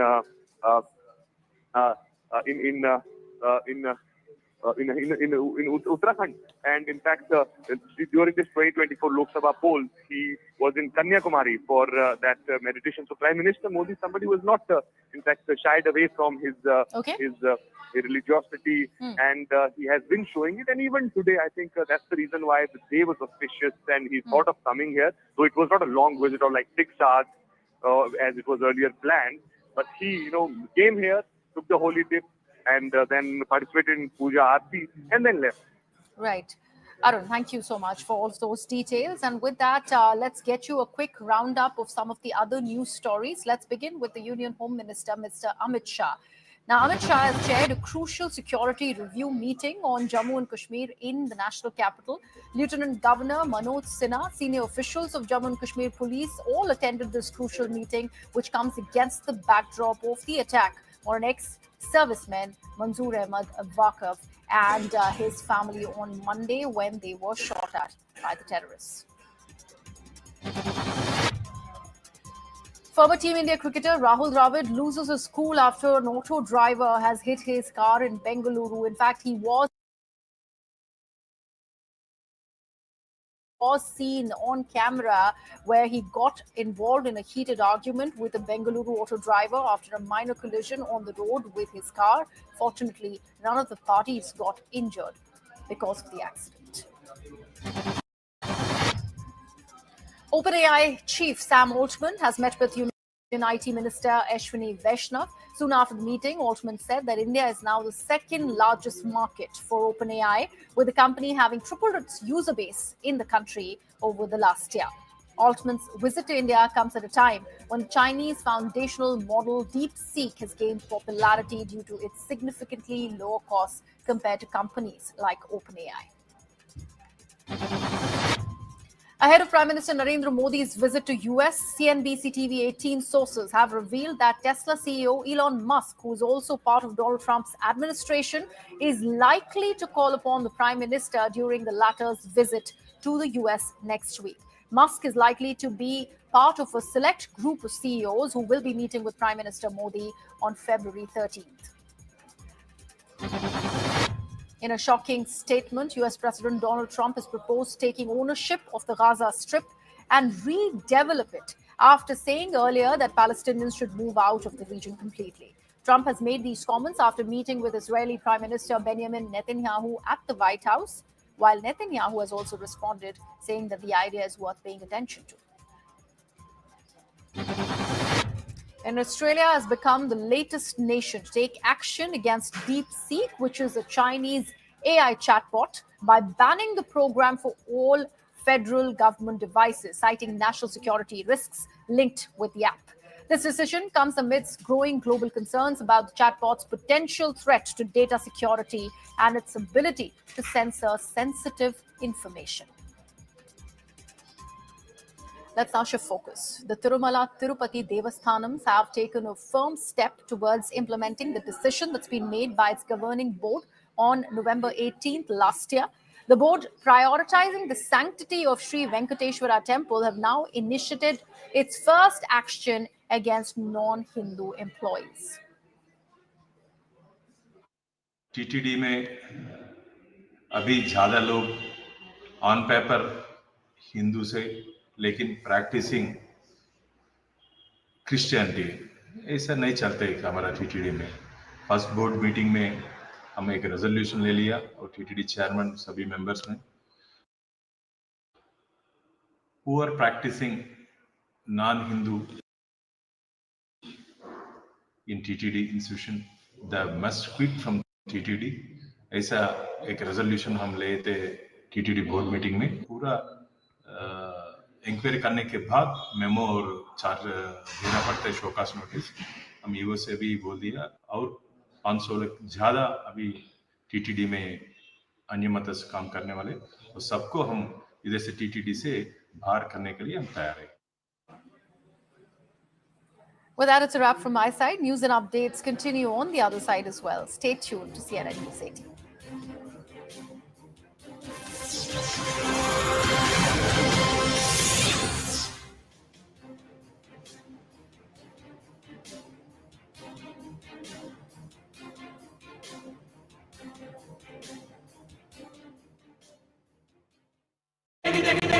From you, Dr. Subramaniam Jaishankar is casting his vote. From you, Dr. Subramaniam Jaishankar is casting his vote. Pallavi is also joining us. Pallavi, whereabouts are you? Well, I'm standing just right outside what can we call the hub of the Babus in the national capital at the Nirman Bhavan. And this is where you see a large number of bureaucrats, of course, working here. But this also falls into a very critical constituency and a high-profile one. What I'm really waiting for is the crowd over here is gathered because anytime now, Rahul Gandhi is going to come and cast his vote before he heads off to Bihar.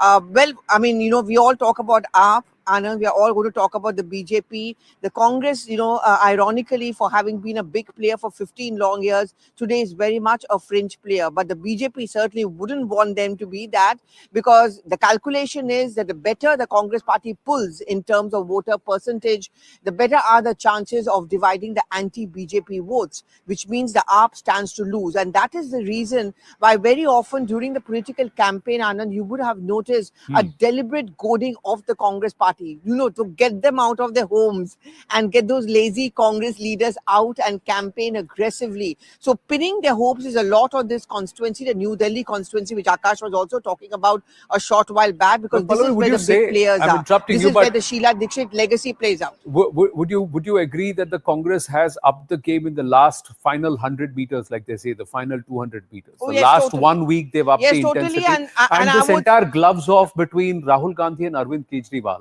Was that a put on, or is that the sentiment within the Congress now? Well, you're absolutely right, Anand. And a man who's responsible for this repeated flip-flop is going to come here and cast his vote anytime now. Initially, he was caught into his dilemma of coalition ka Maryada versus the Congress's Astitwa. I think the latter finally took place because he was convinced by many of the Congress leaders like Ajay Makan that how long will you keep on paving the way in the name of coalition dharma, because you're getting wiped out state after state. And if you think that you're the only ones capable of taking up the BJP, then it is very important that the Congress does well or has a pan-India presence in states. Bengal, you look at the coalition Maryada, the moment the Congress raised its head, the Congress is completely wiped out in West Bengal. The same is in Delhi, 0 MLAs, 0 MPs. So I think belatedly they've joined into a race, but they've given some very interesting fights, and certainly in the New Delhi constituency.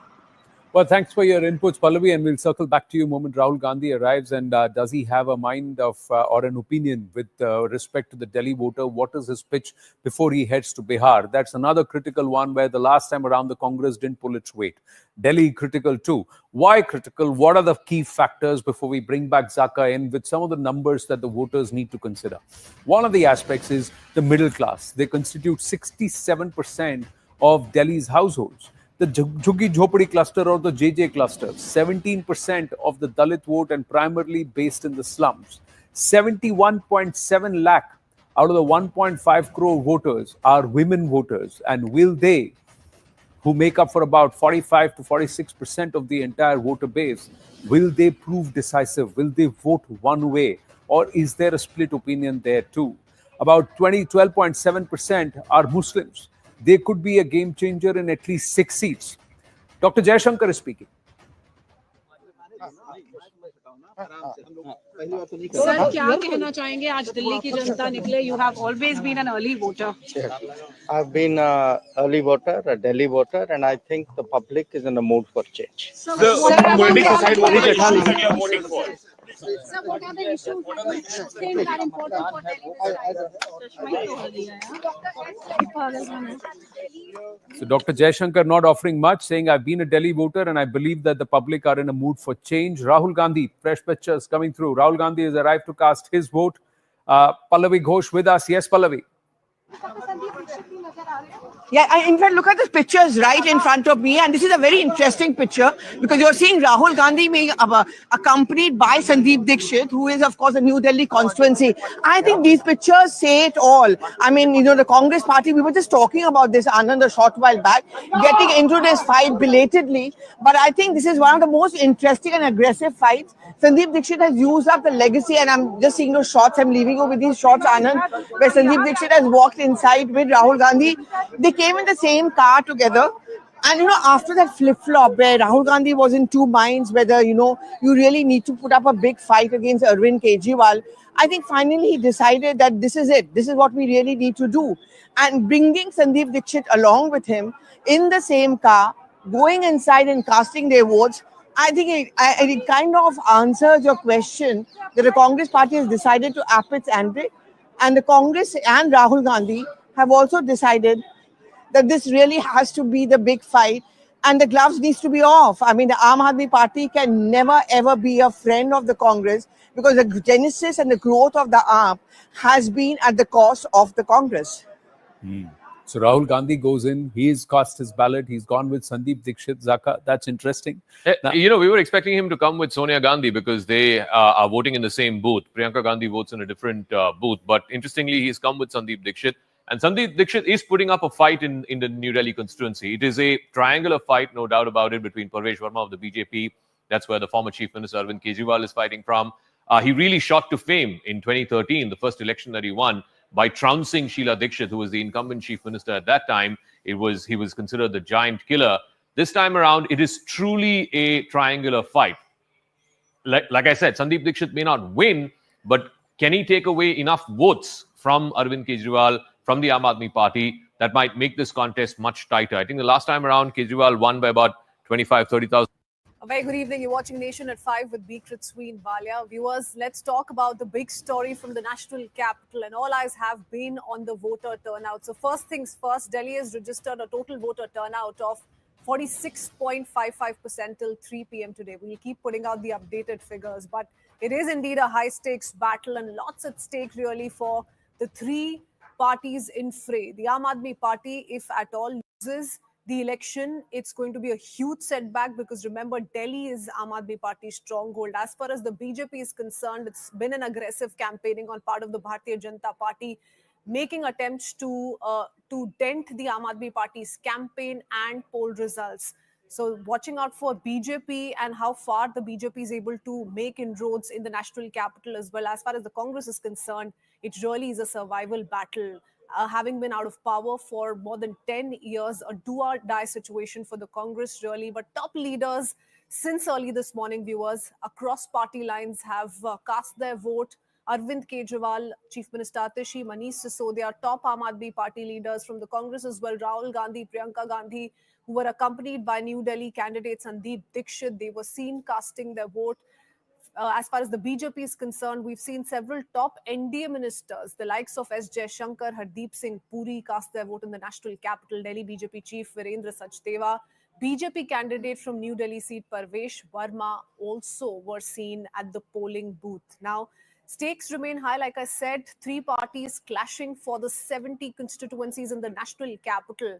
And we've seen parallelly a lot of war of words take place, a lot of blame game that has erupted between the three, even on voting day. Aam Aadmi Party and BJP once again launched swipes at each other, with the Aam Aadmi Party slamming the BJP, reiterating the hooliganism charge, the BJP hitting back, once again labeling the Aam Aadmi Party as a corrupt party. We'll talk about some of those instances on voting day in particular, but like I said, Arvind Kejriwal, his Aam Aadmi Party is banking on its welfare schemes. We've seen a certain welfare promises being made by the Bhartiya Janata Party and the Congress as well in the run-up to this high-octane battle.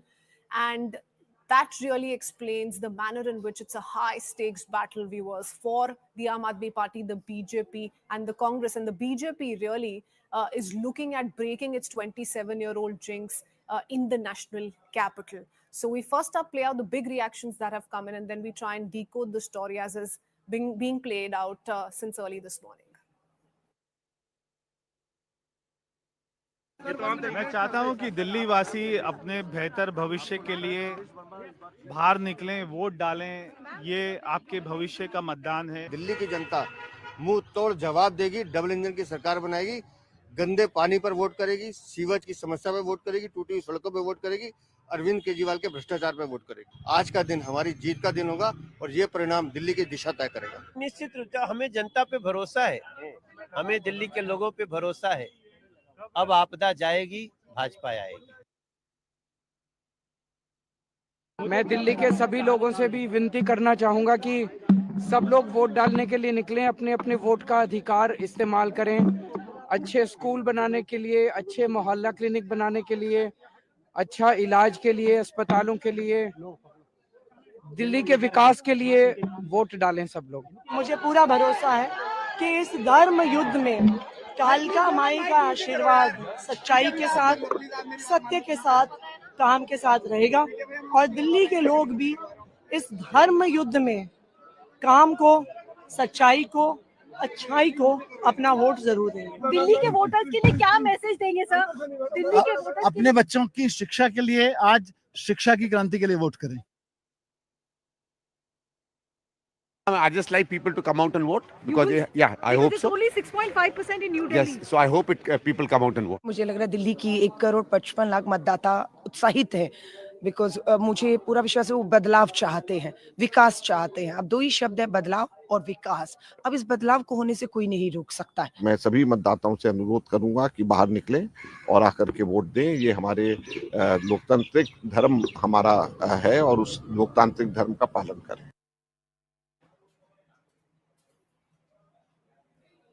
All right. Since I was mentioning the several instances, the controversial instances that have come to the fore on voting day, let's take you through some of these examples, some of these incidents that have come to light from the national capital. An FIR to begin with has been registered against Amanatullah Khan for allegedly violating the Model Code of Conduct. Aam Aadmi Party MLA and also Aam Aadmi Party's candidate from Okhla. So a little bit of trouble there.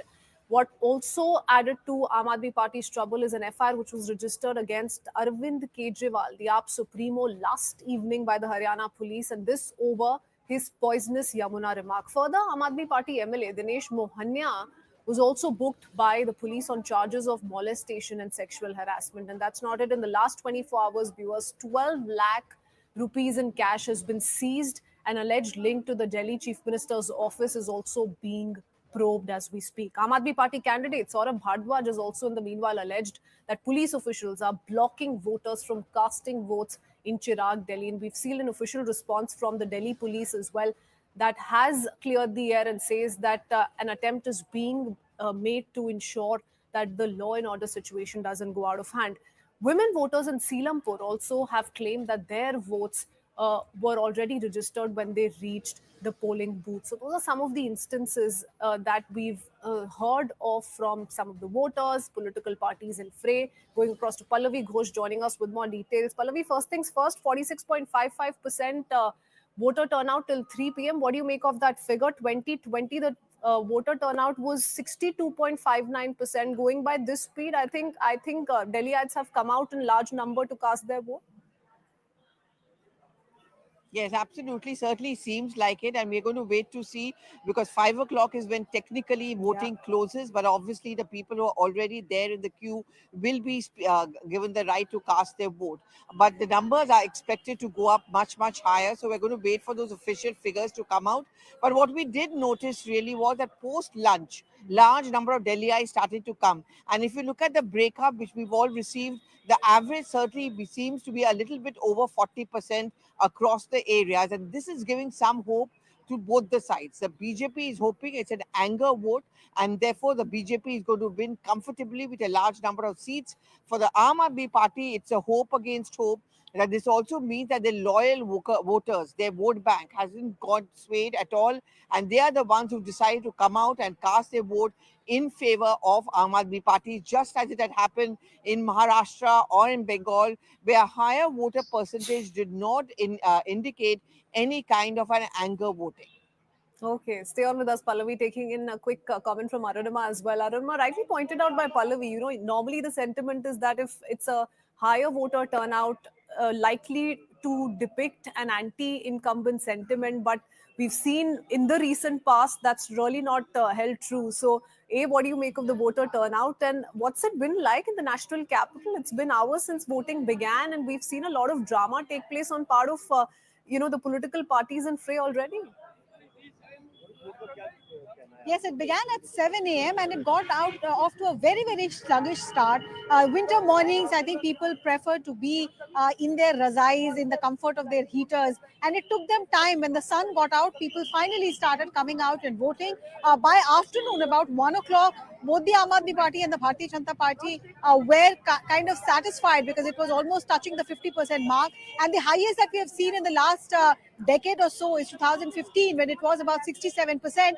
And last assembly elections, it was about 62%. So already there are speculations that the 62% mark could be breached by the Delhi voters, especially in the Jhuggi Jhopdi clusters, in the minority areas. In fact, I'm coming to you live from Okhla, where the queues are still increasing. You see, this is the road that leads you to the booth there. People are still coming in there and casting their vote.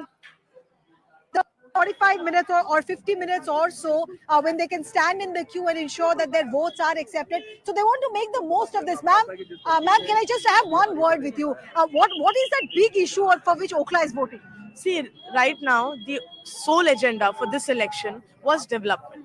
The Aam Aadmi Party Sarkar and sitting MLA Amanatullah Khan Saab has neglected Okhla Vidhan Sabha completely when it comes to local issues. If I talk about local issues, which are sewage system and the condition of the roads, the issue of getting a BSES meter, electricity meter, or supply water, there are numerous issues that have not been resolved since past 10 years. And that is the reason that people, there's a change. They want a change. And there's this wave that is coming towards Congress right now. Because people want the Delhi that Sheila Dikshit ji had, made for them, or the green and clean Delhi that existed 10 years back. Thank you so much. So that was the Congress supporters in Okhla Vidhan Sabha area. Congress was really hoping that with these kind of voices in the minority dominant areas, they will be able to create a space for themselves, a space which belonged to them a decade ago when Sheila Dikshit was at the helm of affairs, but which was taken away from them. So one voice we heard, which was pro-Congress. There are also AIMIM supporters who I see on the other side of the road. So AIMIM in minorities areas have emerged as an X factor. AAP, of course, the sitting MLA Amanatullah Khan, Aam Aadmi Party is hoping that ultimately, in spite of all the angst because of Northeast Delhi riots, because of sewage issues, because of civic amenities issues, all of that will be forgotten when it finally comes to pressing the EVM button. That's the Aam Aadmi Party's hope. But is that actually happening on the ground? As we are counting down to the last 50 minutes or so, the clock is ticking. 8 will give us the answer. Oh, yes, and the clock ticking for the voters to begin with, and then we get to the political parties in fray. Arunima, I'll come back to you in just a bit. Since we've all been piecing together the story this election, we've been decoding the deciding factors. So let's take our viewers through all of these factors one by one. The first big factor, viewers, is middle class. It constitutes about 67% of Delhi's household, known to lean towards the BJP. The rest we'll have to wait till the 8th. But speaking of the other big factor, which is the Jhuggi cluster, we've spoken about it at length. 17% Dalit vote, primarily based in the slums. And this has traditionally favored the Aam Aadmi Party. Will it see a split given the Congress and the Aam Aadmi Party are contending separately or not? Will the wave still be in favor of Aam Aadmi Party? Another big question. Women voter, again, has played a crucial role in several state elections. 71.7 lakh women voters in the national capital, which makes up for 45% voters in Delhi. The Muslim population constitutes about 12.68%. This could be a game changer in at least 6 seats, especially with the Congress and the AAP, like I said, contesting independently. And the big factor of freebies, viewers, Aam Aadmi Party, Congress and BJP all promising SOPs to women, to youth. Now we're seeing this welfare promise go way past the Aam Aadmi Party. Will that take away the exclusive factor from the AAP? Will the BJP or the Congress to any extent favor from this remains to be seen as well. So those are some of the key factors, the deciding factors really this election. How much will the Aam Aadmi Party gain from this? Whether or not we will see a split in votes, and that's going to end up being advantage BJP is what we need to find out. And there's a little bit of weight to that. But Arunima and Pallavi continue to stay on with us. Pallavi, all through the run-up to Delhi elections, aggressive campaigning, a lot of bitter war of words, flying thick and fast between the three political parties. But somehow the last leg of campaigning has seen a lot of back and forth essentially between the BJP and the Aam Aadmi Party. Where does this place the Congress, especially given the host of reactions that you've picked up from the grand old party?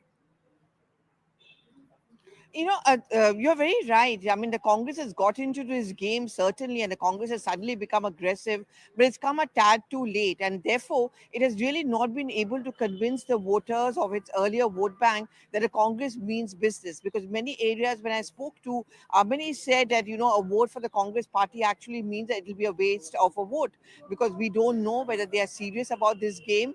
And the second important thing which they were also suggesting is that the Congress is very much a part of a coalition alliance in which AAP is present there. What is the guarantee that if today the Congress is not with AAP and is criticizing them, tomorrow the Congress does not join hands with AAP? So those who do not want to vote for the Aam Aadmi Party also feel that there's no point in voting for the Congress because they may end up in an alliance together just to keep for the BJP away. So voting for the Congress for many is not being seen as a vote for change. The problem for the Congress is a catch-22 situation. On one hand, it doesn't want to share the blame in case AAP loses or comes up with a poor performance, where I'm sure the India Bloc parties like TMC and the Samajwadi Party will blame the Congress. Also, the other big election is, of course, the Bihar elections, where again the Congress is in alliance with RJD. And in case AAP loses, RJD would be prevailed upon by, say, TMC and SP to, to say that why do you want to even have a positive seat sharing arrangement with Congress because they're a liability. And more than that, I think the big story also would be, should AAP lose, is that what's going to happen to the India bloc? Will it still be intact? One. And if it continues, who really is going to be the face? They will not want a Congress, definitely. And in fact, top TMC sources told me that after the electoral results are out, the first issue we want to be sorted is a new face of the India bloc, which of course the Congress party cannot be. They may have the maximum runs in terms of MPs, but they cannot be the captain of the game. Oh, yes, absolutely. And very interesting is also the fact, Arunima, that the Aam Aadmi Party has made it amply clear that they're fighting the election in the name of Arvind Kejriwal. He's had a few legal challenges his way, but it's the people's court that's eventually going to take the decision. That's been the AAP pitch. Can that favor the AAP, given that we've really not heard from the BJP name anybody as to who's going to be named the chief minister? So the lack of a credible face as against Arvind Kejriwal, what's been the sentiment on ground to that? But what happens if a curveball is thrown at Arvind Kejriwal by the voters of New Delhi constituency? It's not that easy for Arvind Kejriwal. Sandeep Dixit's entry into the fray has made this a triangular contest in New Delhi. Parvesh Verma, Sandeep Dixit, both sons of former Chief Minister, is how Arvind Kejriwal placed it. That, I am fighting legacy and they put me in jail for fighting for you. He's tried to frame the New Delhi fight in that particular manner. But I can tell you there are a lot of people in Jhuggi Jhopri clusters within the Luton's Delhi, in pockets between Akbar Road and Janpath, in pockets between Copernicus Marg. There are people who serve as staff members to the Netas, who the old timers remember Sheila Dikshit as well. So while Sandeep Dixit may not go all out and claim that he's in a pole position, the fact is that Sandeep Dixit's entry has kind of cleared the pitch for Arvind Kejriwal, because it was the Sheila Dikshit support base which had gone en masse to the Aam Aadmi Party. Even if some of them make a comeback because of Sandeep Dixit's legacy, it could be difficult for Arvind Kejriwal. Having said that, I must tell you, Aam Aadmi Party is quite confident. They feel that their narrative of better education, better healthcare, better municipal schools, better Delhi government schools is still finding resonance on the ground, and they will be able to hold sway. As far as the legal challenge is concerned, Aam Aadmi Party says that the bail conditions are a mere technicality, and if Arvind Kejriwal gets the mandate of the people and he chooses to go back to the Chief Minister's chair, they always have the option of approaching the Supreme Court to change the bail condition. But lots of ifs and buts there, from political to legal challenges. Let's wait and see how the voters, and if the voters say yes, how the judiciary really treats all these hopes of Arvind Kejriwal. Oh, I find the idea of a sympathy vote particularly interesting. But Arunima, Pallavi, thank you for that. Stay on with us. There are a host of other talking points coming in from the national capital. Delhi voters are going to be deciding the fate of the national capital. But very interesting political reactions continue to trickle in. In the latest, Congress's Pawan Khera has hit out at the Aam Aadmi Party, calling it a dangerous party and a threat to democracy. He even said that Congress did not want to ally with the Aam Aadmi Party and agreed to the alliance for the sake of other allies. He, however, also said that the INDI bloc continues to remain intact despite all of these reports of an internal rift. Congress's New Delhi constituency candidate Sandeep Dixit also reached a polling booth to cast his vote with Rahul Gandhi and Priyanka, and then he expressed the concern at the low voter turnout and urged voters to vote for the Congress party. So those kind of reactions coming in from the Congress. Let's quickly listen. First of all, I've heard your statements of the Congress party. Suddenly the love seems to have been over between AAP and the Congress party. You're calling them an enemy of democracy? Look, why do you call it love? That the other partners of India Alliance wanted us to take Aam Aadmi Party in the alliance, and therefore we agreed, because that's the kind of sense of democracy we have in our hearts. But in the longer run, people like Arvind Kejriwal, parties like Aam Aadmi Party, are dangerous for, not just for democracy, are dangerous for the politics of this country, because they have no ideology. They stand for nothing. They stand against nothing. But isn't there a sense of flip-flop within the Congress's strategy also? You seem to be going soft on him in the beginning, and suddenly towards the end of the campaigning. No, absolutely not. I mean, I don't know why you think we were soft on them. We were never soft on them. But of course, we have to prepare our own ground in order to fight. We are fighting two parties after all in this city. So obviously, we'll first prepare our ground and then start talking against them. Okay. And finally, in case whatever be the results, do you think it's going to have an impact on the future of the India bloc? Because in case AAP loses, they are certainly going to be blaming, along with the Trinamool Congress, for example, that the Congress was the one who helped the BJP win. Let them do that. Why did they contest Gujarat? Why did they contest Haryana? Did anyone question them? Tell me. So why they contested Punjab? They contest every state, and then suddenly this is our state. We've been in power here for 15 years. Mrs. India Dixit bloc was will the remain Chief Minister intact? for 15 years, of course. India bloc, of course. Across to Pallavi once again, a very interesting comment coming in from Mr. Khera through that conversation, Pallavi, and he's rejected, the flip-flop question that you raised with him. But what's interesting is that he spoke of alliance compulsion and forging an alliance with the Aam Aadmi Party. The same allies have picked a side, which is not the Congress but the AAP. Absolutely. I mean, we saw, for example, the Trinamool Congress and the Samajwadi Party really campaigned for the AAP, and because they feel that AAP is a winning horse. The point is, this was the reason why, if you remember, around a month or so back, this entire argument and conversation began about there needs to be a face for the India bloc, which Mamata Banerjee should be the one. What was the argument given behind it? The argument was very simple, that the Congress doesn't have it in it to take on a direct fight with the BJP. They gave examples of Haryana and Maharashtra, where they said that where it was more or less of one-on-one fight with the BJP, the Congress failed to deliver. In contrast, Arvind Kejriwal, Akhilesh Yadav, to some extent in UP, and of course Mamata Banerjee, the DMK, all of them have proven that they can actually defeat the BJP. So if we want the India bloc to be a reality, a workable one, then it's very important only those who have a positive report card, who have delivered on the ground in the fight against the BJP, should be given the lead role. Obviously, the Congress will have an ego about this, Christine. I don't think they want to accept the situation. But should AAP lose, the blame game will begin. Congress, of course, will defend itself like the way Pawan Khera was. But then equally, SP, TMC and all of them will say that you are a liability for us. You might as well leave the India bloc, because we think that we are alone capable of taking on the BJP. The moment you join the match, one party is going to stand validated, Pallavi. The other two of them will be out to defend themselves. So who's going to be where? We'll have to wait a little while longer. Thank you so much for joining us with those details. Heading into a very short break. We'll be right back.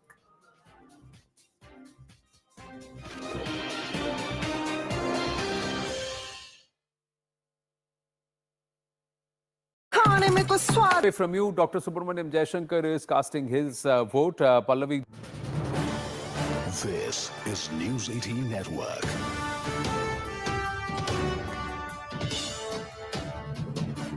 India's largest news network. Investment की regular information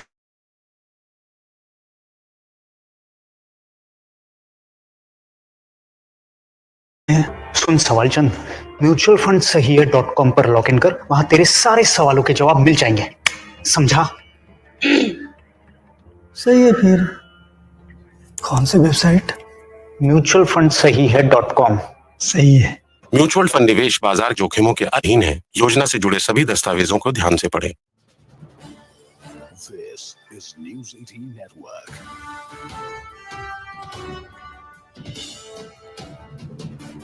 India's largest news network. From you, Dr. Subramaniam Jaishankar is casting his vote. Pallavi is also joining us. Pallavi, whereabouts are you? Well, I'm standing just right outside what can we call the hub of the Babus in the national capital at the Nirman Bhavan. And this is where you see a large number of bureaucrats, of course, working here. But this also falls into a very critical constituency and a high-profile one. What I'm really waiting for is the crowd over here is gathered, because anytime now, Rahul Gandhi is going to come and cast his vote before he heads off to Bihar. Well, I mean, you know, we all talk about AAP. Anand, we are all going to talk about the BJP, the Congress, you know, ironically, for having been a big player for 15 long years, today is very much a fringe player. But the BJP certainly wouldn't want them to be that, because the calculation is that the better the Congress party pulls in terms of voter percentage, the better are the chances of dividing the anti-BJP votes, which means the AAP stands to lose. And that is the reason why very often during the political campaign, Anand, you would have noticed a deliberate goading of the Congress party, you know, to get them out of their homes and get those lazy Congress leaders out and campaign aggressively. So pinning their hopes is a lot on this constituency, the New Delhi constituency, which Akash was also talking about a short while back, because this is where the big players are. This is where the Sheila Dixit legacy plays out. Would you agree that the Congress has upped the game in the last final 100 meters, like they say, the final 200 meters? Oh, the yes, last totally. 1 week they've upped the intensity. And this entire gloves off between Rahul Gandhi and Arvind Kejriwal, was that a put on, or is that the sentiment within the Congress now? Well, you're absolutely right, Anand. And a man who's responsible for this repeated flip-flop is going to come here and cast his vote anytime now. Initially, he was caught into his dilemma of coalition ka maryada versus the Congress's astitva. I think the latter finally took place, because he was convinced by many of the Congress leaders like Ajay Makan that how long will you keep on paving the way in the name of coalition dharma, because you're getting wiped out state after state. And if you think that you're the only ones capable of taking up the BJP, then it is very important that the Congress does well or has a pan-India presence in states. Bengal, you look at the coalition Maryada, the moment the Congress raised its head, the Congress is completely wiped out in West Bengal. The same is in Delhi, 0 MLAs, 0 MPs. So I think belatedly they've joined into a race, but they've given some very interesting fights, and certainly in the New Delhi constituency. Well, thanks for your inputs, Pallavi, and we'll circle back to you the moment Rahul Gandhi arrives. And does he have a mind of or an opinion with respect to the Delhi voter? What is his pitch before he heads to Bihar? That's another critical one, where the last time around the Congress didn't pull its weight. Delhi critical too. Why critical? What are the key factors before we bring back Zaka in with some of the numbers that the voters need to consider? One of the aspects is the middle class. They constitute 67% of Delhi's households. The Jhuggi Jhopadi cluster or the JJ cluster, 17% of the Dalit vote, and primarily based in the slums. 71.7 lakh out of the 1.5 crore voters are women voters. And will they, who make up for about 45 to 46% of the entire voter base, will they prove decisive? Will they vote one way? Or is there a split opinion there too? About 12.7% are Muslims. They could be a game changer in at least 6 seats. Dr. Jaishankar is speaking. Sir क्या कहना चाहेंगे आज दिल्ली की जनता निकले? You have always been an early voter. I've been an early voter, a Delhi voter, and I think the public is in the mood for change. Sir, what are the issues that are important for Delhi? So Dr. Jaishankar not offering much, saying I've been a Delhi voter and I believe that the public are in a mood for change. Rahul Gandhi, fresh pictures coming through. Rahul Gandhi has arrived to cast his vote. Pallavi Ghosh with us. Yes, Pallavi. Yeah, in fact, look at this pictures right in front of me, and this is a very interesting picture because you're seeing Rahul Gandhi being accompanied by Sandeep Dixit, who is, of course, a New Delhi constituency. I think these pictures say it all. I mean, you know, the Congress party, we were just talking about this, Anand, a short while back, getting into this fight belatedly. But I think this is one of the most interesting and aggressive fights. Sandeep Dixit has used up the legacy, and I'm just seeing those shots. I'm leaving you with these shots, Anand, where Sandeep Dixit has walked inside with Rahul Gandhi. They came in the same car together. And, you know, after that flip-flop where Rahul Gandhi was in two minds whether, you know, you really need to put up a big fight against Arvind Kejriwal, I think finally he decided that this is it. This is what we really need to do. And bringing Sandeep Dixit along with him in the same car, going inside and casting their votes, I think it kind of answers your question that the Congress party has decided to up its ante. And the Congress and Rahul Gandhi have also decided that this really has to be the big fight and the gloves needs to be off. I mean, the Aam Aadmi Party can never ever be a friend of the Congress because the genesis and the growth of the AAP has been at the cost of the Congress. So Rahul Gandhi goes in, he's cast his ballot, he's gone with Sandeep Dixit, Zaka. That's interesting. Now, you know, we were expecting him to come with Sonia Gandhi because they are voting in the same booth. Priyanka Gandhi votes in a different booth. But interestingly, he's come with Sandeep Dixit. And Sandeep Dixit is putting up a fight in the New Delhi constituency. It is a triangular fight, no doubt about it, between Parvesh Verma of the BJP. That's where the former Chief Minister Arvind Kejriwal is fighting from. He really shot to fame in 2013, the first election that he won, by trouncing Sheila Dikshit, who was the incumbent Chief Minister at that time. He was considered the giant killer. This time around, it is truly a triangular fight. Like I said, Sandeep Dixit may not win, but can he take away enough votes from Arvind Kejriwal, from the Aam Aadmi Party, that might make this contest much tighter? I think the last time around, Kejriwal won by about 25,000-30,000 votes. This time, the margin might actually come down. 67% of the voters are the middle class. Now, what is the middle class thinking, especially after the developments over the last 4 or 5 days? What are the voter of Delhi thinking? Is Delhi coming out to vote in large numbers? We're just about 20 minutes now past 8 o'clock. We're going to take a very short break. When we come back, we'll get you more reporters and, of course, Zaka on the wall, magic wall with us. Stay with us on this continuous coverage as Delhi goes to the ballot here at CNN News 18. From you, Dr. Subramaniam Jaishankar is casting his vote. Pallavi Jo. Welcome back. We return with a breaking news update. After a fiery reply in Lok Sabha, the Prime Minister will reply to the motion of thanks to the presidential address in Rajya Sabha at around 4 p.m. tomorrow. Payal Mehta joins us with more details. Payal, from Abda to Sheesh Mahal to photo opportunity at slums, the Prime Minister was unrelenting in his attack at the opposition in the Lok Sabha address. Give us an update on what's expected tomorrow. And it comes at an interesting time because Delhi would have already voted by the time the Prime Minister addresses Rajya Sabha.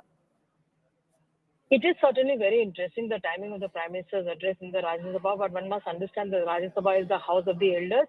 So many more serious arguments would have been made by leaders of the opposition. For example, people in the opposition have raked up the issue that the centre wants to occupy every space between.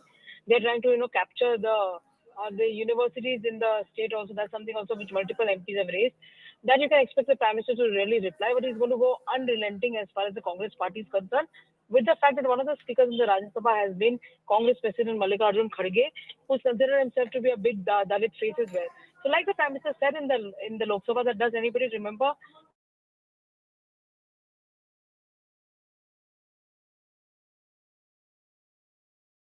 said that I'm giving time to everybody to find out and get back to me with the details, but that has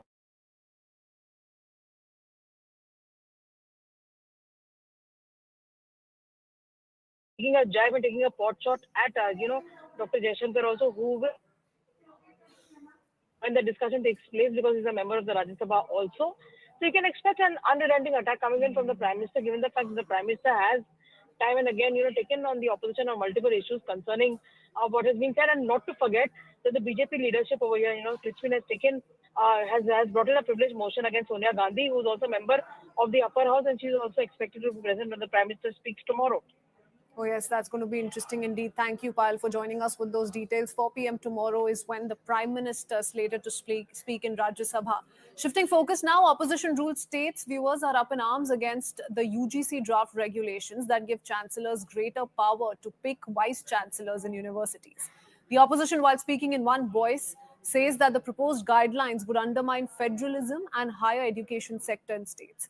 Karnataka, in fact, organized a conclave of state higher education ministers in Bengaluru earlier today to discuss the draft UGC regulations. Ministers for higher education from 6 states, Karnataka, Himachal Pradesh, Jharkhand, Telangana, Tamil Nadu and Kerala, participated in the conclave to build consensus against the UGC guidelines. Ministers of Jammu and Kashmir were also in attendance. A joint resolution was passed in the conclave and will be sent to the UGC. It highlights some of the objections to the latest draft guidelines.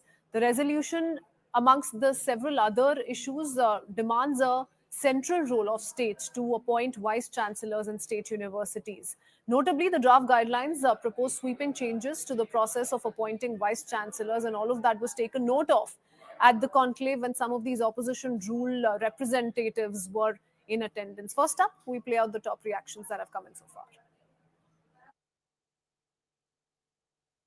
I had moved an adjournment motion in Lok Sabha against the proposals of the UGC, which encroaches into the states' powers and the education system. The BJP, when they formed the government in the center, from that day itself, they had been trying to communalize the education and capture. The RSS is trying to capture it through many kinds of ways. And now UGC has come out with a new plan to control the VCs and other institutions. And we are in Tamil Nadu, and Telangana chief ministers has wrote against that to the education minister and the prime minister. The education minister must answer to the queries which we wanted to ask. Certain regulation has proposed, it's a draft regulation proposed by UGC. Everybody has right to put their views, and I am happy certain states are giving their opinion. UGC, I think I've inquired with UGC. UGC will look into all the things and come out with a final draft. But my dear friend John Brittas, he has cited some examples. In states, I'm not taking any state's name, but through you only, I would like to appraise this August House. Few states chosen vice chancellor to whom their personal aide's wife, their personal assistant, chairs are, all these things should go on. क्या यही राज्य पैसा देता है इसीलिए आप vice chancellor की जगह पे अपनी निजी सहायक की पत्नी को बिठा दोगे? The spirit of cooperative federalism should be respected. The first baseline is that. And second thing is, when they are bringing a draft on this UGC guidelines, our point is they should have, very meaningful deliberations between the states. Directions have been given to, councils, state education council, to reply whether they would like to really embrace that what they have been told or not. So this is not the true spirit of the cooperative federalism. All right, let's now talk about all that has been mentioned in the resolution which has been passed by some of these opposition rule states at the Bengaluru conclave. Resolution 1, this is an attempt, they're challenging the attempt to centralize the vice chancellor's appointment. The second big objective is to safeguard federal structure of India, also to build alliance with non-BJP states against the draft. The fourth big objective of this Bengaluru conclave was to examine the potential adverse effects of the draft regulations and discuss and propose alternatives to draft regulations as well. Further, they wanted a detailed discussion on the autonomy of state universities, a big contention that's come in from some of these opposition rule states already. I want to go across to Sudat Bhardwaj joining us with more details. So that we briefly highlighted, the manner in which some of these discussions took place, the resolution that's now been passed. What's the way forward, especially given the education minister's brief response in Rajya Sabha earlier? Well, yes, they have met, 6 states have met today: Karnataka, Tamil Nadu, Kerala, Telangana, Himachal Pradesh.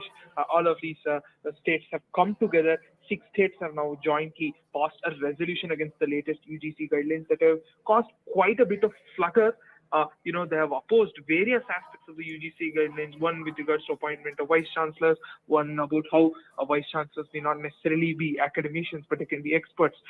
That has also been listed out. And another key resolution that has been taken, point of concern, is how the UGC guidelines seeks to, impose any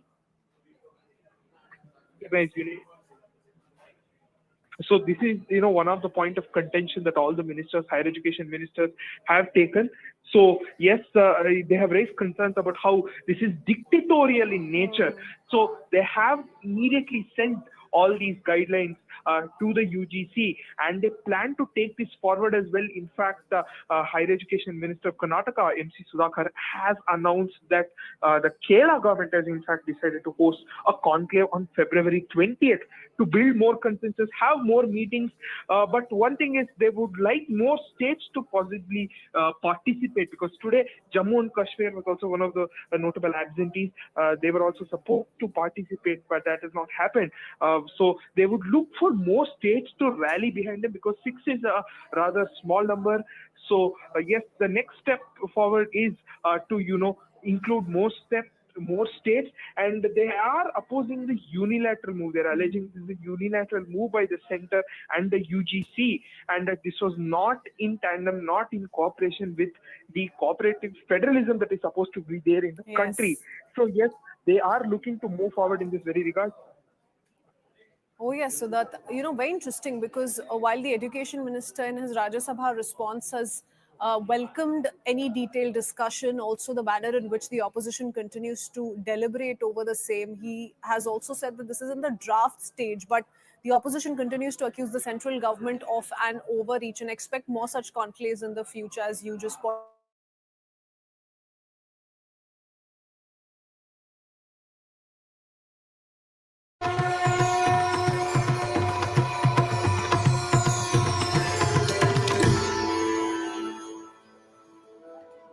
And straight to Prayagraj in Uttar Pradesh, where the Prime Minister took the holy dip at Mahakumbh. Upon reaching the venue, the Prime Minister took a boat ride to Triveni Sangam with Uttar Pradesh Chief Minister Yogi Adityanath. This visit, viewers, underscores the spiritual importance of the day, as it marks the observance of Magh Ashtami and Bhishma Ashtami, both deeply rooted in religious and historical beliefs. And after the holy dip, the Prime Minister also offered prayers at Sangam. He performed Ganga Aarti and then took to social media and said, and I quote, "Blessed to be at Mahakumbh in Prayagraj. The Snan at the Sangam is a moment of divine connection. And like the crores of others who have taken part in it, I was also filled with a spirit of devotion. May Ma Ganga bless all with peace, wisdom, good health, and harmony," unquote. So that was the Prime Minister's brief comment after his spiritual sojourn. Prime Minister Modi today took a holy dip in Triveni Sangam and also participated in Ganga Aarti. Prime Minister spent almost 35 to 40 minutes here in Prayagraj in Kumbh Mela Parisar. Earlier, there was a plan of Prime Minister's visit for almost 5 hours, which included the visit of Hanuman Temple, Akshay Vat, and Saraswati Koop. But due to, of course, what happened on 29th January, the stampede happened. PM did not want to create any inconvenience to anybody, because he knew that people are thronging in to Kumbh Mela in very large numbers. That is the reason why he came at the Aral Ghat, and then through jetty he reached Triveni Sangam, took that holy dip, and immediately after he left. Let me quickly show you a glimpse of this place, that how this place is buzzing at this point on this special occasion when PM took this holy dip. This is the entry of the Mahakumbh Mela Parisar. कैसा लग रहा है यहाँ पर? माहौल बहुत अच्छा है और जोगी जी और मोदी जी सदा इसे बना रहे हैं। स्नान कर लिया? हाँ, स्नान कर लिया सर। अच्छा। और यहाँ प्रयागराज में बहुत अच्छा व्यवस्था है। बहुत व्यवस्था है। आप कहाँ से हैं? जी, मैं नोएडा से हूँ। नोएडा से? जी सर। कैसी व्यवस्था यहाँ लग रही है? बहुत अच्छी व्यवस्था है, बहुत अच्छी तरीके से व्यवस्था है और बहुत अच्छा लग रहा है यहाँ पे स्नान करके, और बहुत इच्छा थी हमारी कि स्नान करके आए और बहुत अच्छे से स्नान किया है, किसी प्रकार की कोई दिक्कत नहीं है। यहाँ प्रधानमंत्री आज थे, तो किसी तरह की परेशानी तो नहीं हुई आपको? बहुत अच्छी व्यवस्था है, बहुत अच्छी व्यवस्था है। योगी मोदी जी ने बहुत अच्छी व्यवस्था कर रखी है और ऐसी होनी भी चाहिए।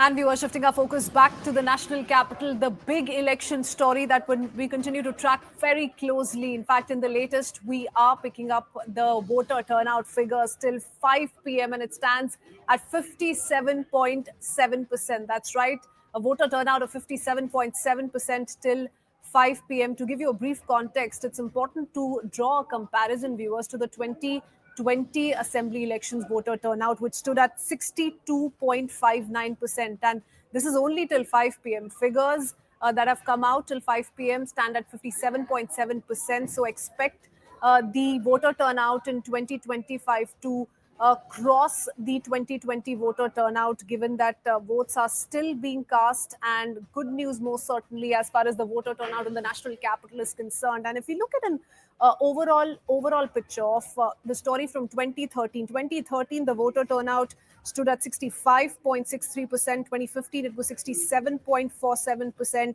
And then a dip to 62.59% in 2020. As of 5 p.m. viewers, the voter turnout is 57.7%. Well, it's going to be a non-stop rolling coverage here on CNN News 18, 6 p.m. onwards. The poll of polls, the bigger picture on who could take over as the Delhi Chief Minister next. We're going to talk about a host of reactions and also analysis on what really would have worked in favor of which party. But for now, like I said, all eyes are on the voter turnout, and we've seen several visuals come in from 7 a.m. in the national capital. Top leaders casting their vote, also making an appeal to the voter of the national capital to get out of their houses, cast their vote, exercise their right and make the right choice. Now, do remember, it's a high-stakes battle.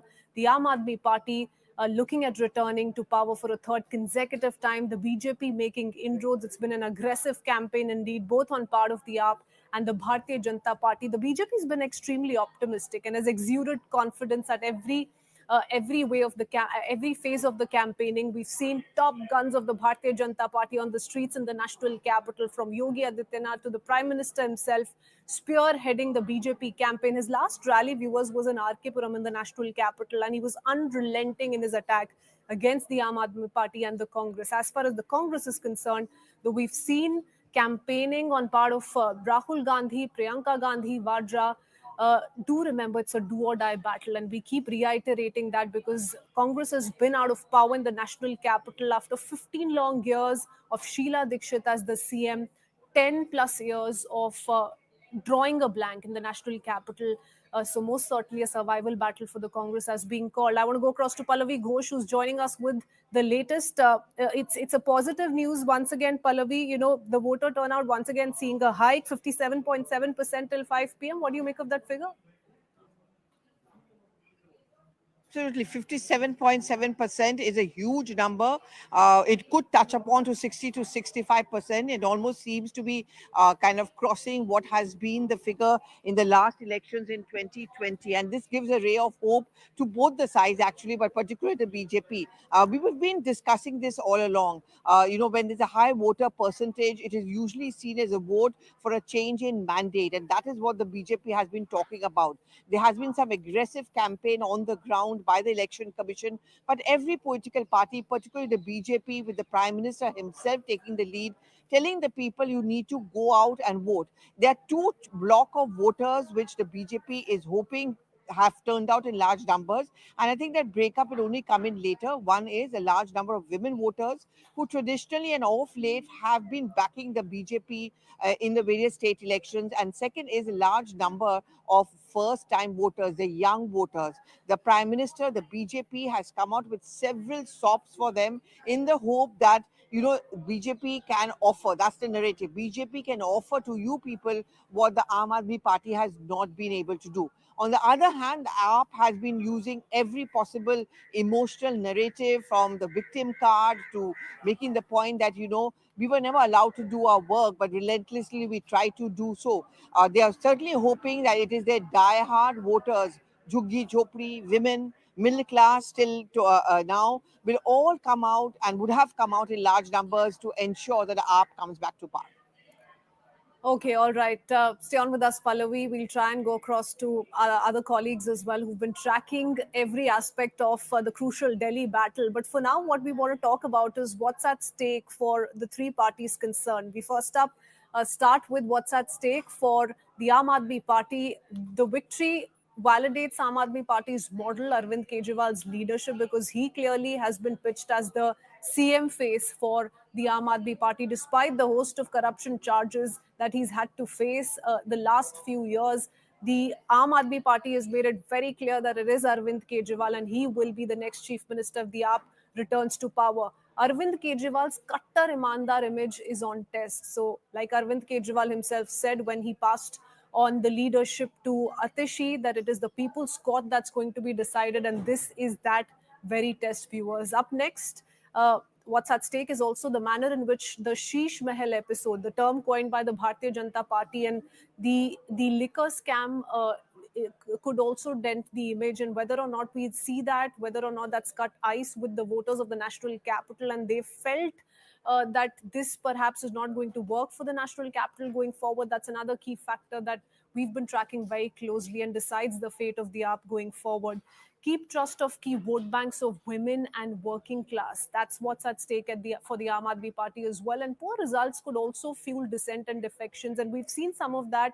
It's also been cited by the Bhartiya Janata Party. The BJP says the Aam Aadmi Party MLA, some of whom have quit the party, left the party so close to the election, speaks volumes of the manner in which the Aam Aadmi Party is already sensing defeat.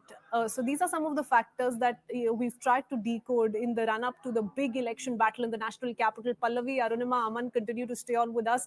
Arunima, if I could quickly come to you, the Aam Aadmi Party has battled several legal challenges that's come its way, and till the very last leg or the last few days of campaigning, we've seen the BJP, use the Sheesh Mahal attack. We've seen the BJP also talk about the liquor scam, and they're saying that this is not going to be a bright future for the national capital if at all people decide to trust Arvind Kejriwal once again. How is that playing out on ground zero? What are the voters saying about these two issues? See, on corruption issue, I did not find much resonance on the ground, both on Sheesh Mahal as well as the liquor policy scam per se. There was not much that the voters had to say. It didn't look like they were perturbed. Yes, some voters did say that the penetration of the liquor shops increasing in residential colonies worries them. In areas where there are schools or where there are youngsters who move around, the senior citizens and the middle-aged people said that penetration of so many liquor shops is something that they were not comfortable with, but they were not really talking about the corruption angle to it. However, their main concern seemed to be the quality of water, the quality of air that they were breathing in, the sewage that was moving around in their colonies, how roads were getting restricted because sewage would overflow if it rained. So the basic civic amenities, the basic bread and butter issues were their concerns. As far as mohalla clinics and education, two of Aam Aadmi Party's trump cards are concerned, I think the Delhi voter has become more aspirational. They were happy with the government schools improving, and one such government school is behind me. So they were happy that initially the improvement came, but then it hit a plateau, and now they're asking for more. As far as mohalla clinics are concerned, yes, they were happy. The Juggi Chopri clusters were happy that there was one doctor at call. But like I said, they're now asking more from the Aam Aadmi Party. Okay, stay on with us, Arunima. Aman, it's also a big challenge for the BJP, isn't it? Because the dynamics in the Delhi elections are far different than any other election. The sense of victory that we've seen come BJP's way the last couple of state assembly elections, there's no Jat-Paat ki Rajniti. The election issues are very different. But where is the BJP confidence coming from? We've seen several leaders exude confidence in the run-up to the polls. Well, Kitwin, the BJP's confidence is coming from what they sense is massive anti-incumbency against the Kejriwal government. In the voting percentages, you can see 57.7% voting looks to be breaking all records in Delhi. BJP is seeing this as an anti-incumbency vote, and its middle-class voter may be coming out in big numbers to vote for the BJP. Let's see what happens on Saturday. But so far, the higher voting percentages is something which is also giving the BJP a lot of hope. Okay. With that, head into a very short break. On the other side, as promised, non-stop rolling coverage. We'll put the numbers together. Big poll of polls coming up in just a few minutes. Don't go anywhere.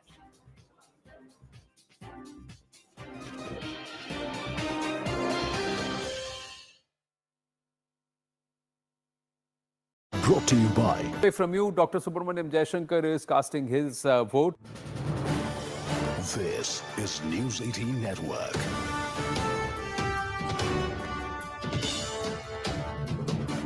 India's largest news network. मेरी नजरों से चुना, तेरी हरकतों से सुना, कभी जीती तू, कभी मैं हारा, फिर भी खूबसूरत है ये नजारा, क्योंकि इसमें है खुला कुछ मेरा, कुछ तुम्हारा। अमेजिंग स्पेसेस के लिए ड्रीम लैम लैमिनेट्स, कुछ मेरा, कुछ तुम्हारा। This is News 18 Network.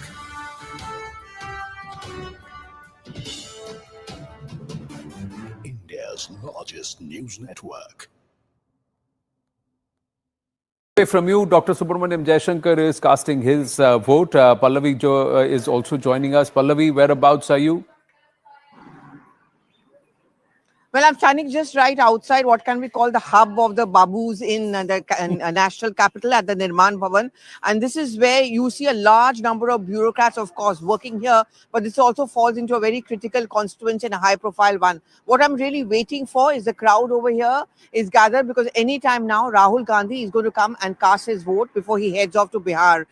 Well, I mean, you know, we all talk about AAP. Anand, we are all going to talk about the BJP, the Congress, you know, ironically, for having been a big player for 15 long years, today is very much a fringe player. But the BJP certainly wouldn't want them to be that, because the calculation is that the better the Congress party pulls in terms of voter percentage, the better are the chances of dividing the anti-BJP votes, which means the AAP stands to lose. And that is the reason why very often during the political campaign, Anand, you would have noticed a deliberate goading of the Congress party, you know, to get them out of their homes and get those lazy Congress leaders out and campaign aggressively. So pinning their hopes is a lot on this constituency, the New Delhi constituency, which Akash was also talking about a short while back, because this is where the big players are. This is where the Sheila Dixit legacy plays out. Would you agree that the Congress has upped the game in the last final 100 meters, like they say, the final 200 meters? Oh, the yes, last totally. 1 week they've upped the Totally. intensity. And this entire gloves off between Rahul Gandhi and Arvind Kejriwal,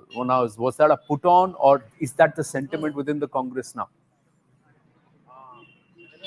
Well, you're absolutely right, Anand. And a man who's responsible for this repeated flip-flop is going to come here and cast his vote anytime now. Initially, he was caught into his dilemma of coalition ka Maryada versus the Congress's Astitwa. I think the latter finally took place because he was convinced by many of the Congress leaders like Ajay Makan that how long will you keep on paving the way in the name of coalition dharma, because you're getting wiped out state after state. And if you think that you're the only ones capable of taking up the BJP, then it is very important that the Congress does well or has a pan-India presence in states. Bengal, you look at the coalition Maryada, the moment the Congress raised its head, the Congress is completely wiped out in West Bengal. The same is in Delhi, 0 MLAs, 0 MPs. So I think belatedly they've joined into a race, but they've given some very interesting fights, and certainly in the New Delhi constituency.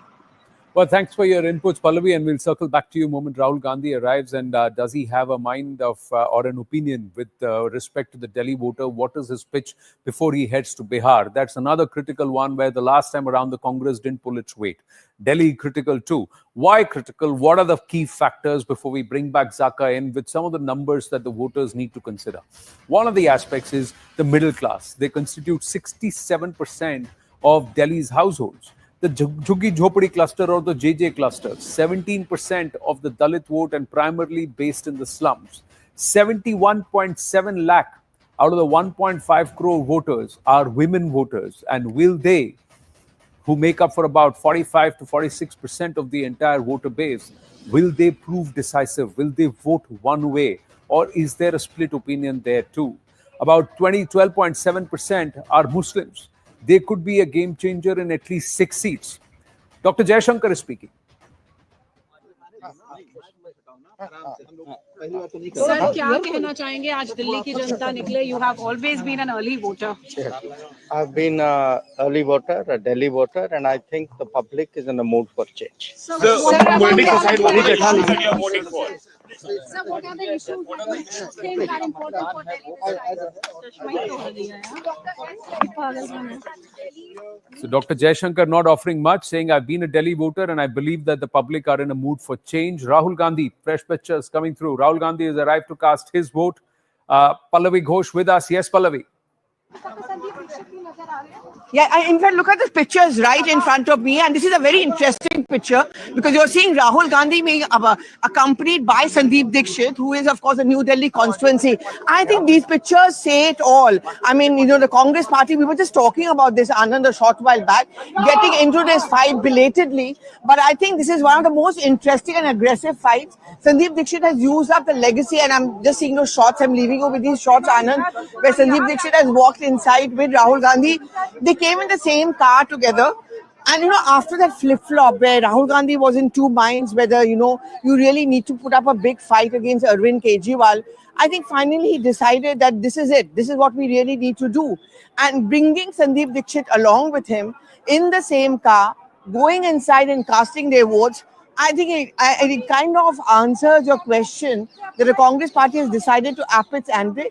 And the Congress and Rahul Gandhi have also decided that this really has to be the big fight and the gloves needs to be off. I mean, the Aam Aadmi Party can never ever be a friend of the Congress because the genesis and the growth of the AAP has been at the cost of the Congress.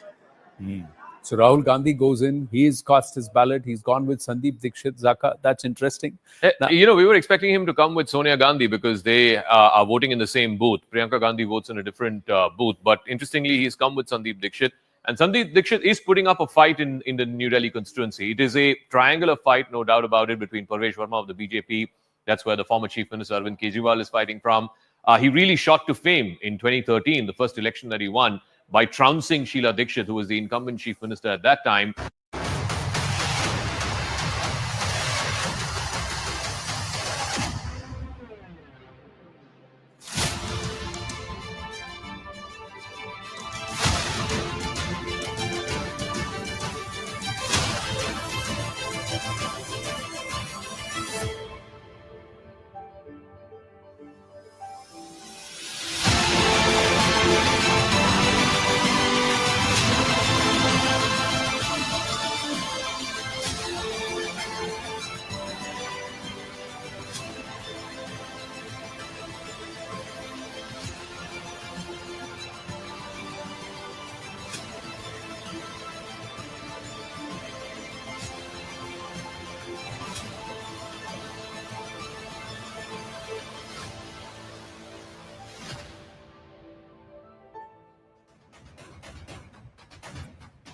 "70 constituencies, 1.5 crore voters, and 11 hours. Delhi has cast its mandate in the first big election, the first big poll battle of the year 2025. The ballots are in, the votes are being counted, and the indications are that it could turn out to be a record turnout in Delhi. 57.7% by about 5 p.m. This high-octane battle revolving around issues like the Sheesh Mahal, freebies, Yamuna, poisoned claims, and the counterclaims, Rohingya and the illegal Bangladeshi influx. Fierce triangular fight as was made out to be, or is it just a two-way fight? Is the Congress going to break back into the leaderboard with respect to the Delhi Vidhan Sabha? Is the AAP going to continue to hold sway like it has done in 2015 and 2019? Or will the BJP break a 27-year jinx? It's all now locked in the EVMs. Result day, Saturday, the 8th of February, and you have to be where you are right now, here on CNN News 18. But this broadcast is the poll of polls. Our guests are joining us, seating themselves one by one. But Rahul Shivshankar and Zaka Jacob already in the studio. Smita Prakash, Nalin Mehta will be joining us. But first, let's just signpost some key important aspects that we need to watch out for. 70 seats, voting coming to a close. Aam Aadmi Party playing defense in 62 out of those 70 seats. They had 67 in 2015. Now, will Arvind Kejriwal's Yamuna poison come back to hurt him? Will 3 successive Lok Sabha sweeps by the BJP result in something, perhaps the seat of Delhi at the state level, at the local level this time around? Big question there. Other aspects of Sheesh Mahal, some more aspects of corruption, the liquor policy, education, cleanliness and safai, the dirt dumps of Delhi, all of these, will they hurt the Aam Aadmi Party? Will the BJP really be able to cash in on the anti-incumbency like the AAP did in Punjab, move away the Rivayati parties, upset and anger of the locals, benefiting a challenger? Will the BJP benefit there? Will the Congress claw back? Will there be an AAP versus Congress scenario at all anywhere on ground that the BJP can benefit out of? These are all questions that the voters may have answered already. 25 to 30% decisive Purvanchali votes. Where are they going this time around? AAP versus BJP and versus Congress in the types of Revdi. In fact, the middle class is saying we don't want Revdi because it's based on our taxes. But the budget says the middle class will have to pay lesser taxes this time. So is the middle class going to be swayed? We'll have to wait and watch. We have a few Delhi voters in the studio. We also have Zaka Jacob on the magic wall. So let's start with Zaka on the wall. Zaka. I think the first thing is the voter turnout. Already at 5 p.m., it's at close to 58%. Last time around, it was 62.5%. So I'm fairly sure that it will cross last time's number of 62.5%. Interesting thing to watch out for is whether it will cross 67%. That was the 2015 election. That was the first time the Aam Aadmi Party got a full mandate on its own. I think that was a very clear mandate, a decisive mandate by the people of Delhi, because they didn't want this whole coalition business, the 49-day government, so on and so forth. 2013 also, it was 65 odd. So I have a feeling that this might actually, it will certainly eclipse the 62.5 that we got last time around, and it could well surpass 67. What this indicates is, A, it was a high-charged campaign, B, that voters of different voting blocks, poor, rich, middle class, have all come out. Anecdotal evidence seems to suggest that there were long queues, even in urban, plush, South Delhi colonies, where generally people are a little apathetic. There was anecdotal evidence that there were long queues today to try and cast the vote. And most importantly, it also means that different voting blocks of different political parties who have different political affiliations have come out in larger numbers. So it's going to be a much more closely contested fight.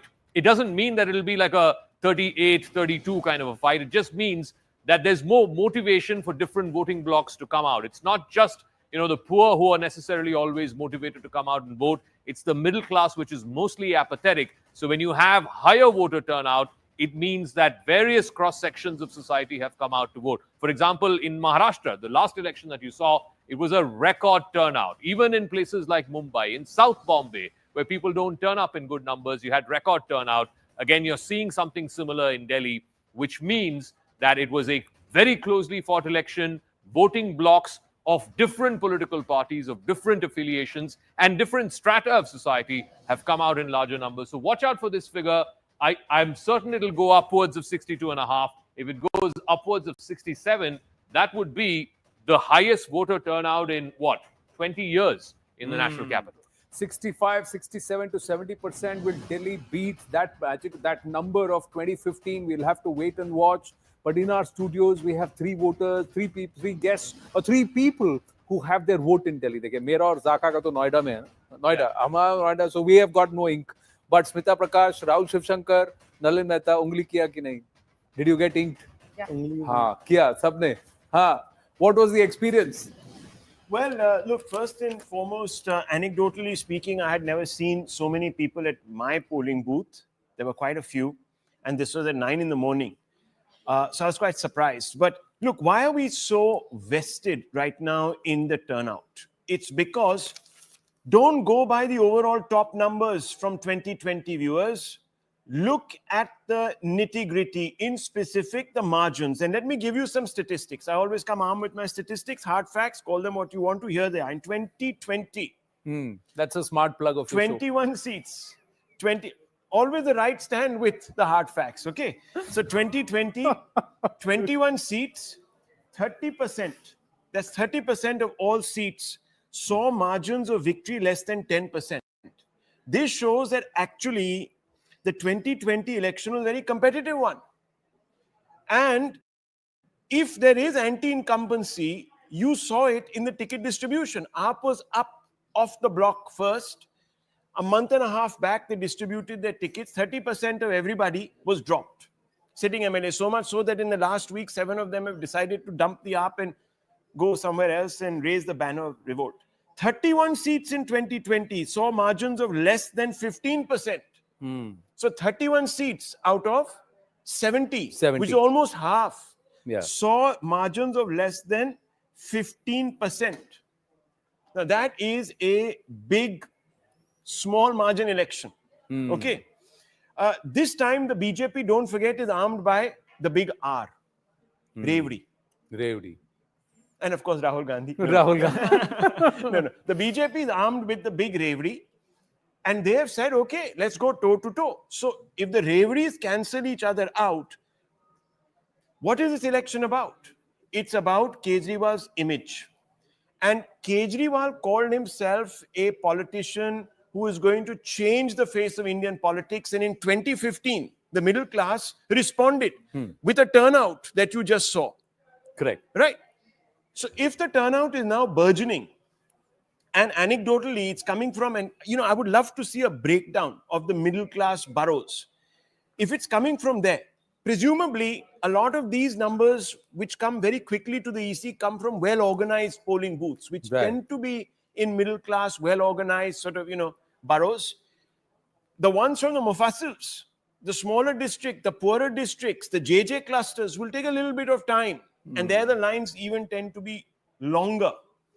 So I think this will be a very interesting election to watch. Super Saturday guaranteed. I'm telling you, in about 1 hour, 1.5 hours, even the exit polls will start talking. Already the so-called Satta market, I'm not sort of Satori or anything, but the Satta market seems to be suggesting that this is going to be a razor-sharp contest. So this is where the numbers stack up. And remember, this is not a three-way contest. This is a two-way election. And it has been now over the last 10 years in Delhi. Two-way election is BJP versus AAP BJP or Delhi versus the incumbent? No, BJP versus AAP on the ground. Obviously, it will be an election where anti-incumbency, if only the roads in Delhi were as nice as the graphics, maybe Mr. Kejriwal will not be feeling the heat that he is today. And remember, the top brass of the AAP has changed its constituency. So there is a definite problem. They're sensing it. Now, whether they have been able to sort of transcend all of that, there was a claim they made against the BJP. Right. But, Delhi distinguishes itself in one way. The middle class is not monolithic. Most times we say, oh, the BJP, gets the middle class vote. For 10 years, they haven't in Delhi. Maybe this time. But the biggest Revdi came during the budget. Did it, Smita Prakash, for the middle class? 67% Zakat? No, just on one point about what Rahul was saying. Actually, the higher voter turnout is coming from places like Najafgarh, Shahadra, the outer constituencies. The inner constituency, the more posh ones, GK, I think, was at 51 or 52%. Again, Jangpura, the chief minister's, Manish Sisodia's constituency is at 55. Kalkaji is at 51. So I think the prime sort of South Delhi elite constituencies, New Delhi, where Arvind Kejriwal is fighting from, is 54. It's less than the state average. So Najafgarh is at 61. So it is the more slightly rural outer Delhi constituencies or eastern Delhi constituencies which are giving exactly what more. happened in Maharashtra. In the poorer segments, you saw massive turnouts. And that didn't quite go well for But if we break up the vote shares, it's the middle class largely which dominates with about 60-65%. Correct me if I'm wrong, Zaka. In the morning, we were looking at the middle class dominates the voter base. The Jhuggi Jhopdi clusters are about 17-18%.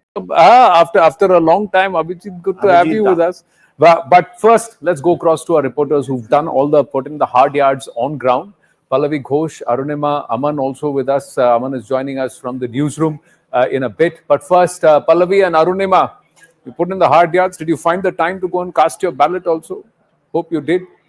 How's the election been so far? Were there phenomenal turnouts? Let's start with Pallavi and then Arunima.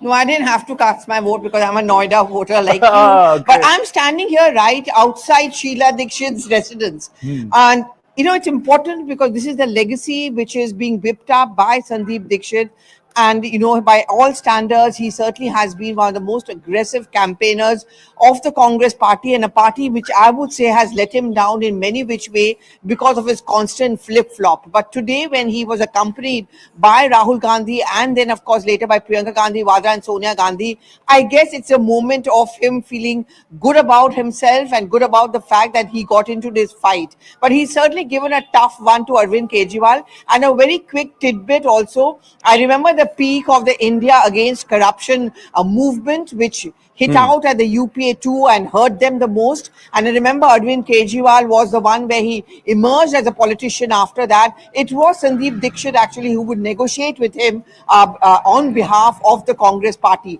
For the Congress party, this is going to be an election in which perhaps they need to learn a lot. And what they really need to learn is how to have a fine balance between the coalition dharma on one hand, but at the same time trying to keep its astitwa intact.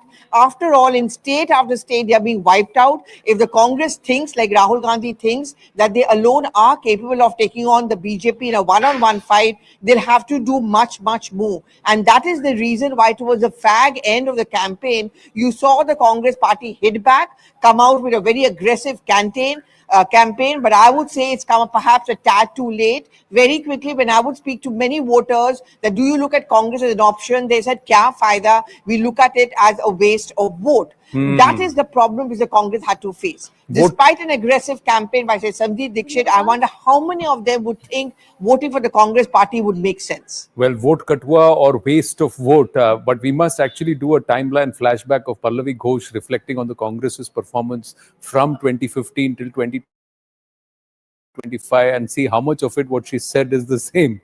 And what's actually new. If it's the same story every time, then what has the party learned? That's a question. Yes, Arunima, who have you been tracking? We had pictures of the EVMs being packed, taken off the PowerPoints and this one, and then they're packed up, and those pictures coming through. So everything is being this time videographed and said, "Chalo bhai, koi doubt hi nahi chahiye. Kiska battery kitna discharge hua, etc." Yes, so since you asked if we have voted, here's reporting that one of those 57% in Delhi who have gone and done their duty, in spite of the running around that we had to do all across the length and breadth of Delhi.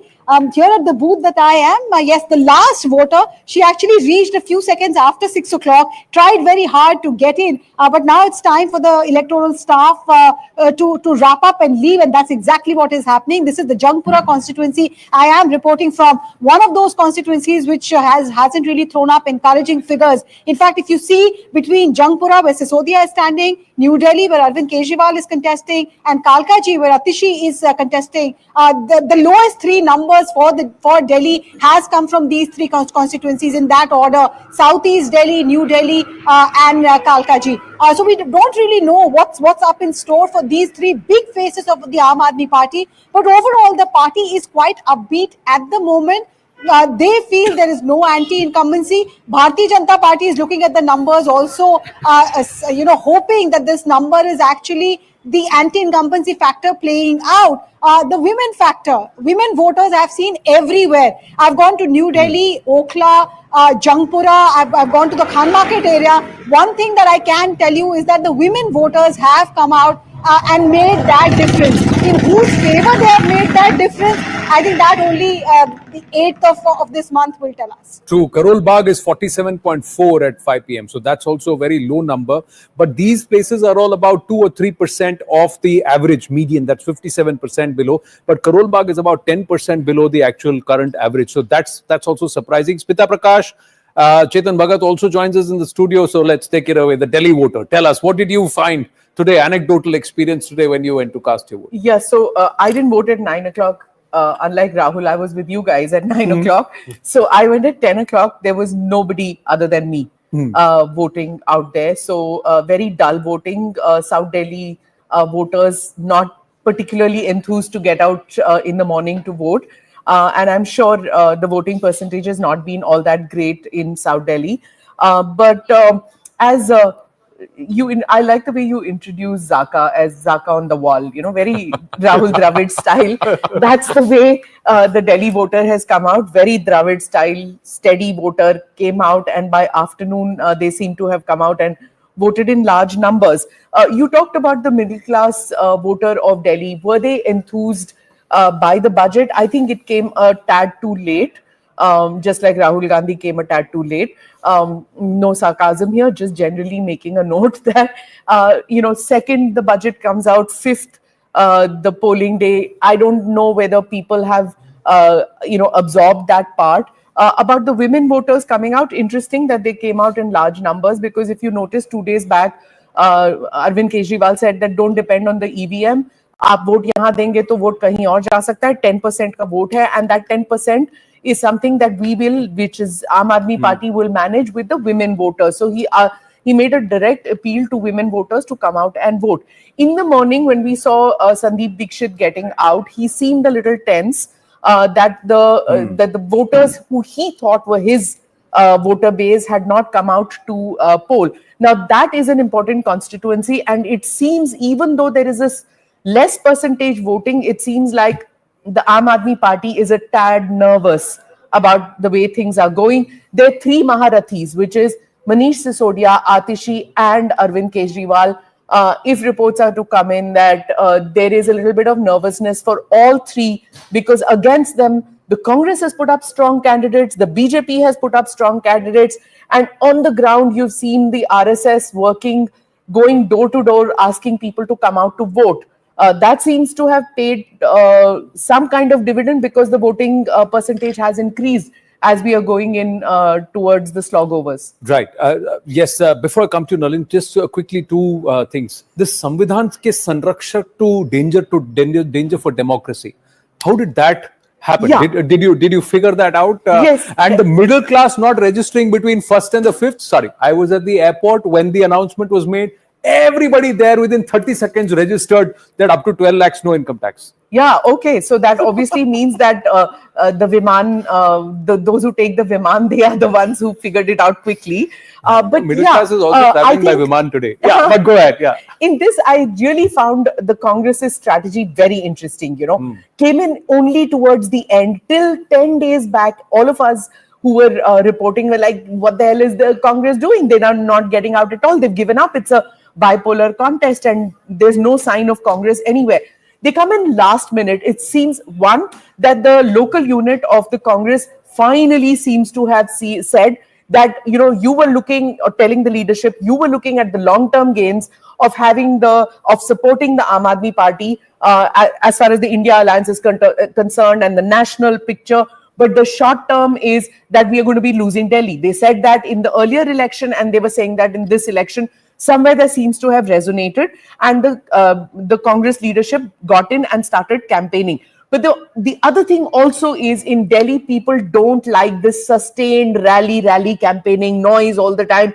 It's a very sophisticated voter. He understands, or she understands, that you don't have to come knocking on my door. Just these small nukkad sabhas are important. So you notice even Chandrababu Naidu, when he was talking to the Telugu voters, was just small group. Right. It wasn't those big rallies. People don't like it. Traffic ruk jata hai. Anyway, we have a problem with traffic in the city.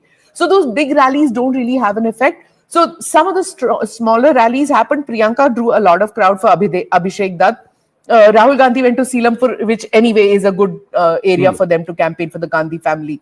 So I think somewhere they've realized that the space they ceded to the Aam Aadmi Party, they need to claw back that space. No, but did they realize too little, too late? That's the big question. Yes, Nalin. So Anand, I also went to vote in another part of South Delhi today. I like the pride in that. So anecdotally, at least in my voting booth and a couple of others that I went around, what I found interesting was that unlike the last election, this time the party seats outside, the different parties set up booth to see who's coming. I only found Congress and I found BJP. I did not find AAP, which was different from last time, right? So, and interesting, the Congress guy was sitting right next to the BJP guys, right? So in both places. Now that's an anecdote, but see, in my view, the stakes are highest for AAP in this election, much more than for BJP, because 4 or 5 points, quick points to make. This election is not just about Delhi; it will also have a national impact very soon.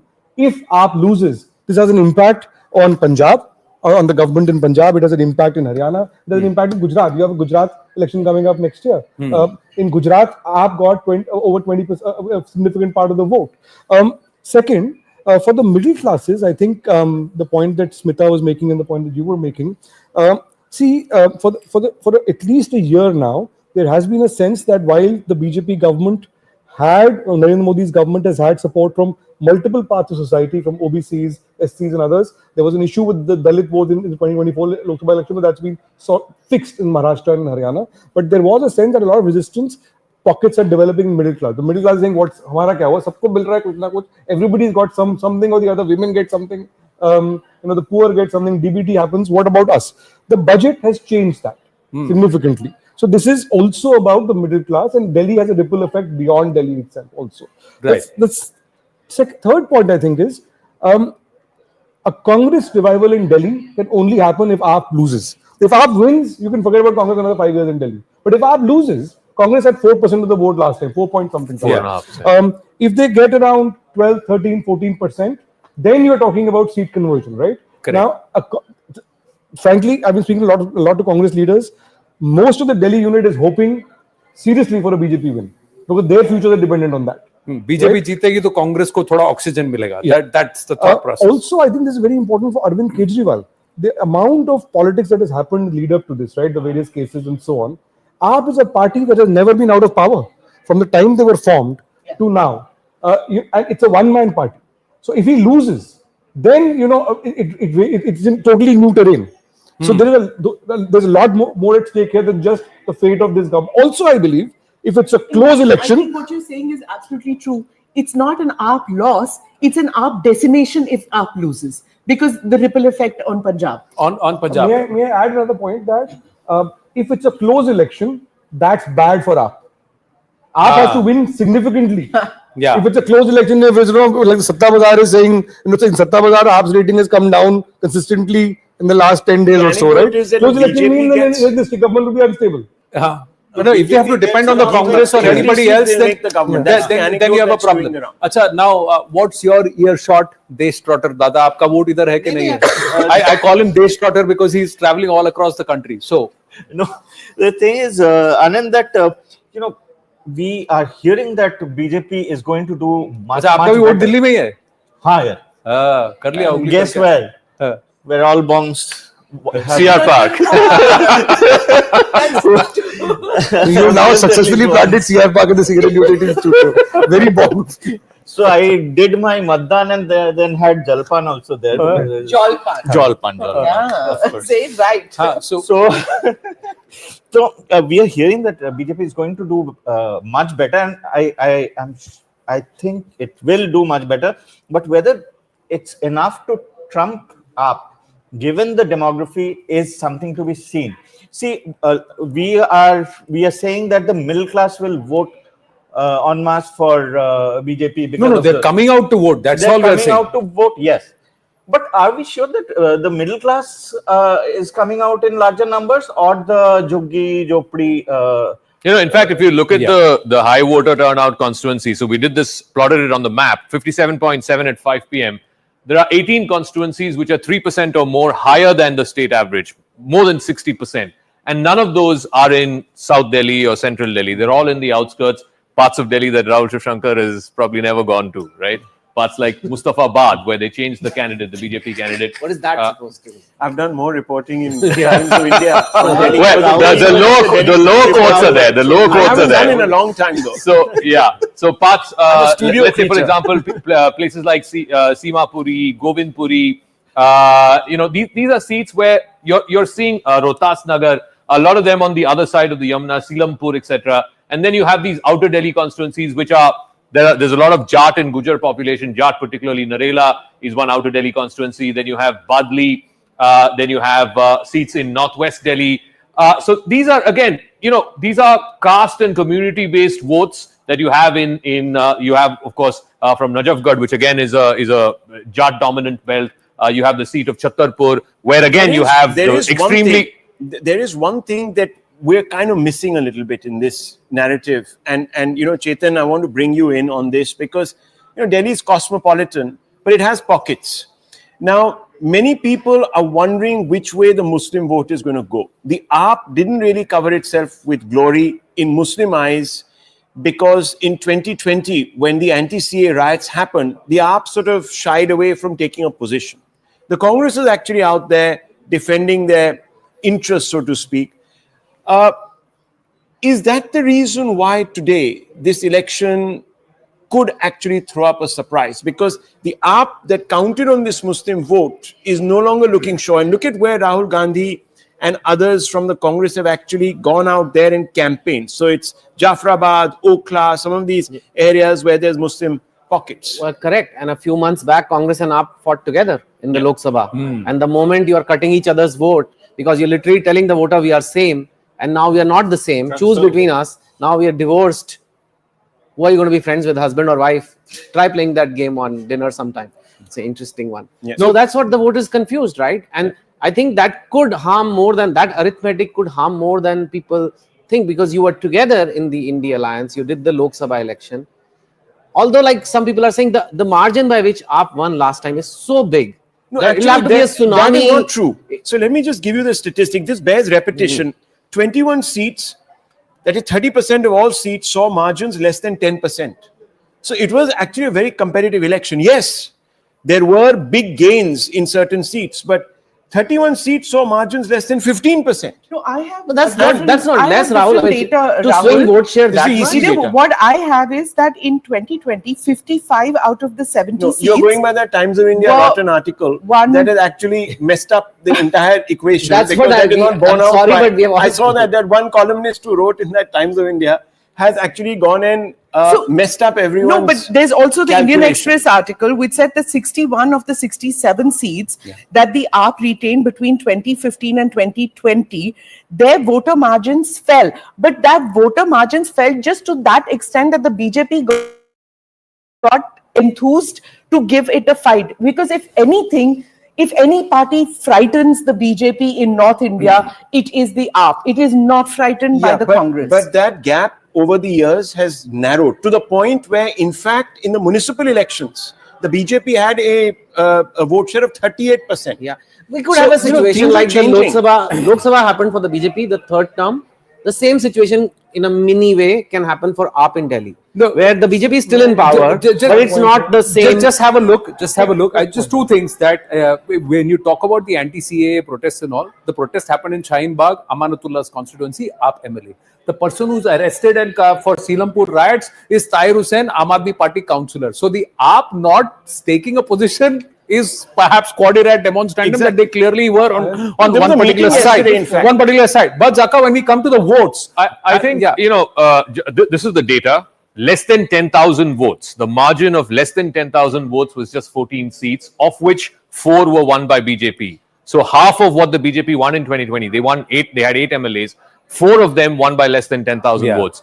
So even if you go by what Rahul's number is, 21 seats were less than 10%. 10% is a huge number, by the way, in small constituencies. Even if you were to discount those 21, AAP had 62. They would still end up with 43. So they would have still won. So the point is the margins were wide in and also just do the comparison of Lok Sabha to Vidhan Sabha in terms of how the vote shares flip. The only party that gained between 2015 and 2020, where AAP retained almost the same vote share, and the numbers bear out. Zaka, take us. The BJP gained at the cost of the Congress, not at the cost of the AAP. See, the issue with numbers in Delhi is that unlike other states where you can do a lot of psephology, in Delhi a lot of the psephological formulas fall flat. Simply because Delhi historically in the last 4 or 5 elections has voted distinctly in the Lok Sabha election and distinctly in the Vidhan Sabha election. The same Delhi voter in 2020 gave 54% of the vote to AAP, 39-40%. This is the Lok Sabha 2024, right? 62 and 8 seats. The same voter in 2024, just few months ago, gave AAP just about 19% of the vote and BJP 54% of the vote. BJP swept this. That's what I'm saying. So if you look at the 2024 Lok Sabha, the same AAP vote, and that's the point that Nalin was making, BJP had 54% vote share. And remember, this was an election that both AAP and Congress fought together. So even if you add the almost 20% that Congress has and the 25% that the AAP has, that's only 45%. The BJP is still 10% ahead, even if AAP and Congress fight together. But this is Lok Sabha. Now, if you were to look at 2020 Vidhan Sabha, let me just it's the exact mirror opposite image where that same 54%, 53.82% went to the AAP. So what that shows is there's a 20% voter who is happy to vote for the BJP in the Lok There are Sabha. 20% who love Modi and they love Kejriwal. And I know it's not politically correct to say this, but there are people. Delhi is one place where they say that we love Kejriwal and we love Modi. And remember, they were all against the Congress in 2011. They were both kind of rolled at the same time. Do they know how much they hate each other? This 20%. But what these people? Who's that 15-20%? That's the voter that shifts between Lok Sabha and Vidhan Sabha. This 20% is spread across the strata, and largely voter is middle class. We have forgotten what it is. 18 to 20% split is unusual for any state. It's even more unusual that it's a consistent pattern across several elections, not a one-off. Yeah. But what Delhi is basically saying, Delhi is also a bonsai state. It's a half state, right? It's not like the other full-on states. What this voter is basically saying is making a very clear choice between who they want as chief minister and who they ideologically. I think the Delhi voter prediction is very clear. It's just that on Hindutva issues, they don't necessarily see a difference between AAP and BJP, but they're looking at what's better for them. They want right. They don't want to let anybody down. When Modi's name is on the ballot, Lok Sabha, they vote for him. But we do forget one important factor. What was the AAP really winning on? It had captured a large number of women voters and the poorest of the poor in the Jhuggi Jhopdi or the JJ cluster. I hate using that word actually, but there is nothing else that has come. So let's just say in some of the clusters which are underdeveloped in the city, was about freebies, ravery. The BJP has now said, okay, I'm coming to the party with my set of raveries. In fact, if you looked at it's almost the same. So look the at raveries actually cancel each other. front page of the Times of India or any other newspaper. Look at the second It's a whole list of promises. But just look at the second point. Flip it. Yeah. Look at the second point. And the second point is that middle class, for example, tax break. The first is the 2,500 for women. Ravery to women. And then there's the one for the older section of society. And then, of course, it goes further down. So LPG.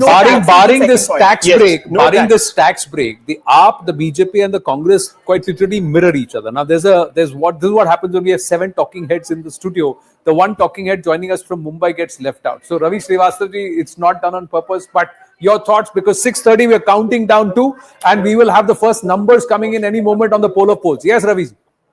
The one talking head. Anand, आपका TV थोड़ा mute करना पड़ेगा आपको.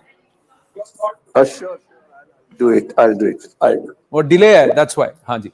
Right. See, I think the polling in Delhi, some friend was talking about that is 62.6% for the last time. This will exceed this year. I suspect that because this is definitely going to be on the same lines what happened in the past. But here I am asking only a simple question. Everybody is saying BJP is going to get this many, BJP will get this many, BJP will get that. I am asking a very simple and a flat question. What BJP has done for Delhi in last 11 years? And it's 7 Lok Sabha MPs, against 7 Lok Sabha MPs, repeated 14 MPs there. And what work have they done? Except that we protested, we jailed Arvind Kejriwal, we jailed Aam Aadmi Party, we fell on the streets, we did that, we criticized that, we brought the Sheesh Mahal, we brought the liquor scam, etc., all negative.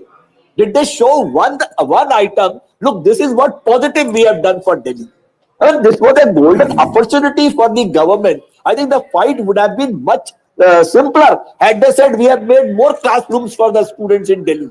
We have made more hospitals than Aam Aadmi Party in Delhi. We have made more better infrastructure in Delhi than what Arvind Kejriwal is doing. Or we are bringing these things. See, Arvind Kejriwal has got a solid stronghold. You are again and again analyzing why they gave 62 seats, why they gave 68 seats. Look, the man has done for the people. See, they are not forgetting we are saving 25,000 rupees every month. Our women are traveling free in the buses. We are getting electricity, we are getting water, we are getting good schools, we are getting good health.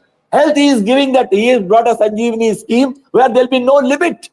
Go to the hospital above 60 years of age, get the treatment. No Ayushman, 5 lakh rupees for the whole family, and they should not have a TV, they should not have a scooter, they should not have an internet, nothing like that.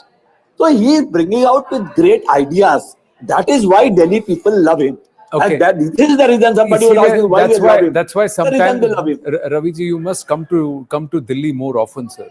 The fact is, I come. a central No, but there government is a scheme has question been here. blocked by the state government in a bonsai state, as what Nalin Mehta said. And how is that? No, but there is a question I want to ask. How is that cooperative federalism? Bharat Mandapam is not built in Delhi. G20 did not happen in Delhi. The circular road is not open in Delhi. The Dwarka Expressway is not in Delhi at all. It's in some other city, sir. The expansion of the international airport did not happen in Delhi. So the metro connectivity did not happen in Delhi. So all of this, there's no vikas in Delhi. Yes. But Raviji, 30% of all AAP existing MLAs were denied tickets. Even the number 2 of the party, the ostensible number 2 of the party, Mr. Sisodia, had to change his seat. There is definite anti-incumbency. Let's not dismiss that. Yes, maybe you're right. Maybe he has transformed the lives of some people, some constituents by giving them freebies. But as I said, the BJP has also come out with freebies. So at some level, you'll have to factor that into this calculation. Perhaps the AAP is doing it. Your response to this, sir? One in the hand is always better than 2 in the bushes. You know very well. See, everybody is coming with the so-called freebie. I don't call them freebie. I call them social welfare scheme. The same which came Ladli Behna here, where they are analyzing some Ladli Behna as I've got 4-wheelers also. So I don't think that this kind of a freebie is that's a freebie. But if you see that the social welfare scheme which he is giving, irrespective of the caste, community, religion, Dalit, elite, upper class, lower class, he is providing it across the board. Okay. So let me ask you, since you come regularly to Delhi, do you find free Wi-Fi at a bus stop? Have you traveled by the buses in Delhi? Do you find free Wi-Fi? It was promised in 2013. Has the Yamuna been cleaned? It was promised in 2013. Has Parali gone away? It was promised in 2000. I didn't promise. Nobody put a gun to Mr. Kejriwal's head and asked him to promise. So Delhi is seeing it. Delhi is seeing it that in 2025 is saying, give me 5 more years, I'll clean the Yamuna. What he said in 2013. 2013, sir, Wi-Fi is not there in the bus stops even in 2025. So it's post 6:30. I think we should see if we are getting response quickly. Our first set of numbers are coming in about 30 seconds, and we should also get the voter turnout numbers. I think that will also come by about 6:30, 6:45. We should get the voter turnout numbers. So we'll get the first set of numbers. Is this going to be? There were a lot of people who said Delhi doesn't feel like the national capital. Is that a sentiment?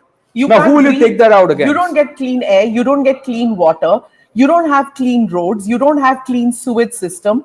Why would anybody feel? So who do you blame? It's a bonsai state. So who do you blame? The LG's office, the central government, or would you blame Arvind Kejriwal? Would you blame the MCD? We have fallen between the cracks. That's all I can say. That nobody wants to take ownership of Delhi. And the person who has taken ownership of Delhi, who criticized Sheila Dikshit saying, "Aapke bas ki nahi hai, to fir aap nikal jao, hum karenge." He couldn't deliver either for Delhi because he says the same thing. The police is not in my control. The LG is against me. He has the same excuses for which he was blaming Sheila Dikshit. But in the 10 years, he's not been able to deliver. However, Delhi decided to keep giving him chance after chance, and he did not capitalize on that, and he did not deliver on the promises. Will Delhi still give him another chance is what I want to see. No, he promised 500 schools. Have you seen that? They have now said we've built 28. They said we will build 22,500 plus classrooms. They built 2,500. They also said that education was a big plank. Have they done it? Look, they said that when we get our Sarkar in Punjab, all this Parali burning will stop. Did that stop?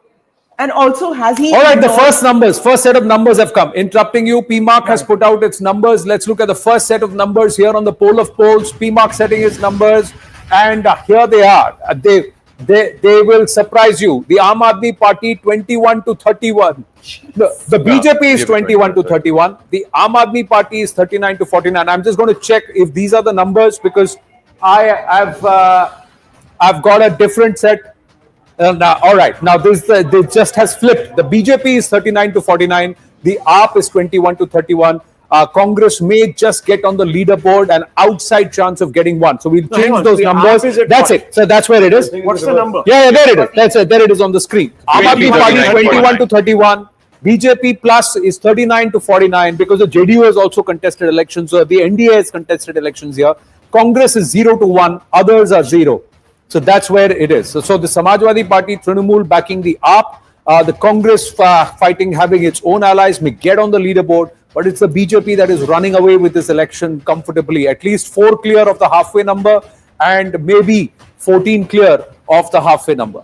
That's Let me tell you one end. thing. If these numbers hold, big if AAP loses, then a major third party, as opposed to the Congress and the BJP, will be biting the dust. The other three, SP, BSP, BJD, and to some extent the TRS have had a setback over the last 1 year. But this would be a major Okay, upset. now the matriz numbers are in, Matriz. Rahul, on the screen, 32 to 37. So the AAP may just on the upper end clear, but the BJP is starting at the halfway mark, 35 to 40 for the BJP. So it's a close race, as many, like you said, the Satta Bazaar is saying, but the BJP has its nose ahead. The NDA has its nose ahead. BJP plus is 35 to 40. So two pollsters, PMARC and matriz, giving the mandate to the BJP. Same we can very ballpark. safely If say you that, look at the medians. that the median somewhere is around 39 seats. Yes. That's where the median is. Yes, Yeah. Smita Prakash. Yes, so we were talking, remember, of the middle class. Let's not forget that there is a whole cluster when he didn't like to call The it Juggi underclass? the Juggi Jopri colony. You're talking about the lower middle class voters. They are, many of them who were polled when journalists were going were saying that dono bhi to humko ye promise kar rahi hai. Free education, free cylinder, KG se PG tak education. This is something that the BJP is also saying, and they are also saying. So, what is something new that the AAP is saying? And then the whole, many of those who were polled said that, what is the point in giving it to AAP? Fir se wo jail chale jayenge. So many people who were thinking of voting for Sandeep Dixit, which was really funny because nobody thought that that would happen till about 10 days back, were turning around and saying this. Next, the Muslim voters. In many areas, the Muslim voter feels let down by the Aam Aadmi Party. They are the ones, and because remember, he has totally ignored. He started going to mandirs and things like that, not doing, going to dargahs, not doing all that. Okay, These now little- JVC, point. Just J- very sorry, quickly. 1 second. JVC's number, just with the numbers and we'll come back. Yes, absolutely. 22 to 31, again similar to matriz for the Aam Aadmi Party. 39 to 45. So this is somewhere taking that score up for the BJP between what PMARC and matriz has said. That's where JVC has now put this. JVC is saying 39 to 45 seats for the BJP. So a clear, comfortable mandate. Two pollsters now, PMARC and JVC, very clearly giving the mandate of Delhi to the BJP. Matriz says BJP has its nose ahead. It is on the halfway number. So clearly it should be in pole position. So three pollsters so far have given the mandate to the NDA, BJP-led NDA. If this happens, it is massive. It's the first time in 3 decades that the BJP will be coming back If to these power. numbers hold, big if. Yeah. But 41-29 is the poll of polls at the bottom of the screen. Yes, absolutely. I mean, Rahul, this is a clear mandate. And if this is the exit poll, I don't think these numbers will hold. I think if they've got the direction right, then this is going to be a much more a wave. Yes, because the other way. if people have made up their minds to get rid of Kejriwal, they will vote wholeheartedly. Just one small point. I just want to make this point, take this Muslim point forward. Ballimaran, Matya Mahal, Sadar Bazaar, Wazirpur. The polling here is down negative double digits. Chandni Chowk is also down. That's what I'm saying. So most of these Muslim-dominated areas, the polling has been very lax. What does that tell you? I don't know. It tells you that they are like, nobody cares for us.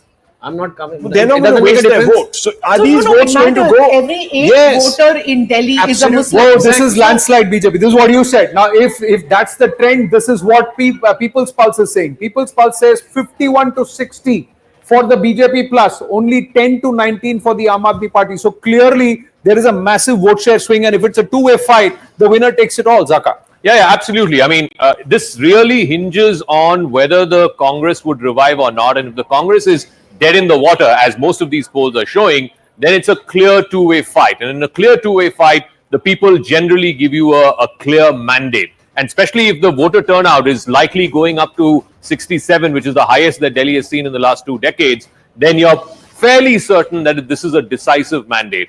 And from what the exit polls are suggesting, it's a decisive mandate in favor of the BJP. But like I said, having seen what happened in Haryana and Maharashtra, we're all skeptical about exit polls. And let me just tell you one small thing that I've actually physically seen 4 internal polls conducted by the BJP. 3 gave the BJP comfortable leads. 1 showed them flagging. But the common point that was drawn up, and please illuminate us on this, was that the woman vote was still a bit undecided. I'm talking about 15 days ago. Yeah.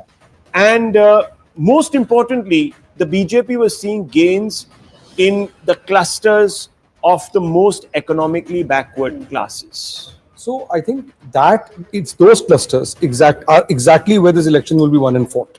Because unless the BJP is able to overturn a significant proportion of that voter, it's not going to win the election. Now the thing about the, you were talking about the internal polls of the BJP. I want to throw in the internal polls of the Congress as well. And some of them actually the polls that I was shown, they showed that BJP is winning hands down. And there is half the section in the Delhi Congress wants BJP to win, half think that they should win. The High Command doesn't want the BJP to win. Yeah. So now the point is what at least these internal polls of both BJP and Congress, what they were certainly showing, there was one commonality. It's showing BJP gaining momentum in the last 3 weeks.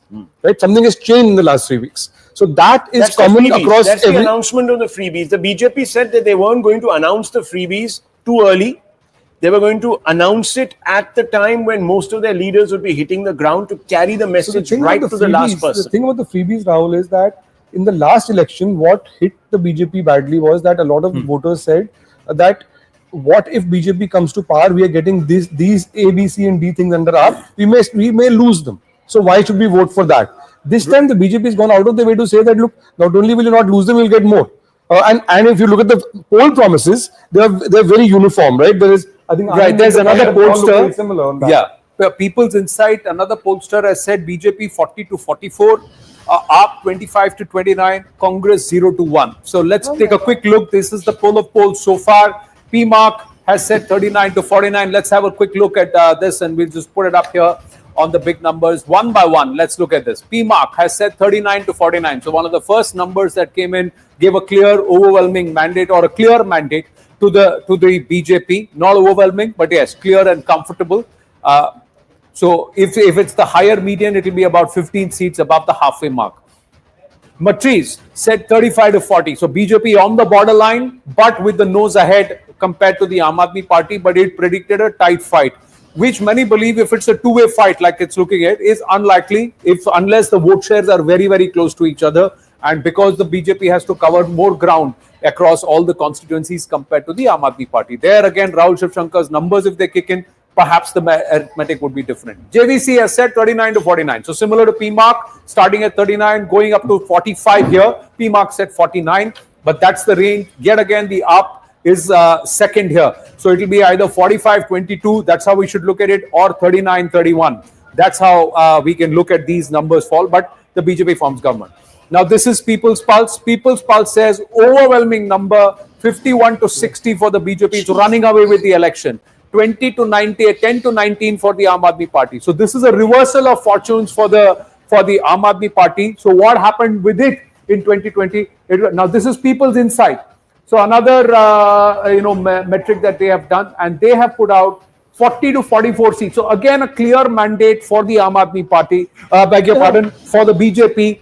And the Aam Aadmi Party, the mandate for them is that you are going to sit in the opposition this time. So that's how it is from the people of Delhi.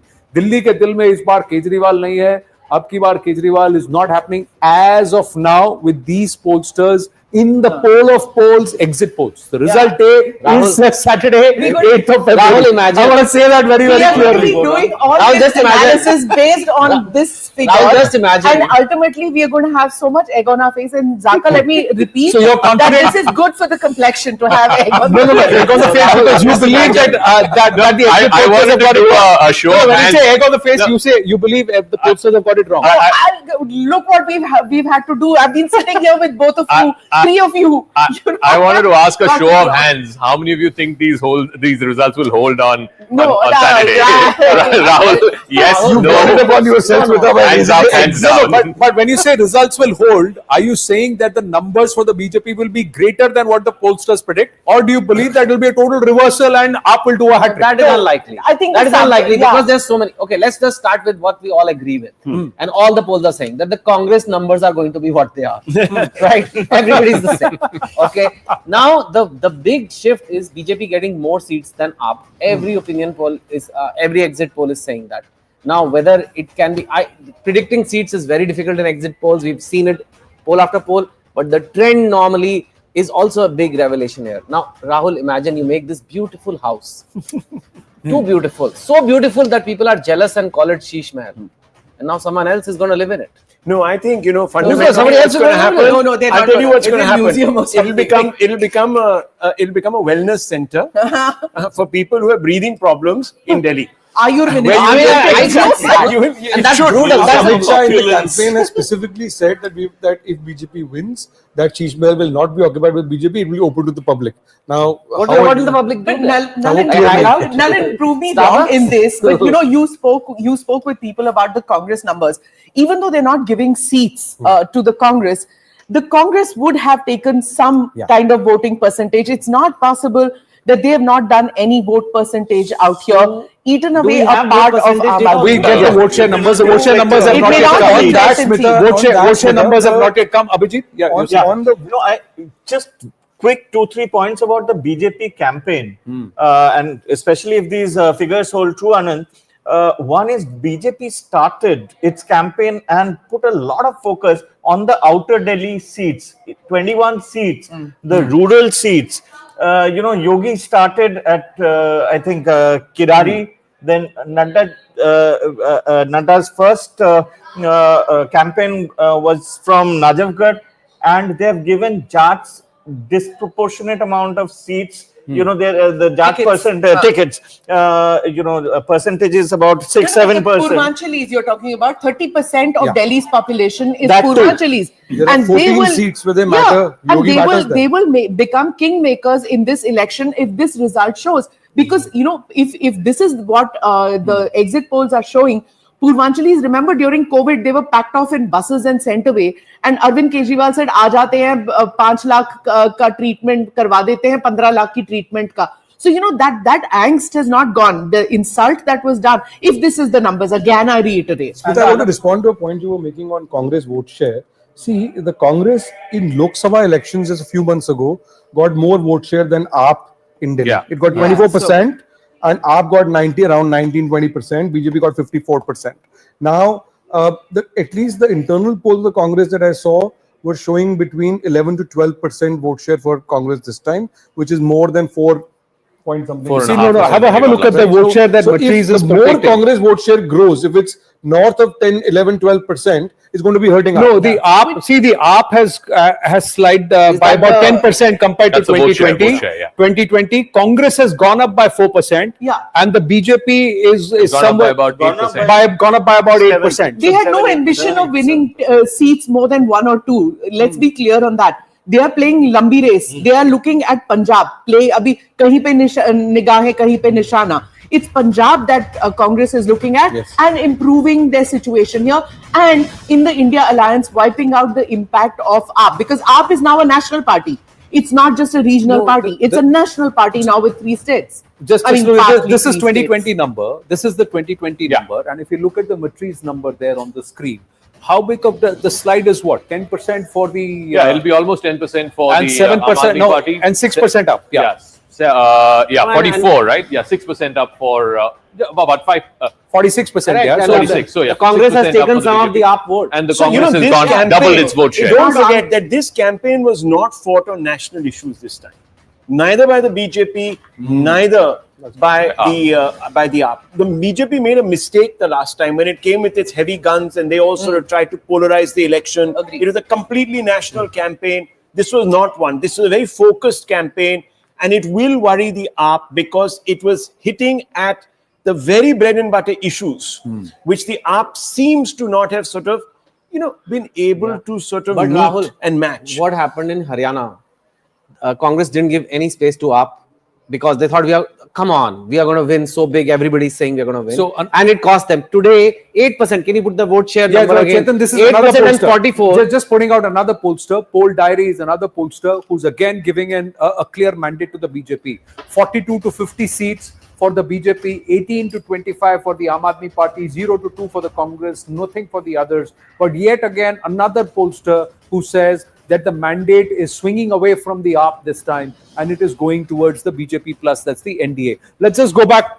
Okay, there's one more. Chanakya has come in. So Chanakya Strategies has now put up this number. BJP again 39 to 44, AAP 25 to 28, Congress 2 to 3 seats. So not just on the leaderboard, but with 2 to 3 seats, and the Congress perhaps will take this, that after a decade-long hiatus, they're finally coming back on the leaderboard. But the AAP, look at that slide, from 62 to 28. The BJP, again, shift in fortunes and perhaps localizing the election this time around helped them. Chetan Bhagat wanted to speak on the vote share, so let's just get those vote share numbers out, whichever pollsters put it out so far. Yes. Can we have that on the screen, the vote share numbers? Matrice's vote Can I shares, come yes. in on what Chetan had said Yeah. about Haryana? Look, the Haryana, what happened between AAP and Congress in Haryana is what decided which way the Congress will go in Delhi. Because the Congress was really miffed. AAP decided to fight 90 of the 90. Where are they in Haryana? They're hardly there. So when the Congress was willing to talk to them about seat sharing, they went ahead and announced 90 ke 90 hum ladenge apne aap, we will not fight with you. So the Congress turned around and said, fight, 70 to 70, we will fight on our own in Delhi. That is where the breakdown occurred. As soon as Kejriwal came out of the jail, he just announced Haryana on our own. That they are not there. What did they get? Zero in Haryana. They have no business. Look at the add up, 44 plus 8 is 54. That would have been I mean, I'm not saying. And can I make another point? The important point this time is that if you look at the Lok Sabha election, what did Mr. Kejriwal say? He made it an election about himself. He said, punish those that have put your favorite son, aapke lal ko, jail mein dala. Didn't work. I think the BJP is taken off from there. Yeah. And has made this about a referendum on the so-called clean politics of the AAP. Sheesh Mahal. This has entire occupied- Kattar Imandar claim, has That's that been right. busted? That's Is the one. this a perceptional loss for the AAP? And The it's a dent very is perceptional. pointed, very narrow focused, calibrated, constant reiterated attack. Everyone has come in and talked about Kejriwal being... And Rahul, you're right, and it is focused because that is the one thing that has differentiated the AAP brand from other political parties so far. So if you dent that, then what are you left Because with? others Then didn't you're have a left- Kejriwal. Now, that's the poll of polls. Gentlemen and the lady, please have a look at this and then do your analysis. The pollsters seem to be consistent on one party. That is the Congress. And also one directional trend, But you know, that is the BJP only getting thing the that mandate. one needs to be a little worried about here. Remember that these exit polls have been conducted maybe at a cutoff at around 4 o'clock in the afternoon. There's still a whole significant number of voters that has still not been polled. Who in the Congress is winning as per this? I mean, it's very I interesting. think Jafrabad, they have a chance. Okay.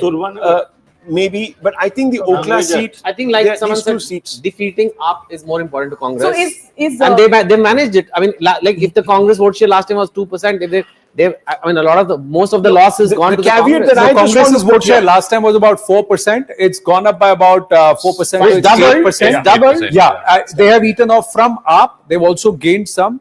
The BJP has also gained from the Aam Aadmi Party. The Aam Aadmi Party obviously will be the biggest There's just loser because one they've come caveat. down from 54 to 44. So they've seen a Right, 10% slide. There's just one caveat. The one caveat that I want to inject here. Look, first of all, of course, when this election exit poll was sort of taken, now, if this is number and this is expected to hold, that means the voter already made up his mind or her mind much earlier. That's one. Secondly, the thing about the AAP voter is they are not very vocal.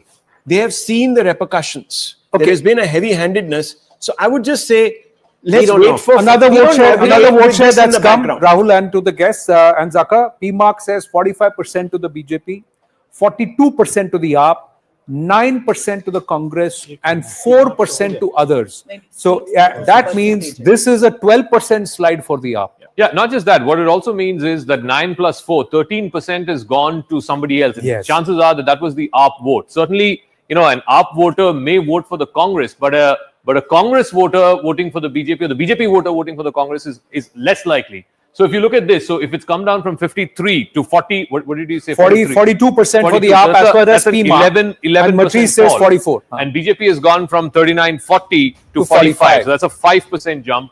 Whereas Congress has again doubled, it's gone from 4% to 9%, and the others have gone from 2% to 4%.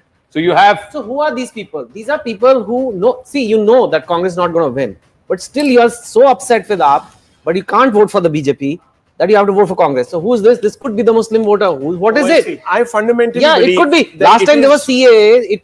It was a different dynamic. Today, this time it's like, not them. I obviously cannot vote BJP. It's okay. It's almost like a nota vote. Mr. Kejriwal has played soft Hindutva, no doubt about it. If you want to Hanuman call it Chalisa, that, all Hanuman Chalisa, all those temple, etc. Worshipping, and then of course the silence during the anti-CA protests. That was very marked. Whether it is scarred the voter, I don't know. Beyond issues. And perhaps that's what also explains the surge in the Congress prospects in the Lok Sabha. Isn't anti-CA a distant memory, Rahul? Is it more about recent? How was your Diwali? Was it a dirty Diwali because there was kachra all around? Was it a choking winter because there was pollution all around? And the MCD mandate was given to the AAP. That's a very important question. There was an MCD mandate that was given to the AAP, and then did the streets clean up? Are my roads better than what they were before? I think there's some real thing for the people of Delhi. Yeah.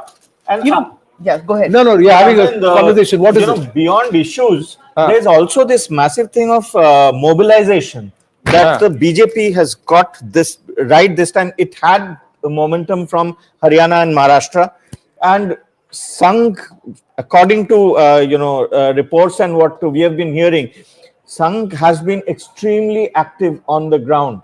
I mean, all 13,030 booths. Each booth had at least a group of 10 people or more working on the ground. So the cadre is extremely mobilized. And this entire aspect of localized election. Yeah. Each particular constituency, each particular region, not national issues, local issues. So everyone from Kumaraswamy, Chandrababu Naidu, you had Pushkar Dhami, Himanta Biswa Sarma, Anurag Thakur, all these people who have different backgrounds, but they were plying their wares and they were campaigning on ground. You spoke to Jai Panda. There are others who are involved. Was this a strategy that they will localize this election? And did the AAP not realize this? There were 3 or 4 things that I just it's all based on these numbers. Huh? Yeah, just quickly talk a bit about where the BJP is concerned and the way they've sort of built this campaign. They deliberately did not have a face. They deliberately made the Prime Minister come in only once. They had decided to announce the manifesto. Remember, the manifesto was quite low-key, if you remember. It was put out not by Amit Shah. There were just 3 individuals who came out, put out that, and then suddenly you saw, and this was deliberately done 15 days before, the polling day is when they said, let's hit the ground. After that, the message was carried last mile. You have another very interesting thing. The Prime Minister enters the election campaign with one plea. He said, look, you've given the other 2 parties a huge run, 30 years plus. Give me a chance to serve you. Give me the chance that I have tried to do for others. Allow me to work for you. Let me be your sevadar. Now, I don't know. It's an emotional appeal. I kind of agree Viksit Bharat ki Viksit Delhi, he said. I think Delhi was the missing crown jewel, whether you like it or not. I mean, it's the capital. And for the last 10 years, all we've had is this bickering between the crown rather than crown jewel. Yeah, the crown jewel. I mean, this whole bickering between the state and the center, I think Delhiites were really upset because of that. And finally, they're like, if these numbers are true, if these numbers hold, then they're like, okay, let's give it to one party. Let's see if the same party is in power. If you opened the newspapers, there was a new message every day. Like, Jai Panda, you spoke to, even I spoke. I said, koi central theme nahi hai. You're कभी मंदिर है तो कभी छठ पूजा में यमुना साफ करेंगे, कभी electric bus देंगे. So then there was KG से PG तक women के लिए we'll give you this much money. So why is there no central theme? There is no central theme because there is no one vote in Delhi. Good point. You have Purvanchalis, Muslim vote. Then you have the Baniya Punjabi vote. Baniya Punjabi vote. 34 seats is where the Baniya Punjabi vote used to traditionally vote for the BJP. They used to shut shop. They used to come and vote.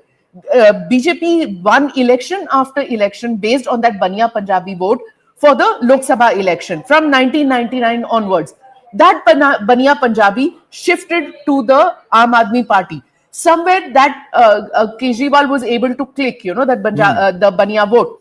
The Punjabi vote also went to Aam Aadmi Party, which was a very strange thing.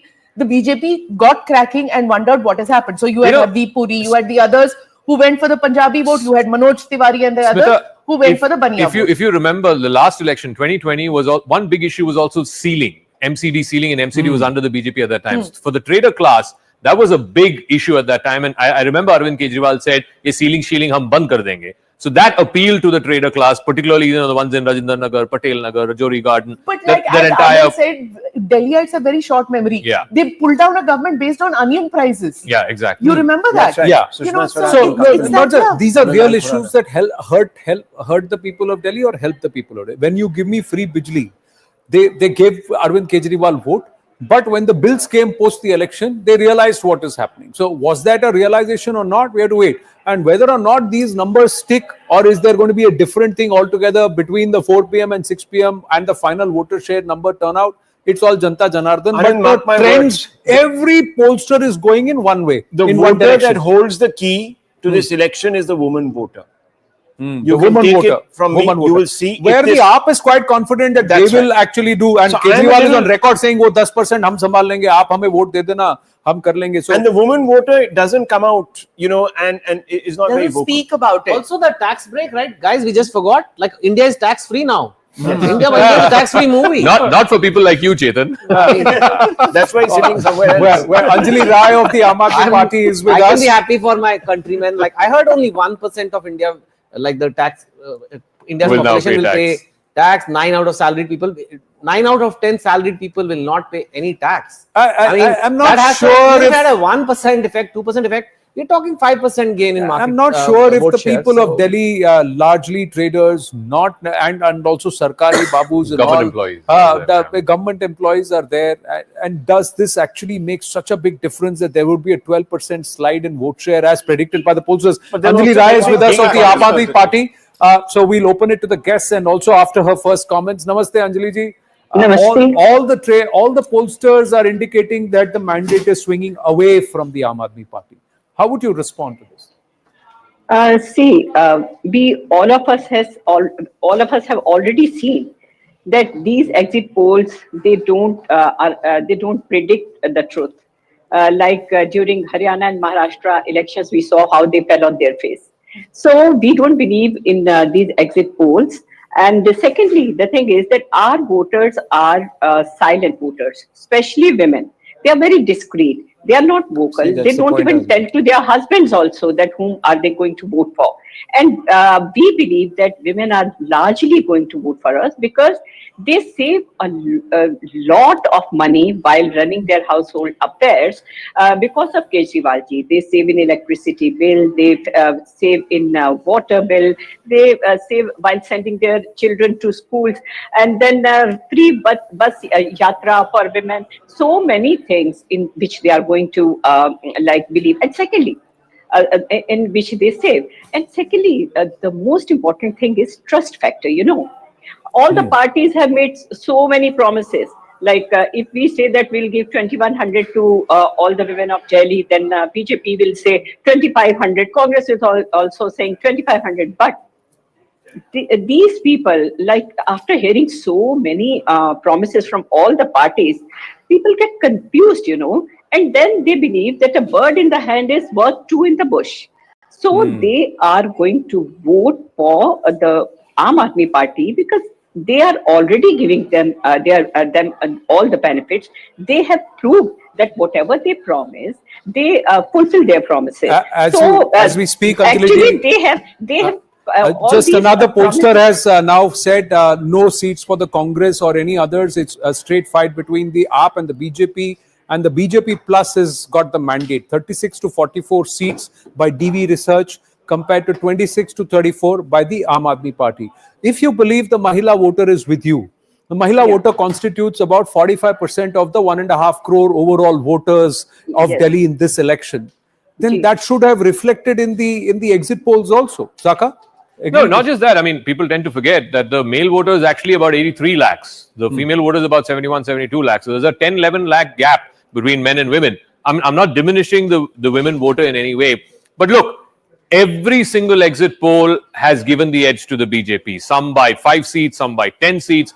The fact of the matter is, I think directionally, yes, having seen what happened in Haryana, having seen what happened in the general election, I think directionally to get all of them to get it wrong would be really an aberration. I think exit polls should just shut shop if they get Delhi wrong. But the point is, shut shop on June 4th. Well, this is one election. I mean, Haryana, I think, was a bigger surprise because everybody got it wrong. No, but I think the bigger point is, and I want our panelists to weigh in on this, this will have huge ripple effects. It will have a huge impact in Punjab. Punjab goes to polls early 2027. It'll have, we're basically then going back to Delhi's politics as we knew it prior to 2013, Rahul Shivshankar. It's going to be Congress versus BJP. For a party like Aam Aadmi Party, which is in power in 2 states, to be out of power in the national capital for 5 long years, it could very well sink them. I agree with you. I think the first implications will be felt by the India alliance as a whole. Yeah. Remember what has happened. Going into this election, the Congress has been completely isolated. Yeah. All its close allies have jumped in on the side of Kejriwal, so much so that you've had Akhilesh Yadav campaigning for Mr. Kejriwal. The Congress is not going to like it because Rahul Gandhi, the crown prince, the scion of the party, has been left feeling a little diminished. And he's not going to like that. And if the Congress does improve its prospects, you can expect the first ripples in the India alliance, and beyond that, of course, in the TMC backed up Aam Aadmi Party. Sena UBT backed Aam Aadmi Party. Yeah, not in your DMK. I want to add, Rahul is absolutely right.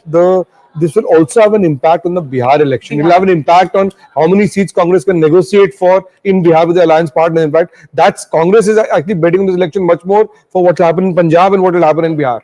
Yeah, can I come in on this?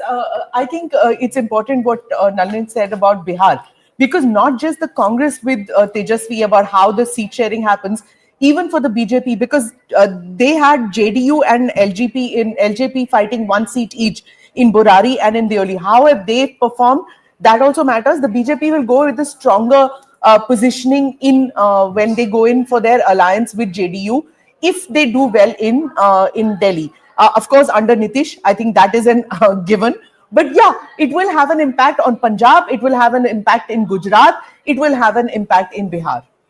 No, I think fundamentally what also happened, and I go on with Chetan and Abhijit to weigh in on this, Mr. Kejriwal tried to make this election as a referendum on him. He said, BJP has unfairly put me in jail, ED, CBI, they unleashed everything, main kattar imandar hoon. So one is the referendum on himself and his political brand, his honesty, etc., which, I mean, let's face it, that sheen came off with that whole Sheesh Mahal business. And the second is his governance record. He's been chief minister since 2013. It's what, 11, almost 12 years now that he's been chief minister. It's a simple question that every voter asks. Has my life improved in the last 5 years, in the last 10 years? And I think if these numbers are holding, a large majority of Delhi voters are saying their life has not improved in the last 10 years. Yeah, and if you look at Maharashtra, you talked about the pollsters, the direction in Maharashtra was very clear. Yeah, but the eventual numbers nobody predicted because it was a runaway election. And in this case, if it's a two-way fight, then could these numbers further consolidate in favor of the BJP plus away from the AAP?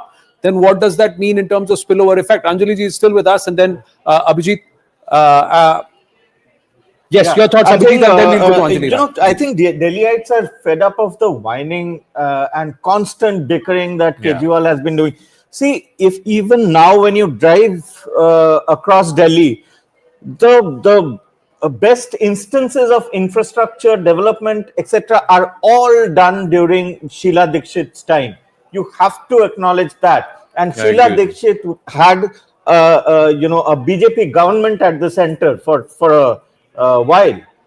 And she didn't have to she didn't constantly whine and say, they're not allowing us to do this, that, whatever. She found a way to... You can't also discount the fact that the BJP, through the Lieutenant Governor, has also played a bit of an obstructionist hand. You can't... I mean, the Sheila Dikshit equation with Mr. Vajpayee, who was a sort of, different kind of... it was a different kind of government. I don't think... But the same BJP in Odisha... such a clean... The same BJP in Odisha, Navin Babu, for an entire decade worked with the... But that equation is very different. Because it's slightly different. See, the BJP of yore was dominated by Punjabi leaders. There was Madan Lal Khuranas and others who had roots in the old Jansangh, who had built it, right? So the demography of the state changed from being largely Banya Punjabi, which Smita was talking about, Purvanchali is coming in, a whole bunch of other people coming in. But this BJP is fundamentally leaderless in Delhi. Right? So if this result holds true, we'll see, that's a big if, then it will be another state where the BJP has won without having a clear leader. Right? So it's not like Yogi in UP where Yogi is the totem pole of the BJP. So it'd be interesting to see what are you saying, happens. They'll bring a the little first patta at the outlier legislature or party the meeting first and say, one okay. that bucks the trend. Zaka, on your screens, there are two viewers on our screens. Aam Aadmi Party 46 to 52, BJP plus 18 to 23.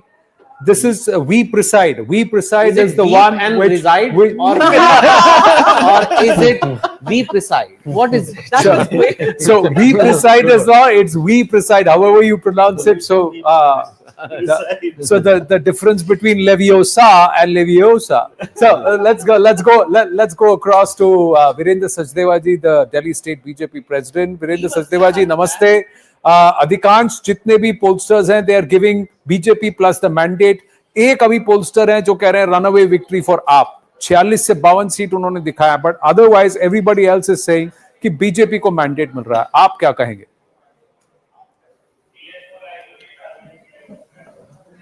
नहीं, मैं बहुत विनम्रता के साथ कह रहा हूँ, जिनका भी जो एग्जिट पोल है सारे के सारे वो अपना एग्जिट पोल देने के लिए मतलब वो दें. हमें उनसे कोई मतलब बहुत ज्यादा खुश नहीं होना चाहिए, लेकिन मेरा ये मानना है कि दिल्ली की जनता पिछले 6 महीने से इस बात के लिए संकेत दे रही थी कि दिल्ली में व्यवस्था परिवर्तन चाहिए, दिल्ली में एक ऐसी सरकार चाहिए जो भ्रष्टाचार के खिलाफ लड़े. और मुझे लगता है कि ये दिल्ली की जनता का मूड आज हमें दिखाई दिया है. हमारे कार्यकर्ताओं ने बहुत शिद्दत के साथ पिछले 2 सालों में इस सरकार के खिलाफ लड़ाई लड़ी है, और 8 तारीख को जो परिणाम आएगा तो पूरा संकेत स्पष्ट होगा कि आपदा सरकार जाएगी, भाजपा सरकार आएगी. आपके हिसाब से वोटर टर्नआउट कितना है? ऑफिशियल फिगर्स नहीं आए, पर मैं जानता हूं बीजेपी एक रोस्टर और खुद का आकलन करती है, तो ओवरऑल वोटर टर्नआउट कितना होगा और कितनी सीटें? 5 बजे तक 58% था. मुझे लगता है 65% के आसपास जाके ये टर्नआउट रुकेगा, 65-67 के आसपास. और सीटों की भविष्यवाणी मैं नहीं करता, वो अरविंद केजरीवाल कागज पर लिख के करते हैं, उनको करने दीजिए. मुझे इतना पता है कि स्पष्ट बहुमत की भारतीय जनता पार्टी की सरकार माननीय प्रधानमंत्री के नेतृत्व में आ रही है. कॉन्फिडेंस है कि ग्राउंड पर आपको ये दिखा है, क्योंकि हरियाणा में भी कांग्रेस पार्टी बहुत कॉन्फिडेंस थी और ग्राउंड पर कुछ और हो गया, तो इसलिए मैं आपसे पूछ रहा हूं. वहां पर भी एक ही आउटलायर था जिसने कहा बीजेपी की सरकार आएगी, यहां पर भी अभी तक एक ही आउटलायर है जो कहता है आपका हैट्रिक होगा. मैं फिर कहता हूं जी, हमने एक एक बूथ को अपने हाथों से अपने पैरों से नापा है, और एक एक भ्रष्टाचार की लड़ाई हमारे कार्यकर्ताओं ने बहुत शिद्दत और जुनून के साथ लड़ी है. जनता गंदे पानी से त्रस्त है, जनता सीवेज के ओवरफ्लो से त्रस्त है, टूटी हुई सड़कों से जनता त्रस्त है. हर विभाग में, चाहे वो शीश महल हो, शराब का घोटाला हो, जल बोर्ड का घोटाला हो, शिक्षा का हो, स्वास्थ्य का हो, कोई विभाग ऐसा नहीं जिसमें घोटाला नहीं हो. अस्पताल नकली दवाइयां दे रहे हैं दिल्ली की सरकार के, लोग गंदा पानी पीने से मर रहे हैं, तो सब लोग प्रदूषण से नाराज हैं. तो वो नाराजगी आखिर कहीं तो परिवर्तित होगी, और वो नाराजगी आज वोटों में दिखाई दे रही थी. लेकिन सचदेव जी, आप क्या कहेंगे जो लोग कह रहे हैं कि देखिए वो भी रेवड़ी बांट रहे हैं, आप भी रेवड़ी बांट रहे हैं, तो इस वजह से शायद बीजेपी की जीत हुई है? नहीं तो 27 साल से आप सत्ता से बाहर थे दिल्ली में, और ये जो समस्याएं आप बता रहे हैं वो तो काफी दशकों से चल रहा है दिल्ली में. नहीं, दिल्ली में काफी दशकों से चल रहा है, लेकिन पिछले 10-11 सालों में स्थिति बहुत ज्यादा खराब, बद से बदतर हुई है साहब. और जहां तक योजनाओं की बात है, प्रधानमंत्री गरीब कल्याण अन्न योजना 80 करोड़ लोगों को देश में राशन मिल रहा है. उज्ज्वला योजना के हिसाब से हमने सिलेंडर देने का काम किया. प्रधानमंत्री आवास योजना के नाम से हमने 4 करोड़ लोगों को घर देने का काम किया. जब हम प्रधानमंत्री की योजना का जिक्र करते हैं तो साथ में डिलीवरी का पैकेज दिखाते हैं कि हमने करके दिखाया है. अरविंद केजरीवाल के पास क्या था? महिला सम्मान के नाम पर पंजाब में 3 साल पहले वादा किया 1000 रुपए देने का, आज तक 1 रुपया किसी को नहीं मिला. लोकसभा चुनावों में दिल्ली में घोषणा की सितंबर तक 1000 रुपए आएगा, किसी को नहीं दिया.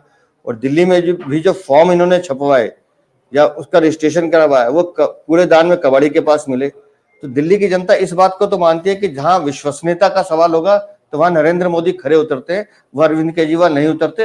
तो मुझे लगता है इस विश्वास के साथ दिल्ली की जनता ने माननीय प्रधानमंत्री को वोट दिया. नहीं, केजरीवाल जी हमेशा ये कहते थे कि उनके पास चेहरा कौन है. अब आज बताइए ना कि चेहरा कौन है. अभी तो सारे रुझान तो यही दिखा रहे हैं कि आपकी पार्टी जीत रही है और बड़ी जीत होगी दिल्ली में. आम आदमी पार्टी के पास कौन सा चेहरा था जी? कुछ केजरीवाल ही है चेहरा, और कौन है उनका चेहरा? नहीं, मैं यही पूछना चाहता था आपसे, केजरीवाल चेहरा कैसे हो सकते हैं? माननीय सुप्रीम कोर्ट ने जिस व्यक्ति पर जो जमानत पे छूटा हुआ अपराधी है एक बंदिश लगा दी कि आप मुख्यमंत्री कार्यालय में जा नहीं सकते, किसी फाइल पे हस्ताक्षर कर नहीं सकते, तो वो कैसे जा सकते हैं? वो जो सुप्रीम कोर्ट ने निर्णय दिया है वो तो नहीं बदल जाएगा, वो तो लिखा गया किताब पर, तो ये चेहरा कैसे हो सकते हैं? और जहां तक हमारे चेहरे की बात है, हमारा चेहरा नरेंद्र मोदी है। हमने उड़ीसा में चेहरा नहीं दिया, हमने छत्तीसगढ़ में चेहरा नहीं दिया, हमने मध्य प्रदेश में चेहरा नहीं दिया, हमने राजस्थान में चेहरा नहीं दिया, हमने महाराष्ट्र में नहीं दिया, हमने हरियाणा में भी नहीं दिया। एक कार्यकर्ता को तय करना है, केंद्रीय नेतृत्व तय करता है, दिल्ली में भी तय करेंगे। 8 तारीख को रिजल्ट आने दीजिए, हम आपको दिल्ली का एक बहुत सुंदर कार्यकर्ता मुख्यमंत्री के रूप में देंगे। पर वीरेंद्र सचदेवा जी, दिल्ली बीजेपी के साथ यही कटाक्ष हमेशा रहा है कि दिल्ली बीजेपी कभी ऑर्गेनाइज नहीं रही है, हमेशा बटी हुई रहती है, इसीलिए दिल्ली में 27 साल से बीजेपी के लिए अकाल पड़ा हुआ है। क्या वो परिस्थितियां बदल चुकी है? अच्छा बताइए, आपको पिछले 2-3 सालों में कभी एक बार भी कोई ऐसी खबर मिली कि जहां लगता हो कि पार्टी में गुटबाजी है? हमारा राष्ट्रीय नेतृत्व इतना सक्षम है जो हम सबको बांधे रखने में सफल रहता है। और मैं बड़ी विनम्रता के साथ कह रहा हूँ, माननीय राष्ट्रीय अध्यक्ष जी, माननीय गृह मंत्री जी लगातार इन छोटी छोटी बातों पर हमको सिखाते रहे, हमें आगे बढ़ाते रहे, और उसी का परिणाम है कि ये पूरा यूनिट एक मुट्ठी में बंद करके लड़ा। हमने 7 लोकसभा सीटें भी जीती और दिल्ली का विधानसभा चुनाव भी जीतेंगे। एक बात मैं आपसे पूछना चाहूंगा कि 2020 के बनिस्बत 2025 में हमने एक बात देखी कि आपने कैंपेन को लोकलाइज किया, आपने लोकल मुद्दे उठाए, नेशनल मुद्दे नहीं आए। तो ये क्या सोची समझी एक स्ट्रैटेजी थी? देखिए, मैं खुद दिल्ली वाला हूं भाई साहब, मैं दिल्ली में पला बड़ा हूं, चांदनी चौक की गलियों में मेरा बचपन बीता है, जवानी बीती है। हम छोटी छोटी समस्याओं को समझते हैं। सीवर ओवरफ्लो होने से अगर दिल्ली में एक रेनी सीजन में 62 लोग मर जाते हैं, तो बताइए ऐसी दिल्ली पे कौन गर्व करेगा? ये व्यवस्था किसी को तो बदलनी पड़ेगी ना। अगर हर नल खोलते ही पानी आए नहीं, और आए तो गंदा पानी आए, 20,700 लोग एक साल में गंदे पानी पीने से मर जाए, तो कौन दिल्ली वाला इस पर गर्व महसूस करेगा? सड़क टूटी हुई इतनी है कि स्कूटर में, मोटरसाइकिल में लोग खड्डे में गिर जाते हैं, तो कौन दिल्ली वाला इस पर गर्व करेगा? तो ये जो दिल्ली का दर्द है, ये दिल्ली की जो पीड़ा है, यही जनता के सामने हम लेकर गए, और जनता इसी से तरसती, इसलिए जनता ने भरोसा किया गुड गवर्नेंस पे, माननीय प्रधानमंत्री पे। क्योंकि 10 सालों में माननीय प्रधानमंत्री जब बड़े बड़े हम हाईवे बनाते हैं, पुल बनाते हैं, एक्सप्रेसवे बनाते हैं, तो फिर दिल्ली की सड़कें बनाना कौन सा मुश्किल काम है जी? उसके लिए नियत चाहिए, ईमानदारी चाहिए। वो नियत ईमानदारी भारतीय जनता पार्टी में जनता को दिखाई दी, इसलिए जनता ने हमारा साथ दिया। इतने साल तो एमसीडी आपके अंडर ही थी, बीजेपी के अंडर थी, तब बीजेपी के अंडर वो नियत नहीं थी। इस बार तो एमसीडी का भी चुनाव आप हार गए थे, तो कहीं ना कहीं आपको नहीं लगा कि दिल्ली की जनता शायद आप पर भरोसा नहीं कर रही, यानी बीजेपी पर दिल्ली में भरोसा नहीं कर रही? विधानसभा एमसीडी 15 साल हमारे पास रही, लेकिन पिछले 10 सालों में एमसीडी का फंड रोकने का पाप किसने किया? अरविंद केजरीवाल ने किया। क्योंकि फंडिंग जो है वो थ्रू स्टेट आती है। जब आप पैसा नहीं दोगे, कर्मचारियों की तनख्वाह नहीं दोगे, तो उसका गुस्सा कहीं ना कहीं तो निकलेगा ना। लेकिन एमसीडी हारने के बाद 2 साल से एमसीडी में ये है, और उसके बाद एमसीडी की जो और बुरी स्थिति हुई है, जो सफाई व्यवस्था के प्रोजेक्ट हमने शुरू किए थे, जो कूड़े के पहाड़ हटाने हमने शुरू किए थे, वो काम भी बंद हो गया। अब तो एक नया पहाड़ भी शुरू द्वारका में शुरू कर दिया, और गाजीपुर में एक नया पहाड़ बन गया। तो फिर दिल्ली की जनता को समझ में आया कि ये तो जो परिवर्तन का नारा लेकर आए थे, इन्होंने परिवर्तन की जगह व्यवस्था का इतना दुर्व्यवहार किया है कि इनको ही हटाना बेहतर है। तो मुझे लगता है कि इस बार दिल्ली की जनता ने पूरी व्यवस्था के खिलाफ वोट दिया है, कि जिस तरह से भ्रष्टाचार ने दिल्ली को खोखला करने का काम किया, दिल्ली की जनता इनको माफ नहीं कर रही, और दिल्ली की जनता ने उसके परिवर्तन के रूप में भारतीय जनता पार्टी को चुना है। वीरेंद्र सचदेवा जी, मैं आपसे जानना चाहूंगा कि आम आदमी पार्टी और अरविंद केजरीवाल को सबसे ज्यादा नुकसान किस फैक्टर ने किया? शीश महल ने किया, लिकर पॉलिसी स्कैम ने किया? और अगर ये मैंडेट जो एग्जिट पोल्स दिखा रहे हैं यही आता है और बीजेपी की सरकार दिल्ली में बनती है, तो क्या आपको इसका खामियाजा पंजाब में भी भुगतना पड़ सकता है? आपका आकलन क्या कहता है? 3 चीजें जी, 3 चीजें बताता हूं जहां से इनका डाउनफॉल शुरू हुआ। कोविड में जब लोग मर रहे थे, अरविंद केजरीवाल और पूरी आम आदमी पार्टी घर में छुपकर बैठी थी। केंद्र सरकार ऑक्सीजन दे रही थी, इनके पास ऑक्सीजन रखने की जगह नहीं थी। उस समय लोगों को लगा कि हमने कैसी सरकार को चुना है। फिर कोविड में जब लोग अपनी जान बचाने के लिए भाग रहे थे, ये श्रीमान जी बैठ के घर में शराब नीति बना रहे थे कि कैसे करोड़ों रुपए की कमाई की जाए, कैसे गोवा और पंजाब का चुनाव लड़ा जाए। और तीसरा सोने पे सुहागा वो शीश महल, जो भ्रष्टाचार का म्यूजियम दिल्ली में बना है। तो दिल्ली की जनता समझ गई कि ये पूरी की पूरी पार्टी, ये पूरा का पूरा अरविंद केजरीवाल अपने लिए जीता है, इनको जनता की फिक्र नहीं है। उसके बाद जो समस्या मैंने आपको गिनवाई है उन्होंने उसमें, और हम कहते हैं कि दिल्ली को जनता को दर्द बताने का कष्ट किया। ये उन 3 चीजों से एक रूट बना कि अरविंद केजरीवाल लगातार व्यवस्था के भ्रष्टाचार के शिकार होते गए। जी, वीरेंद्र सचदेवा जी, एग्जिट पोल्स की तो आपको बधाई। 8 तारीख को चांदनी चौक की फेमस जलेबी आप सबको खिलाएंगे कि नहीं, वो देखा जाएगा। फिलहाल हमसे बात करने के लिए धन्यवाद। हम आपको जलेबी भी खिलाएंगे, और इस मौसम में दौलत की चाट बहुत अच्छी मिलती है। हाँ बिल्कुल, वाह, वो भी याद दिला दी आपने। Thank you so much, thank you for speaking with us, thank you. So the BJP confident, and they are saying these are the local factors. So COVID is something that is a memory that people of Delhi still carry. And they're also talking about that whole बंदिश लगा दी है, courts ने बंदिश लगा दी है, तो इनका चेहरा कौन है? So kind of saying that the Aam Aadmi Party was fighting this election as bandish bandits, you know. They were not, I'm sorry to pun on that, but I couldn't resist it. It's not just Chetan who's going to come up with the puns in this show. But yeah, you know, for once, Virendraji is smiling. He's been so tense in the past 10 days. I haven't seen a single smile on this gentleman's face, because they've all been saying it's a faceless crowd, it's a faceless crowd. A couple of things which I wanted to point out was that if this holds, you know, this whole thing about Arvind Kejriwal being an Aam Aadmi is gone. Somewhat like what, if you remember, VP Singh being, you know, the middle class messiah, and that came crashing down after a while. You know, he watered it down. He went into the mandal. He waded into that. He went into the caste factor. And that whole middle class messiah was crushed completely. If Arvind Kejriwal loses in this manner, he loses Delhi, he is no longer that middle class. Of course, the Aam Aadmi has become Shesh after Sheesh. But this is now, you know, he's going to be, they're going to pun on this a lot. They're going to say he's Shesh Nag. And yeah, you're in pun mode. Shesh after Sheesh. Wow. I think it's an interesting point he raised, that the fact is that people loved Arvind Kejriwal as the CM of Delhi, and now it's Atishi.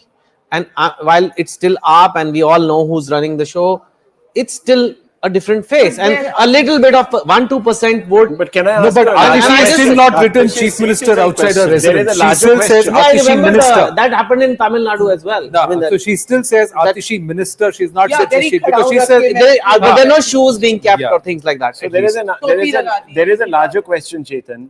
I'll be very interested to know how the Congress is going to react. Oh, they'll be thrilled. Are they going to question the EVMs? You know, or will they let Kejriwal now? Sometimes you can find joy in other people's misery. Well, and so that will expose the Congress. Insurrection, somewhat like what Trump in 2020. And my problem with the AAP that calls itself the agitprop. Have a look Indian at this. Political system. Is this a possibility for you? This? And I'll tell you one thing. Let me just burst the bubble a bit and say this we preside number of 49% vote share for the AAP, 43% for the BJP. Is that possible? 5% for the Congress Party. Is that possible? I think we will talk about that. We've got Mr. Sandeep Dixit joining us. Sandeep Dixit ji, namaste. Thank you for speaking with us. Sandeep ji, namaste. This is Anand Narasimhan here with me, Zaka Jacob and Rahul Shivshankar. Very, very hard fought election. I think we've lost the line. We've lost the connection with him. We'll try and connect. Now, that's the number I was talking about. See, is this possible? Anand, I was saying that like somebody said, everything is possible, is as possible as Rahul Shivshankar also eating Daulat ki chaat. I'll tell you who does. You never know. You never know. I think the role model for all politicians of India who want to cultivate this simple person image is Mamata Banerjee. She never misses a beat. She's always dressed simple. She doesn't have another pollster, Chetan. See this. So I'm interrupting you, but have a look at these numbers on the screen. 33 to 38 for the AAP. So the second pollster who's saying the AAP may still win a very, very close fight. The second pollster after we preside who's giving a mandate, possible mandate to the Aam Aadmi Party and putting the BJP behind. Not nationally. Who are these people? एक तो ये है कि आधे को नाम नहीं पता कौन है कहाँ से आए. पर मैं वही कह रहा हूँ ना. Would you this morning on the election coverage, they said there are about 40 reporters who have come from Punjab. There is interest for the Delhi elections even in Punjab. So there are pollsters will be fielded by various entities, various parties, etc., and also independent who believe that this is a narrative-changing election. Although it's a very Nalin said bonsai state election. but this could spin the national narrative away. It could swing it far away from Aam Aadmi Party, which is a story to say in a decade. Look, No I just other want to say political one party thing. has become such a I'm big sorry, national force to Anand, reckon there's with in one a thing that decade's I have time. to say. And then fizzle if out. this vote share of the Aam Aadmi Party is going to be 40% plus, then I don't know how you can make an educated projection on seats. If there You has cannot. to be, you can't have it always. You can't say that the Congress is also increasing, the AAP is coming down, but only slightly, but the BJP is becoming this. If it's going to come down to a 2% margin, it's going to be a very tough It's going election to be a to fun project eighth. onto seats. Yeah. Then we may as well just say this is an open But there is contest. some dent in AAP. but there's There one- is some dent in AAP. Would you agree with that? There is some dent in Yeah, of AAP. course. I think there's there is a dent in AAP. There's So one that's- difference, which is that in 2020 they had a 54% vote share, so they've come down by 14%. As Sandeep Dixit, Congress leader and candidate from the New Delhi constituency, joins us. Thank you very much, Sandeep ji. First things first. So all the exit pollsters are giving the edge to the BJP and saying that it is a vote for change. It's a change election. That after 12 years, the Aam Aadmi Party will be voted out of power in Delhi. I want your first reaction to the headline that exit pollsters are saying that the BJP will win Delhi. Look, I'm assuming that the exit polls are correct. What is the final picture, we'll come to know only on the 8th. But I won't be surprised. I knew that Delhi was looking for a change. Although the last 2 to 3 years, what I had been seeing people talking about in Delhi, I think they're quite tired of what the Aam Aadmi Party was doing. And I don't think the ex-chief minister, Mr. Kejriwal, who's there, frankly, the only leader in the party, I think his magic, whatever you might call it, had waned quite substantially. Also, the Aam Aadmi Party was not really realizing that all the tricks and gizmos with which they were constantly trying to keep themselves alive in politics, they were not working anymore. So I won't be surprised that they lose. I am a little surprised that this is the kind of equation for the BJP and the Congress that the exit polls are showing. But this is not a time to argue on that, because we will come to know the picture on the 8th. And in any case, I don't know all that much of what's happening outside of New Delhi. I can understand that.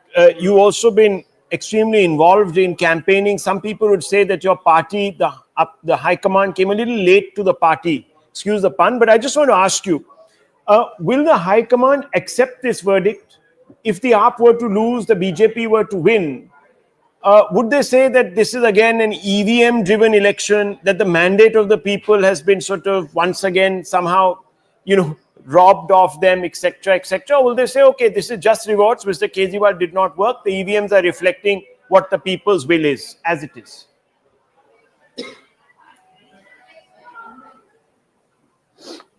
Look, I think in this election, the fact that the Aam Aadmi Party is going to lose was quite evident to us, okay? The issue was with the people who were getting out of AAP. Would they be coming to the Congress or would they be going to the BJP? Had we built our organization strong enough and made ourselves attractive and had, candidates in all 70 seats that would get that anti-incumbency and some of our old voters back to us, or we've not been able to reach those milestones? I think it was really an issue of that. I would personally say the kind of results that the exit polls are showing, as I said, I would personally not be surprised. What is, to me, something that, I think I'm misreading myself is the Congress really getting that fewer seats? I thought we would do much better. And in the kind of scenario that you're talking about, I would say we probably should have been getting 8 to 10 seats. But then, as I said, if people have voted otherwise, they'll find out on the 8th. Can you, elaborate on that? Of course, these numbers have to hold. These numbers have to, fructify on the 8th.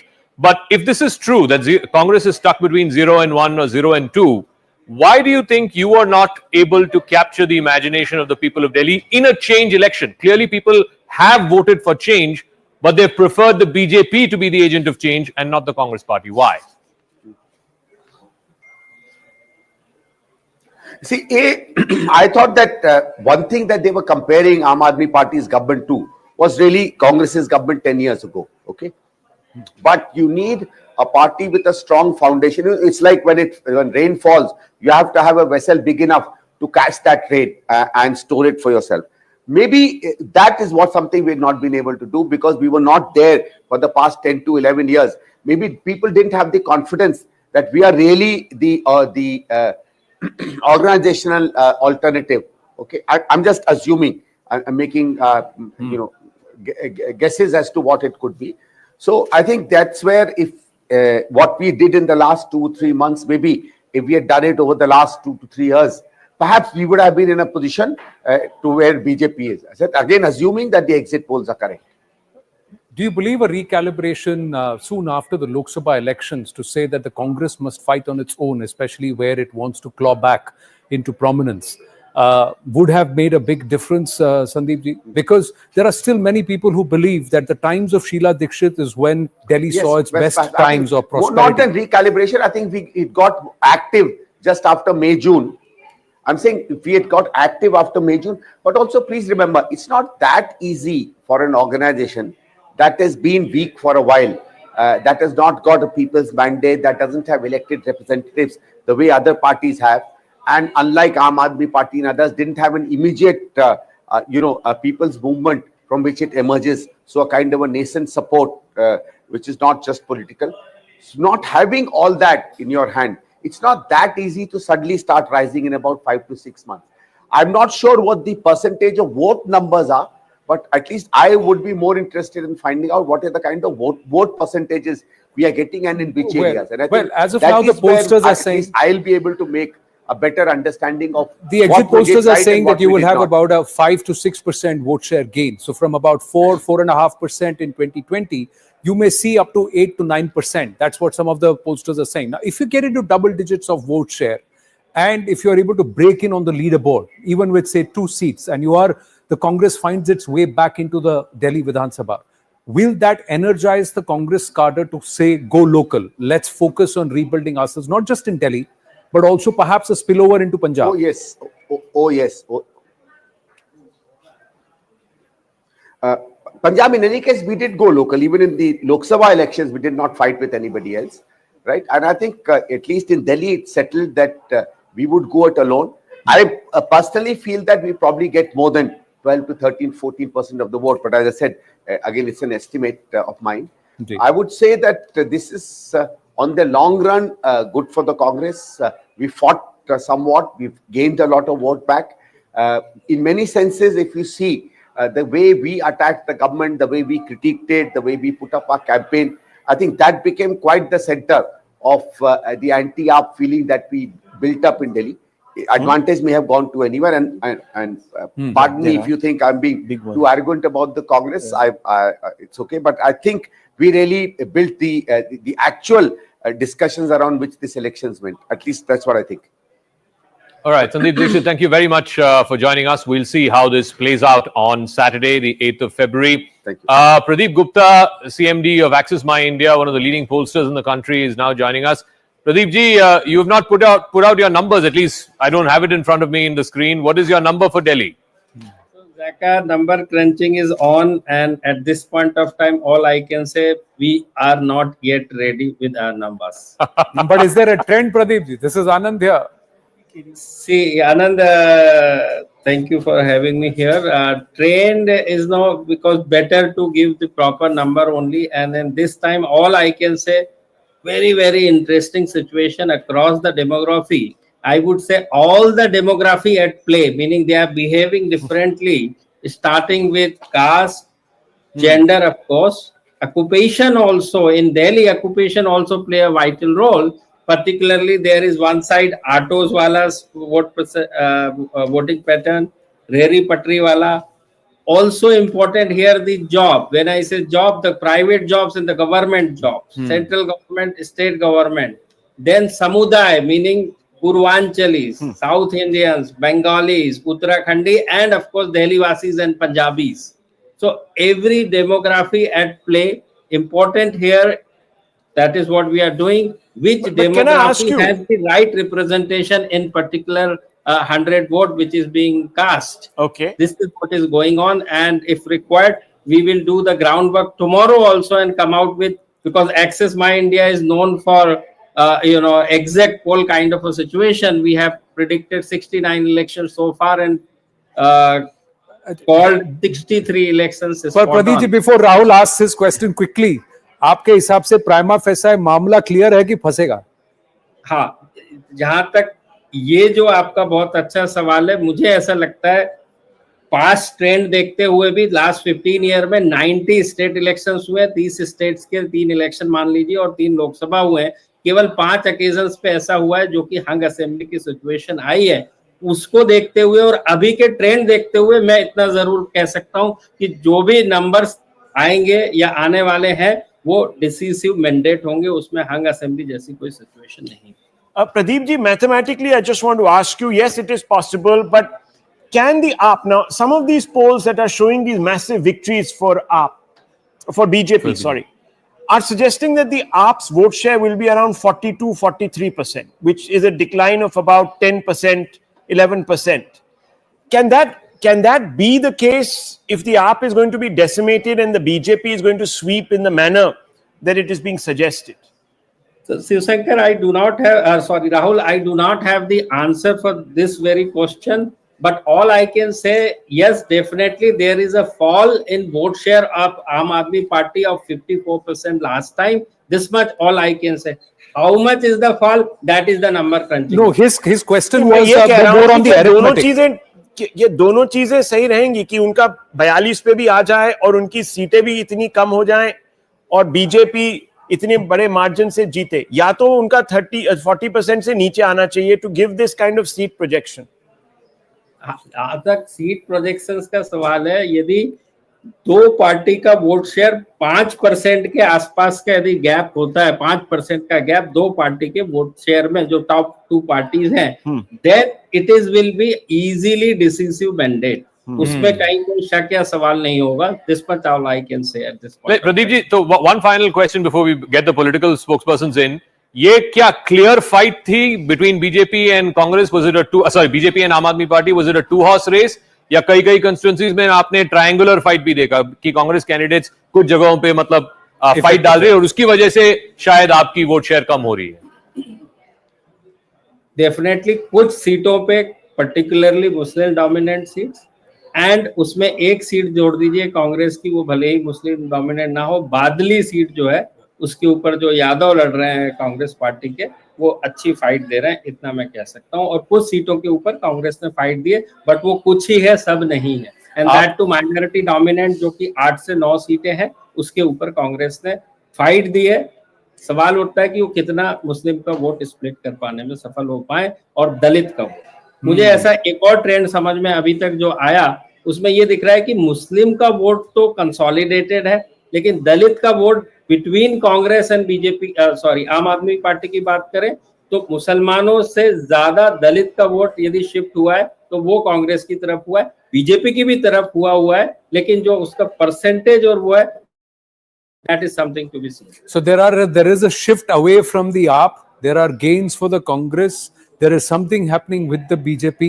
भूमिका बहुत अच्छी बांधी है आपने Pradeep ji, to keep the suspense going about what the access numbers are. But one thing you're saying is that the mandate will be clear. Shazia Almi is with us, Anjali Rai with us. Anjali ji, just going to Shazia Almi. Thank you for your patience, ladies.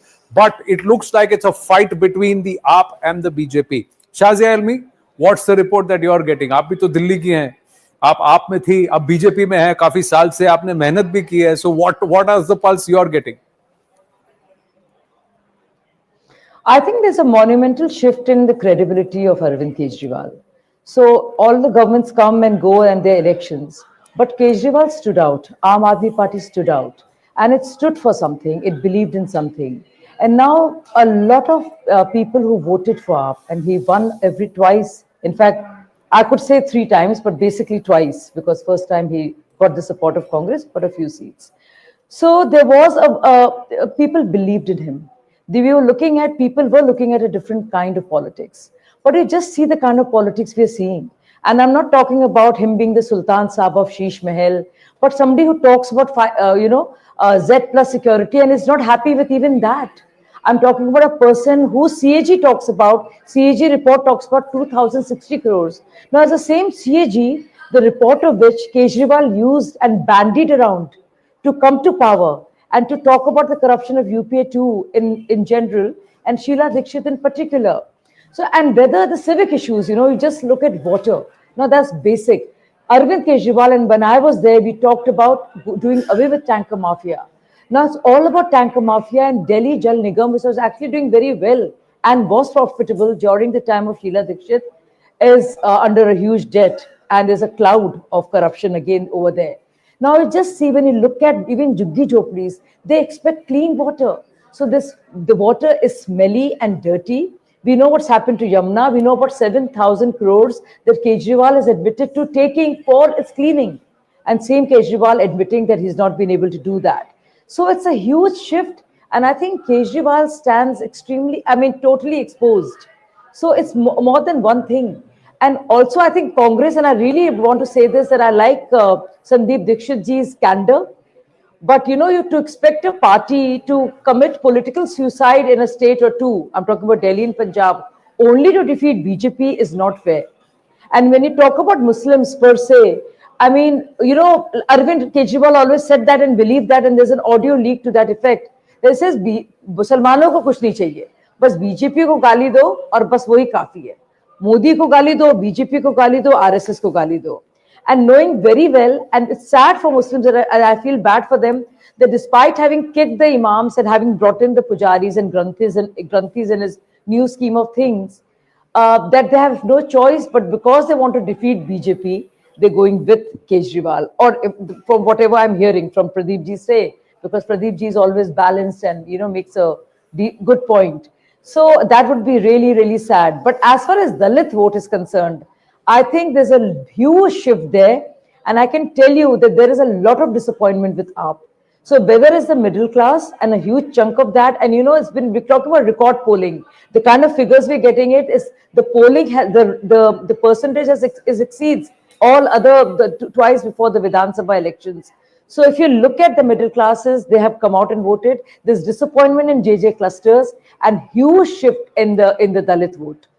Towards BJP. Well, I must say that So Pradeep Gupta I has think still that's not gonna said make that, a the very BJP is great getting win a for clear a victory. mandate. He's still not let that out. He's not said that the BJP is making massive gains. He's just said that some people are suffering losses, some people are suffering gains. But overall, if there will be a clear mandate. Harsh Malhotra, BJP MP East Delhi, is with us. Harshji, namaste. The dust settles. The mandate has been cast in terms of the ballot has been cast. Mandate result will be on the 8th of February. Right now, the pollsters believe BJP is sweeping this election. It's taking with a very, very comfortable number. They are coming into power after 27 years in Delhi. That's what the numbers say. Your thoughts? What's the feedback that you are getting? इस बार चुनाव की campaign शुरू होते ही ये समझ में आना शुरू हो गया था कि दिल्ली की जनता सत्ता परिवर्तन के लिए वोट कर रही है। पिछले 10 साल में आम आदमी पार्टी ने, केजरीवाल साहब की सरकार ने कुछ भी दिल्ली की जनता के लिए नहीं किया, और उन्होंने ये प्रूव किया जैसे ही कैंपेन शुरू होता है, वो एक बार भी दिल्ली में उन्होंने क्या किया है इस मुद्दे पर ना आए, ना उन्होंने बोला है। तो वो खुद भी इस बात को मान गए थे कि इस बार विकास के मुद्दे पर चुनाव नहीं है।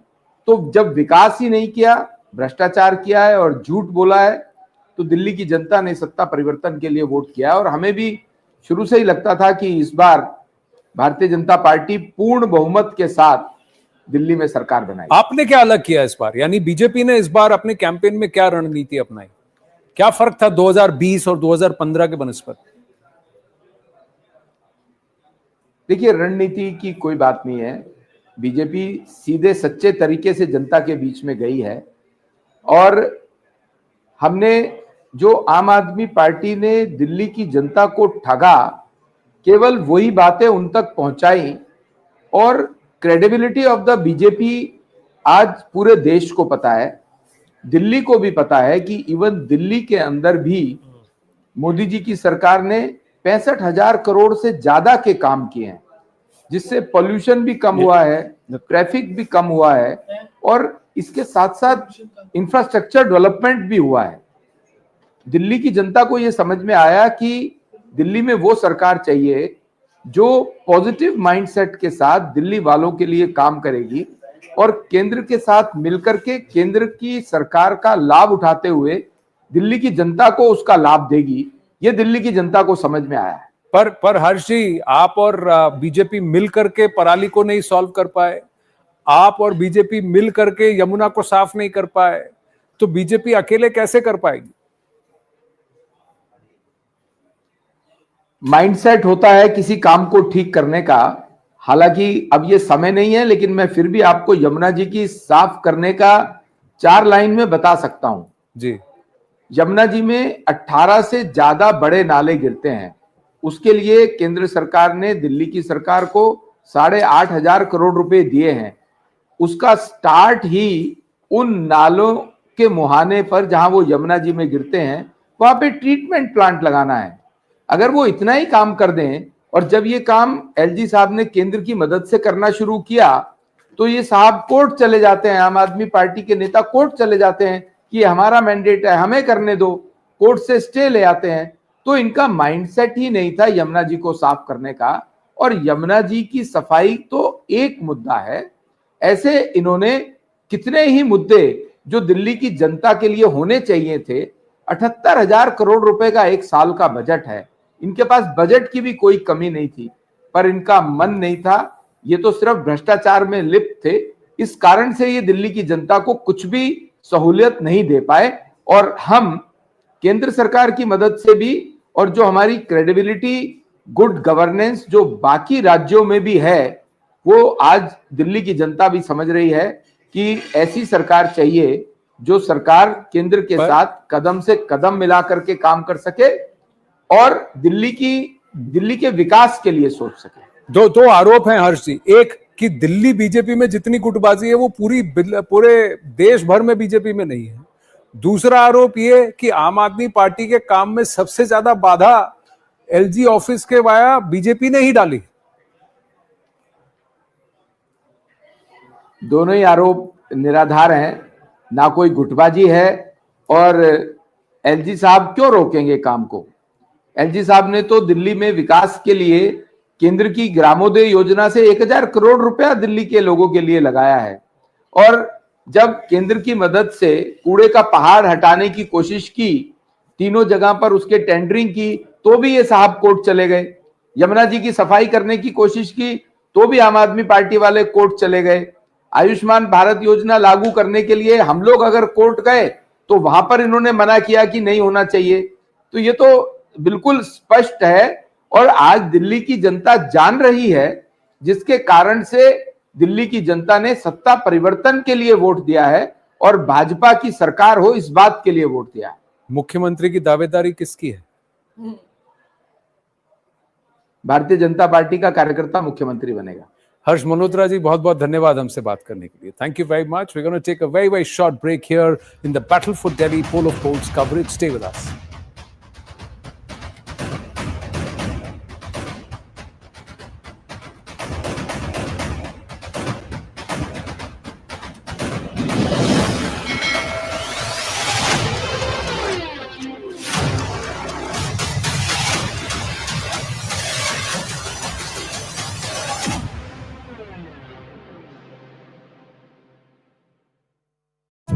Upwards of 62.5. If it goes upwards of 67, that would be the highest voter turnout in what, 20 years in the national capital. 65, 67 to 70%. Will Delhi beat that number of 2015? We'll have to wait and watch. But in our studios, we have three voters, three guests, or three people who have their vote in Delhi. देखिए, मेरा और जाका का तो नोएडा में है, नोएडा, हमारा Noida, so we have got no ink. But Smita Prakash, Rahul Shivshankar, Nalin Mehta, उंगली किया कि नहीं? Did you get inked? Yeah. हाँ, किया सबने. हाँ. What was the experience? Well, look, first and foremost, anecdotally speaking, I had never seen so many people at my polling booth. There were quite a few, and this was at 9 in the morning. So I was quite surprised. But look, why are we so vested right now in the turnout? It's because don't go by the overall top numbers from 2020, viewers. Look at the nitty-gritty, in specific, the margins. And let me give you some statistics. I always come armed with my statistics, hard facts, call them what you want to hear. They are in 2020. That's a smart plug of 21 seats. 20. Always the right stand with the hard facts, okay? So 2020, 21 seats, 30%. That's 30% of all seats saw margins of victory less than 10%. This shows that actually the 2020 election was a very competitive one. And if there is anti-incumbency, you saw it in the ticket distribution. AAP was up off the block first. A month and a half back, they distributed their tickets. 30% of everybody was dropped. Sitting MLA, so much so that in the last week, 7 of them have decided to dump the AAP and go somewhere else and raise the banner of revolt. 31 seats in 2020 saw margins of less than 15%. So 31 seats out of 70, which is almost half, saw margins of less than 15%. Now that is a big, small margin election. Okay. This time the BJP, don't forget, is armed by the big R. Revdi. And of course, Rahul Gandhi. No. The BJP is armed with the big Revdi. And they have said, okay, let's go toe to toe. So if the Revdis cancel each other out, what is this election about? It's about Kejriwal's image. And Kejriwal called himself a politician who is going to change the face of Indian politics. And in 2015, the middle class responded with a turnout that you just saw. Correct. Right. So if the turnout is now burgeoning, and anecdotally it's coming from, and I would love to see a breakdown of the middle class boroughs. If it's coming from there, presumably a lot of these numbers which come very quickly to the EC come from well-organized polling booths, which tend to be in middle class, well-organized sort of, boroughs. The ones from the Mufassils, the smaller district, the poorer districts, the JJ clusters will take a little bit of time. And there the lines even tend to be longer. So I think this will be a very interesting election to watch. Super Saturday guaranteed. I'm telling you, in about 1 hour, 1.5 hours, even the exit polls will start talking. Already the so-called Satta market, I'm not Satori or anything, but the Satta market seems to be suggesting that this is going to be a razor-sharp contest. So this is where the numbers stack up. And remember, this is not a three-way contest. This is a two-way election. And it has been now over the last 10 years in Delhi. Two-way election is BJP versus AAP or Delhi versus the incumbent? No, BJP versus AAP on the ground. Obviously, it will be an election where anti-incumbency, if only the roads in Delhi were as nice as the graphics, maybe Mr. Kejriwal will not be feeling the heat that he is today. And remember, the top brass of the AAP has changed its constituency. So there is a definite problem. They're sensing it. Now, whether they have been able to sort of transcend all of that, there was a claim they made against the BJP. Right. But, Delhi distinguishes itself in one way. The middle class is not monolithic. Most times we say, the BJP, gets the middle class vote. For 10 years, they haven't in Delhi. Maybe this time. I don't know. But the biggest Revdi came during the budget, did it?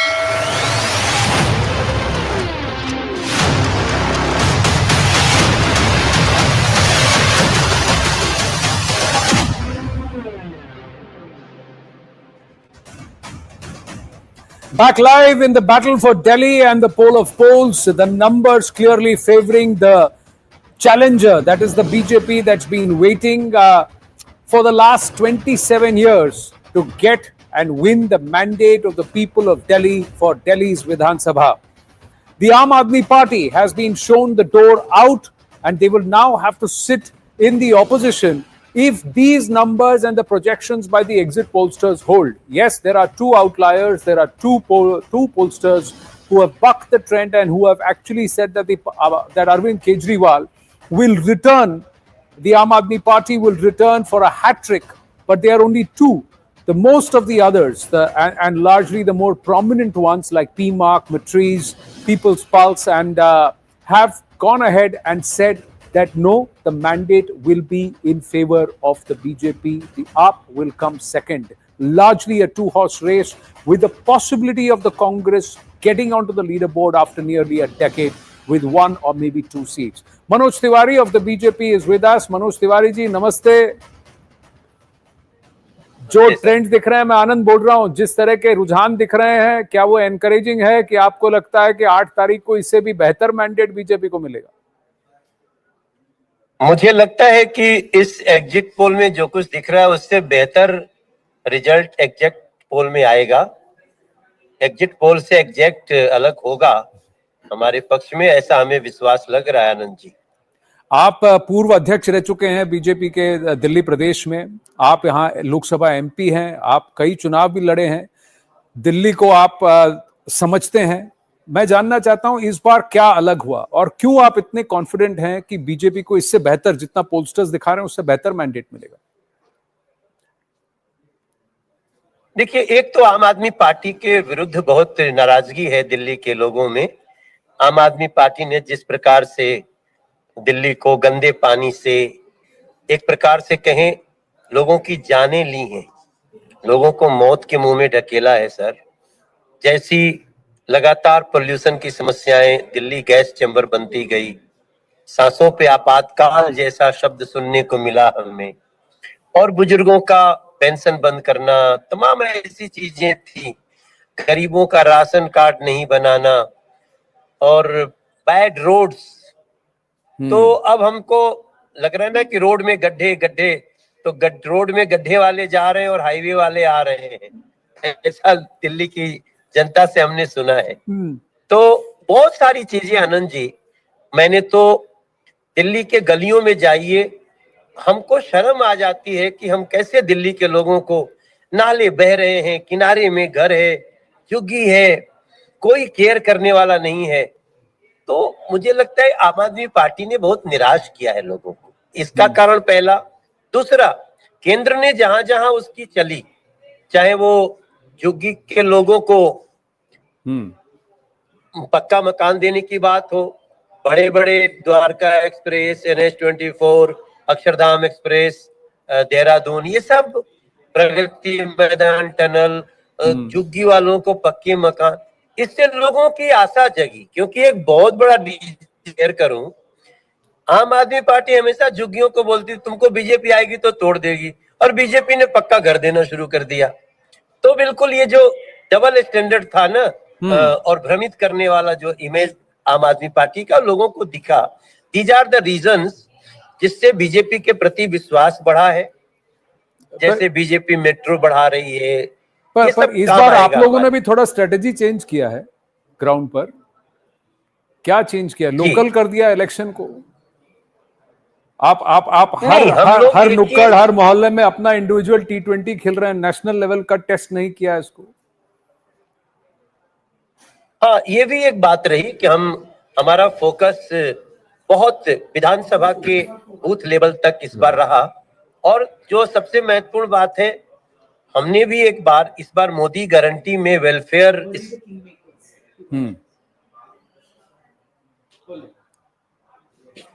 I think Manoj Tiwari ji is on the move, so he was talking in between. See, and the connection froze. Don't give free Wi-Fi. He's back. 2013 में free wifi का promise किया था, वो नहीं हुआ है अभी तक। तो वही बोल रहे थे कि अगर सब जगह फ्री वाईफाई होता दिल्ली में तो फिर आपका नेटवर्क भी नहीं जाता। जी आप कुछ कह रहे थे। आप सुन पा रहे हैं? जी सुन पा रहा हूं, अब सुन पा रहे हैं जी, बोलिए। क्या मुझे सुन पा रहे हैं? जी हाँ, थैंक यू। देखिए, अब तो जो एग्जिट पोल दिख रहा है, हम लोग आशा करते हैं कि हमारा इससे बेहतर होगा। और मैं एक बात जरूर बोलूंगा कि बीजेपी अपना बेस्ट करेगी, जो भी हमारे दिल्ली के लोगों के लिए उनकी लाइफ को इम्प्रूव करने की बात है, जिसके लिए दिल्ली के लोग बहुत ही निराश हैं। पूर्वांचली साथ दिए हैं क्या सर क्षेत्र में उनका? मनोज जी, मैं अगर आपसे एक सवाल पूछूं, पूर्वांचली साथ दिए हैं कि नहीं? Sorry, no go ahead sir, एक बार फिर पूछिएगा। पूर्वांचली साथ दिए हैं कि नहीं बीजेपी का इस बार? बिल्कुल साथ दिए हैं सर। पूर्वांचल बहुल सारी सीटों को हम जीत रहे हैं, ऐसा हम लोगों की रिपोर्ट में आया है। और अब तो हमें ज्यादा बोलने की आवश्यकता नहीं, क्योंकि अब तो जो भी होना है ईवीएम में कैद हो चुका है। मगर पूर्वांचल के लोगों का जो तिरस्कार किया है आम आदमी पार्टी ने, उसका भी पूर्वांचल के लोगों ने उससे नाराज हो करके और भारतीय जनता पार्टी के प्रति आशा में वोट दिया है। मनोज जी, मैं राहुल शिवशंकर बोल रहा हूं। दो सवाल आपसे पूछूंगा। एक तो कि आम आदमी पार्टी कहती रहती है कि देखिए हम कितना कर सकते थे, हमें करने नहीं दिया, एलजी ऑफिस ने हमारा एक किस्म से हाथ बांध दिए। एक तो ये बात। दूसरी, वो कहते हैं कि पूरा जो इलेक्शन कमीशन है वो बीजेपी के साथ जुड़ा हुआ है, कि इससे बेकार इलेक्शन कमिश्नर कोई हुआ ही नहीं हिस्ट्री में। तो इस पे आपकी क्या टिप्पणी है, आप क्या जवाब देंगे इन पर? देखिए, चुनाव आयोग का रोना और ईवीएम का रोना तो इन लोगों का पुराना है, मगर दूसरी जो आपने बात कही, जो पहले आपने एक बात कही ना, हाँ, एलजी, ये तो इनकी ये स्टेटमेंट इनके ही विरुद्ध गई है। हमें कई लोग ऐसे कहते पाए गए कि जब एलजी को ही सब काम करना है तो हम फिर केंद्र को ही दे देते हैं, तुम्हारी जरूरत क्या है, ऐसा मुझे लगता है। हालांकि एलजी महोदय ने कभी भी किसी का काम नहीं रोका। एलजी महोदय तो वो काम रोकते हैं जो भ्रष्टाचार करने वाला है, करप्शन को बढ़ावा देने वाला है, और अगर रोक ही पाते तो शराब घोटाला जैसा घोटाला नहीं होता। मगर आम जनता ने इसको ऐसे लिया कि जब तुम रोज यही रोना रोते हो कि हमें केंद्र काम नहीं करने दे रहा है, तो फिर केंद्र में तो मोदी जी हैं ही, उन्हीं को दिल्ली भी दे देते हैं जी। और ये बहुत स्मिता प्रकाश जी आपसे एक सवाल करना चाहती हैं। मनोज जी, अरे स्मिता जी भी है इसमें। हाँ जी, मनोज जी, 25 ऐसी सीटें हैं जहां पर पूर्वांचलियों का दबदबा है, और कहते हैं कि ये 25 सीटें हैं जहां पर Purvanchalis can determine which way the vote has gone. उसमें 47% माइग्रेंट्स जो हैं वो उत्तर प्रदेश से हैं, 31% जो हैं वो बिहार से हैं। तो आपके हिसाब से पूर्वांचली जो है, क्या वो किंग मेकर है इस बार?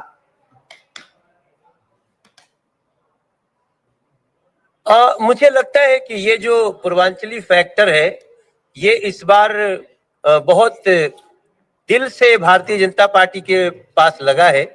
लोगों ने ये बहुत कहने की कोशिश की कि सीट कम की है, कि पूर्वांचलियों को फर्जी वोटर कहा आम आदमी पार्टी ने, हमें लालची बोला गया, हमें कोविड में भारी खतरे में ढकेल दिया गया। तो आपको याद ही है, हमारे प्रति भी बहुत गाली गलौज किया है आम आदमी पार्टी ने, और किसी भी गाली गलौज के बाद इन लोगों ने कभी भी एक अफसोस भी नहीं जताया। तो इसके लिए पूर्वांचली फैक्टर पूरा इसमें बीजेपी के साथ गया है, ऐसा मैं आपको विश्वास दिलाना चाहता हूँ। आप अपने अंदाज में कहिए ना, कोई शेर व शायरी या कोई गाना उसमें कहिए ना। अभी तो 8 तारीख को मैं गाना बना रहा हूँ, 8 तारीख के लिए गाना तैयार कर रहा हूँ। मेरा दिल कहता है कि अब हमें सांसद के रूप में हम जितना काम कर सके उसके 50 गुना ज्यादा, जैसे ही हमारी सरकार बन जाएगी, हम दिल्ली के लोगों के लिए करेंगे। तो अभी तक तो हम लोगों का एक ही भाव था कि बहाने नहीं, बदलाव चाहिए, दिल्ली में भाजपा सरकार चाहिए। अगर ये हो गया तो फिर हम एक नया गीत बनाएंगे जहां दिल्ली खिलखिलाएगी, दिल्ली के लोगों की समस्या दूर की जाएगी। न्यूज़ 18 की तरफ से आपको शुभकामनाएं। Thank you so much, thank you so much. आगे क्या कर रहे हैं स्मिता जी? Over to you. What are you doing at ARI? I wonder that myself. So that was Manoj Tiwari who said कि देखिए दिल्ली की समस्या जाएगी, दिल्ली खिलखिलाएगी, एक विकसित दिल्ली along with a विकसित भारत, the विकसित दिल्ली, the राजधानी और विकसित Bharat. That's the vision the Prime Minister has laid out for the people of Delhi. With these exit polls and the poll of polls so far, it looks like the people of Delhi are willing to give the BJP a chance after denying it a chance for the last 27 years. 27 saal net practice. Will they get to play a game, the game of a Viksit Delhi, or playing for the benefit and the interest of the people of Delhi? The results will be out on the 8th of February. As of now, it looks like the Aam Aadmi Party will be occupying the opposition benches in the Delhi Vidhan Sabha. Zakir Jacob, barring the two outliers, that is We Preside and Xenia, most of the pollsters have hinted at a big swing away from the AAP by the people of Delhi. I think it's very clear that this was a two-horse race. The Congress may have played spoil sport in a few constituencies, no doubt, but the Congress is not, any third player in Delhi, at least certainly not seat share-wise, because most polls are saying either 0-1 or 0-2. If you were to look at the BJP sort of lower end, if you were to, exclude the We Preside poll, if you were to exclude that because that's the outlier, the lowest end for the BJP is Matriz at 35, and the highest end for the BJP is People's Pulse at 60. So you're looking at a 35 to 60 kind of range for the BJP. For the Aam Aadmi Party, at the lowest end, it is what the People's Pulse poll has said at 10. That would be a total decimation. That, like Rahul said, will not happen if Aam Aadmi Party has 40% vote share. They're not going to come down to 10 seats. And at the highest end for the Aam Aadmi Party, again, if 52. You were to keep aside the We Preside poll, I think it would be 37, which seems to be from Matriz. So I think it's very clear. Directionally, all polls except We Preside are saying, all polls are saying that the BJP will win. Whether they win at 39 or 35, or whether they win at 50 plus, that's a matter of debate that we will, of course, get settled on the 8th on Saturday. You seem very, very certain. You seem very certain. I would after all that happened 6 months ago. I just feel that look, till the woman vote doesn't come in, till the so-called exact vote is not tabulated, I just want to hold my breath on this one because the woman vote is a factor, and I know anecdotally speaking to a large number of people, they've really benefited from the free transport and the massive impact on household budgets. See, we can't use the same yardstick. In Maharashtra, the great advantage the BJP had is that it very quickly pushed out some of the emoluments very quickly. Here, you already had a bit of a history of the households getting freebies. No, they didn't. So that's what I'm trying to say. The electricity cut. No, electricity, yes, but for the women, the amount that was promised in June did not come until September. So there's no delivery that actually happened. So I'm not talking about the women, the specific schemes. I'm just talking about some of the other promises that were made. They were kept. So you suddenly had water bills, you had electricity bills come down, you had gas cylinders, this, that, the other. You could also say it's a part of the central largesse. But the fact is that there was a material difference to lives. Now, has the BJP been able to negate that in the eye of the woman voter is a question that I think is still out there. Here's the thing. The one of the things where when the BJP said that we will give you so much, the AAP went and did this entire thing of register and you need to register. They didn't do it from a government circle. There was huge controversy around it because Atishi was making the announcement that the cabinet has passed 1,000. Arvind Kejriwal said we will give 2,100. It was 1,500. They said no, we are giving 2,100. So there was no clarity within the AAP also there that what is it that they are promising. Secondly, this entire confusion that you are making a promise which the cabinet has not ratified or cabinet has ratified but the Delhi government has not yet released is another aspect. So, and for the Delhi voter, for the women voter, the difference is it's not a 49-51 vote share in terms of men versus women. It's a 45 to 50. It's a 5% difference. 70 lakh women voters and about 81 lakh male voters. So that difference of 11 lakh voters is quite a big gap. Yeah, we have guests, political spokespersons who are also joining us. Rohan Gupta is joining us from the BJP. Brajesh Karlappa is joining us from the Congress Party, and we have the AAP spokesperson also. Let me start with you, Rohan. I mean, for the first time in 27 years, and I want to add a big caveat, if these exit poll trends are correct on Saturday, then it means for the first time in 27 years, the BJP will be coming to power in Delhi. Zaka, I feel that generally I don't trust exit polls, and we have seen in past that whoever has structured exit poll, at the end of the day, something wrong has come out. But at the end of the day, what it shows is number one, the trend. Number two, the kind of anti-incumbency what I've seen against Aam Aadmi Party in Delhi was phenomenal. 10 years, people of Delhi trusted Kejriwal blindly. The kind of mandate he got was extraordinary. In the history of Indian politics, nobody has got that kind of mandate. But what happened? You did your marketing, you did your politics in name of Aam Aadmi, and then you come out with Shishmer. You did your politics in name of corruption-free Delhi, and the biggest corruption in the history of Delhi in name of liquor scam that you do. People of Delhi will not forgive you. The trust of people of Delhi is completely betrayed by Kejriwal. Point number one. Point number two. What I feel that people of Delhi feel that because of Kejriwal, the people of Delhi are deprived of the benefits of the central government or the Modi government. Somewhere there is a feeling that अगर 10 साल पहले भाजपा के साथ जाते तो double engine का फायदा मिलता. तीसरी, people of Delhi want social security also, social benefits also, and development also. They have seen Aam Aadmi Party announcing big schemes. Maybe एक मॉडल स्कूल बना दिया, मार्केटिंग कर दिया, एक मोहल्ला क्लिनिक किया, मार्केटिंग किया, पर उसके बेनिफिट्स परकोलेट नहीं हुए. मार्केटिंग आपने किया, but benefits have not reached to the grassroots. उसके सामने मोदी गवर्नमेंट का एक ट्रैक रिकॉर्ड रहा. Whatever they have said in Haryana or in Maharashtra, they have delivered. Ladli Behna योजना इलेक्शन के पहले डिलीवर किया था. तो जनता को वो ट्रस्ट था कि मोदी जी या बीजेपी पावर में आएंगे तो जो स्कीम्स है उस पर इंपैक्ट नहीं आएगा, प्लस डेवलपमेंट का बेनिफिट मिलेगा. तीसरा, जो रोज की पॉलिटिक्स है of blaming somebody else for the failure, that needs to stop. So I think these are the three critical factors due to which I am pretty confident that it is going to be a landslide victory for BJP.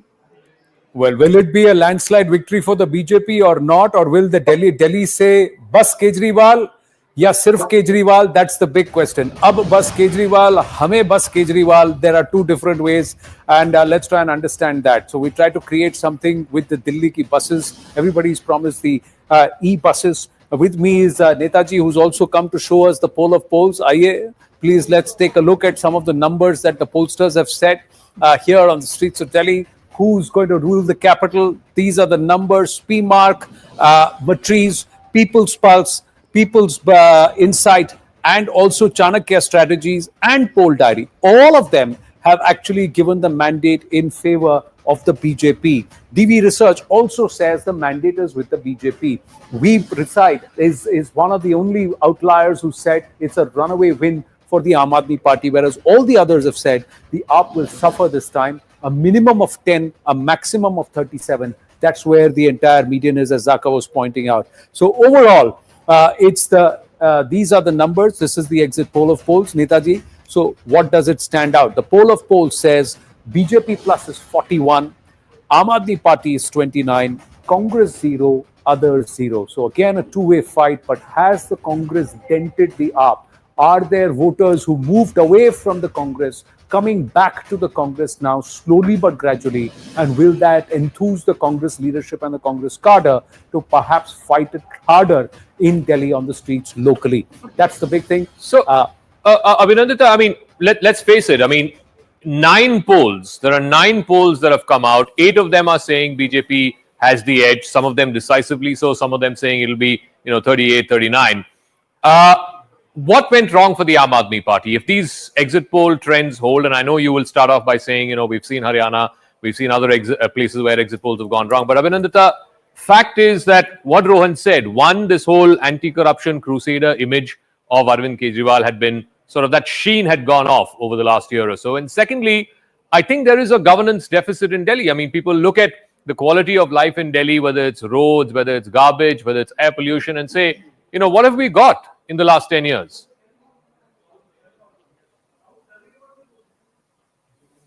Okay, well, I will not even go as far as Haryana to say that even in the Delhi elections, the exit polls have always underplayed how the Aam Aadmi Party would do, and whether it is 2013, 15 or 20, we've actually done exceptionally better than the exit polls, even during our peak, even during our lows and everything. So I'm pretty confident that we don't have to worry about it. I think your exit polls, with due respect, will be proven wrong.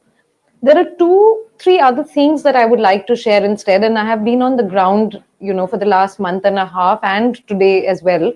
And I can tell you that I think anecdotal evidence is very, very enlightening in this case.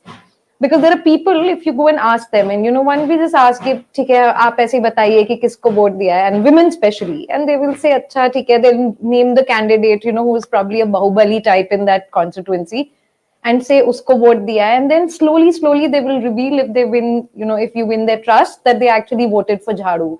And believe me, there is, because of the Gundagardi that Delhi has not witnessed before, and we saw it in this election, there are going to be a lot of people who may not have said that they have voted for Jhadu, but they have. And the simple reason is that ultimately, everybody, for anyone, it is the pocket that counts. And the relief that the Aam Aadmi Party government and